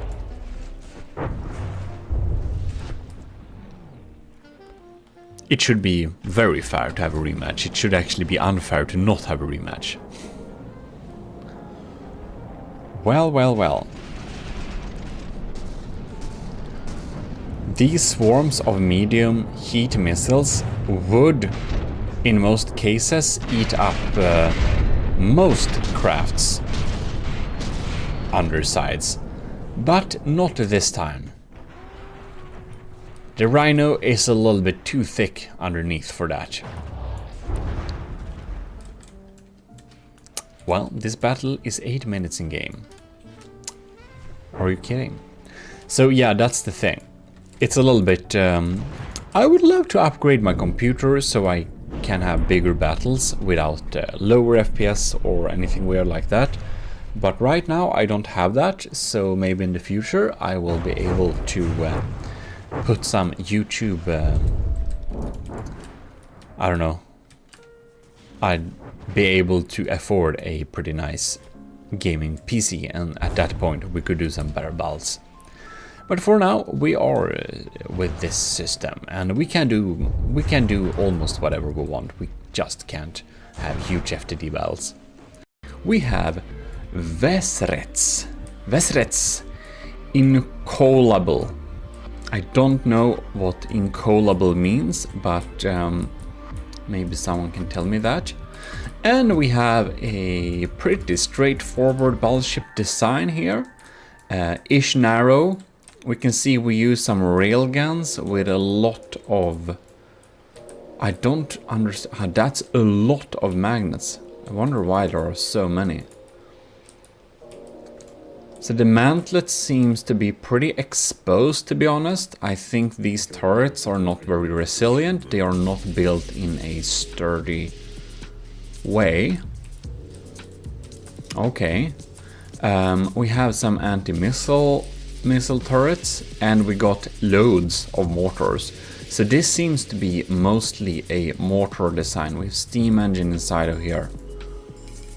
And oh... And these steam engines, they don't have output. So you can see they can't release their steam here, they're blocked. So to Vesrets, I would advise you to watch one of my instant turret tutorials to make some more sturdy turrets. And take a look also at my instant steam tutorial if you want to know how to make the steam engines work and not be blocked. Because you're gonna have loads of... yeah, most of them are blocked, so you're gonna have loads of power issues here. Yeah, I'd recommend those two types of instant tutorials for you, but we shall see how this battle goes, even though the turrets are not very good in terms of defense. It has lots of mortars, and even though the power will probably not be enough to... maybe it doesn't need all that power either, I don't know. But in any case, it has very good mortars, and the mortars should be effective against the Draconia. So we'll see how it goes. Alright. The Kram barrage has fired.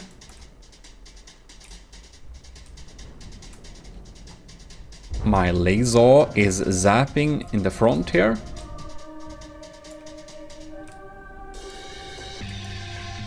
The first cram shots are incoming. Seems like the LAM system does not will not be able to take out the incoming shells. And I did set up my shells, so they're hard to take out. They can deal with a missile stream somewhat, but no, not good enough. It can be likely so that it's the issue with the engine power. We'll look here. We can find the information in this menu. I just don't like that menu. I think it's boring. But yeah, we'll have to wait a little bit more. But in a while, his cram barrage should hit the Draconia. Here we have my underwater mixed missile torpedoes.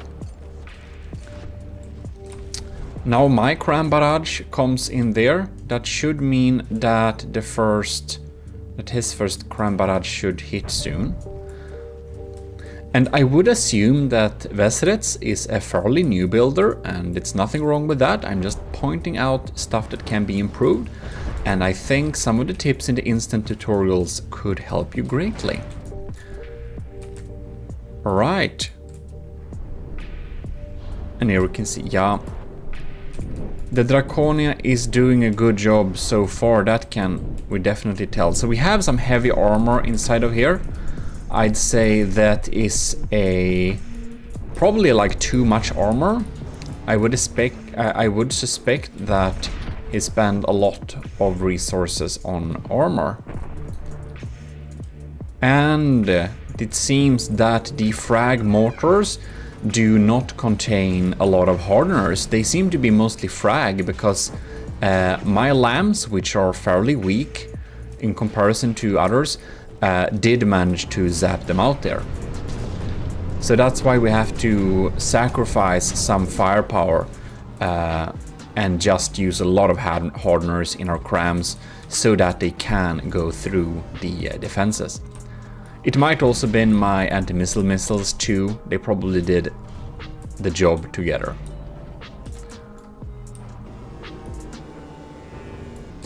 Oh, a laser. He got a laser too. I didn't see that. And as expected, the turrets are pretty messed up. Haven't seen this turning. I wonder if it's blocked. Who knows? Well, I think it's... Ooh, now we can see. Ah, look! Now we got a cram barrage that got almost... It got through. It just missed, but it did some minor frag damage. We have entered degraded mood, ladies and gentlemen. And yeah, here we can see a couple of more missiles is incoming. I wonder if we can see armor cost 22%. I think mine is like 44%. But we kind of, it's taken a lot of damage too, so I don't know if it's updates during the process. Well, the laser is no, almost. The laser is almost EMP insulated, which is good, but it's not insulated from all angles. It has to be surrounded by rubber below, on the side, up and down. And if you want more information about that, check the laser tutorial and I explain a little bit more. I also have how to protect against EMP damaged instant, which can be useful to watch if you don't really know how it works yet. Alright, because now we can see the lasers is exposed from below to EMP, so EMP damage can just go there. So it now sinks, it's collecting penalty points because it is submerged at 46%. We will do another battle. Just for the sake of it, because we of course need to check that we indeed get the same results as it's, well, what is it called? Best of 3. And these are the rules, by the way. We have a little bit of materials for damage dealt and 200,000 materials given per team. Right, so we're starting the next battle here, and we can check. Oh my! I think that was my APS.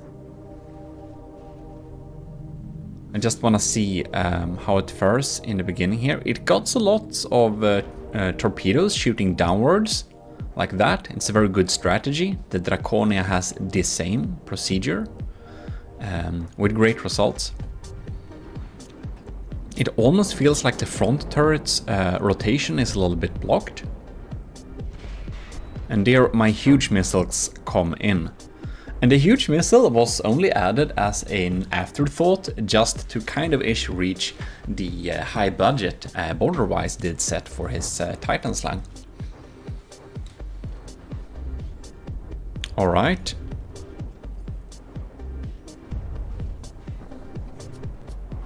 And there we got my packs. I don't remember what I set them up to. I think it's Pierce. And all those missiles are popping in there. So the small missile stream, as well as the torpedo stream from below.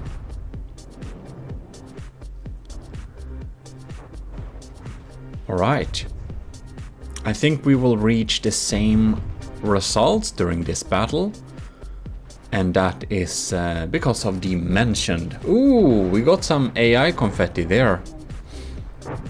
Oh my. And processing cards. Well, I think we'll be getting a similar result. The Draconia is indeed a mean machine.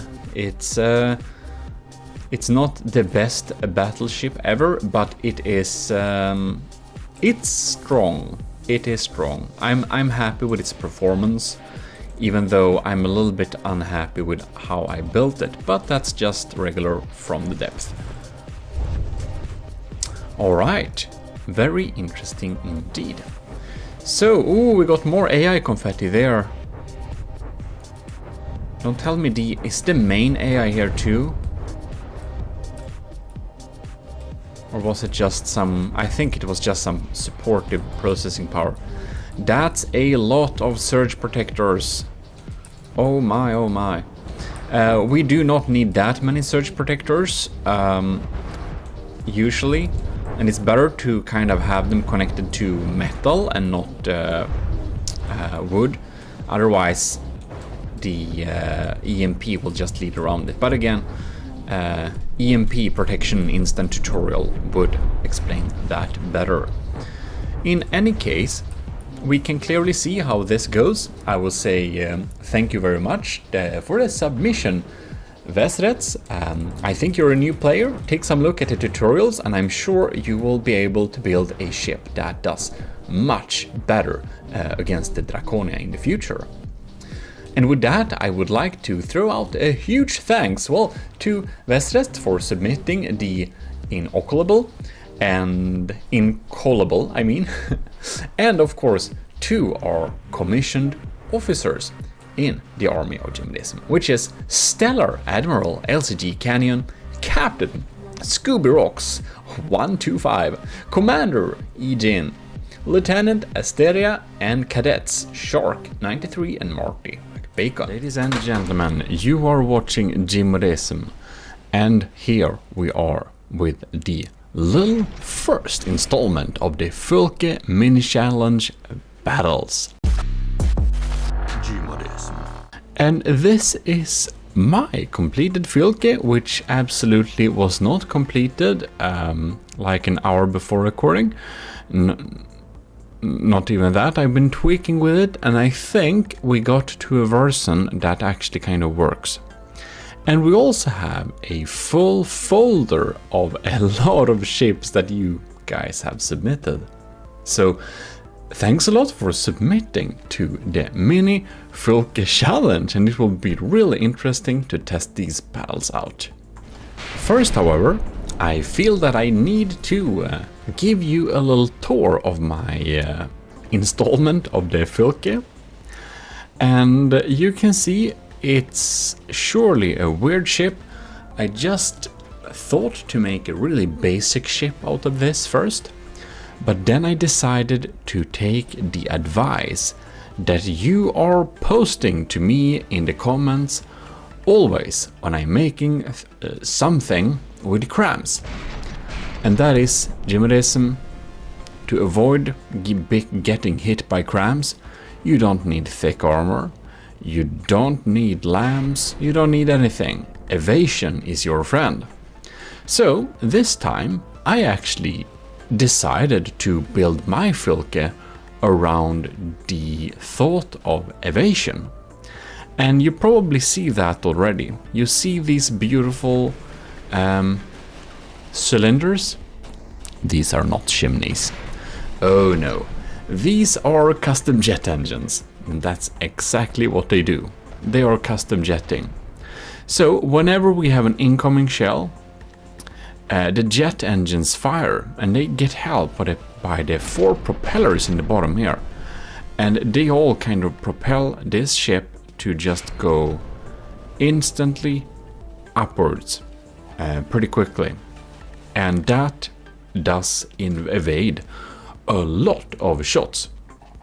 So if somebody wants to doom cram me, I might be able to avoid some of those hits, which is pretty cool, I think. Alright, so what do we have here? Well, I feel that my little Fylke building session has basically been a learning experience where I have gained a lot of knowledge that I can use to update the Draconia. Because in its current state, the Draconia isn't very good, and it will probably lose because if I remove those repair bots it has, it kind of doesn't deal very well with the Meg. It's very unsatisfactory results. Yeah, so there is that. So I need to do some things. I need to learn some stuff. And I have learned some of this stuff during this little building session. What you're looking at right now is a direct input feeding sieves. So this is a close-in weapon system. It's designed to shoot out cram shells from the sky by direct input feeding.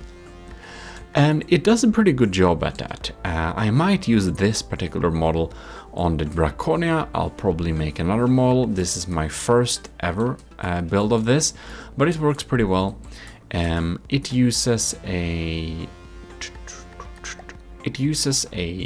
armor piercing, solid warhead, and a stabilizer fin to be kind of accurate. And it just fires kinetic damage, and it's accurate enough to actually shoot down cram shells from the sky, which is pretty cool. I didn't think it would work. It sometimes actually does shoot down cram shells. Here we have another direct input feeding gun. And this gun is actually a... well, we got 3 shots here. We got a sabot head, or we got a armor piercing, pure armor piercing. We got a squash head, a hash shell, and we got a heat shell. So we got another one of these here, and they're kind of super slow, but they deal a lot of damage. They're pretty decent. It's one of my first successful diff guns ever, and I slapped it on here. Then we have the Type C. The classy Type A cram cannon, dual barrel, very cheap, only 2,000 for this entire turret, and it's pretty efficient material wise. It has a material per firepower of, is it only 500? And yeah, it's only 561. Well, you could do better, but a lot of people's cram cannons are like 800, so it's efficient. It's cheap. It's my cheapest cram cannon. And they're there, and they are doing kinetic damage only. And we're having some spammy turrets that just shoots a lot of shots at the enemy to kind of try and weaken their shields a little bit. Then we got the super new cool missile, which is a short-range thruster, so it's really quick. We've got the Thumperhead, and the other one are shaped charges, and they are going so fast against the enemy that few Civ system will probably be able to sap them out. And of course the initial Filke challenge is only 75k, so we will not expect very strong lamps here. We also have a decoy system here and some jet engines to keep this thing rolling correctly, because when we fire these huge custom jet engines, it flies up into the sky and it kind of there is a chance we fall out of the sky, so that's not very good. We got some tailplanes and we got some Alerians hidden in here just to kind of keep stable. We have a staggered era, but with only one era, because it was so small. I thought it was weird to have 4 beams. We couldn't really fit it anyways. So we have some staggered era going on there. Now I realized we can actually turn it around, but that would have me rebuild this entire thing. We got a power flower, well, an engine in the front and an engine in the back. We actually have a lot of empty space in here. I could have fit much more weapon systems than we actually have in here. So it's kind of empty like this. And yeah, it does its job. It's probably too much armor in the bottom of this thing, but whatever. It works pretty well. And I'm at least happy with my iteration of the Filke, and it will be really funny to see what people have submitted. So I think we should indeed just start the battles. I think you've seen enough of this thing. We got some cameras and stuff like that. Did I miss anything? Probably not.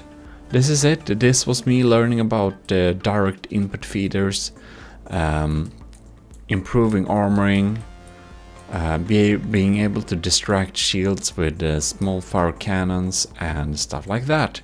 It also has an ECM jammer in order to make incoming cram shots a little bit less accurate, and hopefully it will save us. Who knows? It will be highly interesting, so well, let's get into the battles.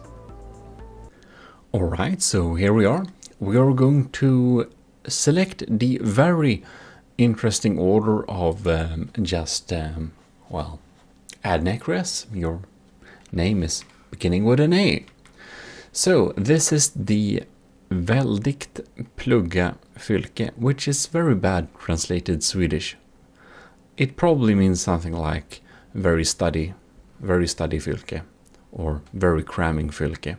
Who knows? In any case, we right now decided we'll have 25,000 materials per team, and I think the spawning distance of 1,000 meters is... should we have 1,000 meters? Should we have like 1,000 point... I don't know. Let's have 1,100 meters. Yeah, that should be great. And the Folke mini tournament, mini battles, we have very loose rules here, so don't take this too seriously. For the spaceship tournament, we have kind of strict rules, but for this one, nah, not strict rules. It's fun to do both things, so that is nice. Now, I don't know which ones are flyers or not, so we'll spawn them in sea level, and if they kind of fail, we'll redo it. And there we are. So here is my ship, the normal Filke, which is just called Filke because I get to do that. And then we have Adnecreas Väldigt plugga fylke, which is... oh my, that's some cool looking custom crams with... wow, that's just real bare bone crams. Some pretty advanced like wiring going on here. That's pretty cool though. It looks nice. Yeah, cool. With some detection and yeah, I don't know, a camera maybe, or if it just looks cool. Good lord. Oh my. Here we have a big little medium cram setup going on there. We've got ammo going on there and cool. And he kind of made a little sticky shield things a little bit flatter, but it definitely looks like a Filka still. So anyways, let us begin. Right, what do we have here? We have incoming shots we missed. Oh lords. Oh, scary missiles. Uh-oh. Wow. Adnekria's Filka is quick. And we have time detonation fuses going on too. So they're pretty scary. And there is we're not we're not able to shoot him out of the sky. And oh no, we got too damaged. I think my Filka is almost tipping over a little bit there. The evasion is messing with it a little bit, isn't it? Oh, this def gun is totally out of this game. Damn, that's some dangerous missiles. And I can tell you this, that my version of this of my Filka is it's not dealt to deal with missiles very well at all. It is indeed not very well built to deal with missiles, no. I tried to set it up in order to deal with crams a little bit, but other than that, it does a real bad job. You can see, we kind of evaded one of the cram, and whoa, that was a good hit though. Oh man, I see weapon computers. Oh my. It feels like my small arm guns and my missiles are the only thing that's reliably doing damage. Oh, it's quick. It's quick and scary. It's up at 95% and my Filka is down to 87%. Not good at all. Let's see if this diff gun can... Nah, it doesn't take out anything. And because of those timed fuses going on there, oh, it's a shaped charge missile. I got those too, but I think Adnekria's ones are pretty much stronger. I only have one anti-missile unit too, so it doesn't really do reliable damage. It really looks like Adnekrias will win this first battle. Yeah, his Filka seems to be a tad bit stronger than the one we made. It also has some nice mimics and stuff going on there, so I do think it deserves a nice little win. Whew, now we get bad weather too. Oh, lords. Yeah. How is it still alive though?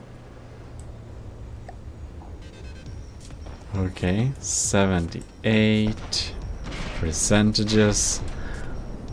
My sheep guns are still kinda alive, and the evasion system is still working.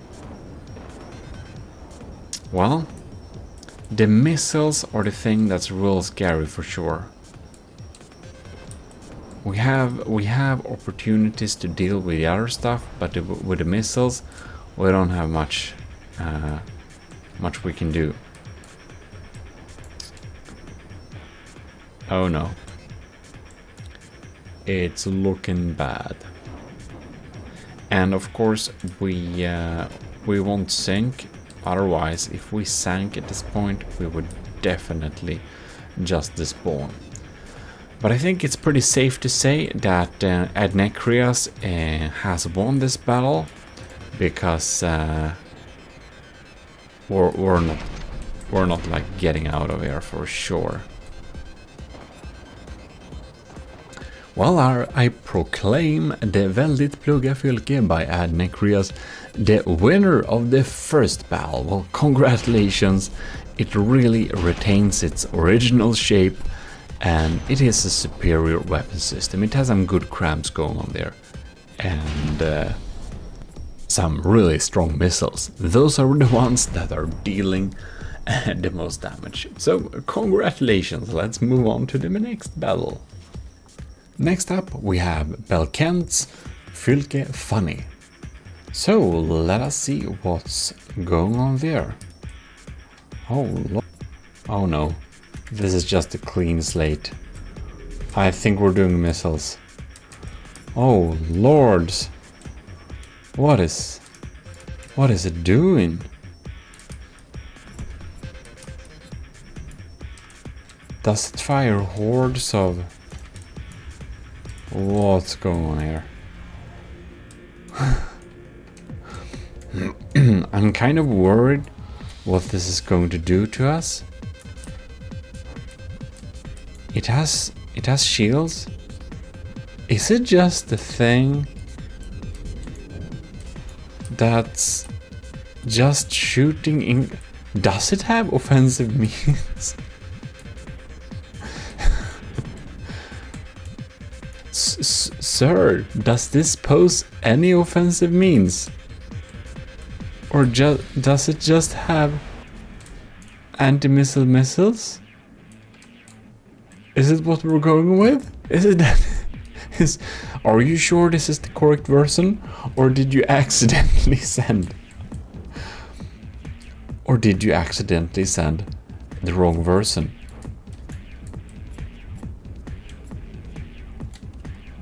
I've just been looking inside of this thing, and it's basically like solid alloy. That's why it's kind of expensive. So yeah. Well, what did we have something in common? What was in common? It did damage. It did some damage. Or did we do damage to ourselves? I'm not 100% sure. Well, it's like solid alloy and wood.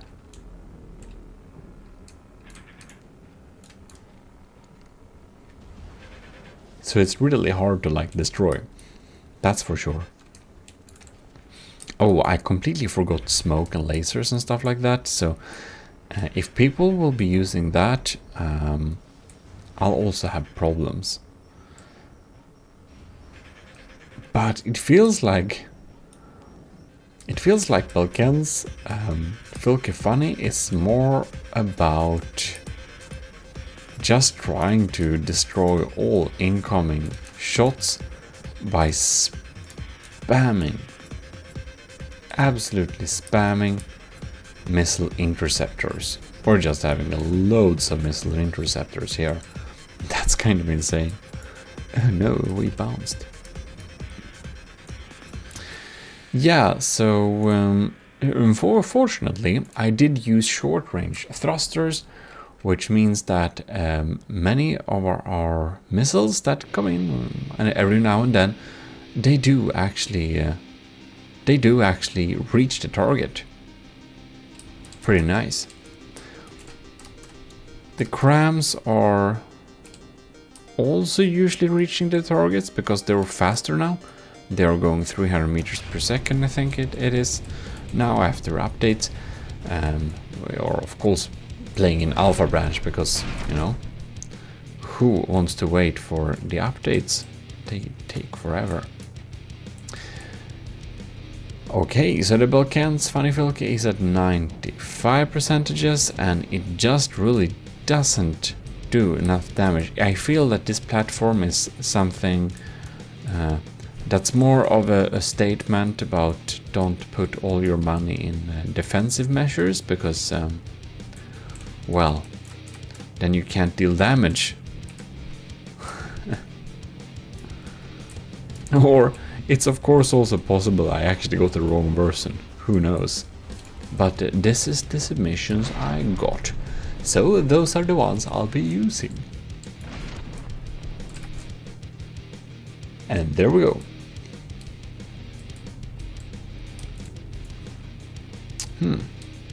It's also kind of regenerating, isn't it? No? Well, 93. Well, I'm pretty sure we are going to win this thing, just because Balkan's Funny Filke does not pack a lot of punch. It does indeed not. It just has defensive stuff. As I think I already told you. I also think this thing is trying to be pretty stealthy, because we have like passive radar and it's not sticking up very much, so it's like it's probably not getting the best shots. And then we have like passive sonar down here, so it's really trying to be quite sneaky indeed. Yeah.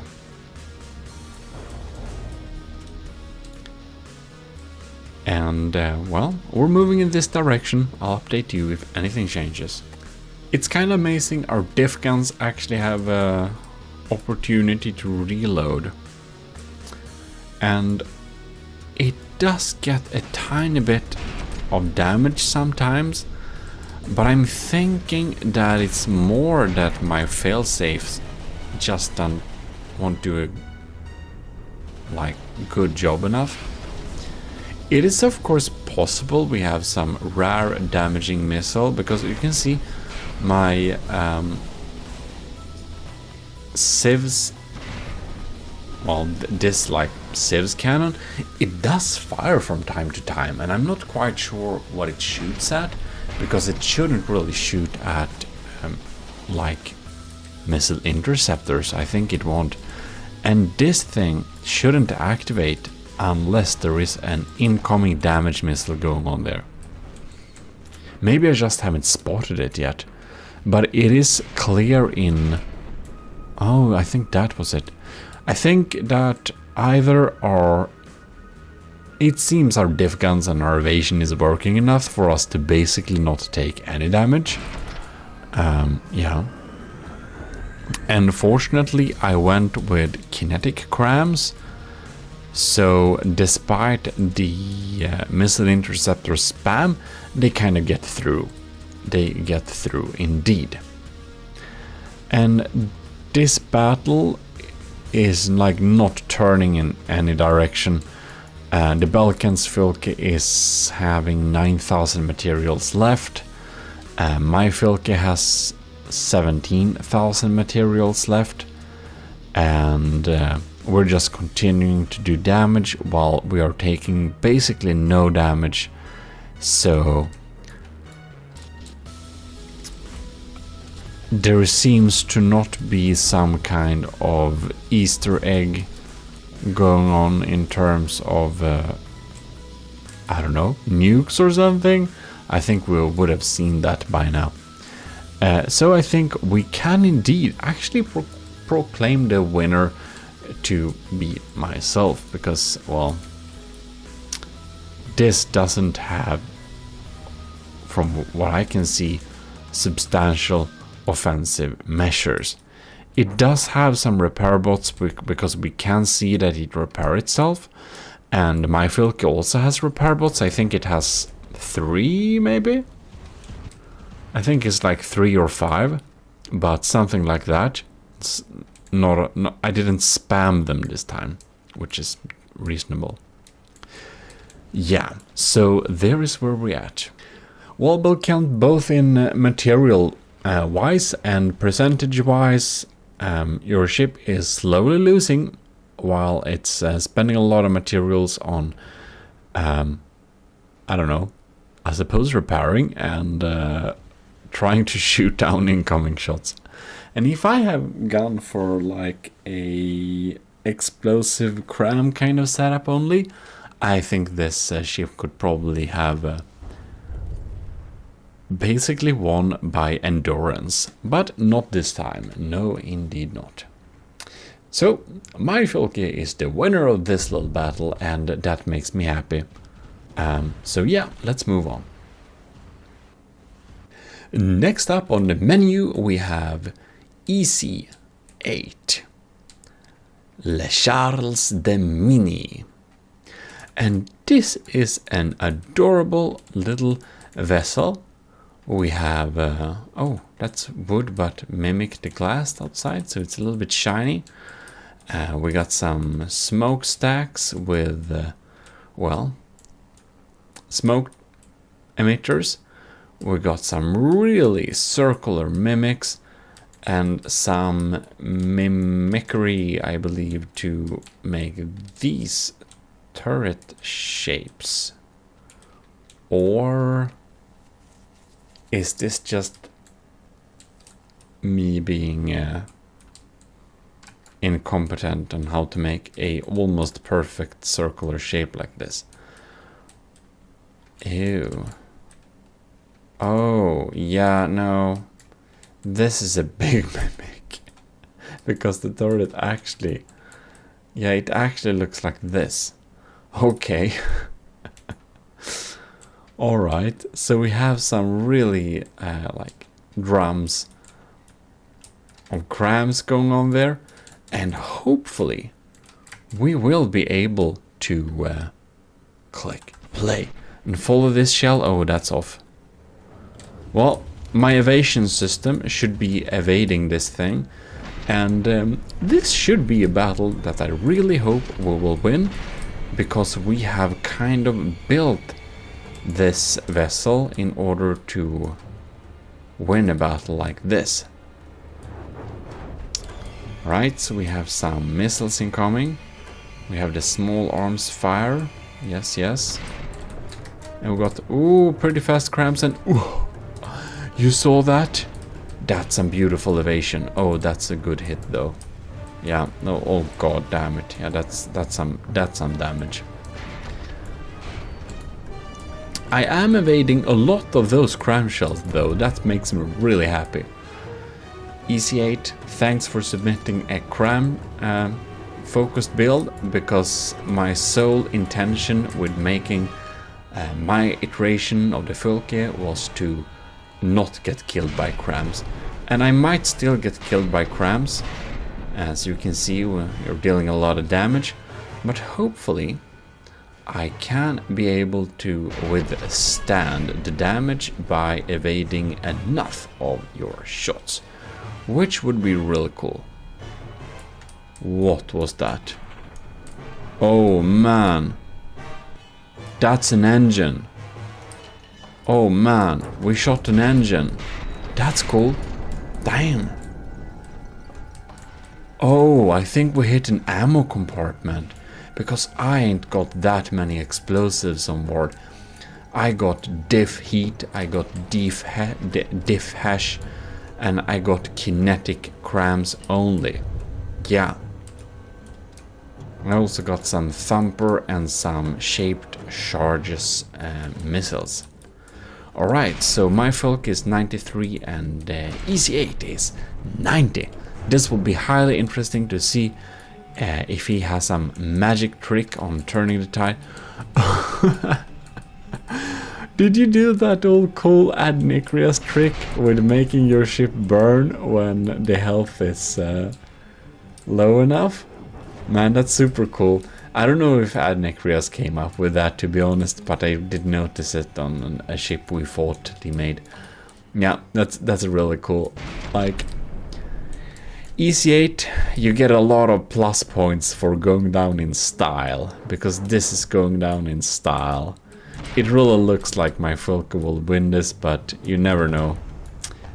If my evasion gets damaged so that we can't keep up right, tables might turn. But as it stands right now, it seems I have a good chance of winning this. Oh man.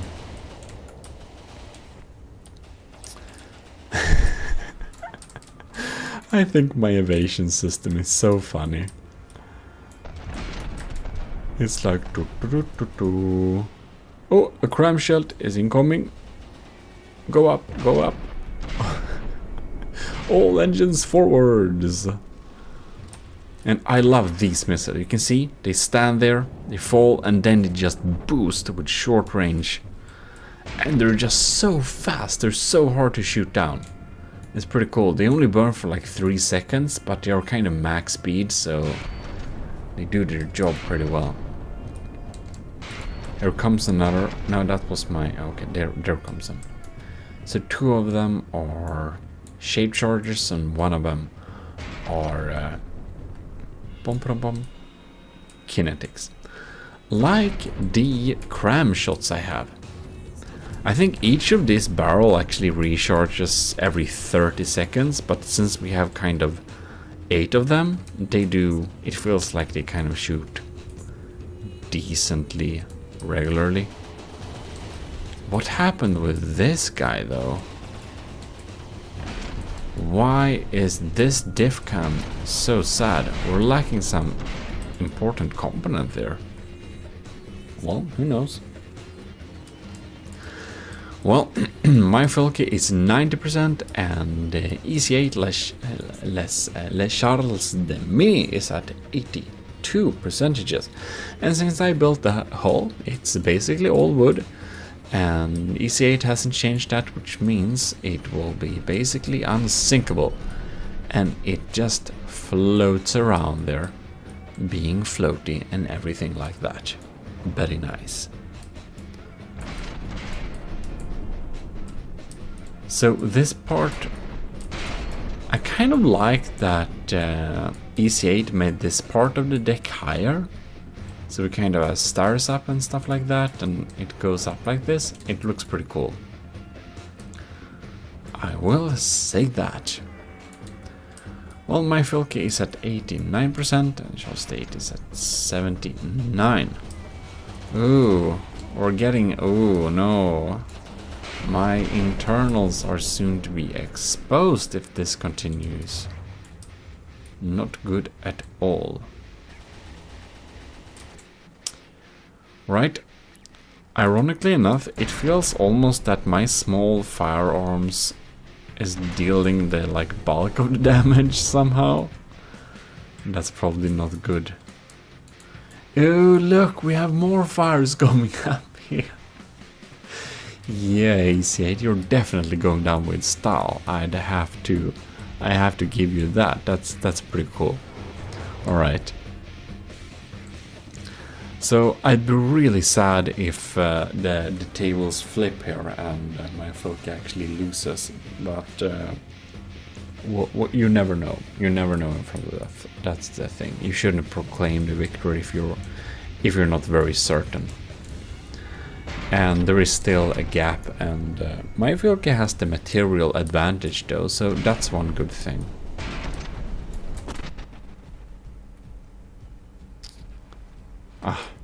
I made some of the cram barrels I made really accurate, and some of them are like less accurate. Oh, some heavy armor around that turret base there. Well, the armor is kind of thick enough, and the water armors as well. That's probably not necessary. Here we have some rubber and ooh, a nice little protected AI. One could almost imagine you've seen the Protect Yourself Against EMP tutorial just released. Well, I do know you sent it to submission before I released that video, which was, you know, Friday.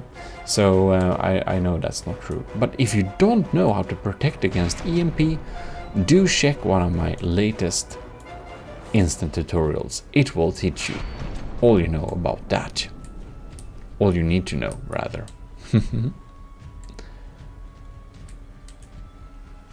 Because all you know could practically be nothing, and that's not what I meant. We have more fires going on here. Poor thing. ECCLESIARCHY the Mini. I think we can proclaim that Les Charles the Mini is not going to win this battle. I'd be highly surprised if the tables flip here.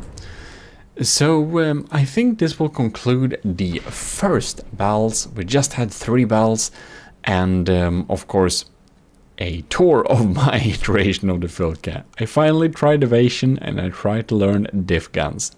So that's something at least.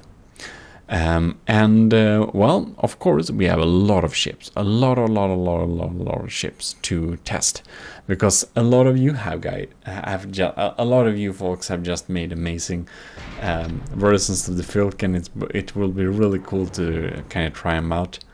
And I don't really know what that means, but this hull is really old, and somebody told in my Discord that it's so old it doesn't have creator tags. And I don't know how old that means, but I think I made this hull like pre-2008.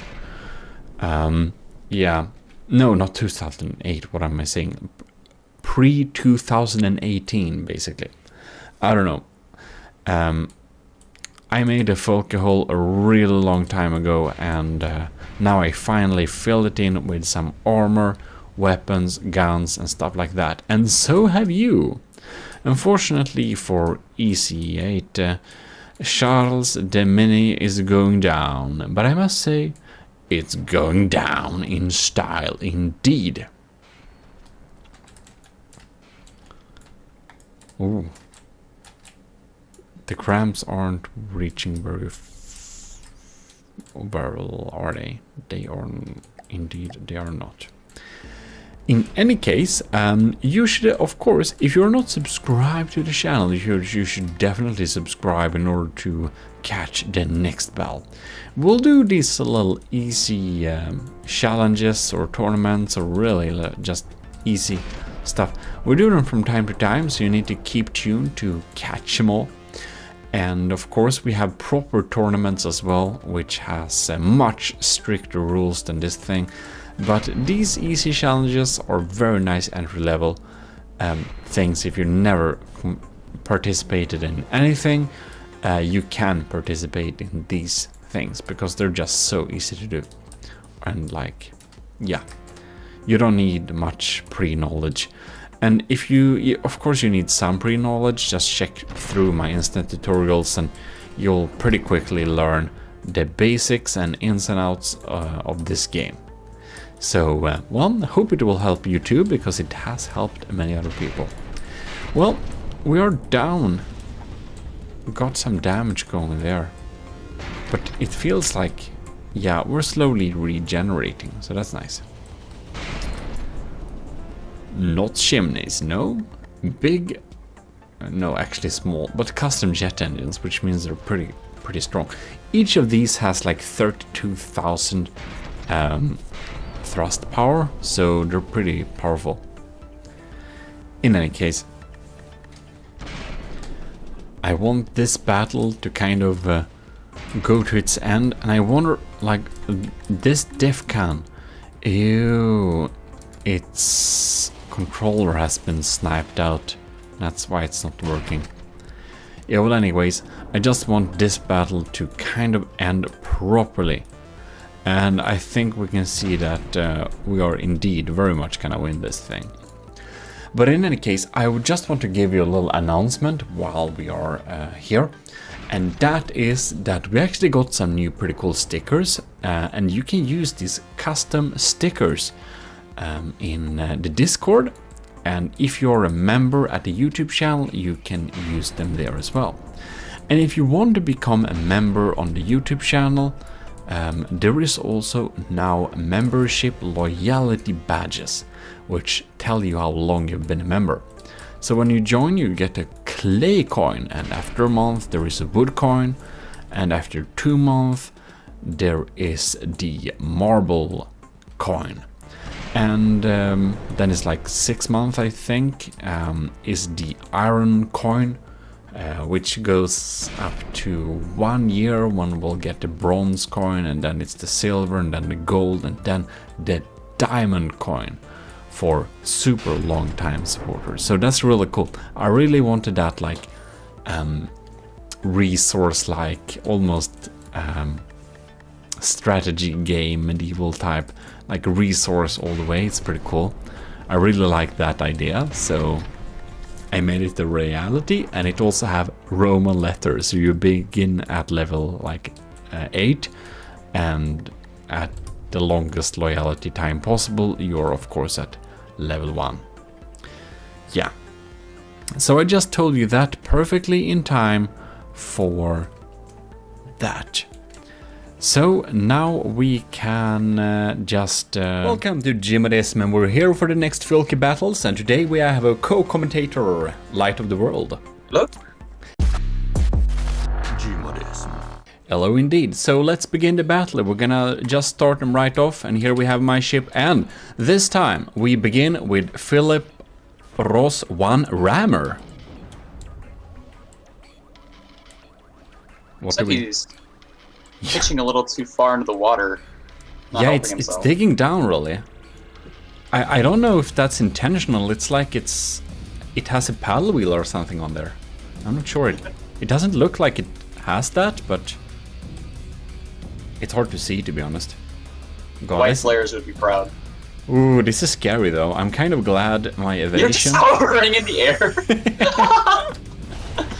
Well, my...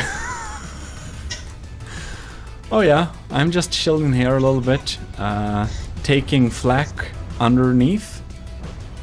Now I'm kind of glad that I kept the bottom armor kind of intact. yeah. Oh, I wonder if it... I don't think your cannons can fire at this angle though, so this could be... Yeah, I have some light things that can angle it towards the enemy. I got turning thrusters, a few of them. Oh, I got flares stuck onto me. Okay.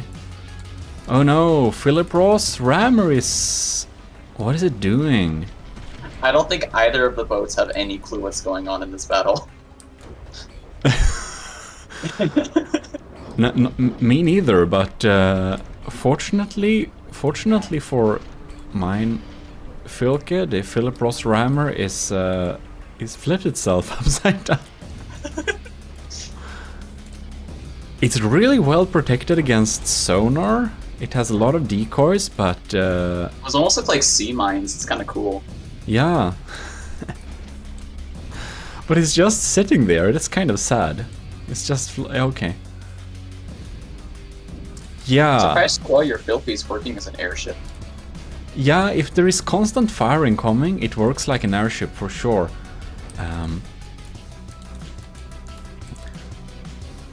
Yeah, so Philip Ross tried to go for a lot of decoys to avoid enemy missiles.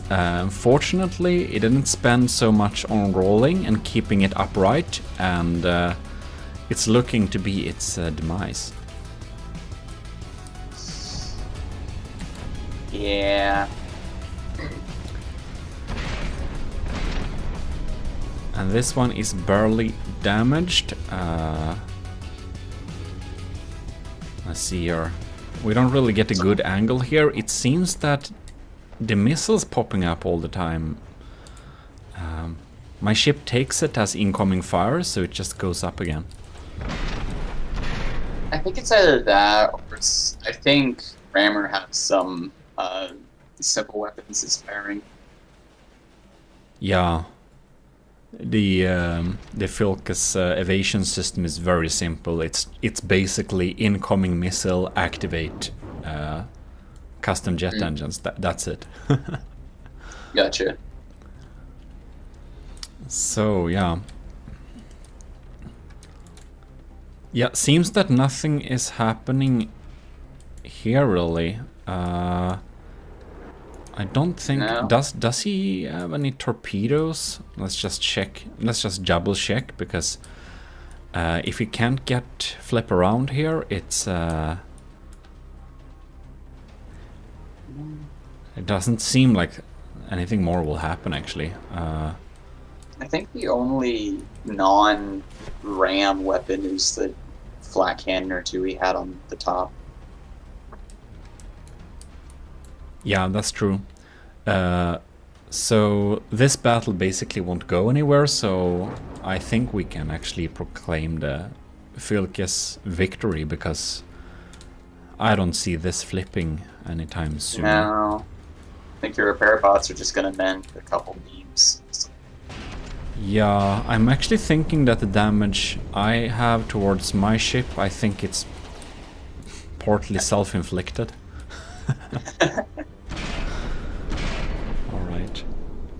Right, so Rammer is out of materials and down to 79% and has done absolutely no damage. So, I will congratulate my own Fylke and its evasion system for winning this battle, and it was unfortunately for Philip Ross of flipping upside down, but that happens.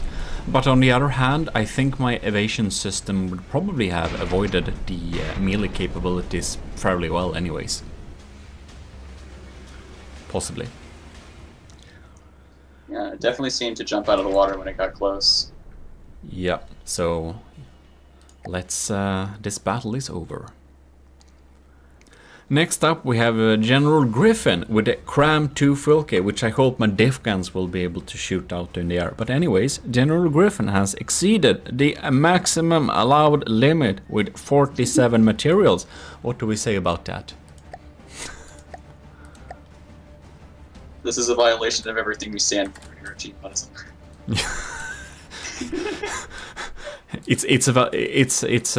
It's definitely a violation, and the win may be taken. My. Oh god. I'm kind of curious. No, I can't do the... Ooh. Unfortunately, the main construct 3x3 is intact, which means that it's not Doom crams we're looking at, but it's a lot of crams. They're hull mounted, it looks like. Yeah.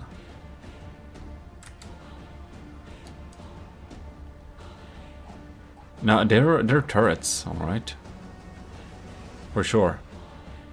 They might be, yeah. Yeah, because it's the default 3x3 well inside it. Oh like yeah, a you trench. can just. So Yeah. it's 3x3 crams. Anyways, Oh, this should be interesting. battle start. Oh lord! It shot itself. It killed itself. No. Why, Oh dear. General I think some Griff? mistakes were made. Why did you do? Oh no. I'm not Well, confident the front crams are gone. that General Oh. Griffin battle tested this design very much, but ooh lord! Those crams do a lot of damage though. Those Yeah. back crams just. It's so Ouch. quick, and my evasion system was not able to escape that. Yeah, I forget how long ago it was, but they made cram maximum speed 300 meters a second, up from 200. Yeah, and I think- it does a lot of change actually. Now you have enough distance though that you're evading better.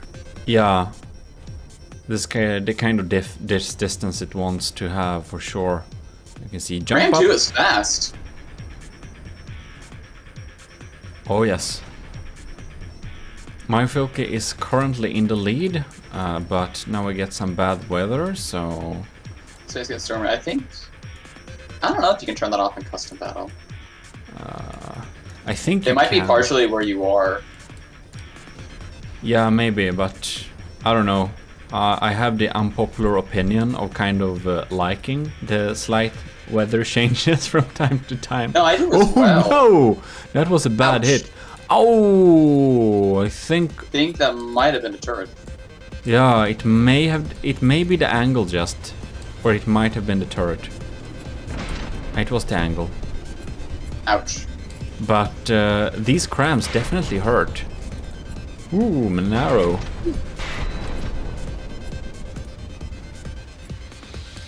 And I'm not sure... Oh no. Is my diff gun is dead? Okay. My other diff gun is alive. but it missed. Oh god, that's a bad miss. So the small diff guns are Civ's diff. These are designed to shoot down incoming crams. Alright. Let's see how we're doing over here then. 9%. Half that self-inflicted, unfortunately. Yeah. Yeah, that was just interesting That was that unfortunate. for sure. The turrets just kind of clipped into each other. It's Yeah, that's so where you wanna... fast. Yeah. Ooh, shot the barrel off of that one. Sometimes it's good to spam some shots. Yeah. Little missiles coming in, some... Yeah, my short-range missiles are they're a hit. I need to fix and install them on the Draconia, and hopefully I can get through lambs with it. I don't know. It's so fast, it basically also jumps. It's hitting the waves. Yeah, it gets evasion from the waves. Alright. Back to clear weather. Oof. Ouch. Oh! Right on the mast. Superstructure, sorry. Yeah, that's in the superstructure. It didn't hit the civs, however. The custom jet engines are fine too, so the evasion is online.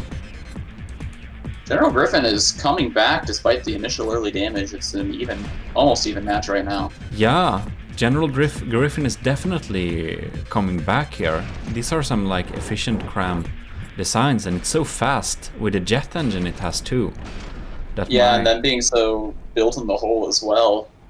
Yeah. It's super quick. Oh wait, Oh! Oh dear. Oh dear. Well, AI dies somewhere. indeed, that has to have been a fatal AI hit. Wow. That's a win for General Griffin. Despite the self-inflicting wound in the start. 47 materials over, doesn't count. Yeah, we'll have to debate if that counts. The board is going to decide. We need Zaberko's opinion. We can do a poll later. Okay, polling comments. Who is the winner of this? I don't think 50 materials was going to change it very much, unfortunately. No, but rules are rules. True. Right, next up we have Kevin Try, HMS Canoe Viking. This looks interesting. See some Ooh. those lambs notes. This is pretty chungus. Look at that. It's just so wide. Alright, we kept the original deck, but we added this kind of shield walls here. We have Extra smoke. thick. So they'll let it load in a bit more, see when Oh yes, the barrels load in. that's sure. Okay, now we're properly loaded in. That's an advanced cannon. But why did the barrel start backwards? Darn it. Did he get the front and back mixed up? He might have gotten the front and back mixed up on the turret. Maybe. That's probably the only sensible reason. There is no other... Ooh, is it some weird trick maybe? You know, the first shot always misses, but if you spawn your turret backwards, it has to turn, maybe? Ooh, that's interesting. Maybe. Maybe the comment section can explain that while we continue this battle. Alright. It made no sound when firing. Oh man, There it is. That sounds like 500 millimeter. that sounds like 500 millimeters, and half a percentage is instantly gone. I don't think my evasion system will save Doesn't me. trigger on. Might not trigger on advanced cannon shots. It might trigger, but I don't know if it has time to do much. Doesn't look like what's bam! happening. No, it doesn't look like it. And my Darn. civs will not be able to do anything. Bam! It's a tanky boy. For sure, it's in the lead so far here. It only has one weapon, so if I'm really lucky, it's of course possible that... Yeah, there's Filke- already... Looks like there's already a hole in the top armor there. The turret. Yeah, See if it gets repaired. This is a cool design. it's super tanky, for sure. And we got the 30mm cannon set on top as both anti-air and damage, so they got both. Is your evasion system a little bit? Yeah, I think it might get triggered by the missiles. Ah, that makes sense. The flares are triggering it. Yeah, the scary flares. Oh, I think I don't get that one. Down to 90% on the Filky, the Canoe Viking's still at 96. Yeah, The metal shielding doing a really good job now. Yeah, it Ooh! Taking out the top cannon. That's interesting. whoa, look there. I almost got no turrets left here. It's not Yikes. looking too good for the Filk at this moment. One diff gun is off, the other one is basically offline. The missiles, they're here, but I think my detection is bad enough.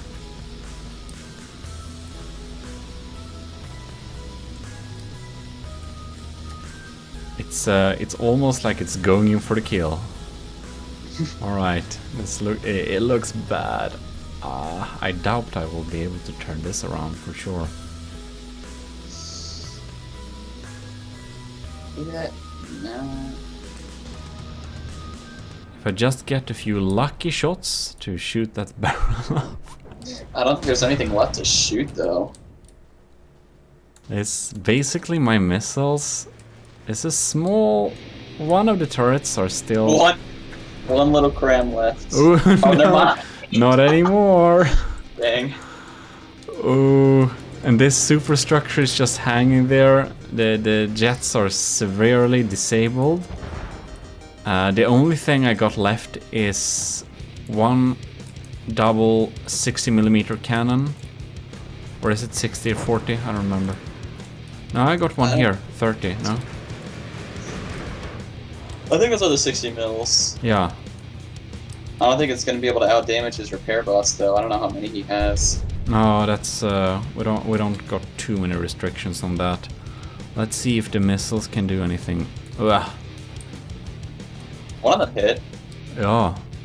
It's still 96%, so Yeah. yeah, here we got this little... Got some little, spaced armor as well.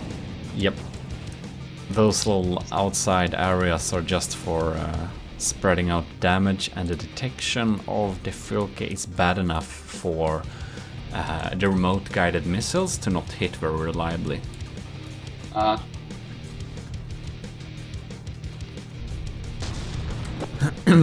I do have...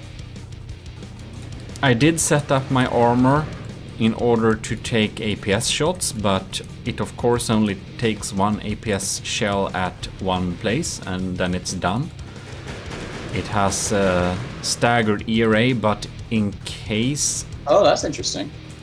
Yeah, but if he uses kinetic, which I think he does, it doesn't do much. Yeah, it still helps.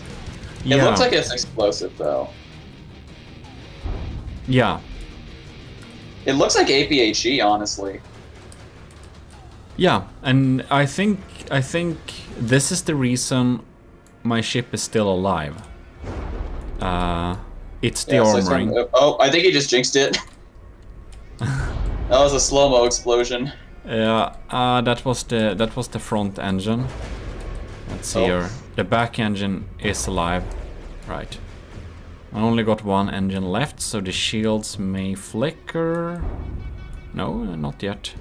Oh, bouncing a lot of shells there. But ooh, I only have 1,200 materials left, and Kevin got like more than 10 times as much. So That's a resource storage somewhere. yeah.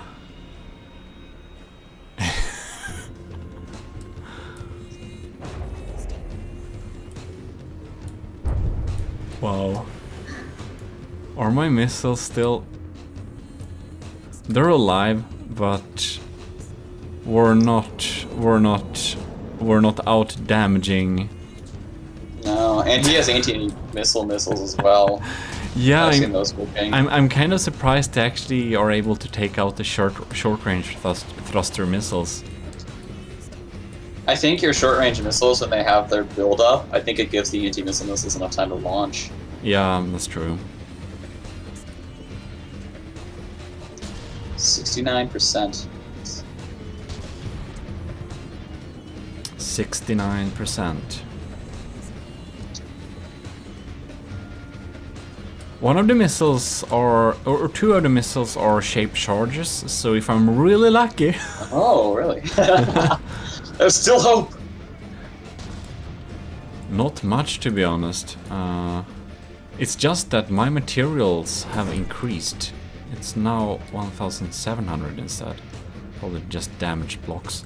You seem to be gaining materials whenever you take damage, which is strange. I think I pick up my own scraps or something like that. I think it basically how it works.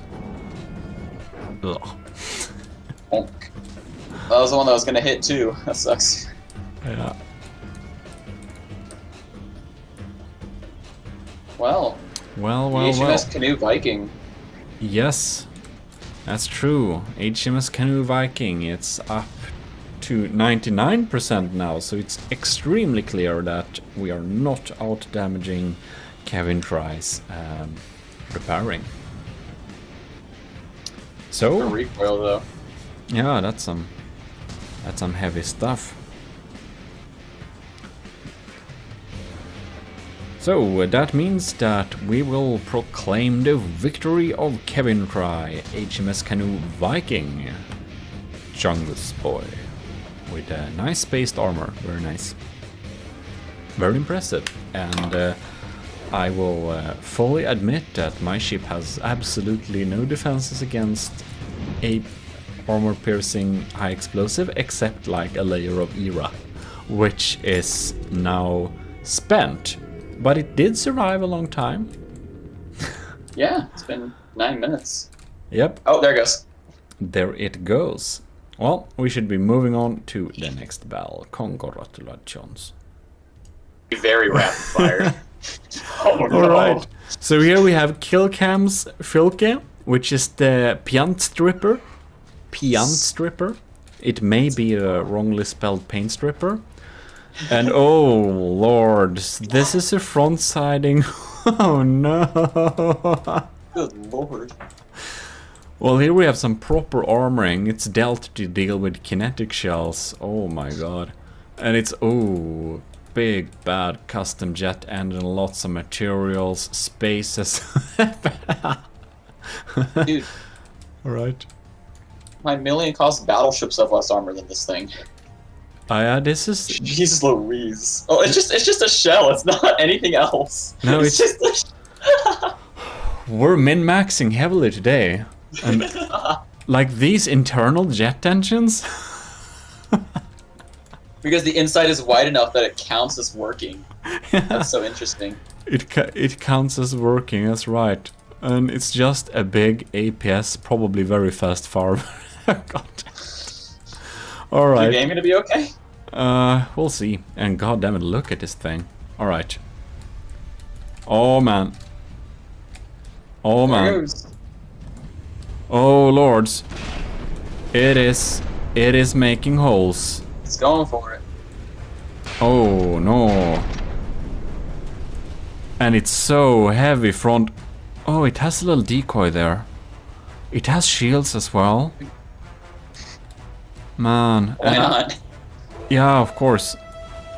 And, well, it follows the rules. It looks like the Filke, that's for sure. Just a little bit bare bones, maybe? Oh no. This is like some proper... Oh, it's this... Oh, look, it takes out shells too.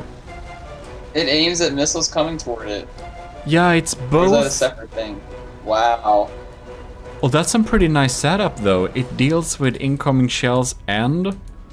Yeah. Well, when you've got that much firing at it, why not? Yeah, the How many only thing that shells is are- dealing damage is my small fire. I guess my diff guns could I take think it only out. goes for missiles. Yeah, no, it takes out my crams. Whoops. Is it? Yeah. I don't know. Oh, it does. Wow. Yeah, it's anti-cram and anti-missile for sure, so it's both. So I have no ways of dealing damage against this thing. Yeah, it's at 95, so something's happening. Yeah, it's the 30mm cannons and the 60mm cannons. They are they're dealing all the damage. Our simple weapons. I think the diff guns do their damage too, but they're Okay. one shot, basically, or two shot. But they probably already fired their shells, and yeah. Right, so we'll see where this goes, but it doesn't look too great for my focus so far. The kill campaign stripper does definitely work. You've broken with through the outer armor, but now you've got the metal and heavy armor. Yeah, that's right. The outer armor is the wood. The only thing to deal with something like this is to have missiles coming up behind it. And that's something we I don't don't know how you have. deal with this. I'm waiting for someone to try a laser. I haven't seen any lasers yet. Nah, it's hard to make a laser for this cost that does anything. That's true. Or if you do only a laser and only an engine, it might of course work, but... Getting my side lasers, like small lasers, can be kind of nice though. Oh, I've done yeah. some small lasers and stuff. I do a lot of 79. campaign, so I get stuck fighting a lot of little things. Oh dear.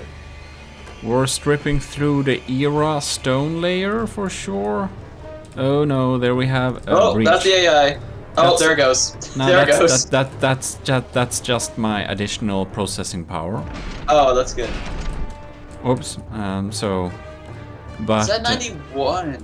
So, yeah, but if we won't land a shot on the barrel itself to make it not accurate, it's basically no chance of taking out anything because it still takes out all my missiles and crams. yeah. I'm feeling this is a pretty like min-maxed design. It's really like a front-sider. It's not being... It just relies on the enemy being at the forwards and it being able to face forwards all the time. Yeah. There's some holes on the bottom there that looked interesting. On the There's a bottom? couple, like, if you go inside of it again, I guess there's still that layer of metal, but you can see there's, like, you can kind of see the air poking out from outside, Yeah.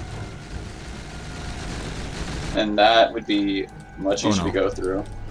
Oh. Well, I think we can all see where this is going. The paint stripper is definitely going to do its thing here. So the Filke is down below 69. It's almost bisected.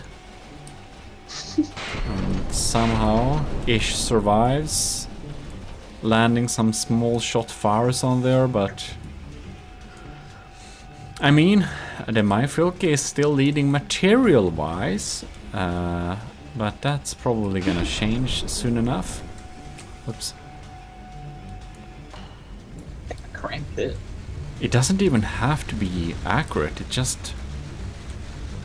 You fire so many shells that it doesn't matter. It doesn't matter. It just spams them. It has no repair bots, so it could be worked on over time. Your small cannons are still active, which is interesting. Yeah. But despite being at 60%, you're still moving and firing. Like... Yeah, it's That's fairly impressive. versatile. But it's soon pushed below 55, so... Yeah... Then it doesn't matter much anymore, but we're still dealing damage. That's something.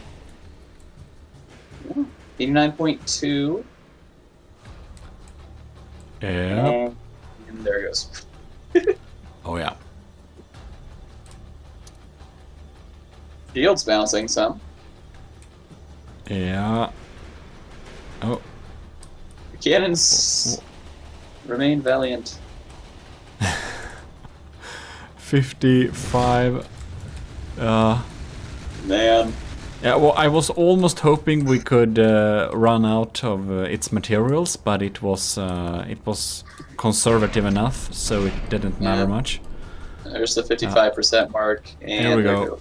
There we go. So congratulations, Killcam. The paint stripper did indeed strip the paint and more. Yep.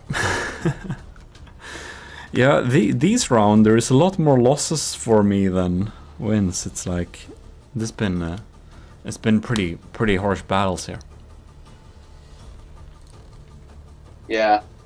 Next up, we have our co-commentator, Light of the World's World Feringer. It lost the little AE thing, but oh well. Well, that Thank you, happens. file sharing. Well, it will be very. It's a special. It kept the color. Well, that's Hey, nice. That's nice. If you didn't choose the fleet colors, it always keeps the color, I think. That's good to know. But if you choose the fleet colors, it won't. Maybe. Gotcha. Okay, there we got barrels. Oh, there it goes. Oh well. Oh no. Okay. I don't care. It's just colors. Okay. All right. So you didn't use the fleet colors? I think it's because I actually, like, the coloring was my fleet colors. It wasn't my color All right. color too. So I think it's Yeah, that's probably that. Because if you use the other colors and not your fleet colors, other people will see it. Well, anyways, let's see how this goes then. Ooh. I was evading. My diff guns suck at shooting down incoming shells. I like this little house here. That's claustrophobic. That's my superstructure. It is a structure. Crams are overwhelming my lands. I was worried about that. It doesn't have time to take out missiles either. No, the lambs doesn't refill super well. Nah. I'm not getting in range. There we go. Now my advanced scanning can do something. Yeah, you did some damage. You're technically not in the lead anymore. You hit some. It was a much closer battle. It's 99 to 99. Yep. Ah. That's Oh. a tiny shield, though. It's supposed to broadside rate, but spawned a little further away than I was expecting. Yeah, I've seen some troubles with the AI recently, like the recent months, basically. The recent months. That's from the depths for you. Yeah, so it doesn't Oh, seem there to we be go. fixed. Yeah, you took out Got the the missiles missiles. this time, yeah. Now that it's not stormy, I can go a little better. Is my cram down already? Man. Yeah, it sucks. Oh, it is! That's my main weapon! Oh no! How did it... I think you shot through the turret, maybe. Hmm. I think when your hardener cram shot through the turret. I wonder if my repair bots... I think I only have like 5 repair bots, so I don't have a ton. I always try to keep it under 8. Yeah. Yeah. The sea is now messing up both of our abilities to shoot. Yeah. One cram Oh, did big hit, waves. though. How is the Filky doing? It's 98 to actually 95. below. Yeah, you're in the lead so far. I have no missiles at all, so. Ooh, I that think was everything- bad. Okay, no, it wasn't. Never Good mind. shot. Oh, you've become an airship again. Yep, it detects incoming shells. Pretty proud of my casemates so far. Yeah. Doing a lot of good suppressing. My lamp's trying its best. It's hard to make a LAM system at this cost for sure. Yeah. It But was it's- doing alright against other missiles. I made a missile version of this that was literally just like, I think it was like 20 medium missiles in the center of it. And Yeah. my goal was to make this Filky beat that one. And it did, Yeah. so I'm happy. My Filk is down 10 percentages and you're only down like 3 percentages, which I think is I'm at- interesting. Yeah. I don't have very many repair bots. I think I have like 5 also, or 3, but I think it's 5. For There's a trick once, with repair bots. Bam! Oh! There's a trick with repair bots where if like the top of the repair bot is covered with something, it will actually repair faster because it won't spawn the bug to go physically fly, so it repairs faster, which is really weird. It's a weird quirk of the game. yeah, that's weird. Avoid the lag a little bit. We're down 88. Ooh. Your APS is doing some good damage, that's for sure. What shell did you load it with? So, the APS and the casemates actually use the same shells. It's pure HE. And then the cram is like 80% hardener, 20% AP, and it sorry, I said that backwards. 80% AP, 20% HE, and it detonates 6 meters in. Hmm. But my cram got disconnected really early. Yeah, and that's the only thing that makes this battle kind of exciting so far, because you're in the lead and it's going that direction, but you don't have your main weapon. Not have my main weapon, which is very sad. It's very happy for me, because then I have a chance to win. Otherwise, I think you already would have won. Yeah, I remember testing it. Assuming the armor wasn't changed, it could penetrate from a full health hole to the internal. Yeah. But that's a lot of shots coming though. I'm down to 98, 97.5. I took a lot of damage there. Yeah, we gotta look at that then. Do you have? Cram's still gone. Is it just? Oh, there's a hole in the side there. There is. We see some applic behind. Your main APS is absolutely fine still. Seems like. I tried to change the actual hole as little as possible, so I think all of the armor you set up is still there. Yeah. I have slightly less armor on the left side Yeah, it's intact. for cost. Where is my ship? Okay, there it is. Keeping distance. It's set to circle at distance 1000 meters, but I think the evasion system might have helped it a little bit. Yeah. We're down. You have done a lot of surface damage, but honestly you haven't done so much serious damage yet. You took out No. one engine, so one engine is dead, Yay. but I got 2 for that reason. I Alright. don't build redundant systems very often. Alright. Gets me killed a lot. I've started to try and rely on redundancy for the most part. What happened with those missiles there? That's what's really weird. Oh, my lambs! Look at that. Oh yeah, They've refilled. they have indeed. And each of my barrels reload every 30 seconds. Oh, there's that cram. Oh, Cram's the back cram is online. back online. I missed. That's sad. You're at 98% again though. That's Yeah. bad news for me. I want to see that cram hit. Come on. I'm hoping my diff guns will do something for once. For the next incoming cram shells, because in testing they did shoot down incoming crams occasionally, That makes sense. During the battles, I haven't seen my civs diff guns actually doing much. I think a lot of crams we've seen have been a lot of AP, like hardener pellets, so it makes it a lot harder to shoot down. My cram died again. Gosh dang it. Oh, but your lambs are stronger than one would have expected for this small system. How much did you spend on? I think actually that entire middle section, if you fly into it, I think a majority of that middle section is just laser. Oh. It's a pretty strong land system. I think the APS turret was about 10 to 13k, and I think the cram was about 15k. And then the casemates were obviously kind of expensive, and then just about everything else went to the land system. I have one torpedo decoy and one flare that you saw fire up. Yep, your lamb system is really saving your ass here. You successfully take out the incoming shots. 70 to 99. I think your heat guns were able to snipe my cram really early. That's sad. Yeah. Must have hit right in the turret, because I armored the inside pretty well. I've seen my diff guns miss sometime too, so they're... But if they hit, they pack some punch. They shoot very rarely, of course, but... Yeah.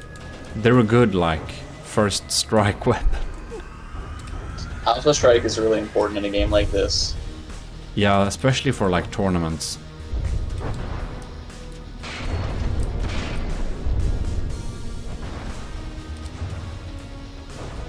Yeah, your lamb system was a good investment. We can tell that very surely. Are my missiles down? Oh, dang. There we go. So. You're still at 99%. I don't see you losing this unless my ship survives because it's in the lead in materials, but... Maybe. Your lambs are still doing a good job. Unfortunately for me. Alright. Yeah, it was a good little investment. I'm at 99.6 and my cram is still down. It's almost like it has some extreme movement limitation or something. I don't even think it has any. I don't know what's happening with it. Yeah, something must be wrong with my cram, because there's no way it's still down. It's at 100%. 99.8, yeah. Huh. It can't possibly be... Oh well. It's weird. And my missiles? Nope. 64%. It really looks like you're winning this.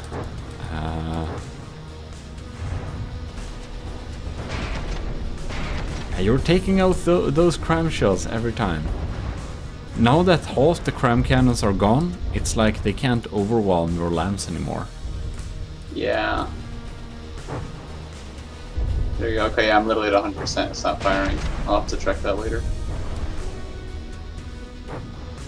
Yep.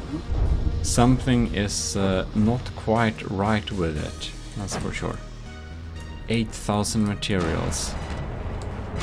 Am I gonna kill you in time? Hope so.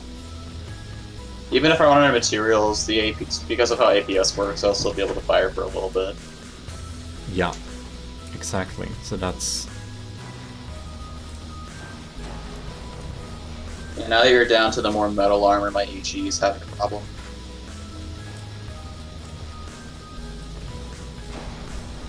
Only I had an armor-penetrating cram cannon. That could help. It seems to be flawed somehow. But it doesn't It's bending up and down. I wonder if something's weird with the turning. It's gotta be something like locking the turn. My superstructure is hanging on a loose thread here. Oh, this is so weird, ship movement. What are we doing? Oh yeah. And my anti-missile missiles are going after your decoys. Great job. Task failed successfully. Can my diff guns reload sometime? Land a nice hit or something like that? Seems like... I'm kind of surprised both the diff guns are still alive at this point. Yeah, I figured my HE would deal a lot more surface damage, but we just kind of caved through. It's... Did you set it up to... No, you didn't set it to aim at hot blocks, you just set it... No, I don't even think I think I did cluster. Basically half the ship is like gone. It's like it slowly has been eating through. My ship is hungry. Obviously, yeah. I'm kind of surprised these cram cannons are still on it. Oh. 5.3. Oh yeah. Will the diff cans fire one last round? No, we're down under 55. Yeah. This is indeed a win for you. So congratulations. Thank you. I'll have to go figure out what the heck happened with my stupid crane cannon. Wow. So I basically only won one of the battles during this during this session, so that was interesting because and we are back for some more Filke battles, and we will start off with Nova Galaxy's coastal defense barge, which definitely has the same shape and feeling as the original, and it uses fast fire APS, I believe. No? What lasers? Is this? No, that's APS. Okay. Yeah, it's just mimic. Yeah. I was like, these are... I haven't seen tiny lasers like that. Alright. So, from experience, Nova Galaxy usually tends to be good at min-maxing stuff, so I would be very happy if I managed to win this battle. Those are strong. Probably. I was about to say, is this one turret stuck or? Yeah, maybe. No? No, it's fine now. They're not stuck. Right. So where do we have? Well, he's only down 1%. My Filk is at 97, so it's like 3 percentages. I wonder if my diff guns hit or not. Let's. Oops. No. So, the constant stream, at least I'm very happy about my short-range thrusters missiles. They're pretty good. They're hard to shoot down as well, but, well, not impossible, of course. Well, so far, it's not too uneven. No, it's pretty even now. Yeah. So that's highly interesting. So we got some kinetic cramps incoming too, and they do deal some damage, indeed. But because Nova Galaxy uses only APS for the coastal defense barge, my evasion system does not activate. So my evasion system is completely, basically, wasted materials. Oh, it does! It does activate. It just doesn't have time to go up very high. Oh, incoming. Okay, better go. Oh. It's like, is there a bullet? No, is it? No, no. Maybe. Oh, that was a shell. Oh no, it wasn't. And then it's like too late.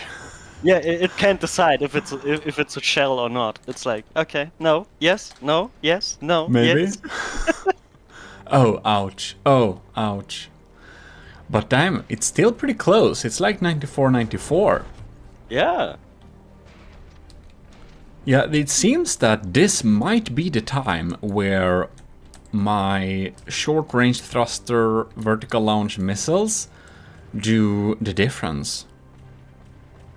Perhaps. They're too Possible, good. yeah. I mean, sure. percentage-wise, it's pretty even. It's pretty even. He is though in the lead still, Nova Galaxy, but that is to be expected. Let's just follow one of these. They're just so scary. So fast. Boof. And it seems that for the Draconia, I tried to install those short-range missiles as well, but they are probably a little bit too... the distance we'll be fighting the enemy from might possibly be too large, so that it doesn't make sense to have the short-range thrusters. Maybe, yeah. Yeah. The good thing with the short-range thrusters is that they tend to be so quick that sometimes the enemy defenses don't have time to take them out. But if it's good lambs, they will be taken out for sure. Right. But there's a difference going on, like in the percentage. There's a huge difference coming in. That's true. My Filka has apparently taken some big damage somehow. It's down to 80... Okay, now it's 87. It was at 84. But it doesn't use that many repair bots. It has a couple. But it's like... I think it's like 5 or something? Or like 3. Probably not too many. But yeah. Oh yeah, okay. He uses heat shells, seems like. Yeah, okay. Because of where... Yeah? I just can't tell the fucking difference. The heat shells, it's good you say that. The heat shells, they have yellow spawls. So the spawls that spawn behind them are yellow. And the HESH shells, they have red spawling. So the spawls that spawn are red. And frag, they have white spawls. Wasn't frag green? No, frag was green or not? The pellets in the cram are green. But the fragments themselves, they're white. In both APS and cram.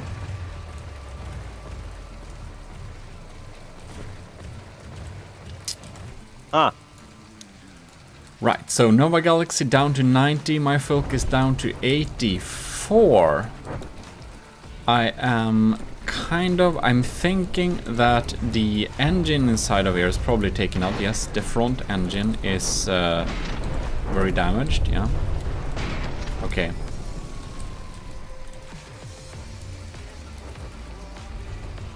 Scary. Yeah, well, that's some fast-firing heat coming in there. That's a pretty strong choice. It works very well. Of course, I have a layer of ERA inside of there, staggered ERA, but they of course only save us from one hit at the same spot. And since we're getting a constant incoming barrage of shots, we are not very safe. Hell no. 2 cram cannons are already gone. 1 diff gun is alive but stopped from firing because of failsafe.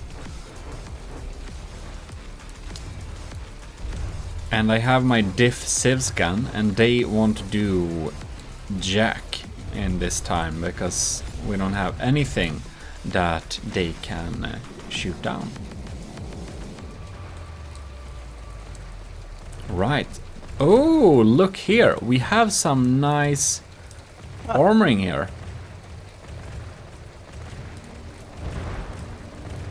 Internal wedges are good, yeah.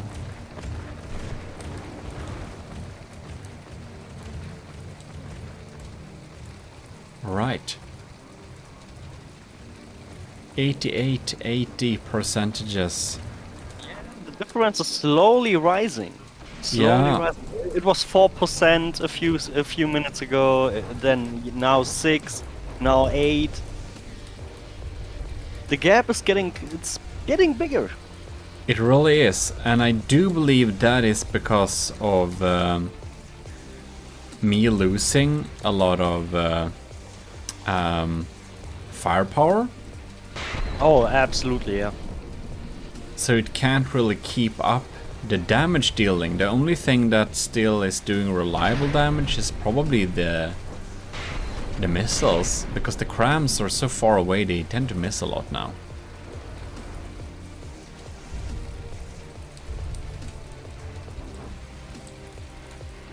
I mean, the entire back section seems dead. Like, there's nothing going on. It's just dead. Yeah, this little gun just targets incoming shells, and the shells are too quick for us to fire at, so... And this one seems to be properly dead, and that's because its weapon computer is gone. And it's also a diff gun, so it isn't really designed to shoot more than 2 shots per barrel, because it has slow reload time. We reached the 10% difference. Oh yeah, 76 versus 87. So even though my ship doesn't really use any type of cheating shenanigans, it is pretty resilient, so it can almost fight until like 55 percentages. It holds up pretty well, even though it won't be able to win. Because here we have some good armoring. We have ERA inside of there. Yeah, there's a lot of armor going on. Yeah.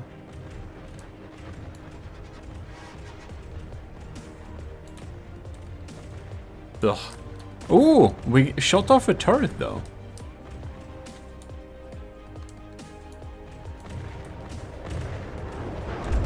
Yeah, well... Well, there are 3 more, so not that it matters very much. Exactly. He already shot off like 2 turrets. Is it 3 now? No, they're actually alive. They're just looking a little bit sad.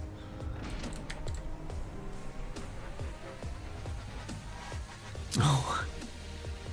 But you know, this is why this is why now recently I install on everything that I build a system that it changes the broadside.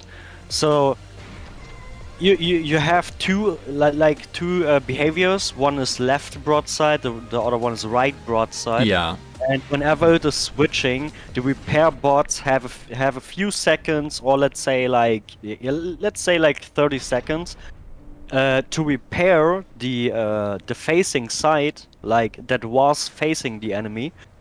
And in the meantime, the left side, let's say the right side was the start, takes the damage while the other side gets repaired a bit. That's why I keep making the same system on every build, like recently on everything basically, because it spreads the damage so much. That's true. I did that for the broadsword, and that really helped, and I should really have done that for my Filk as well, because it does really help, because one side might be screwed up, but when you change the broadside, it has time to regenerate. It does. And now I think we reached the point where my Filk's roll is damaged, so it won't get back to far-range weapons, so I only have some small missiles shooting in. And since Nova Galaxy is leading both material-wise by more than 10% and has more materials in storage, I think that this battle probably don't have to go on any longer. Or No, what? no, no. Yeah. See, So we could play it longer. It's just you suffering. that's true.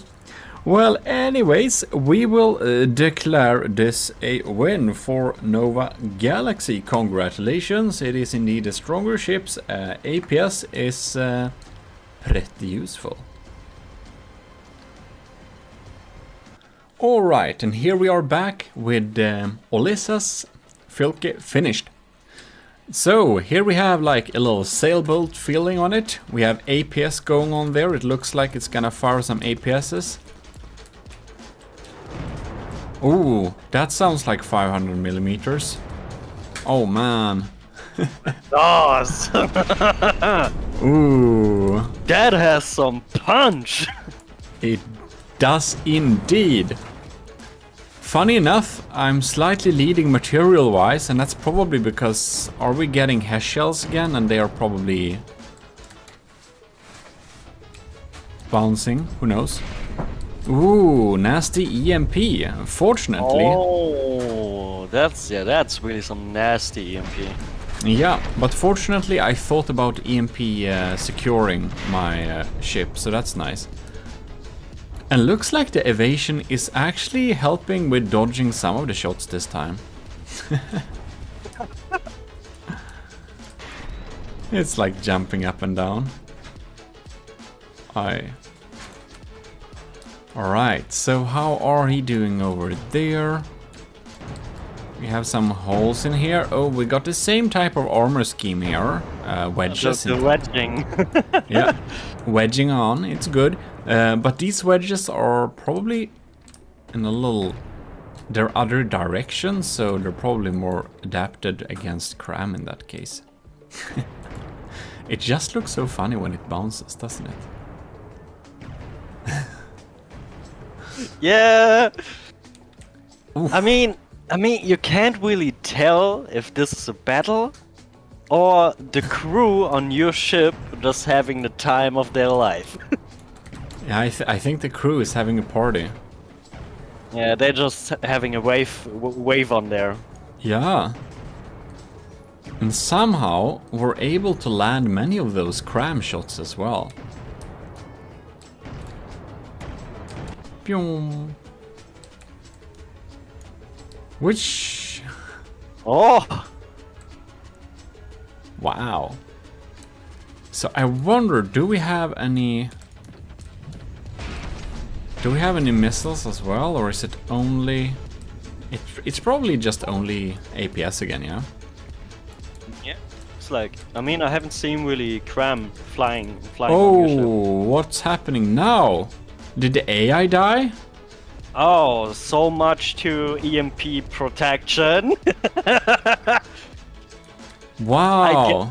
I think he hit at a spot that was very, very valuable. Yeah, possibly, but it is pretty like it's on dead. rubber. It's on rubber. It really is, and it has surges, but perhaps it's just overwhelmed by now. No, that one is online. The surgeons gave up. They were like, hell no, too much. We give no. Just pay us already. We are leaving. Yeah. May it be so that, like, yeah. Oh man, he must hit a spot where it was very valuable. I think there might be like no detection left at all. Wow. Yeah, we're just completely overwhelmed by EMPs, so each and every detector at the detector spot seems to be fried. And I thought those detectors that were in the tower, they should have been EMP protected. I'm kind of surprised they're taken out because they shouldn't be connected to... Yeah, so maybe it's so that they have more connection points than it looks like in that case. Yeah. because I connected them on a side that shouldn't have a physical connection, so they really shouldn't like get fried, but yeah, they are obviously fried. Oh man, I don't know. I don't think so. You can return from that. Well, recover. I mean, not return. Yeah. I mean recover. I mean, he's keep frying you basically. Yeah, it doesn't regenerate its detection like quick enough, so it just stands here.